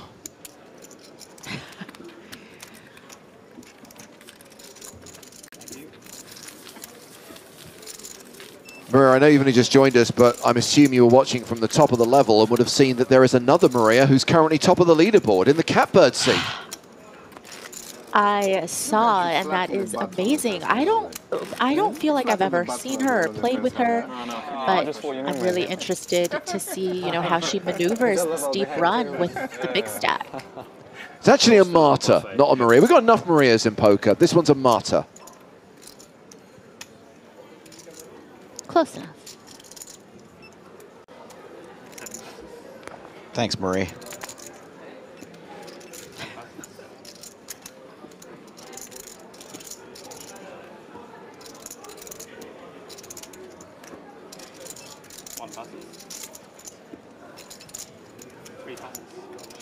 Yisha Chen's been kind of a boss, by the way. Not sure what we'll see now that she's down to 28 big blinds, but yeah.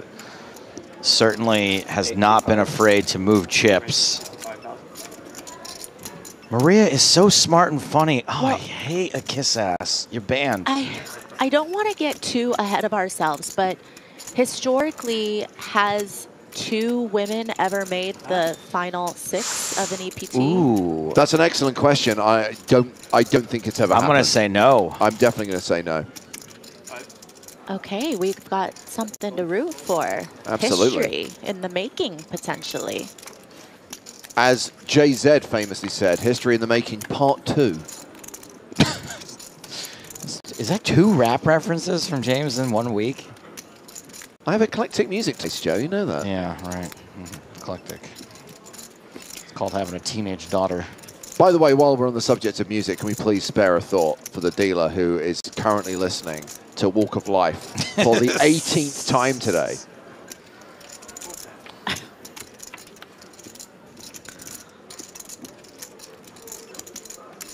Check here with top pair against bottom pair on the flop. And, this is pretty interesting turn in terms of giving the pair of 5s here a flush draw.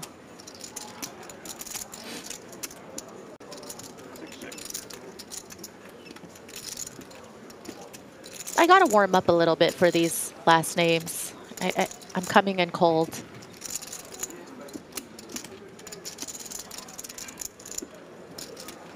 Lubavetsky has the 5-3. Hassan Kashani has the Jack 10. 114. And it is Hassan Kashani who's betting here, 140,000. Does have the best hand, but big draw for Lubavetsky.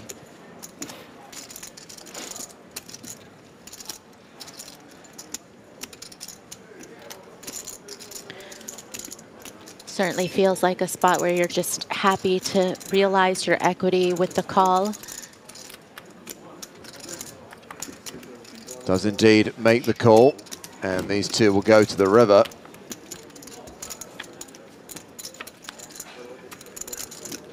It is the 7 of hearts.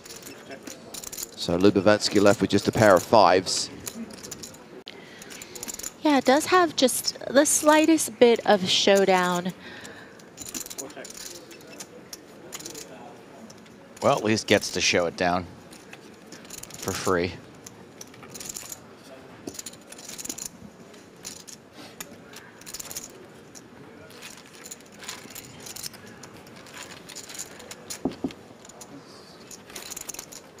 Arian Hassan Kashani currently playing 57 big blinds, slightly above average right now.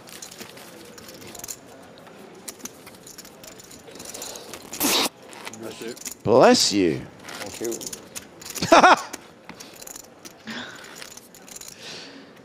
That was weird.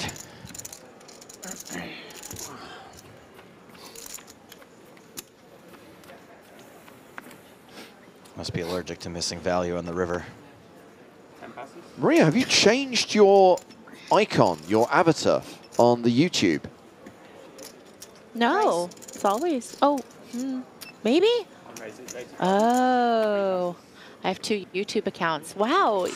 Burner alert. James, you would make an excellent, and I mean, you are an excellent boyfriend, and I feel like you're the type of person that if Michelle got her hair cut, you would notice. Absolutely. But also, I do Who's have... Michelle? I do have an insane attention for detail. I realize that I'm logged in to YouTube for my other account. I want to go see all the comments that she's left under this other account. It can't listen. How could it be a burner if I'm using my own image? Clearly not a burner. She's just like libtard this. Jet fuel can't melt steel beams. Are you having to use the second account because Joe banned you during the last event? Whoops. But that must be it. All right.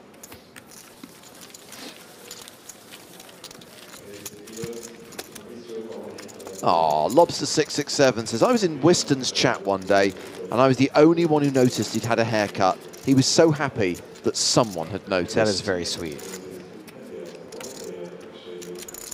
Aren't we running at like 96% probability now that Chat Pro Saturday will happen? It's high. Yeah, really high. Tom will be happy. You know who could ruin it? Maria's burner account. Spoil it for everyone. Average Joe's card says audio quality for Maria is fantastic. Sounds like she's right there with you guys. I mean, what are we paying for this satellite? $25 a minute? So it should be good. I'd take the over. Oh no, that's just the line fee. The actual cost of getting it here. Yeah, and that bit of kit, the satellite decoder, that's like 5 figures. I found one of those in a cereal box.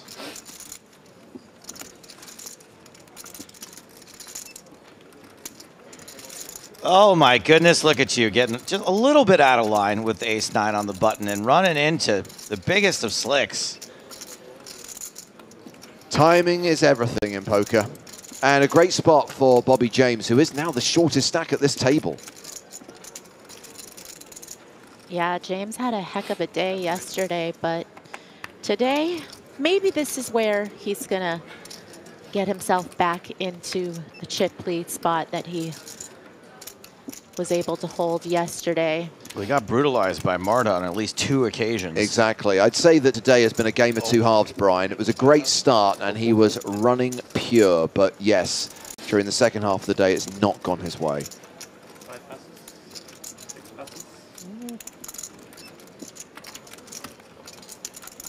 just know what Joe's commentary is going to be. Yes? Tell me. One for the good guys. What's really sad is that Bobby's going to watch this back later and realize that Joe didn't say that. One for the okay guys. Sorry, I was too busy reading a comment on YouTube about how good my comic book is. One for the good guys. There we go. Sorry, Bobby.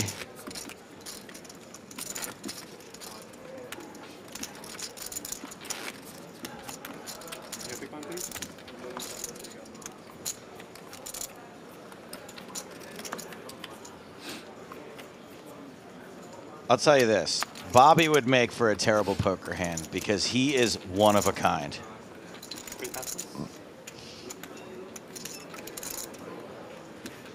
You know, 2 of a kind is 3 of a kind. No. You don't explain it. I'm kind of nodding along, saying, yep, I get it. I get it. Hey, we got Wendy is Okay, Beth so in chat too. Oh my goodness, hello. Ah, Beth. Questioning whether the positive review of your comic book was from Maria's burner account.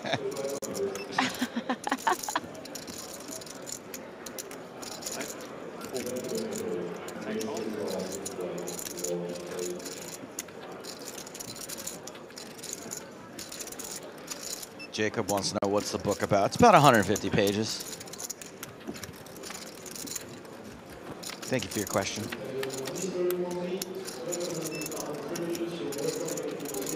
Well, it's ace-5 against 9x and a pair of 9s for Yisha Chen. Could be better than that. But at least a pair of 9s, and that is the winning hand right now.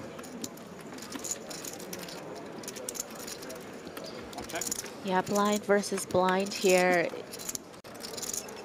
You would assume that, you know, Chen might not have a spade if she decides to check back the flop, just because, you know, sometimes a pair with the flush draw might decide to bet that flop, but she's probably just wanting to exercise a little pot control. Might not have the redraw. Very likely to have the best hand now that it goes check, check on both flop and turn, but probably not the best river card in Chen's mind.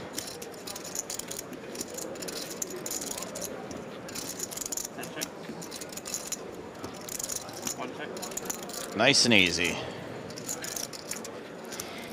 Yeah, I think she's pretty lucky that Joyce just found himself with the hand where he still might have a little bit of showdown with ace high, that he decides not to turn his hand into a bluff.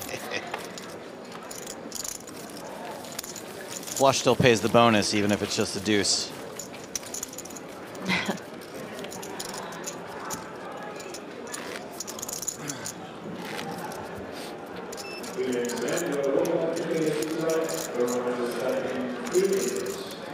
So a reminder that every day we do change the CD on the dealer's Discman. Yesterday, Simply Red. Today, Dire Straits. Tomorrow, The Best of Men at Work. It has... Was it a 4-track CD? Down Under, the 7-inch version. Down Under, the 12-inch version. Yeah. Down Under, instrumental version. And Down Under, the remix. Down Under, ex-David Guetta. I'll give this good bad lookalike for Joyce next time we're on. I'm with you, Wallace, though.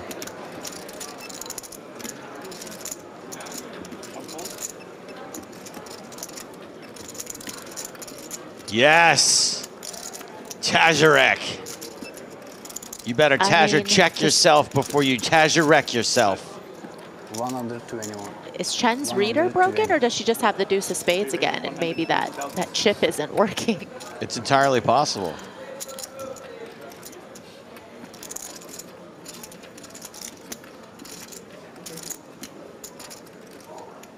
Well, we'll get some clarity here, because I think if she did have 10 deuce, she's going to be folding to this raise. Okay, she might have had the deuce of spades again.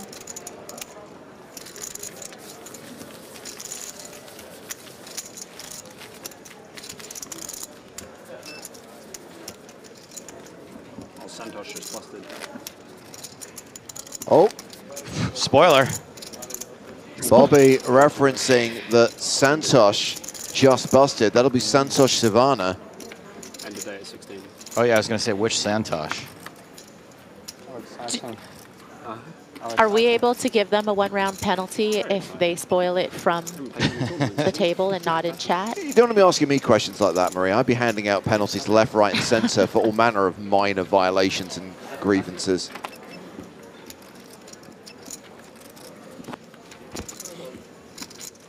We will witness Santosh Sivana's demise in just a moment. But yes, I can confirm we are down to 20 players as we see Philip Joyce open here with Queen 9 at the cutoff.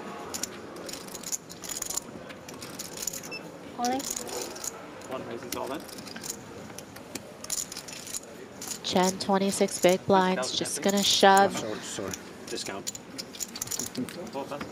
Unexploitable play here. Just happy to pick it up, get it through. Yep. So let's see what happened a couple of minutes ago at one of the two outer tables. It was Sancho Sivana all in with Jack-9 against Queens.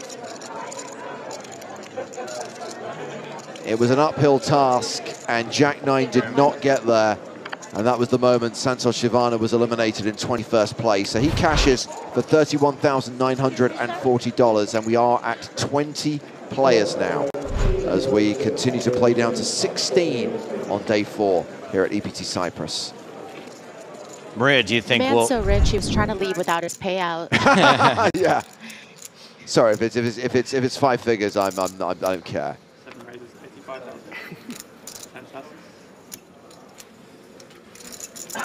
Sorry, Stapes, what was your question? Do you think that we are going to get to 16 by the end of this level?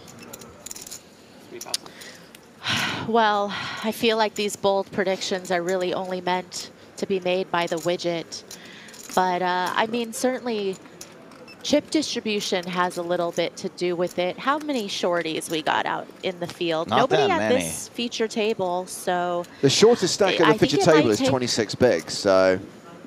Right, so nobody here, but what about the outer tables? I'm going to give it, you know, a good 2 hours. Okay. So a little more than a level. I think that's... But what does the widget say? So the widget actually thinks that we will finish level 25 with 15 players. So the widget thinks it's doable.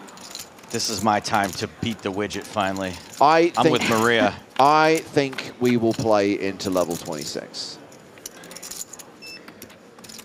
I think we came back from dinner slightly below a 50 big blind average. And remember, as Kenny Hallett revealed the other day, that's what the widget is effectively tracking.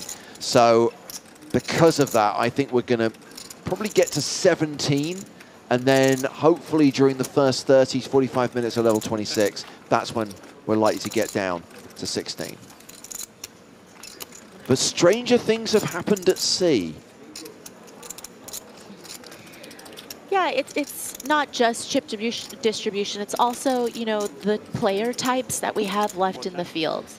There's going to be, you know, maybe some inexperienced players who are not as ICM aware that, you know, might make a slight blunder just gambling a little bit too much. But also... Name names. Well, I don't want to name names. Also, sometimes it just comes down to a series of good old-fashioned coolers. Right. Yeah. It just doesn't feel like the coolers are going to happen. Do you feel like cranking it or not? You know what? I've been really just sort of out of sorts and not feeling it, not cranking it. I've just been tired and stressed out, and sometimes no matter how much you crank it, nothing happens. I know. I don't even know who you are anymore. Just haven't been getting the same joy out of cranking it. By the way, when I say cranking it, I mean cranking the cooler machine. That if I crank it hard enough and long enough, eventually a bunch of chips will spew out.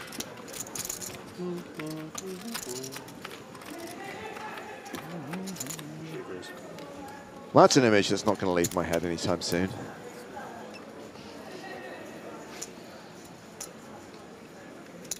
And after that extended conversation about when we'll get down to 16 players, Akinicus asks, how many are we playing down to today? And the percentage chance of Chat Pro Saturday just dropped below the 90% mark.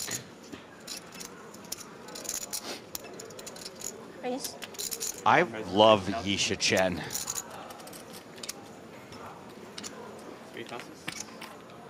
She's kind of a boss. She could be, I mean, she could be the female version of David Peters, you know, just the silent killer type.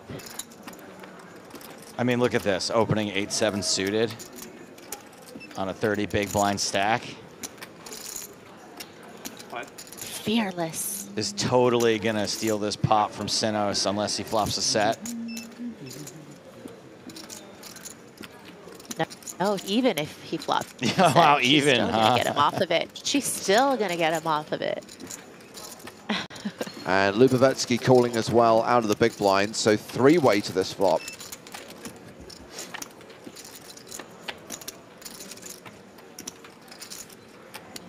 Jack 8 deuce. She's in fact flopped best. Yeesh.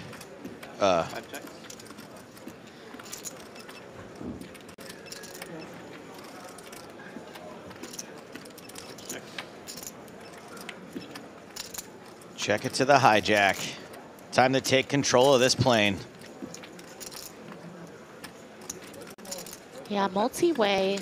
She does decide to check back. Just, you know, can't really withstand a raise on the flop. So that's unfortunate. But, you know, it's kind of bound to happen, right? You have a hand on the flop that's not really quite strong enough to bet for value or, you know, for protection, because you're not really able to call against a raise. And against two opponents, yeah, sometimes you're just going to get the 4 flush on board and got no club in your hand. But Sinos, you know, with the best hand here, still really isn't able to bet into 2 players. Yeah, Chen went from first to last. Lubavetsky pairing as king, but Sinos has made the flush, and the other 2 players are drawing dead.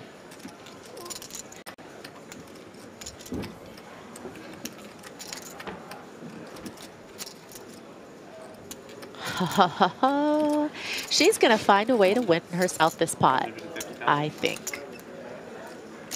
I hope so, because I like to be right.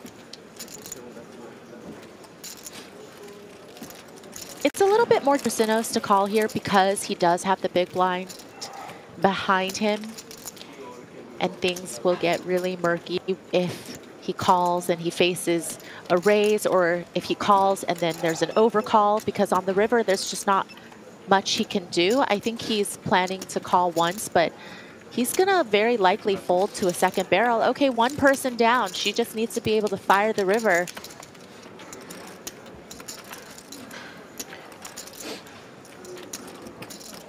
Barry Greenstein.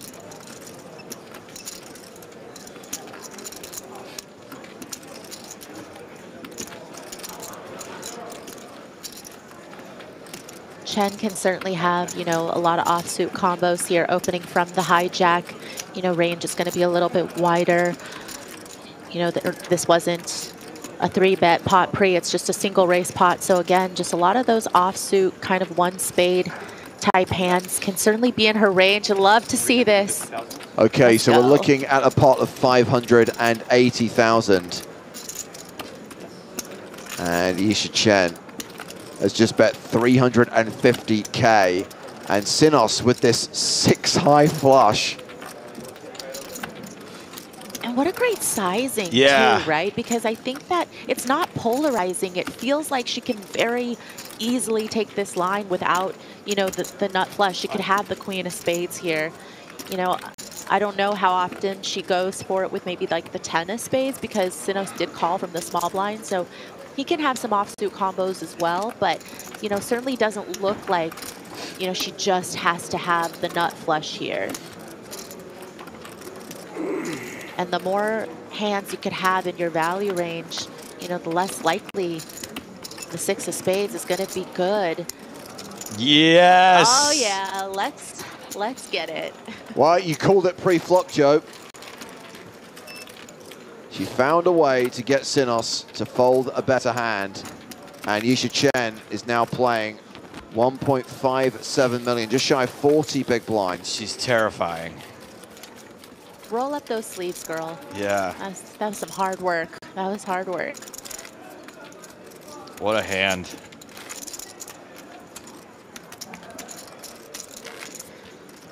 Joe, you taking some notes? I can't do that. These are the things I can't bet a third of my Yes. stack on a bluff. Just Are to you be kidding clear, me? Just to be clear, Maria, the next time Joe plays poker will be in Brazil. And I'm just going to say, do not try and make a move like that in Brazil. Yeah, we have to, you know, talk before you go, Stapes. Just make sure that we've got some of the population tendencies of the players in Brazil down. Now, hold on a second. I'm going to play a whole lot of video poker at the NAPT before Brazil. That's how I like to train. That's me in the lab. Ultimate X hot streak. I love the fact that your idea of the lab is video poker and Ultimate. That's how you learn how to hit your outs. That's hilarious.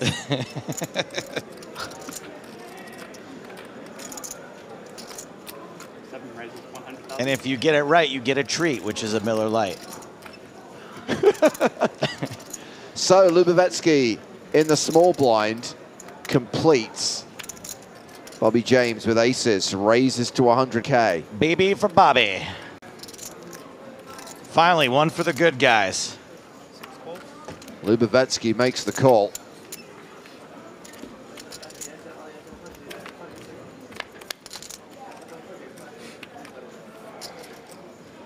King, Jack, 7, second pair for Lubavetsky. 6 spot for Bobby.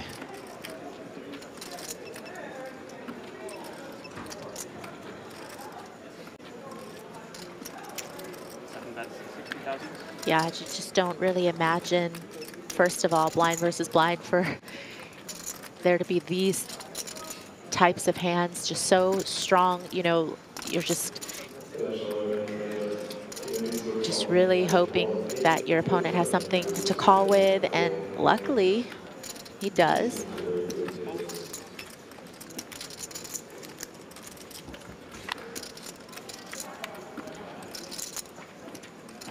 And luckily does not improve.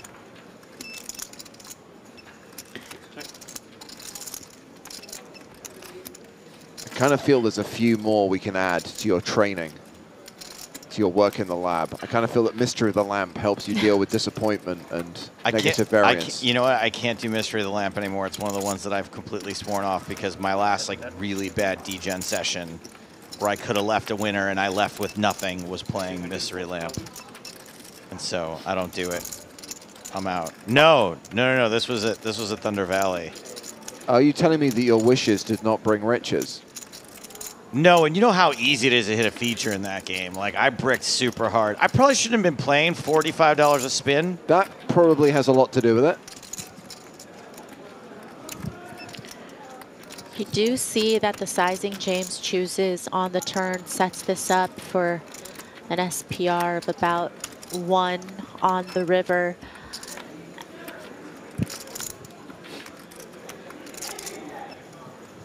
River is the deuce of clubs.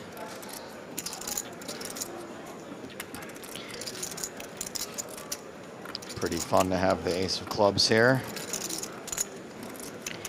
Yeah, it's such an uncomfortable spot for Queen Jack because, you know, if you had top pair here, then you're most likely just going to be doubling James up. But you also recognize that this texture and this run out is probably one that James is very likely to just continue barreling his air on as well, you know.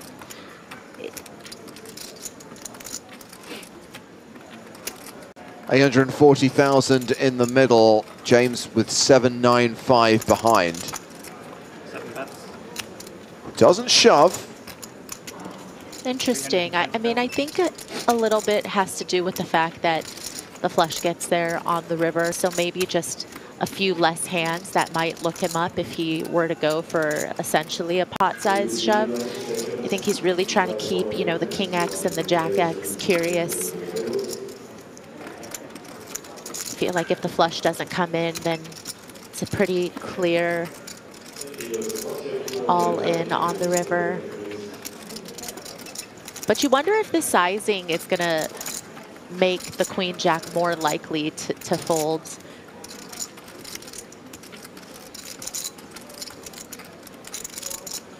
Certainly getting a really good price, but, you know, doesn't block any of the strong King X hands that would have raised pre-flop.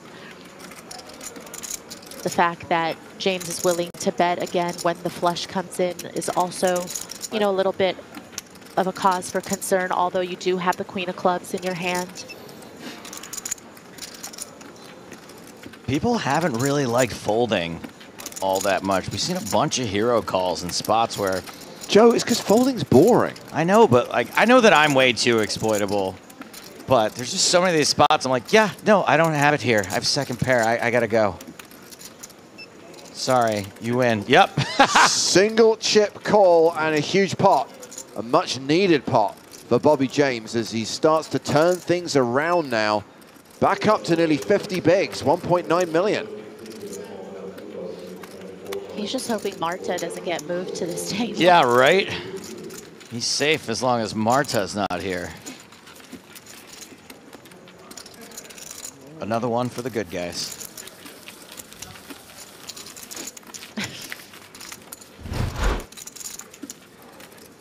It's been a very awkward situation if you jammed river. I'd be very upset. Why? You would have got all his chips.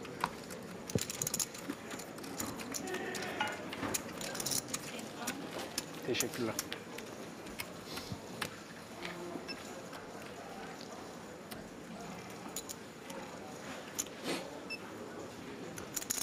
Nice.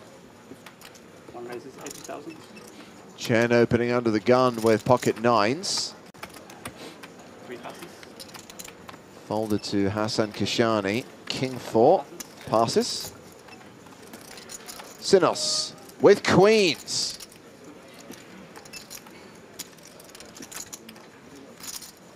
Oh fuck. 5 raises 240,000.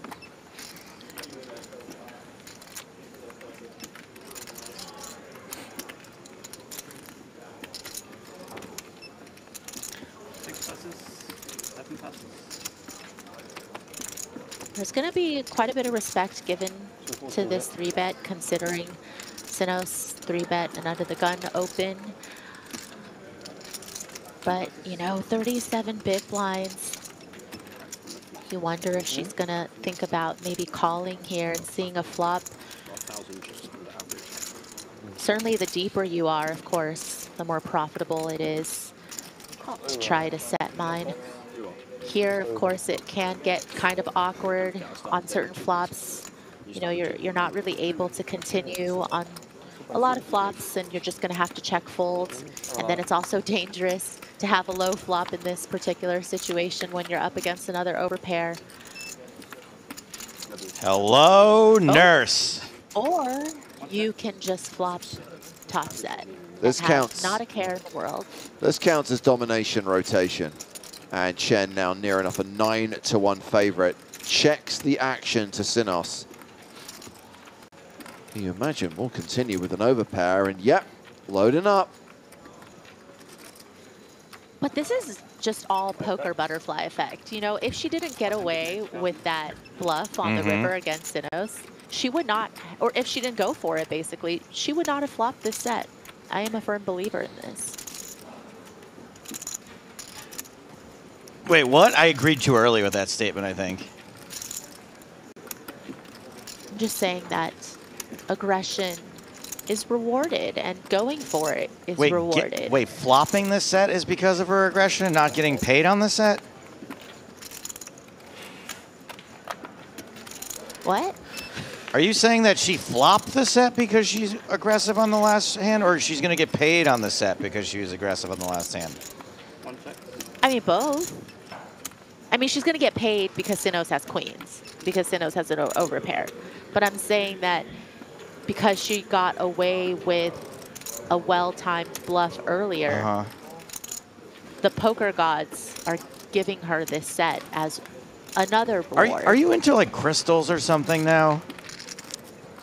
Yeah, I'm holding one right now. Oh, my back. It's, you know, it's my paperweight.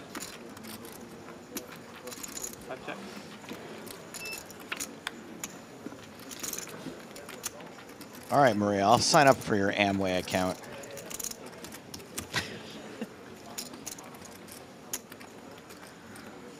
I wonder if they're going to have their annual dinner at Resorts World at the same time as the NAPT again. So good.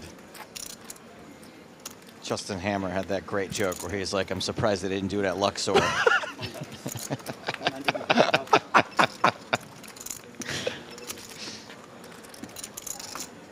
Wow, look at this small bet. I mean, I kind of love it. Might Sinos go for a value raise here against this sizing?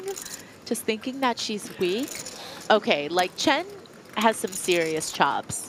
The fact that she's even able to find such a small bet here on the river in the hopes that, you know, I think she's just up against the wrong opponent. I think if she's up against, you know, a lot of the best of the best, they would have gone for a value raise with queens here. Wow. But I mean, okay, hold on. Who yes. is this girl? Who is this girl? Yes, the pot could have been bigger, but that's still a decent win there, adding 670k to her stack, up now to 2.16 million and second in chips at this table. Queens. Queens? Wow. Almost. That would almost put me on tilt to know they had queens. Back in the mix. Wrecking once again. All right, does she play online or something? Like, I need to see her online results. I think she plays the all-star video poker machine. 3 passes, another point to get your black piece. 4 passes.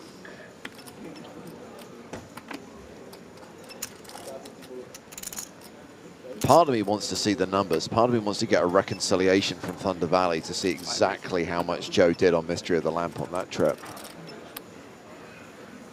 6 passes, 7 passes.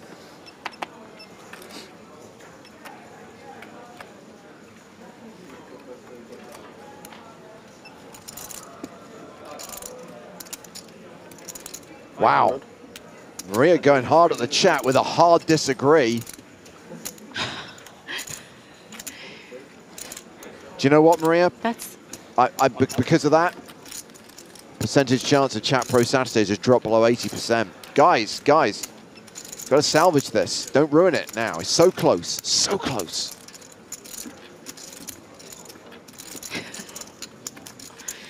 Well, I just think it's funny that the person that made the comment thought that it was me trying to defend her play. I don't think I need to defend her play. I think we're all in agreement that she's very good. She does not need me to defend her.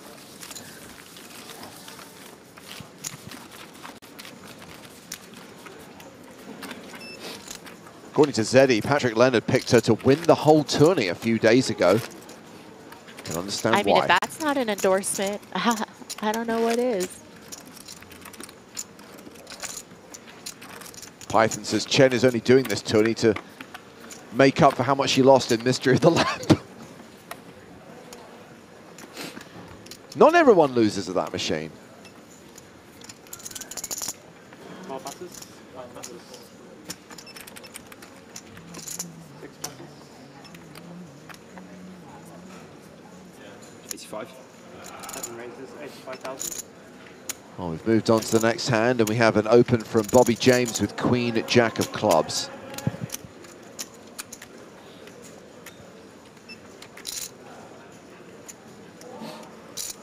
One passes. Round to the big blind. Halil Tasirek, 8-5. 3 calls. Start like 1 million, yeah? Huh? Start like 1 million. Yeah.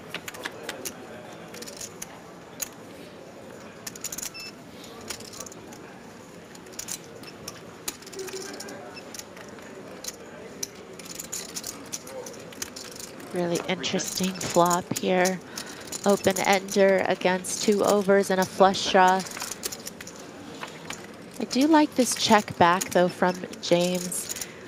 You know, it's a little bit difficult to want to play a big pot here with a queen high flush draw on a texture where, you know, there's going to be a fair portion of your opponent's range that's going to go for the check raise.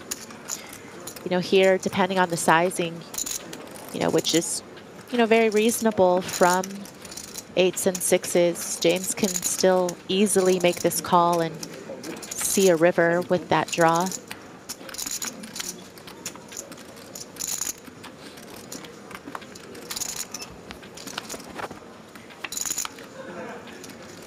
Deuce on the river. James does not get there. It's the deuce of spades, not the deuce of clubs. And yes, Melano, to answer your point, it's many of the same dealers and floor staff working at every single EPT. We'll see a lot of the same team at each event. Check to showdown. Tasirak wins the pot. Yeah, there might have been an argument, you know, to go for some value there and try to get called by some ace highs, but either way, decent result.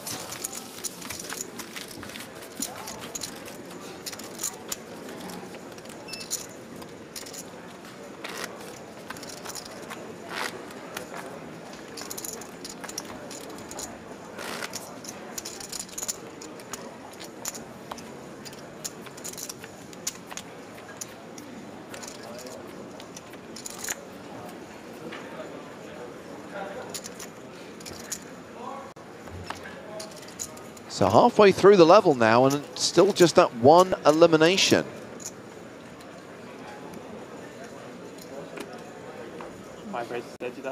Still at 20 players. 4 eliminations needed to bring day 4 to a close. Can't wait to stick it in the widget's face. We end this level with 18 players. Please keep whatever you want to stick away from the widget, please. Yeah, we're going to write HR on behalf of the widget, Stapes. I mean, it's a common phrase, stick it in your face. Is that what it comes from? Hey, that's a fun one. You've just realized. Yes, Broadway. And Broadway. A pair and a straight draw for Sinos. Oh, is that new, Stapes? Is that a new thing? No, it's just really hard to make a straight, so I don't get to say it very often.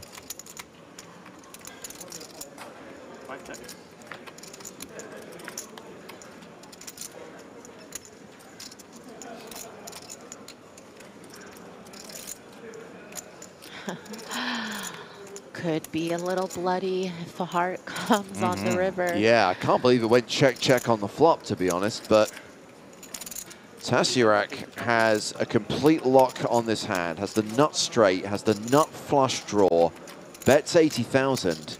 Sinos, a pair and a straight draw and a no good flush draw.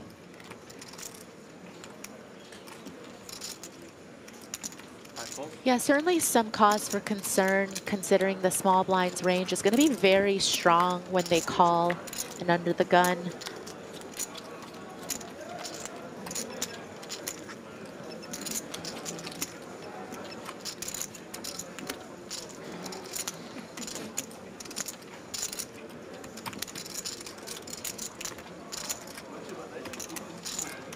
Well, now's the time, my friend.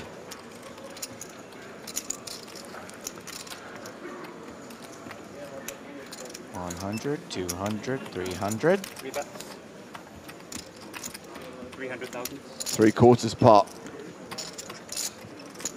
You did that right. Yeah, I like this sizing just to go a little bit bigger here because, you know, you could very likely have some other suited ace X of hearts here, right, that don't contain the Broadway, that bet on the turn because you have the flush draw and the straight draw. And now you just brick off on the river. So you can understand why Sinos decides to make the call. I can't really. Everyone just keeps calling with these crazy weak hands. I mean, that's certainly not a hand so strong you have to show it. Could have been considerably worse.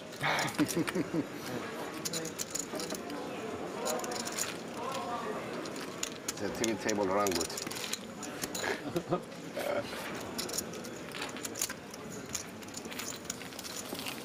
Thank you, Adam. Nice hand. Thank you. If Tasirak wins this year, I'm going to ask him for a hug, I think. Doesn't he look like he'd be a great hugger, Maria? Yeah, you would make a great small spoon. So a reminder that we are casting Loose Cannons for the new season of the PokerStars Big Game on Tour. We're shooting it at Resorts World Las Vegas during the NAPT. We've got qualifiers, free-to-play tournaments on October 30th, 31st, and November the 4th. Your chance to advance to the casting stage and have an audition before the judges and potentially be chosen to play on the big game. You'll find all the details in the PokerStars Live app, the details on how the satellites are going to work, the structure, and also the important terms and conditions related to the casting process. And we'll film those shows in Vegas in early November, and chances are you'll get to see them some point next year. Don't reply. Don't. We have plenty of people we have to get through. It's really, I don't. We have enough. Thank you. We got like 100 people already. Well, my question is, when are you guys going to release the rest of the lineup? Because I saw a couple names like Gronk and Nick, but I'm curious to know who else you guys have lined up As soon to as we play. get them to agree to be on the show, we'll announce them. To be fair, we do have some other names confirmed, but basically, I don't say anything until I'm told we're allowed to say it. Yeah. I did see a rather concerning question here 80? that said, Number 3 raises to 80,000. hold on, I can't remember if it was on Twitch or YouTube. It was something along the lines of, when are non-Americans going to be allowed to qualify? Well, just to be clear, anyone is eligible to compete in these qualifiers, and anyone is eligible to be considered as a loose cannon. Now, I'm not going to pretend for 1 second that it doesn't favor people who are in the Las Vegas area, because that's where the qualifiers are being held. But there's going to be a lot of people coming to the NAPT from other countries as well, and anyone is welcome to participate. That's correct. That's the point I was getting at. Thank you.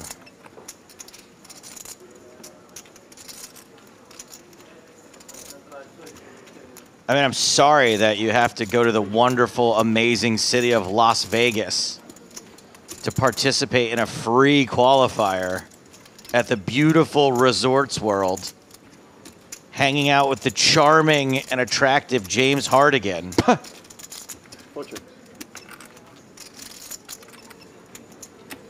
Getting yelled at by Nadia.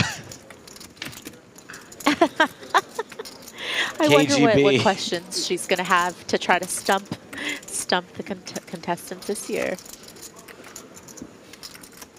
None of the really hard questions she asked even made it to that show, right? The YouTube show. I think... Where she was like, what's the square root of 7? Yeah. Wrong! Get out of my sight. That's only...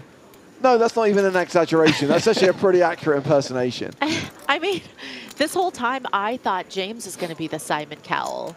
No, that's what we all thought. I said going in, and then as soon as we started, I'm like, I have to adjust here. You can't have 2 Simon Cowells, and there's no way I can compete against Nadia. Arian is that way for Finn. Nadia be like, that's a terrible answer. You're lucky I don't have my bodyguard kill you. I'm going to raise a value Finn, you better.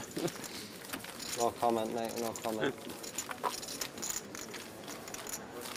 So we've got the loose cannon qualifiers, the big game shoot, NAPT Las Vegas. A reminder that straight after the NAPT, we've got UK IPT Nottingham in the UK, BSOP Millions in Sao Paulo, and we are going to divide and conquer. I'm going to go to the UK IPT. Joe's going to go to the BSOP. That's right, Joey in Brazil. One other event I want to highlight is November 21st, 24th, the Hippodrome in London is hosting the first ever Women's Winter Festival. I hope this becomes an annual thing, because there's some really fun events on the schedule, including a 50-50 event, which requires a pair, a man and a woman, to enter together. Not a tag team format per se, but that partnership element just makes it really interesting. And all the other events on the schedule, obviously designed for female players, including a new one they've just added, a 1K high roller. Sorry, Maria, I'm not available. Good luck finding a guy who wants to play with you. I mean, I might as well not go. If that's the case. What's the point? All right, we got a raise from Joyce. Tazarex in. A7 of diamonds. Suited Sinos.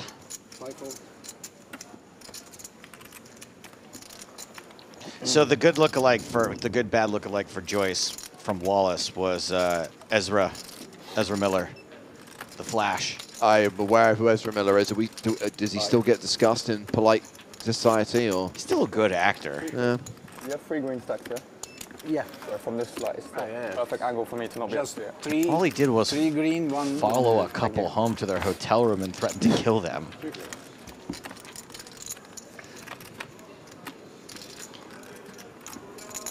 Just to be clear, he's talking about Ezra Miller, not Philip Joyce. Correct. That we know of. Jesus Christ, Maria. Do you want us to get sued?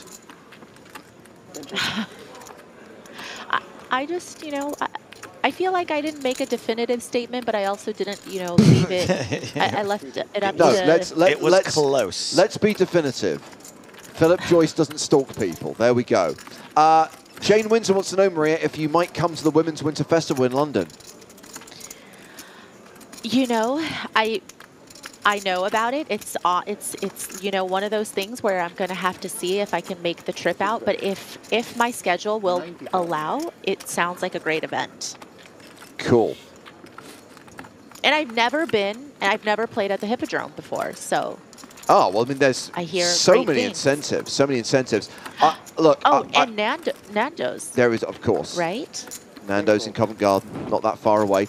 I would be there. I'm actually really annoyed to be missing it. Both me and my girlfriend would have gone. However, before it was announced, we had already booked a trip on a Disney cruise. So sadly, we will not be able to make it.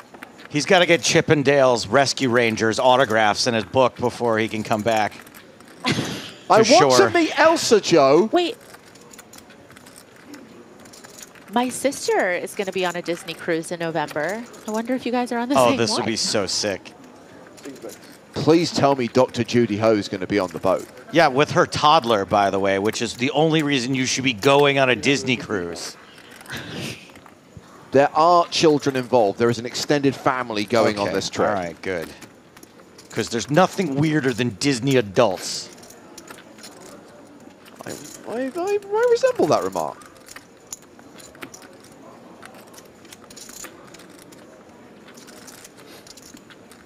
So a hand has kind of happened this whole time. Lubavetsky taking advantage of the ace of clubs. Can we see another second pair hero call? This time would finally be right. Yeah, it went check on the flop, and Lubavetsky just led turn and followed up here with another barrel on the river. No club in Joyce's hand. You know, certainly isn't beating Queen X here. A lot of suited combos, could be defending from the big blind, so he could have all the flushes here.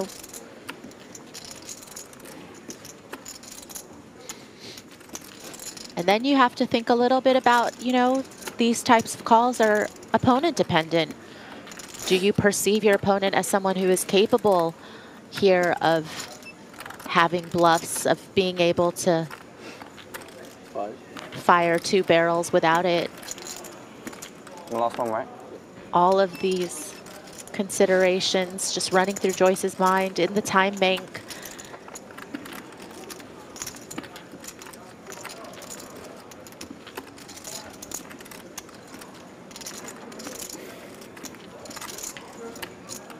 I think having a 10 is also not great for Joyce because, you know, you block some of the natural bluffs like the King 10 and the 10-9s. 5, 4, 3, 2. I think you'd rather have a different kicker with your Jack X. So we saw 2 hero calls that were wrong and a fold also wrong. And I believe that Philip Joyce has just used up his last remaining time bank cards. Yeah, additional. You put yours in the bag if you don't lose them again.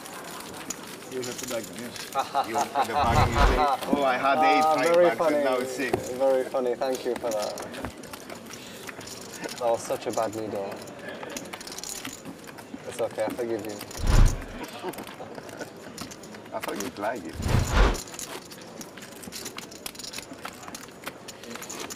Bobby 40-40, please.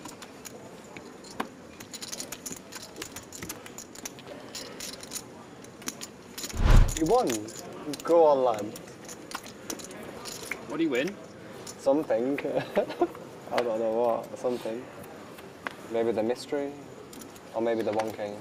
Maybe the mystery is what he actually won.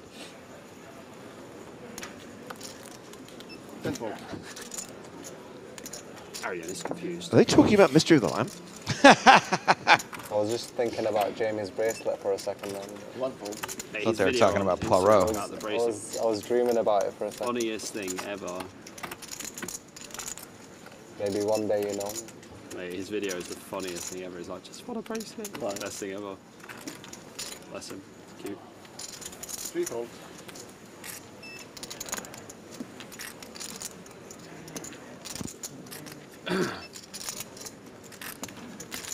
Four raises to 85,000. 5 fold. Hassan Kashani opening with Queen 10. 6 and 7 both. Are we sure that's his whole last name and not just a first and last name that we smashed together? Can confirm that is his second name. Aryan is his first name. All right.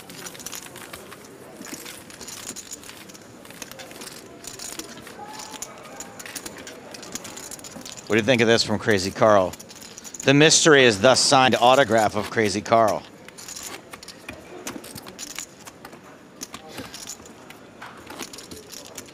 Agreed.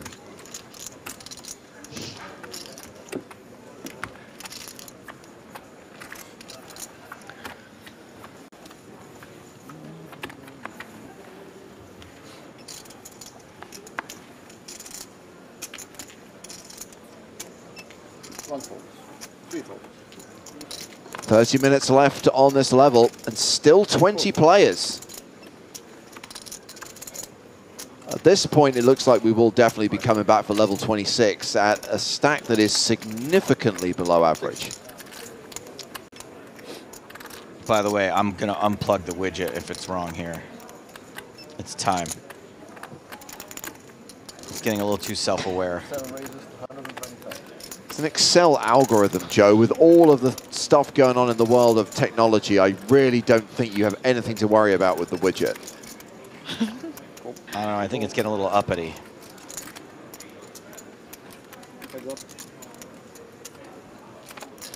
Joe's just mad that the widget doesn't laugh at his jokes. Jan Kite in the chat asking, where's Bobby? I'm going to guess probably in your DMs.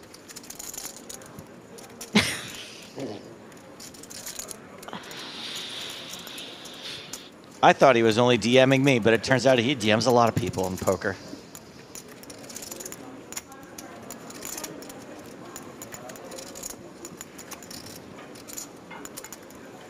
Diamond, diamond, diamond.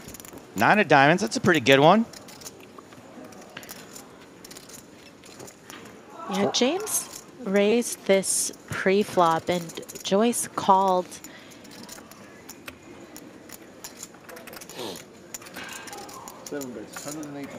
That's a pretty decent turn card for James to just start betting now. I mean, I think there's a lot of turn cards where he might have just given up on this hand, but here a little bit of equity. No diamond, though.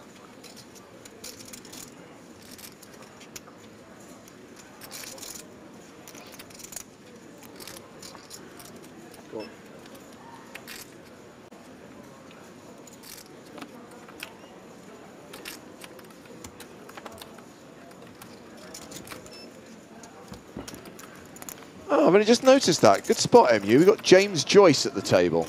Ha! No wonder this hand's taking so long!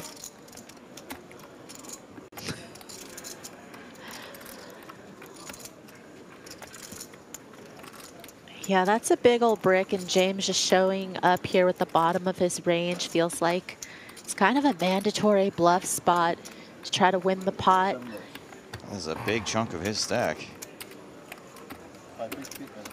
But it gets the job done.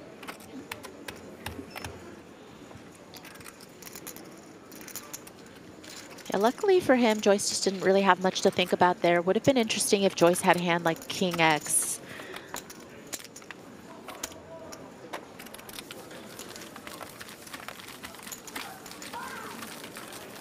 What about it? What about having King X? Yeah.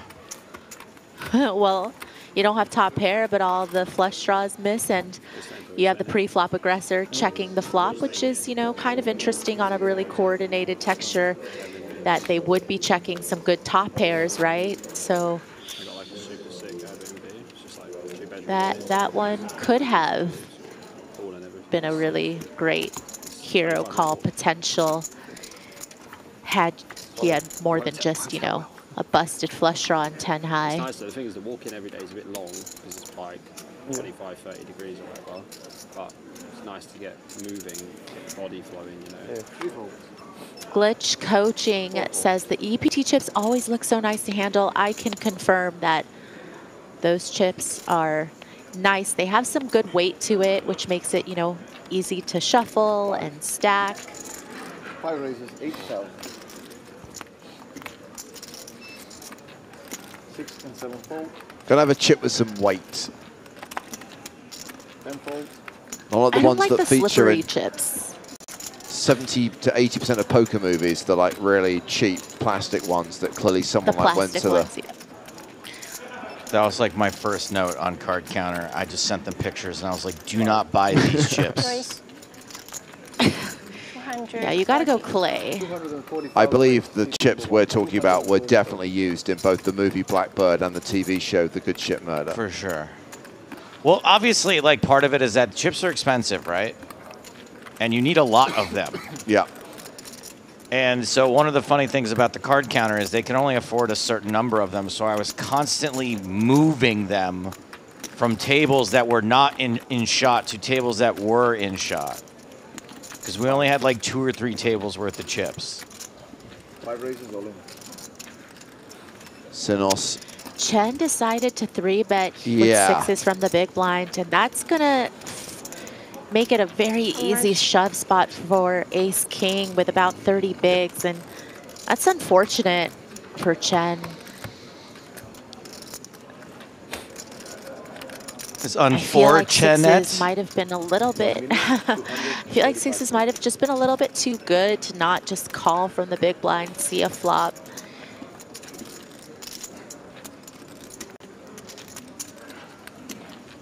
Now, do you really want to just put in a large portion of your own stack?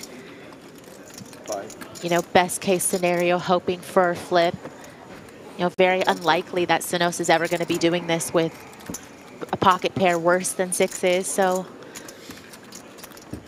that might have been a slight misstep.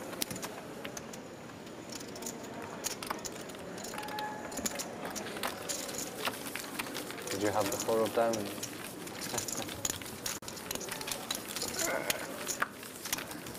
Okay. I think she had it, yeah. I saw a mark on the card there, so I thought it was a good I am 3 Again. So, yeah. Wow. Marked card read.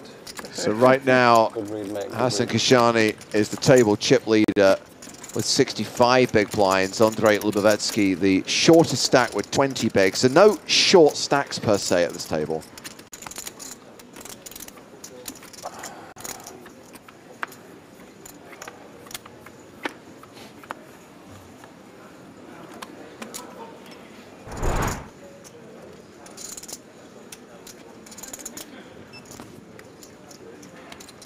Raises to 85,000.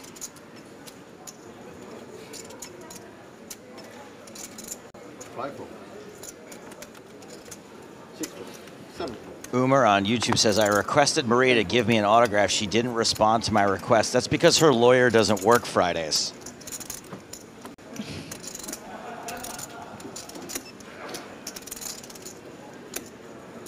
You're going to have to wait for that to come certified mail. No, you need to go to Comic-Con and like queue along with everyone else and pay. She could have been in a comic book, but she declined.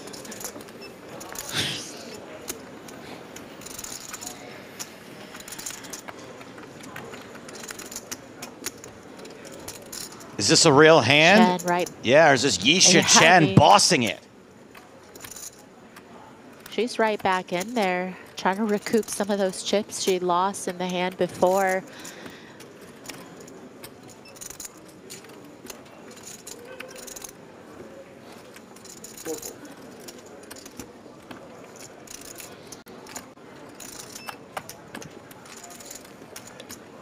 Yisha, Yisha.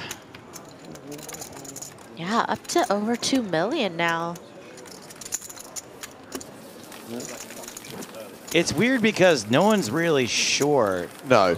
But we had like 4 stacks over 120 Correct. big blinds earlier at Correct. the feature table. It's really kind of like squished together now in the sense that even the biggest stacks are around 60 bigs and the shorts are around 20. And as I've highlighted, you know, we're going to come back in Well, at the end, this level will end in 20 minutes, and then we'll come back from break, and everything will be a lot shallower. Crazy Carl is noting that New York Comic Con is this weekend, and you can get trapped at New York Comic Con. Our book is there. Thank you for clarifying you were talking about your comic book. I honestly, I know the name of it, but it didn't resonate. When you said you could get trapped there, I'm like, what's he on about? I mean, you could get trapped if Crazy Carl gets you in the right conversation. He's just a fan, Joe. He's the best. No, to Joe, he's more than a fan. They're friends. That's right.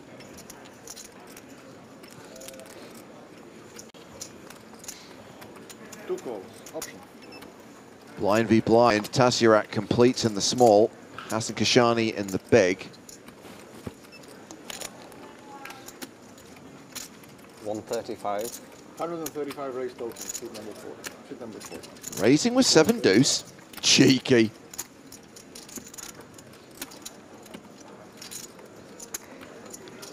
But it's suited.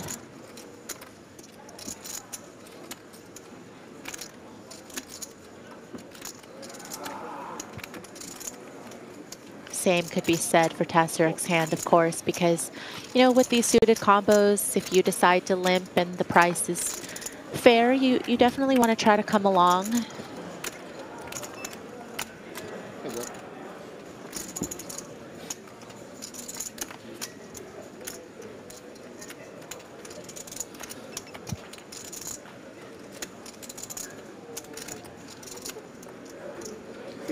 Ace, Queen, 5.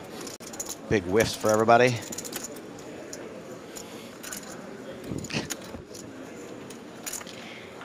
Yeah, but this is kind of the beauty of being the pre-flop aggressor here in this situation, is that you can certainly rep these boards. 90.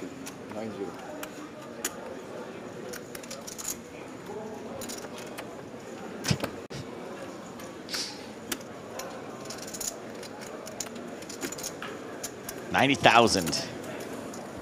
Oh, folding the best hand. 82% favorite. What a dunk.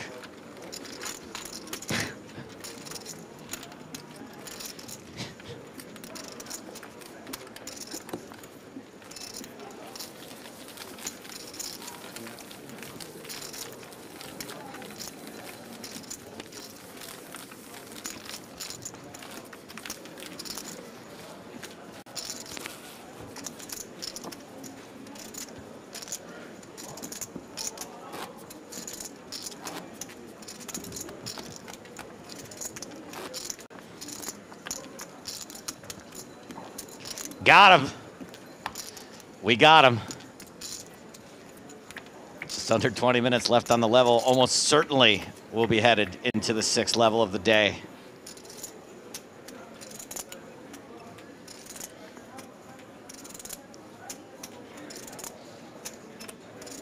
And Lyubovyetsky is going to kick things off with a raise. Ace 10.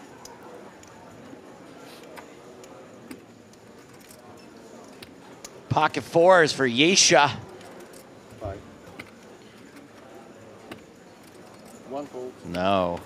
She's letting you off easy this time, gang. Chose not to enter the pot. 3 fold. Yeah, you can tell she likes to be in the mix. Definitely was considering it, but 4 fold. I think it's a good fold against an under the gun open with, you know, a lot of players left to act behind. 5.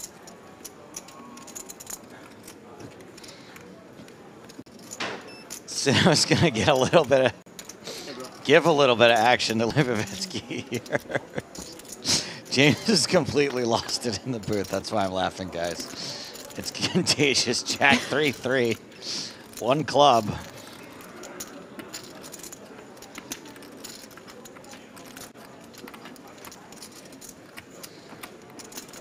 Check. 10-5 checks.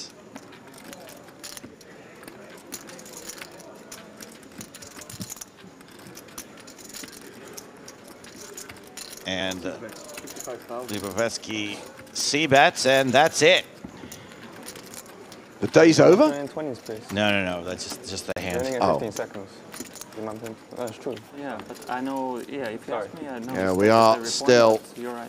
Yeah, sorry, thank you. at 20 players in the UPT Cyprus main event. Oh, scratch that. Artyom Wazowski eliminated in 20th place, cashing for $36,740. We have dropped below 20 players. We're now at 19, 3 eliminations away from being done for day 4.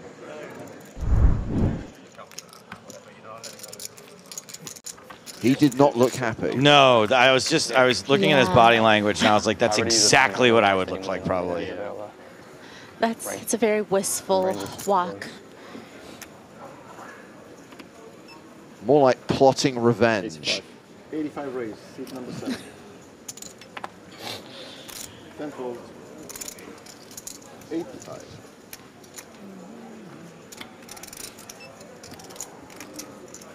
Pocket 8s, the Snowmans. Bobby James is open to 85,000. 3 folds. Yesha Chen calls with 6s. What a cackle. It's the person who eliminated. Lazowski. Yeah.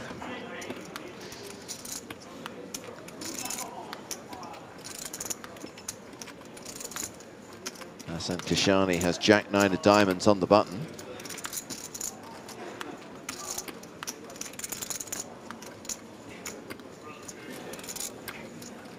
Folds it.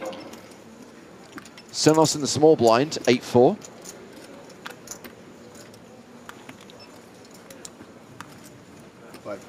And Lubavetsky in the big. Folds Jack 3, heads up to the flop.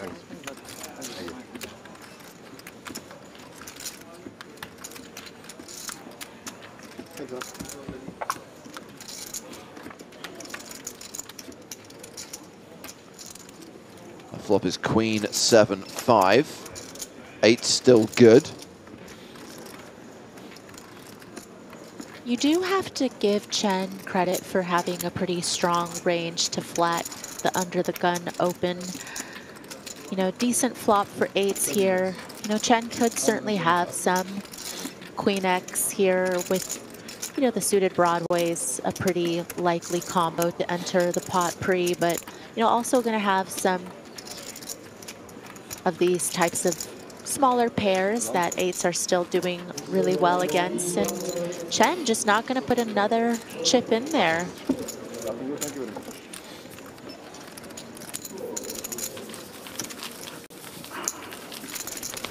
Sorry. Big old reach, mate. You're quite tall as well, aren't you? How tall are you? 60. Pretty significantly tall. No, I'm just a large man. Like 6'5". Goalkeeper, mate. Yeah, I was going to say, if you're in London, do you play football or not? I haven't played in a while, no. We've got a little football group. Yeah? Very good. It's like basically all poker players. Yeah? It's run by Steve Miles, you know, Chief. Steve Miles, who plays in Hippo quite a lot. Kind of disinterested every time Yesha folds. Kind of like We're in London. Meanwhile, Bobby James is trying to recruit Philip Joyce for his soccer squadron.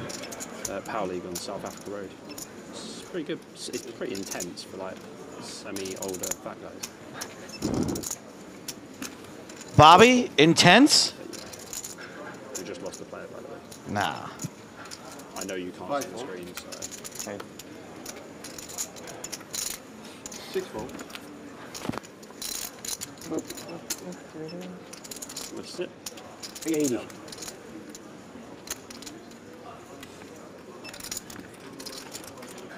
Cool.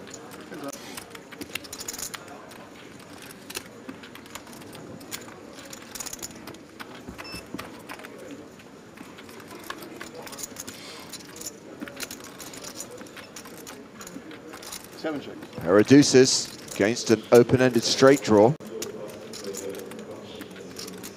The hammer. 180. Sorry? 180. 180,000 bets, suit number 3. 180,000. Tazarek going a little bit bigger on this c-bet, just really wanting to fold out some of these really weak hands.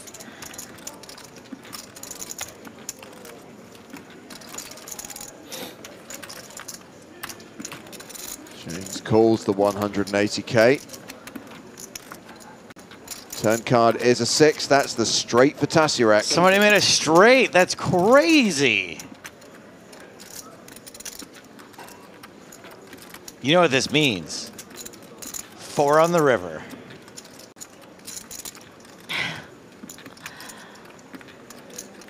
That would feel a little bit unfair. 600. 600,000 bets. Wow. 600,000 bets. Cool. Pair and a gut shot. 8% equity.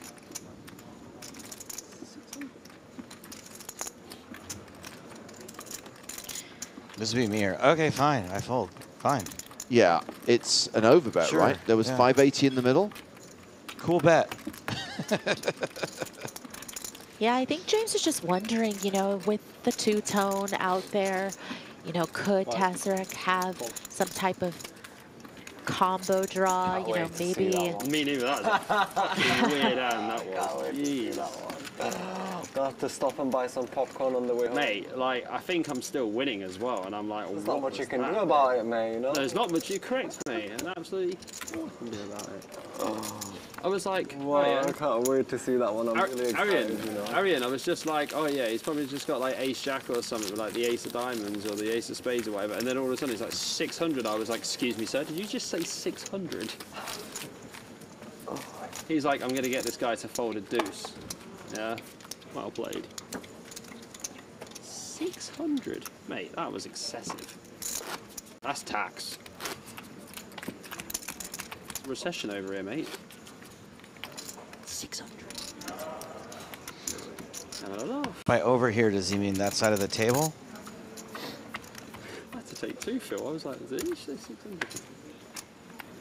What was 580? But if that was on an outer table, you'll have never known what he had. Can't wait now to see. We can I'm just going to guess like ace get jack. confirmation and I'm be gonna able to get some I'm going to sleep guess tonight. ace jack off. That's what I'll take now.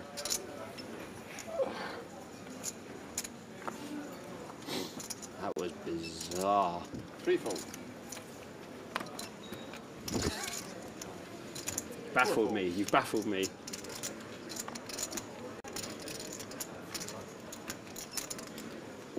Where are you from? You Greek? Turkey. 5 raises. 8. Now I started something. Oh my god. 7 fold. He gave it to you Turkish style. Hmm? He gave it to you Turkish style. That was mega Turkish. It was a pot bet, guys. Yeah, I know, but you've got like what crumbs behind. There's You only had, one like, style in my 450 book, and it's behind. Gangnam. Double flush throw. I saw. I was there. I had a pair that was probably good. And a straight draw.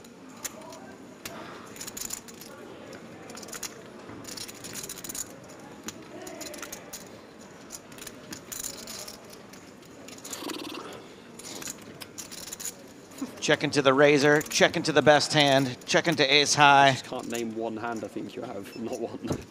Yeah. The purpose was that. 5 bets. 85,000. Ace jack it is. Mission accomplished. Maybe. Maybe not. You didn't pay the looking price. 10 raises. 225,000. Ooh. Joyce. That is a nice play with the interaction with the 7 of hearts. You know, the 9-7 can turn some backdoor straights as well. You know, definitely some turn cards that will give him enough equity to continue barreling if called, but just getting the better hand to fold is nice. Question on Twitch from Jose Elland Road. Do you think John Duthie ever dreamt the EPT would reach the level of prestige it has How many time banks do on you that guys very have? first day? I'm glad you asked, 0-0. because we put that exact question to John Duthie when he appeared on a recent episode of the Poker in the Ears podcast. We spoke to him ahead of the 20th anniversary of the tour. Tell him to move his time. Well, there's the level of prestige it started at, and then the level of prestige it once had, and now the level of prestige that it does have, which is somewhere in between I can't even see how many. those two. It's not exactly peak prestige at the moment. No, I meant the stack of them. 5. 3 folds. Certainly not at level 6 of a playdown day. 5 folds. Point being, you can listen to that interview with John and all other recent episodes of the Poker in the Ears podcast on your platform of choice, be that Spotify, SoundCloud, Apple, Google. 10 folds.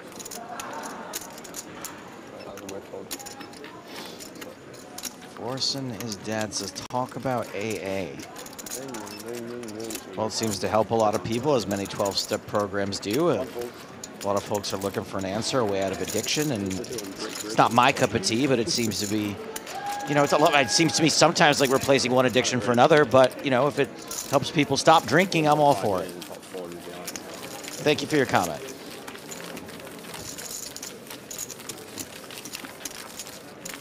I'm sorry, did someone have aces on that hand? 14, 14.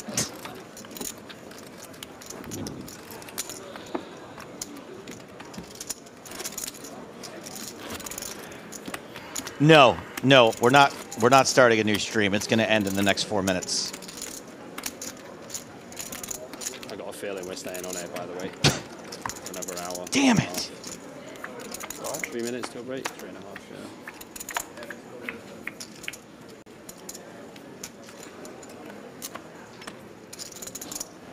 Purple.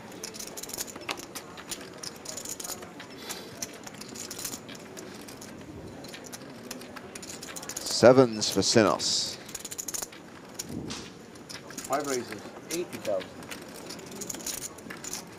6 folds, 7 folds, 10 folds. You think this Sinos guy might be Sin Karma online? Ooh. 1 fold.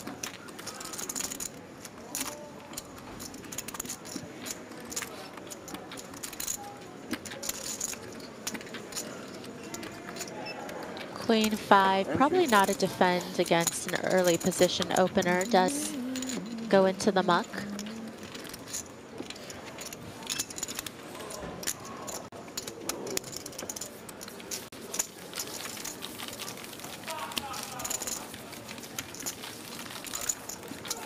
So yeah, public service announcement ahead of the break that's coming up in 2.5 minutes time. Because there are restrictions on how long you can stream continuously on YouTube, we are, during the break, going to start a part 2. You are going to have to migrate to a new stream, just a precaution, just in case today goes the distance. So if you're watching on YouTube, during the upcoming break, make sure you switch. We'll make sure there is a link to that video in the chat. We'll pin it so you can click on that link, continue watching the action. But you are going to have to migrate. We don't care if you migrate. We just want you to do it the right way. The legal way. 5 raises, 80,000. 6 folds.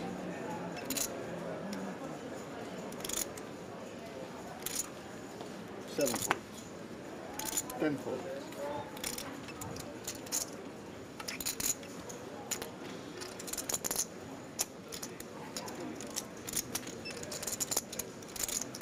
1 fold. Will anyone stand up to the tyrant that is Eleftheros Sinos?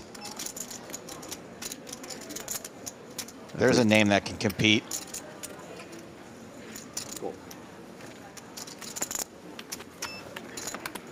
Well, Hassan Kashani defends the big blind. Ace-Jack versus Ace-8 going to the flop.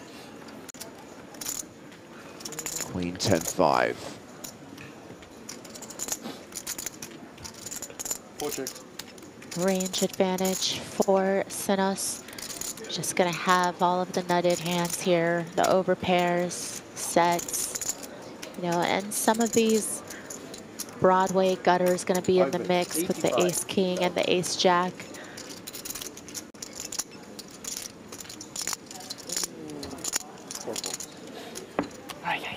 So we are going to squeeze in one more hand at this level, and the session will draw to a close. We'll take a short break and come back as we continue to play down to 16.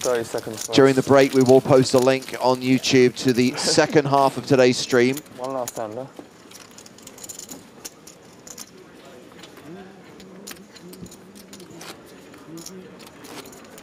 Nice, so at least we can go and check out some of the stacks as well. We can go and check out some of the stacks and see what's what.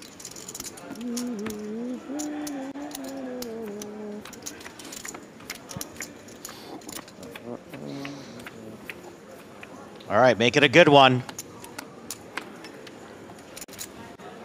6 and 7 fold. 10 fold.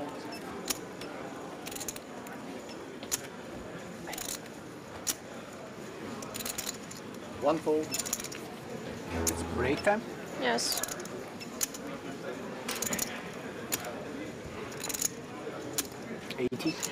Three raises. Yeah, what a move. What a move. Make sure everyone knows he knows that he could go on break if he wanted to. Raises 5 high. Now actually, when you are on the button. I haven't seen a move like this since 08. At Conrasot, right? Absolutely. All the angle. Cool. Heads up.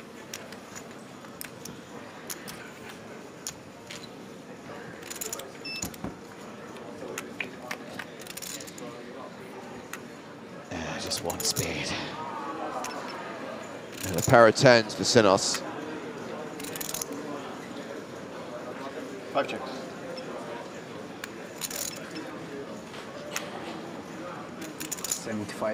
$75,000 bet. C3. 75.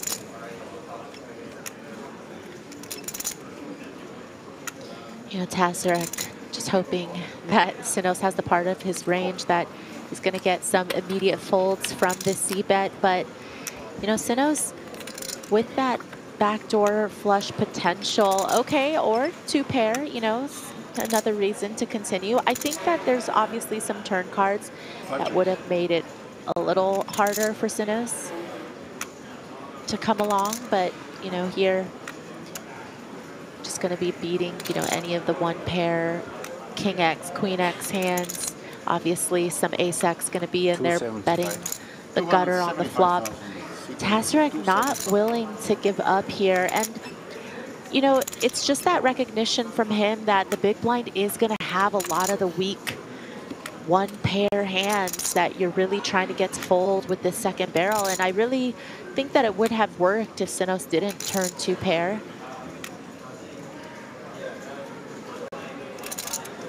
It just doesn't even feel that great, though, because as Sinos, you don't even really know if you want to put in a raise, right? Because King Queen can certainly be out there. You know, some Ace Jack, of course, sets. You're just really bluff catching here, even with 10s and deuces.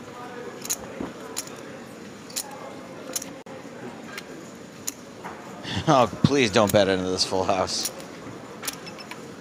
Last time I saw this happen was the 1977 World Series of Poker main event. Some chap called Doyle Brunson won it. Rip Doyle.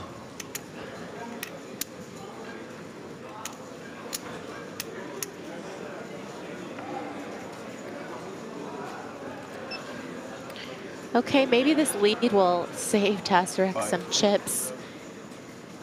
I would have liked Sinos to just check it again. But he decides to just come with the bet. Later. Nice one. Okay, well, that's going to bring this session to a close, and we are going to play into level 26 on the other side of the break, because we are still at 19 players, and we're trying to get down to 16 today.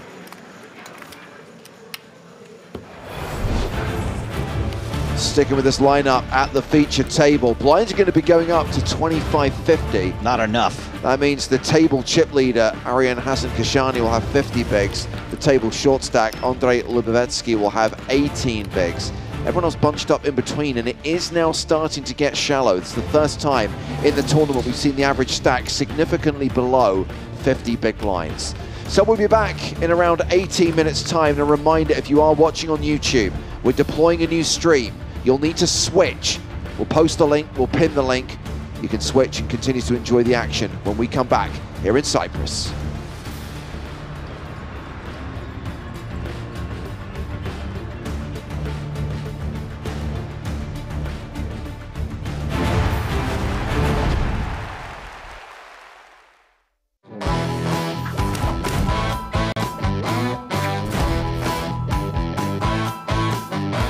In the run-up to the final table, how much time, if any, did you spend on stream on one of the feature tables?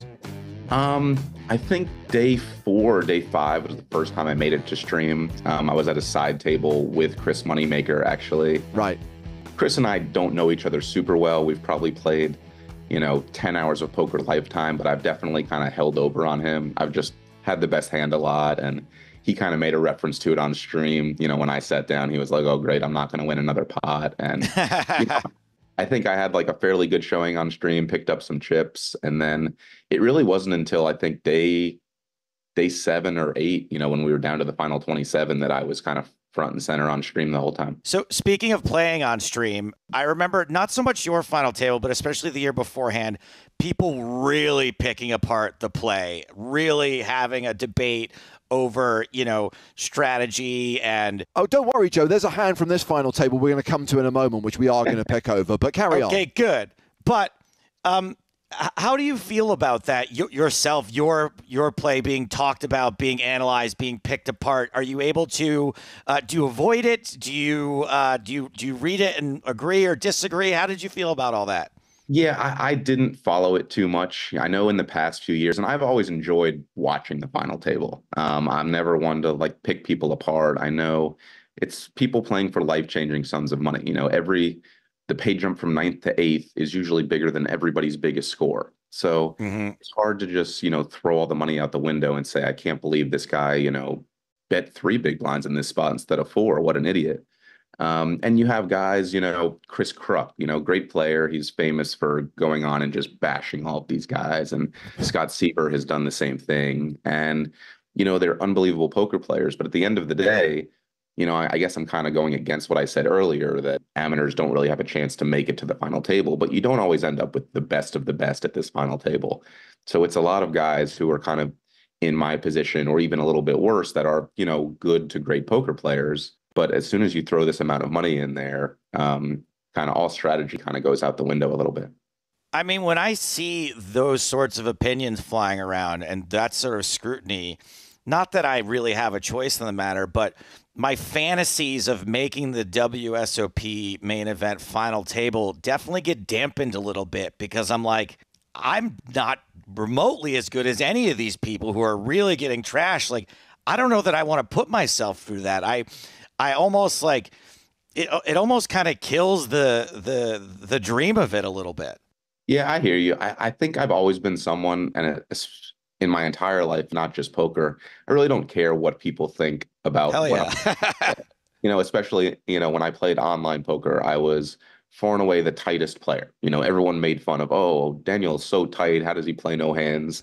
Oh, but he wins and he, grinds out a nice living. And, I think I had the advantage of playing on a handful of live streams before this, where I had made some very unorthodox plays that had all worked out. That, if those plays don't work out, I'm looked at as this idiot, like, a WPT final table where I call it all off with bottom pair. And I happen to be right, but even if I'm wrong in that spot, I don't care what the people are going to say. At the end of the day, I'm the one making the decisions. Yeah. And I wish I had that. One thing the critics need to remember, again, as we were talking about, this is day 10. It's very difficult to be at your best and be playing your absolute A game after 10 long days of poker. Now, I do want to talk about the final day, the second half of the final table, Daniel, because there were three things that really shocked everyone. The first is that it was so short, right? Because you guys were really deep. Everyone was expecting this to be like 10 hours of action, maybe like, 5 hours of three-handed, and then another 5 hours of heads up. It was super short. I guess that was as much of a surprise to you as it was to everyone watching. Definitely. I had a ton of friends and family come out that knew very little about poker. My current fiance at the time knew very little. Her whole family couldn't tell you, how many cards were in the deck. So we kind of prefaced them by saying, we're going to be standing around for probably 10 to 20 hours over the next 2 days. You're not going to be able to see very much. And I'll kind of tell you when to cheer. For it to kind of go the way it did, where, big hands kind of clashed and the big stack just won every all in, it was kind of a relief. I didn't want to be in there battling for 10 straight hours every day. Yeah. Because, I was kind of exhausted.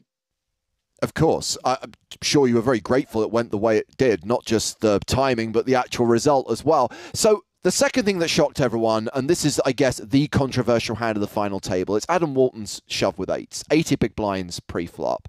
I mean, obviously you were the beneficiary of that, but do you think that was a case of fatigue, impatience? Do you think the hand was played correctly or overplayed? I think what's interesting is if this had happened in, a $1,500 tournament earlier in the World Series that wasn't the main event, no one would bat an eye. I mean, three-handed poker with very aggressive players. And yes, we happen to be 80 big blinds effective. Yes, it was on a $2 million pay jump. And, maybe it was a giant ICM punt by him.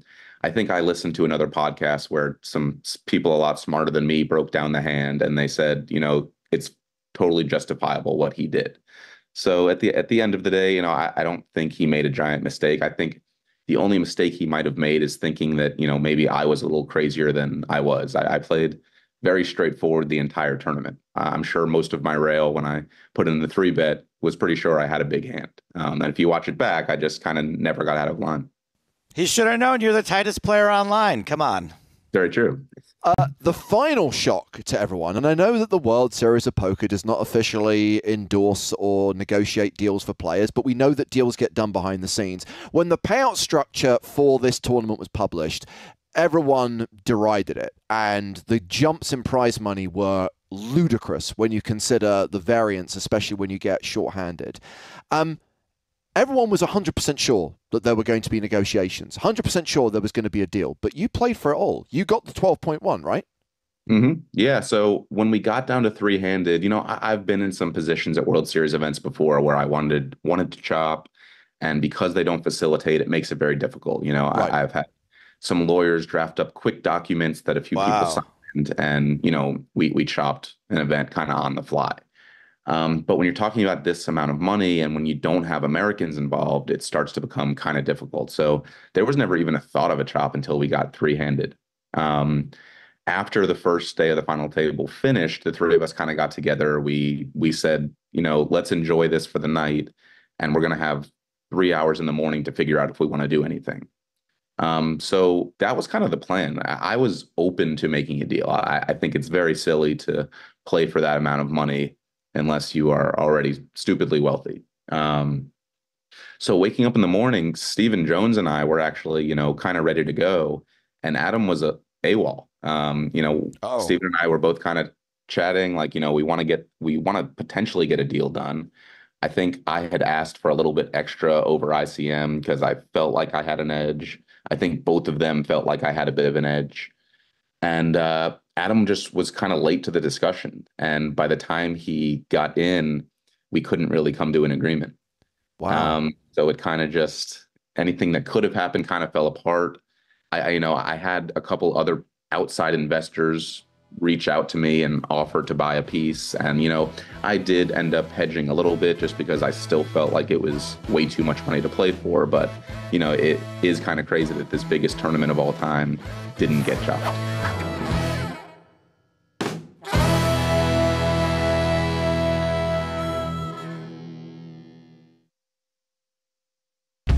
I'm Andre, I'm 37. I'm from Hanover, from Germany, and I got the silver pass here. I'm teaching mathematics and physical educational sport here. School break now, and I try to do this because I want to come to Cyprus. It's my holiday, yeah. Like 6-7 years ago, I saw the streams of Felix, and he helped me, and the community helped me to become a better player. It's a very friendly community. People in the chat box support me, and yeah, it was cool. Sometimes they come to my table, and yeah, at the cup, the whole table said, oh, who's the famous guy at our table? Yeah, it was fun to wear. Ace Queen. War das jetzt der gegen den noch die Achter verloren hat? Nee, das war... I was Thursday in the stream and did commentary. The cup was very good, and the main events were at the ticket. I cashed both, so top 5% in both was very good, yeah. Und was hat André? Das reicht. André hat 9er. 9er reichen. 9er reichen? 9er reichen? 9er reichen. 9er reichen. Reichen. Everything was good. I don't know what was best. Nice weather, nice poker room, nice deep runs. I hope I can go to an EPT event again, yeah.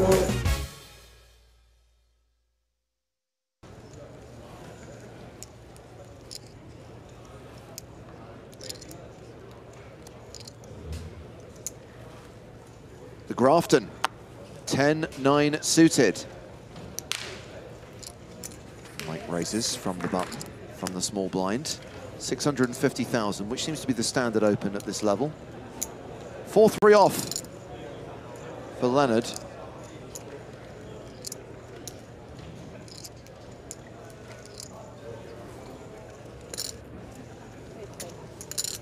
He calls, and we will see a flop.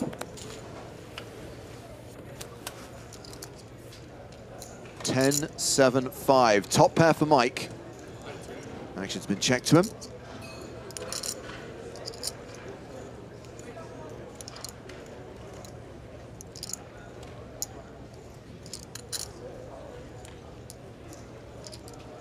Heads up when you're going to be opening a decent percentage of the time from the button. Obviously, the ranges are going to be a little bit wider, and you're going to have a lot of different board coverage. So that's why it's just really hard to fold any type of equity. But this bet, pretty sizable. Couple of draws possible, of course.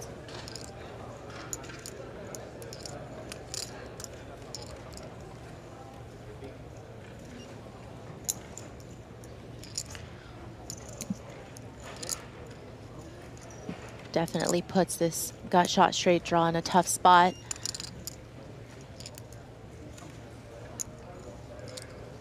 Played one-time bank chip so far. Okay, he decides to check raise. Yeah, and I definitely can see, you know, the thought process behind this play, because you're not going to have any showdown with 4 high. So if you're able to check raise here and get a fold out of Watson, this is going to be a really nice pickup. But if you get called, of course, you do have some equity. And on certain turns, you would just shut down and give up. Yeah. So lots of possibilities. You're certainly not going to like it, though, when Watson does call. Yeah. And obviously calling here with top pair, which is a very strong hand, heads up. Okay, ace on the turn. 7.55 million in the pot, Maria. Mauer has 7.55 behind. Yeah, a little bit dangerous, because sometimes Watson is going to have these ace-X type holdings when he calls a check raise. You see Mao checking it over, maybe hoping to get a free card with the double gutter.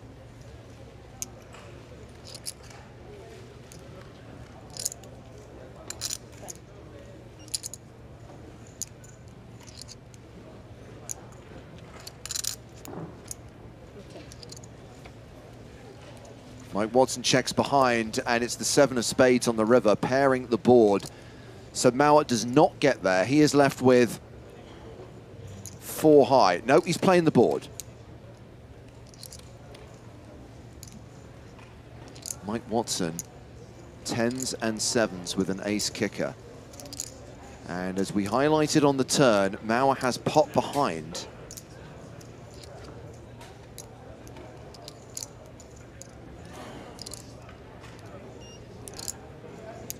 Could he be thinking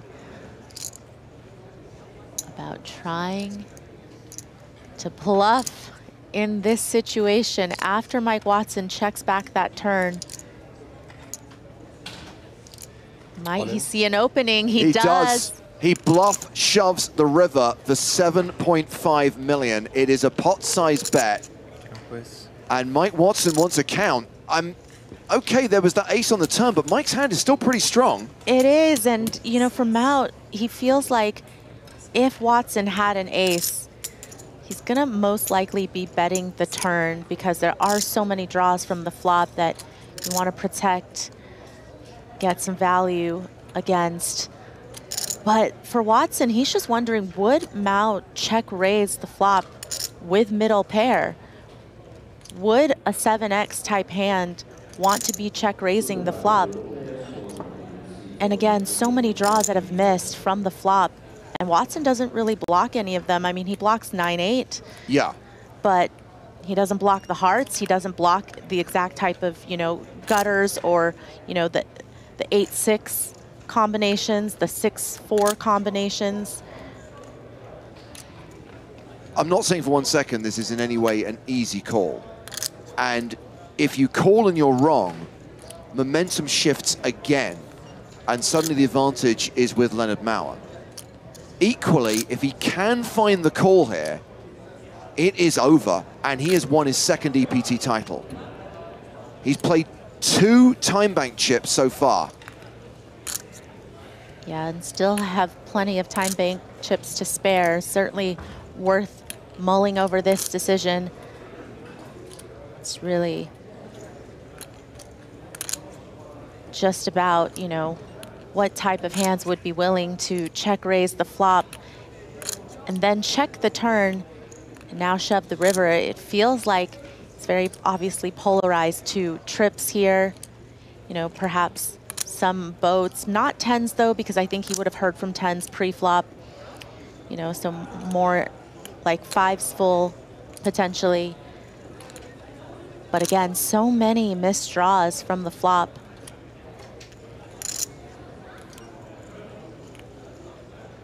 Understandably taking his time over this decision. Remember, each time bank chip is worth 30 seconds. He's played 3 so far. Playing a 4th. And considering making this hero call, which will give him the win. And I like to think that against a less capable opponent, Watson might not even give it this much thought. But against somebody as good as Leonard Mao, you have to be able to be open to the possibility that he's able to make this play without it. 5 time bank chips played. So Watts thinking this through. Can he find the call? Can he end it on this hand? I feel like Watson is going to be able to... Oh. Yes, yes, he makes the call, and we have our winner. An incredible call from Mike Watson to win the PokerStars EPT presented by Monte Carlo Casino and become a 2-time European Poker Tour champion, joining a very select club. And like that, wow. It's over, and no one can quite believe it. He's done it. He's a winner. Leonard Mauer, the runner-up. Mike Watson, the champion.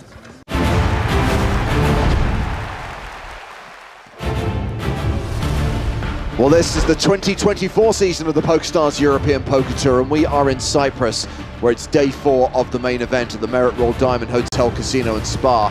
We were meant to play 5 levels today, but this is the 6th level of the day because we still haven't got to 16. What? Coming back from break with 19 players. We need to lose 3 more. Unlikely to lose any of these 3, or 5 rather, because they are the chip leaders right now. Who the hell is Oliver Weiss? Oliver Weiss has actually been at the top of the leaderboard at various points over the last 3 days. He has reclaimed the top spot right now. Former champ Anton Wigg sits in 3rd, Mikhail Shalamov in 4th. So those are the big stacks. There are a fair few shortish stacks. At the feature table, we've got Andrei Lubavetsky, who's playing sub 20 big blinds, because we have now gone to level 26. Blinds to 25,000, 50,000 with a 50k big blind ante. But yeah, I think if we get to the end of the next level, if we get to the end of level 26, we will call it a night, even if we're not at 16 players. But there's still a chance with 90 minutes of poker to play between now and then that we will get 3 eliminations, because it did slow down a lot during the last level, and the average stack right now is relatively shallow. I don't think we're going to get the 3 eliminations. I think that we are going to go the distance here. Okay. That's what my widget's telling me. This widget right here. Please put it away. Let's get an alternative opinion. It's James Harskin, by the way, with Joe Stapleton. Hello, my babies. And we are rejoined live via satellite by Maria Ho. Maria, do you think we will get to 16 within the next 90 minutes of play? Well, you know, I feel like I want the widget to be closer to being right than wrong, so I'm going to say we will reach 16 before the end of the level. I thought you were going to say... And I also just like to disagree with Stapes. That's what I thought you were going. I thought you were going to say I will always take the widget side over Joe's. Yeah, always. It's tough to be on top. Everyone's always coming for you. So whereabouts in London?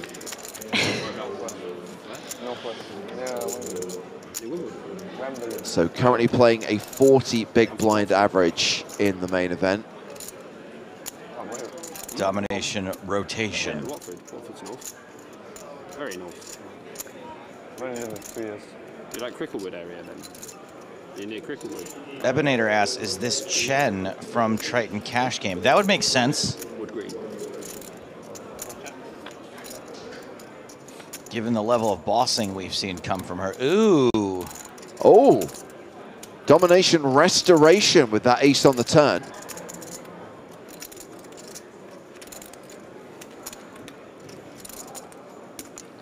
$225. 3 bets, 225,000.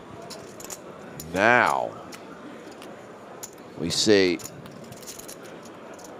a delayed continuation bet from Tasirak. 200 in. Called by Hassan Kashani. Not surprised to see the quick call, of course. You know, once check back that flop, you know that this is a turn card, that the pre-flop aggressor is going to rep a lot. Doesn't necessarily mean that they have it.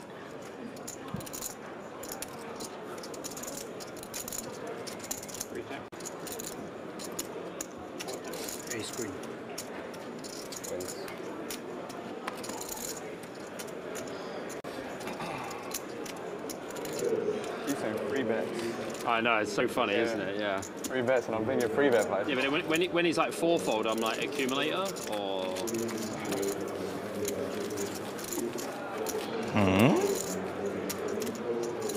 8 bet, 3 bet, and I'm like, what?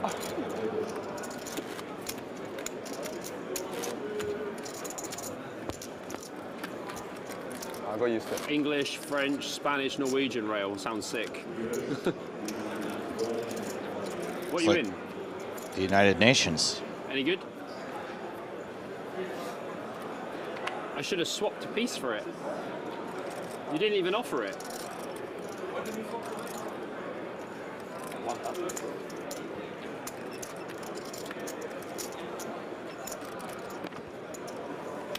Tasirak in action again.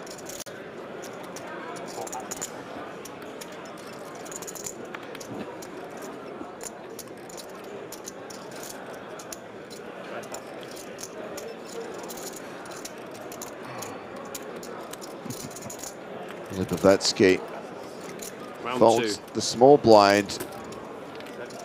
Bobby James defending his big blind with 6-3 of diamonds.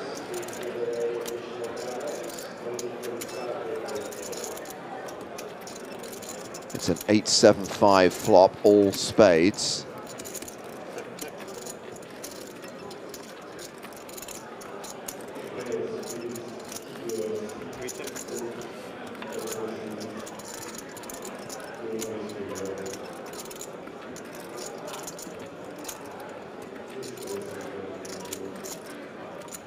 James is deciding that with that check back from Tessarek, he's just going to lead with the open ender, no spade. You know, it's pretty profitable if you just get folds from some overcards that have no spade that aren't really able to continue. Tessarek, though, does have a little bit of showdown with his pair of fives.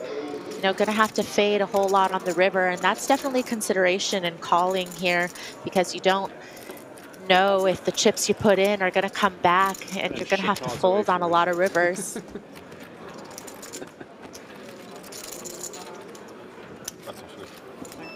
It's an over 18 show, right? So that's fine.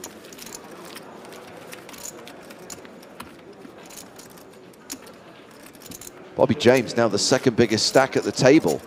Yeah, but that's only 38 big blinds. Well, the chip leader at the table's only got 43 big blinds. I wonder what's going on at the other tables. You think it's this shallow? I guess it would make sense if it were, right? Considering the hose has been kinked. Yeah. For a while.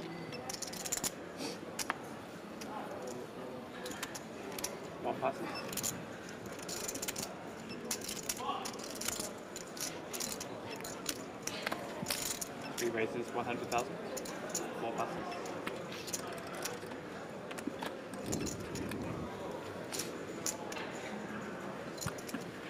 Yes, long border freak. Wig is still in. 6 passes. 7 passes.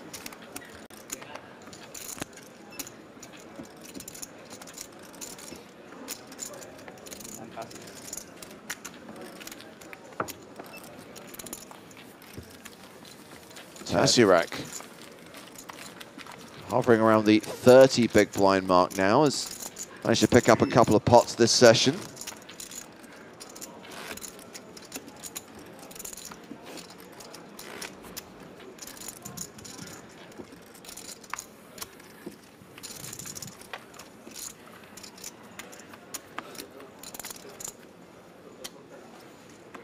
Corrint says, does anyone know when the event resumes tomorrow in UK time? We sure do. Thank you for your question.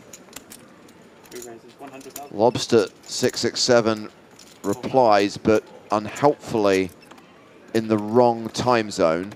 12:30 local time, which is actually 10:30 UK time. So because we're on the Eastern European summer time zone here in Cyprus, we are going to be live at 10:30 a.m. in the UK, 11:30 a.m. in Central Europe. Very early if you're on the east coast of the United States of America, and in the middle of the night if you're on Pacific time. 125,000. 7 passes. 10 passes. 1 passes.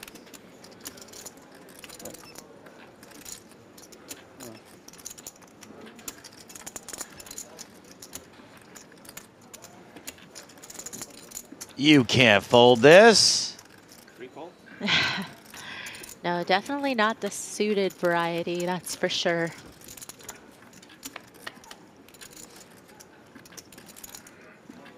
Eight, 8-3. 1 diamond, 1 club. Obviously, Joe, I know that if you weren't working this event, if you were back home in LA, you'd set your alarm for 2:25 in the morning to make sure you are at your computer for 2:30 to watch every single minute of action. Of what? This? Yes. No. Oh. No, no, I wouldn't. Definitely not.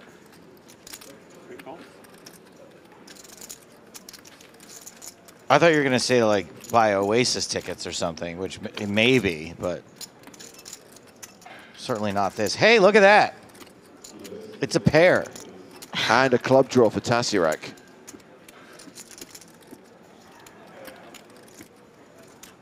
Yeah, just not much back for Lubavetsky. Just 490K in the pots, already 775K. Really was hoping that he could get some folds on the flop. Just get this hand over with. Does have the best hand now, but you know, Tassarek 2 overs, flush draw, one Ooh. card to come. Ooh.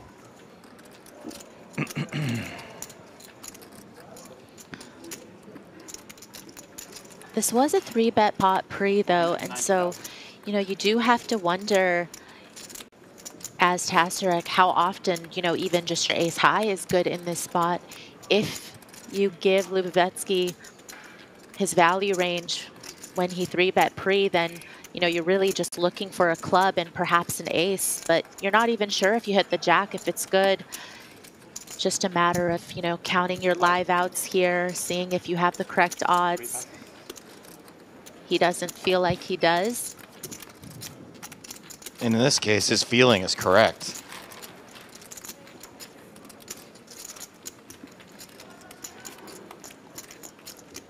I have a feeling that tonight will be a good night. Uh-oh.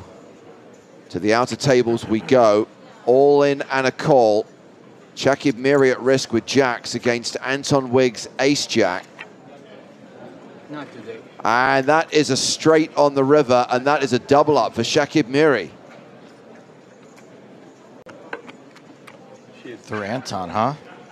Yeah. 450, huh? Breathe, Chaka, breathe.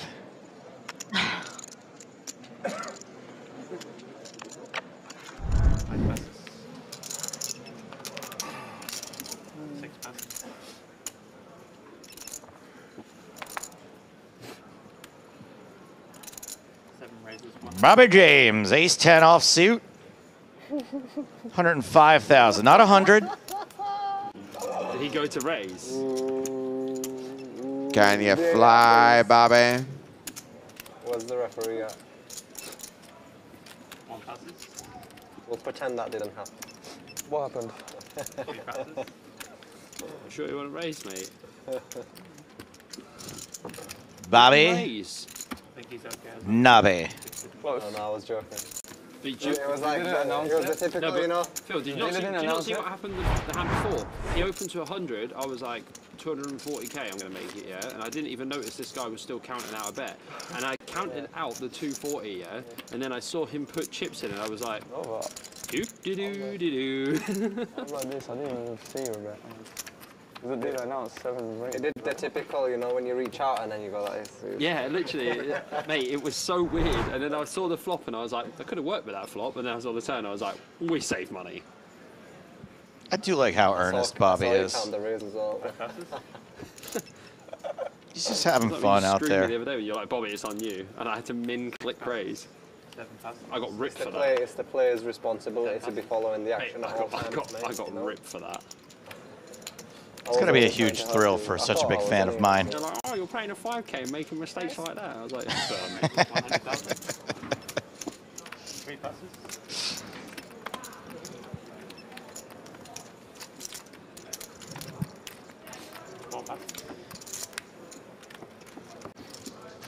Harumph. Yeesha.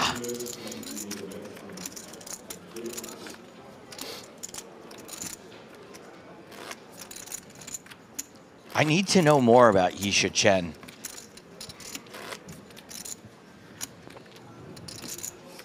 Okay, let's see if she has an Instagram. Yeah, let's please, start there. please do that. What do you want to know?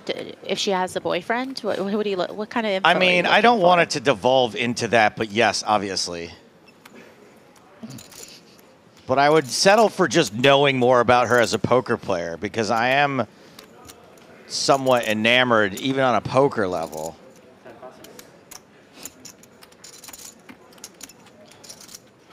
Price. One raise is 100,000. Somebody in chat said that she might be the sister of James Chen, which I feel like, I hope they're not basing that off of them having the same last name. There's a lot of Chens. I mean, out how there, many people guys. could be named Chen out there?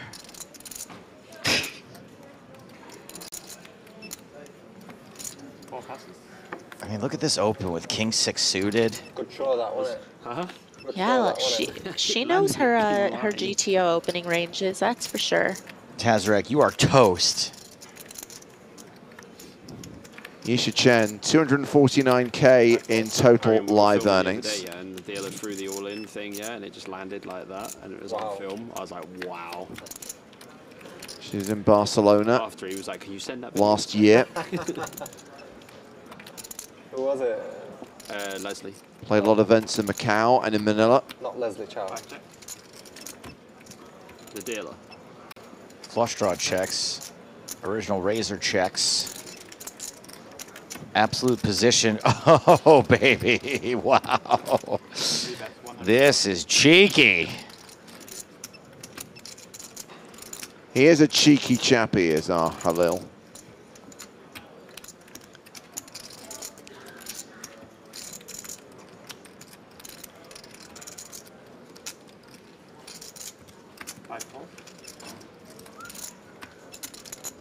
Sinos calls the 100K. Chen folds, so heads up to the turn.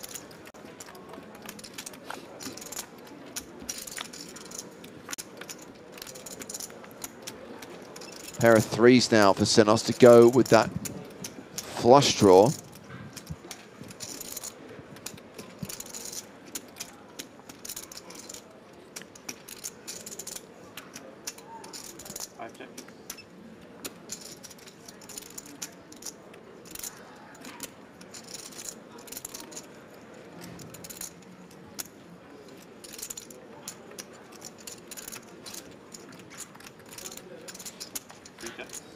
Tazarek does not fire again.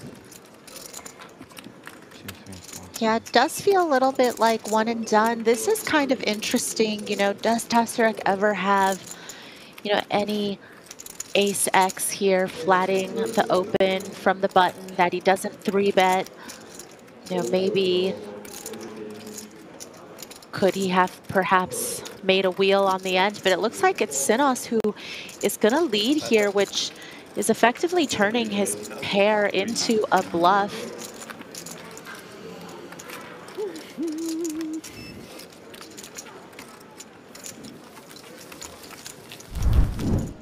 Meanwhile, we have finally seen a bust out after a long period of time with no eliminations. It is Lander Leo who's just been KO'd in 19th place.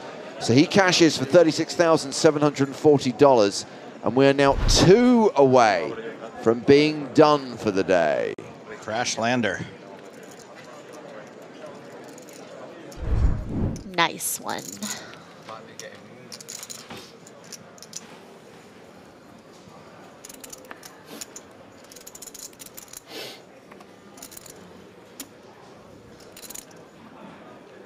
Bobby James, ace deuce. 7 raises 100,000. 10 passes. 1 passes.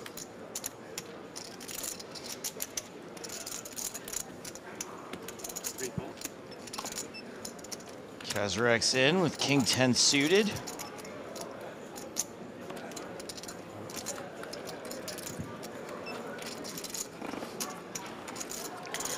You know, Tazarek, this man likes to see a lot of flops.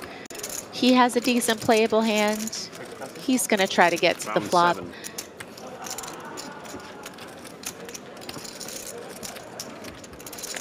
And get to the flop he does. That flop is Jack Tray 4. With 2 hearts. Those are the relevant cards. Yeah, it's pretty relevant that the pre-flop aggressor here has a gutter to the wheel and some backdoor flush possibilities. Wonder if he might sometimes want to go for a check raise here when he gives up the betting lead. does end up just calling here. I do think given Tassarek's VPIP though, you might want to sometimes consider a check raise. I mean, we see that that wouldn't have worked since Tassarek did have a flush draw, but I do think that Tassarek has been known to maybe go for a lot of bets when check two, you know, and sometimes I think check raise from an under the gun open range is a nice play to have in your arsenal against somebody who bets at a pretty high frequency. But you know, this turn card is just going to be all Tassarek.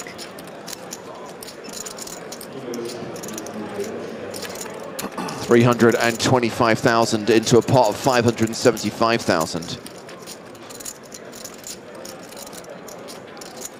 Come on, Bobby Big Wheel. Wheel it in there. Wheel it in for the 5 one time. There's a 5 on the clock. It's a sign.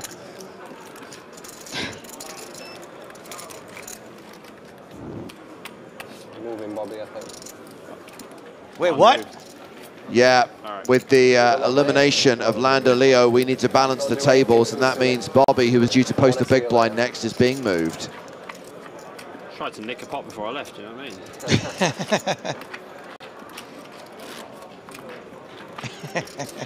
Alright, good luck everyone. GL.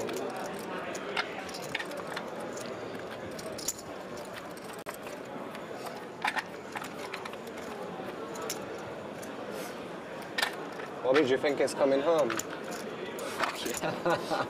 Definitely coming home, mate. How many levels? Oh. 16. Yeah. Okay. One pass. 100. 3 raises 100,000. 4 passes.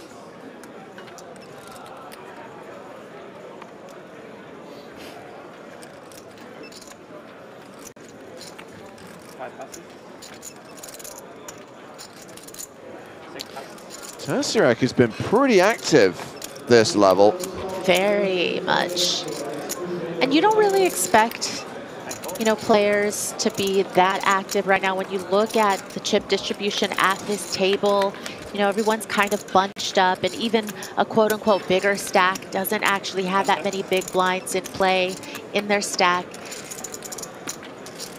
And it's definitely something that I think his opponents are picking up on, just, you know, a pretty high VPIP from Tassarek. And again, you know, he ended up flopping top pair here, but if you notice that your opponents, you know, are always c-betting as the pre-flop regretting when check two, you definitely want to start incorporating some of the check raises in there, which I think we did see Joyce do, not against Tassarek specifically, but, you know, yeah, just on the strength of some backdoor potential and turning some backdoor equity. You know, it's not all about just hitting the flop.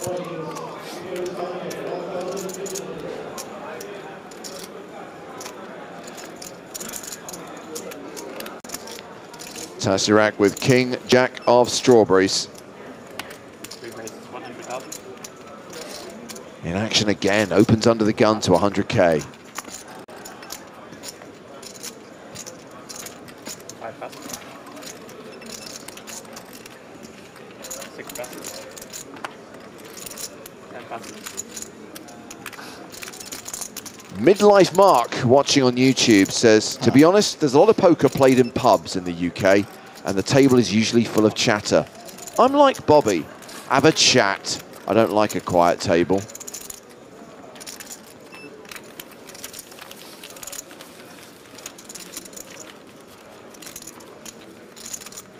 Do you like to converse with your fellow players, Maria? Do you like a verbose table? You know, it depends on the day, but I don't ever mind when somebody is talkative, and sometimes I'll engage, sometimes I won't. Obviously, as long as they're respecting poker etiquette, you know, not talking too much when there's a big pot going on and all of that stuff, I really don't mind it. Poker's meant to be a social game.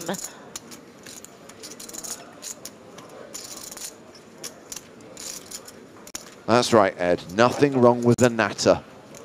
Maria is very friendly at the table, but only to a point. Like if you play in her home game, you actually have to drive to an undisclosed location, put a sack over your head, and then be shuttled to her house so you can't remember how to get there.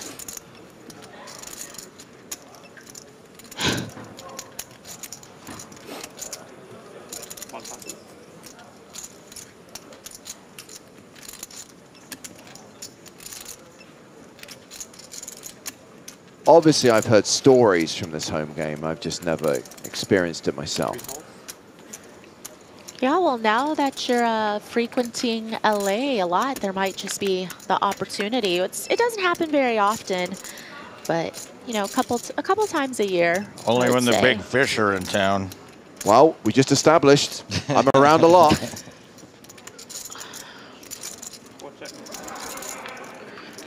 Right, so we don't have the game when Stapes isn't around, is what you're saying, Joe. Look at this. A fun little flush. 6, 7, 8, 9 of hearts. Straight flush draw. 175,000. Tazarek betting into it.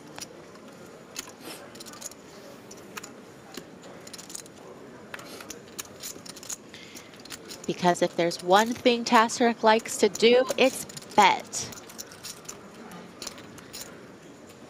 And sometimes you will be beat.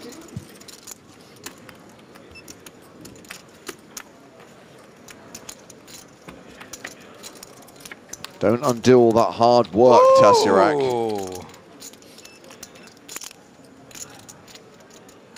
Feels like a straight flush. Alas, that does not determine the results. You can't go, I feel like I have a straight flush. I'm more of a feel player, honestly.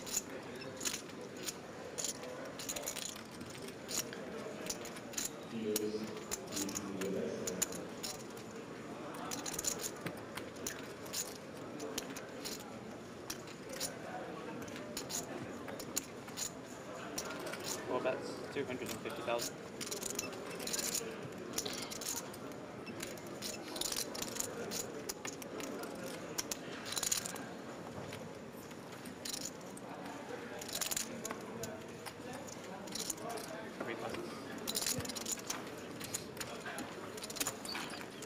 Not going to give that one much thought with the 4 flush out there.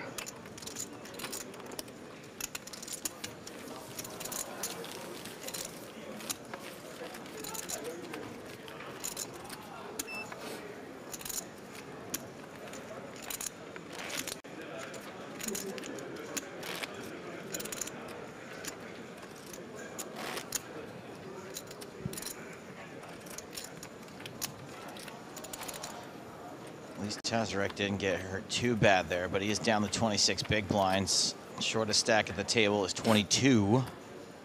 That is Andrei Lubovetsky. And it's been folded to Lubovetsky. And you really have to give credit to Lubovetsky. He's really made things happen for himself without picking up really big hands. You know, we saw him pull off, you know, one stone bluff with the ace of clubs in his hand, the nut flush blocker, and then another one where it wasn't really a bluff, but he was really willing to risk a lot of his chips with that suited ace, 3-betting pre, and, you know, just telling a convincing story, hitting that turn card, and now has a nail hand with the ace king is gonna flip. Hassan Kashani shove from the big blind. Lubovetsky calling all in, and we are gonna flip a coin. Classic race at the feature table, and a race that Lubovetsky needs to win.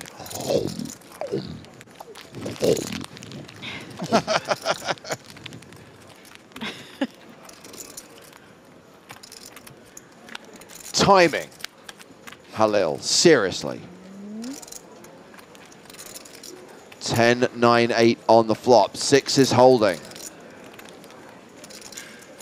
Imagine busting Lubovetsky with 2 6s here and getting us one step closer to the end of the day. Do 6s ever hold? Oh, boy.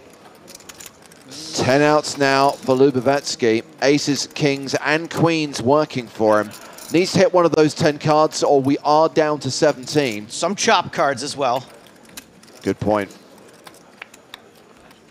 Ace on the river. Barry Greenstein saves Andrei Lubavetsky, and he doubles up through Arian Hassan-Kashani. He'll be left with 24 big blinds. Lubavetsky has now catapulted to the table chip lead with just shy of 50 big blinds. 4,140,000. Nice one. Thank you. How did I know sixes are just never going to win there?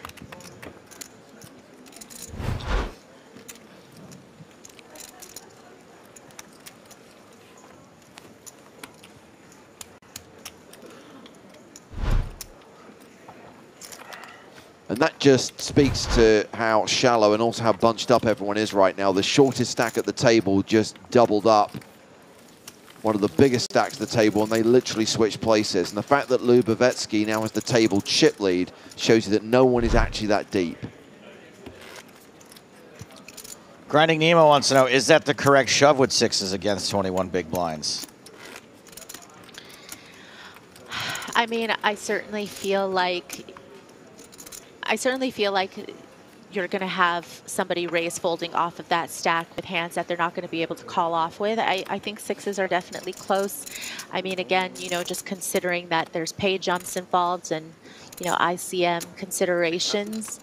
I would say that six-handed, it's definitely not a bad play. Well, that's good to know. But it's not one that I think a lot of players would take just from the variance that's involved. And again, we talked about kind of how shallow these stacks are relative to the blinds. You know, yes, if you get that shove through, it's great, but you're risking a lot to pick up, you know, 5 bigs or something. Yeah. 4 passes.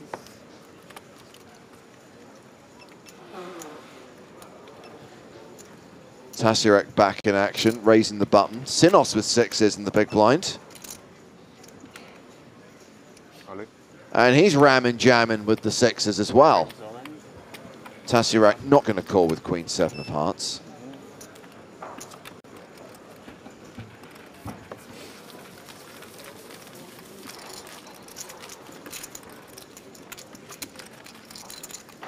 And we are actually going to step away from the feature table because there is action at one of the 2 outer tables. Mikhail Shalamov has moved all in and been called by Timo Campus, who's the at-risk player here. He's got ace-queen. Mikhail Shalamov, with the covering stack, has 7s. Another race. 2 aces or 1? 2? That's bad for me, I guess. The meme that is. Yeah. Okay, I might use it now. King 4-3 on the flop. 7s still good, and Timo looking for an ace or a queen. King on the turn, same outs needed. Ooh. Ace on the river again. Another appearance from Barry Greenstein to give us another double up. 390. Too lucky. So close. You can celebrate a little bit if you want. Barry. Campus, come on.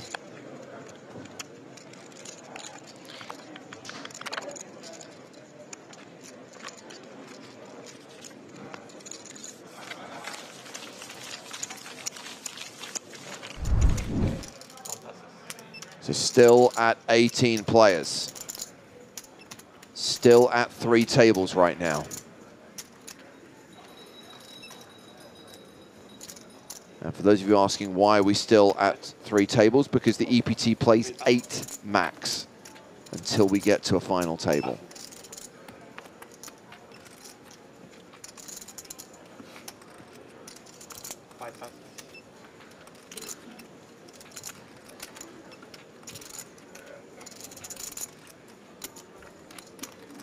Lubavetsky with 10-8.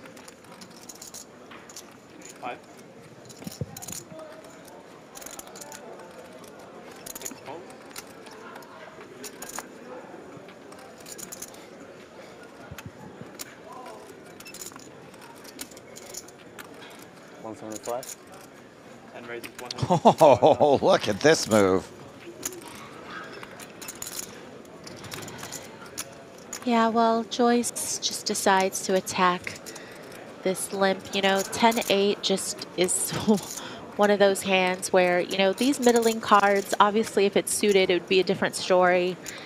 You know, 6 passes. yeah, I think it's just a little bit too hard to continue out of position when it's off suit. Philip Joyce playing 1.65 million, which equates to 33 big blinds. And back out into the field again. We've just lost Shakib Miri, eliminated in 18th place, cashing for $36,740. And that means we're at 17. It means we're 1 away from being done for the day. The man in the mirror. And with 55 minutes still to run on this level, I think chances are now good that we will get to 16 before the end of level 26. Just one more player to lose today. I call. Wow. Instead of just admitting that he was probably wrong, you're just doubling down. I am willing to wager my entire net worth on this going the next 55 minutes. A whole $15.17. My net worth being negative several $100,000. Oh. Therefore, getting me completely out of debt. 6 raises 100,000. 10 passes. Lubavetsky has opened with 9s, Chen with 7s in the big blind. She rips. Wow. And Lubavetsky is called. This is not a flip. This is a domination situation, and Chen is the dominated player. And if 9s hold here, she will be eliminated in 17th place, and we are down to 16. Wait, what? No, not like this. There is an adage about the number 7.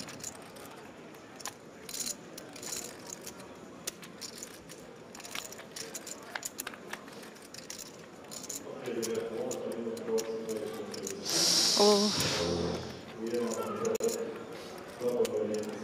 Guys, I might have to call it a night after this. It's not looking good. I'm going to be no good to you if Yisha Chen goes out. I'm going to be done for the night. Yisha Chen could be drawing dead on the turn at this rate. Yeah, does not pick up the straight draw, and she is KO'd in 17th place. She did get the money jump.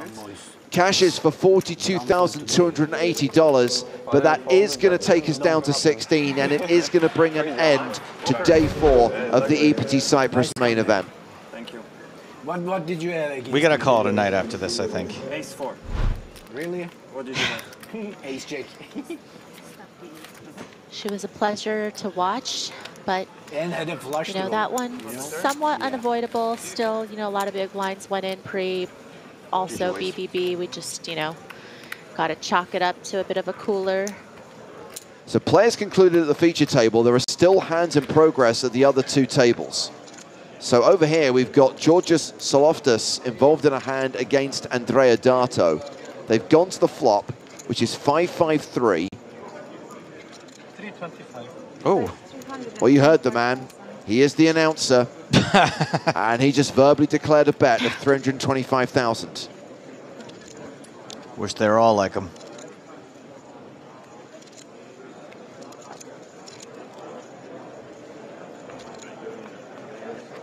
Oh my God, how many chips does Georgios have? That's a ridiculous stack. How did he get all those? From winning a series of pots, I'm assuming.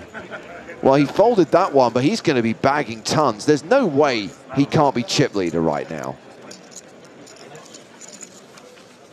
And it looks like plays concluded at the other table as well. So 16 players will bag and tag and return for the penultimate day of this 5K MTT. Tomorrow they're going to play down to the final 6. And then we'll come back on Sunday and play down to a winner. cards, your time banks inside, and make a proper chip count before. Oh yeah, bag your time bank cards as well, guys. Thank you so much.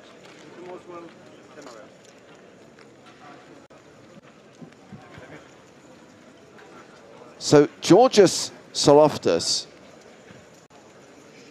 is probably going to be bagging the biggest stack of any player. We do have him tagged as the chip leader. Yeah, that tracks. Now, we've had players reach the giddy heights of like 4 million. He is bagging close to 8 million chips. Oh, man. That's awesome. He's going to be coming back tomorrow in the catbird seat with 7.97 million. Not quite 8, though, is it? Good night, guys. See you tomorrow. Good night. Sorry, I gotta reach my arm around my big chip stack. It's hard to write at this angle. It's so big. Yeah, sorry if the zeros are a little messed up. It's just that my chip stack's so big, it's kind of hard to get the pen around it. I have to make sure I didn't cover up any of my time bank cards, my giant stack.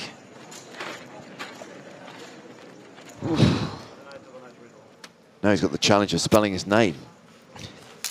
He's like, oh, why is it so hard? Meanwhile, back at the feature table, it's been a great orbit for Andrei Lubovetsky. Remember, he was the short stack. He ends as one of the big stacks now. He's bagging about 80 big blinds. 3.97 million for him. And remember, we're not even halfway through this level, so when they come back tomorrow, we'll pick up where we left off with about 53 minutes on the clock at the 25-50 blind level. Yeah, Lubovetsky was really picking his spots well. Absolutely, to finish the day on that stack.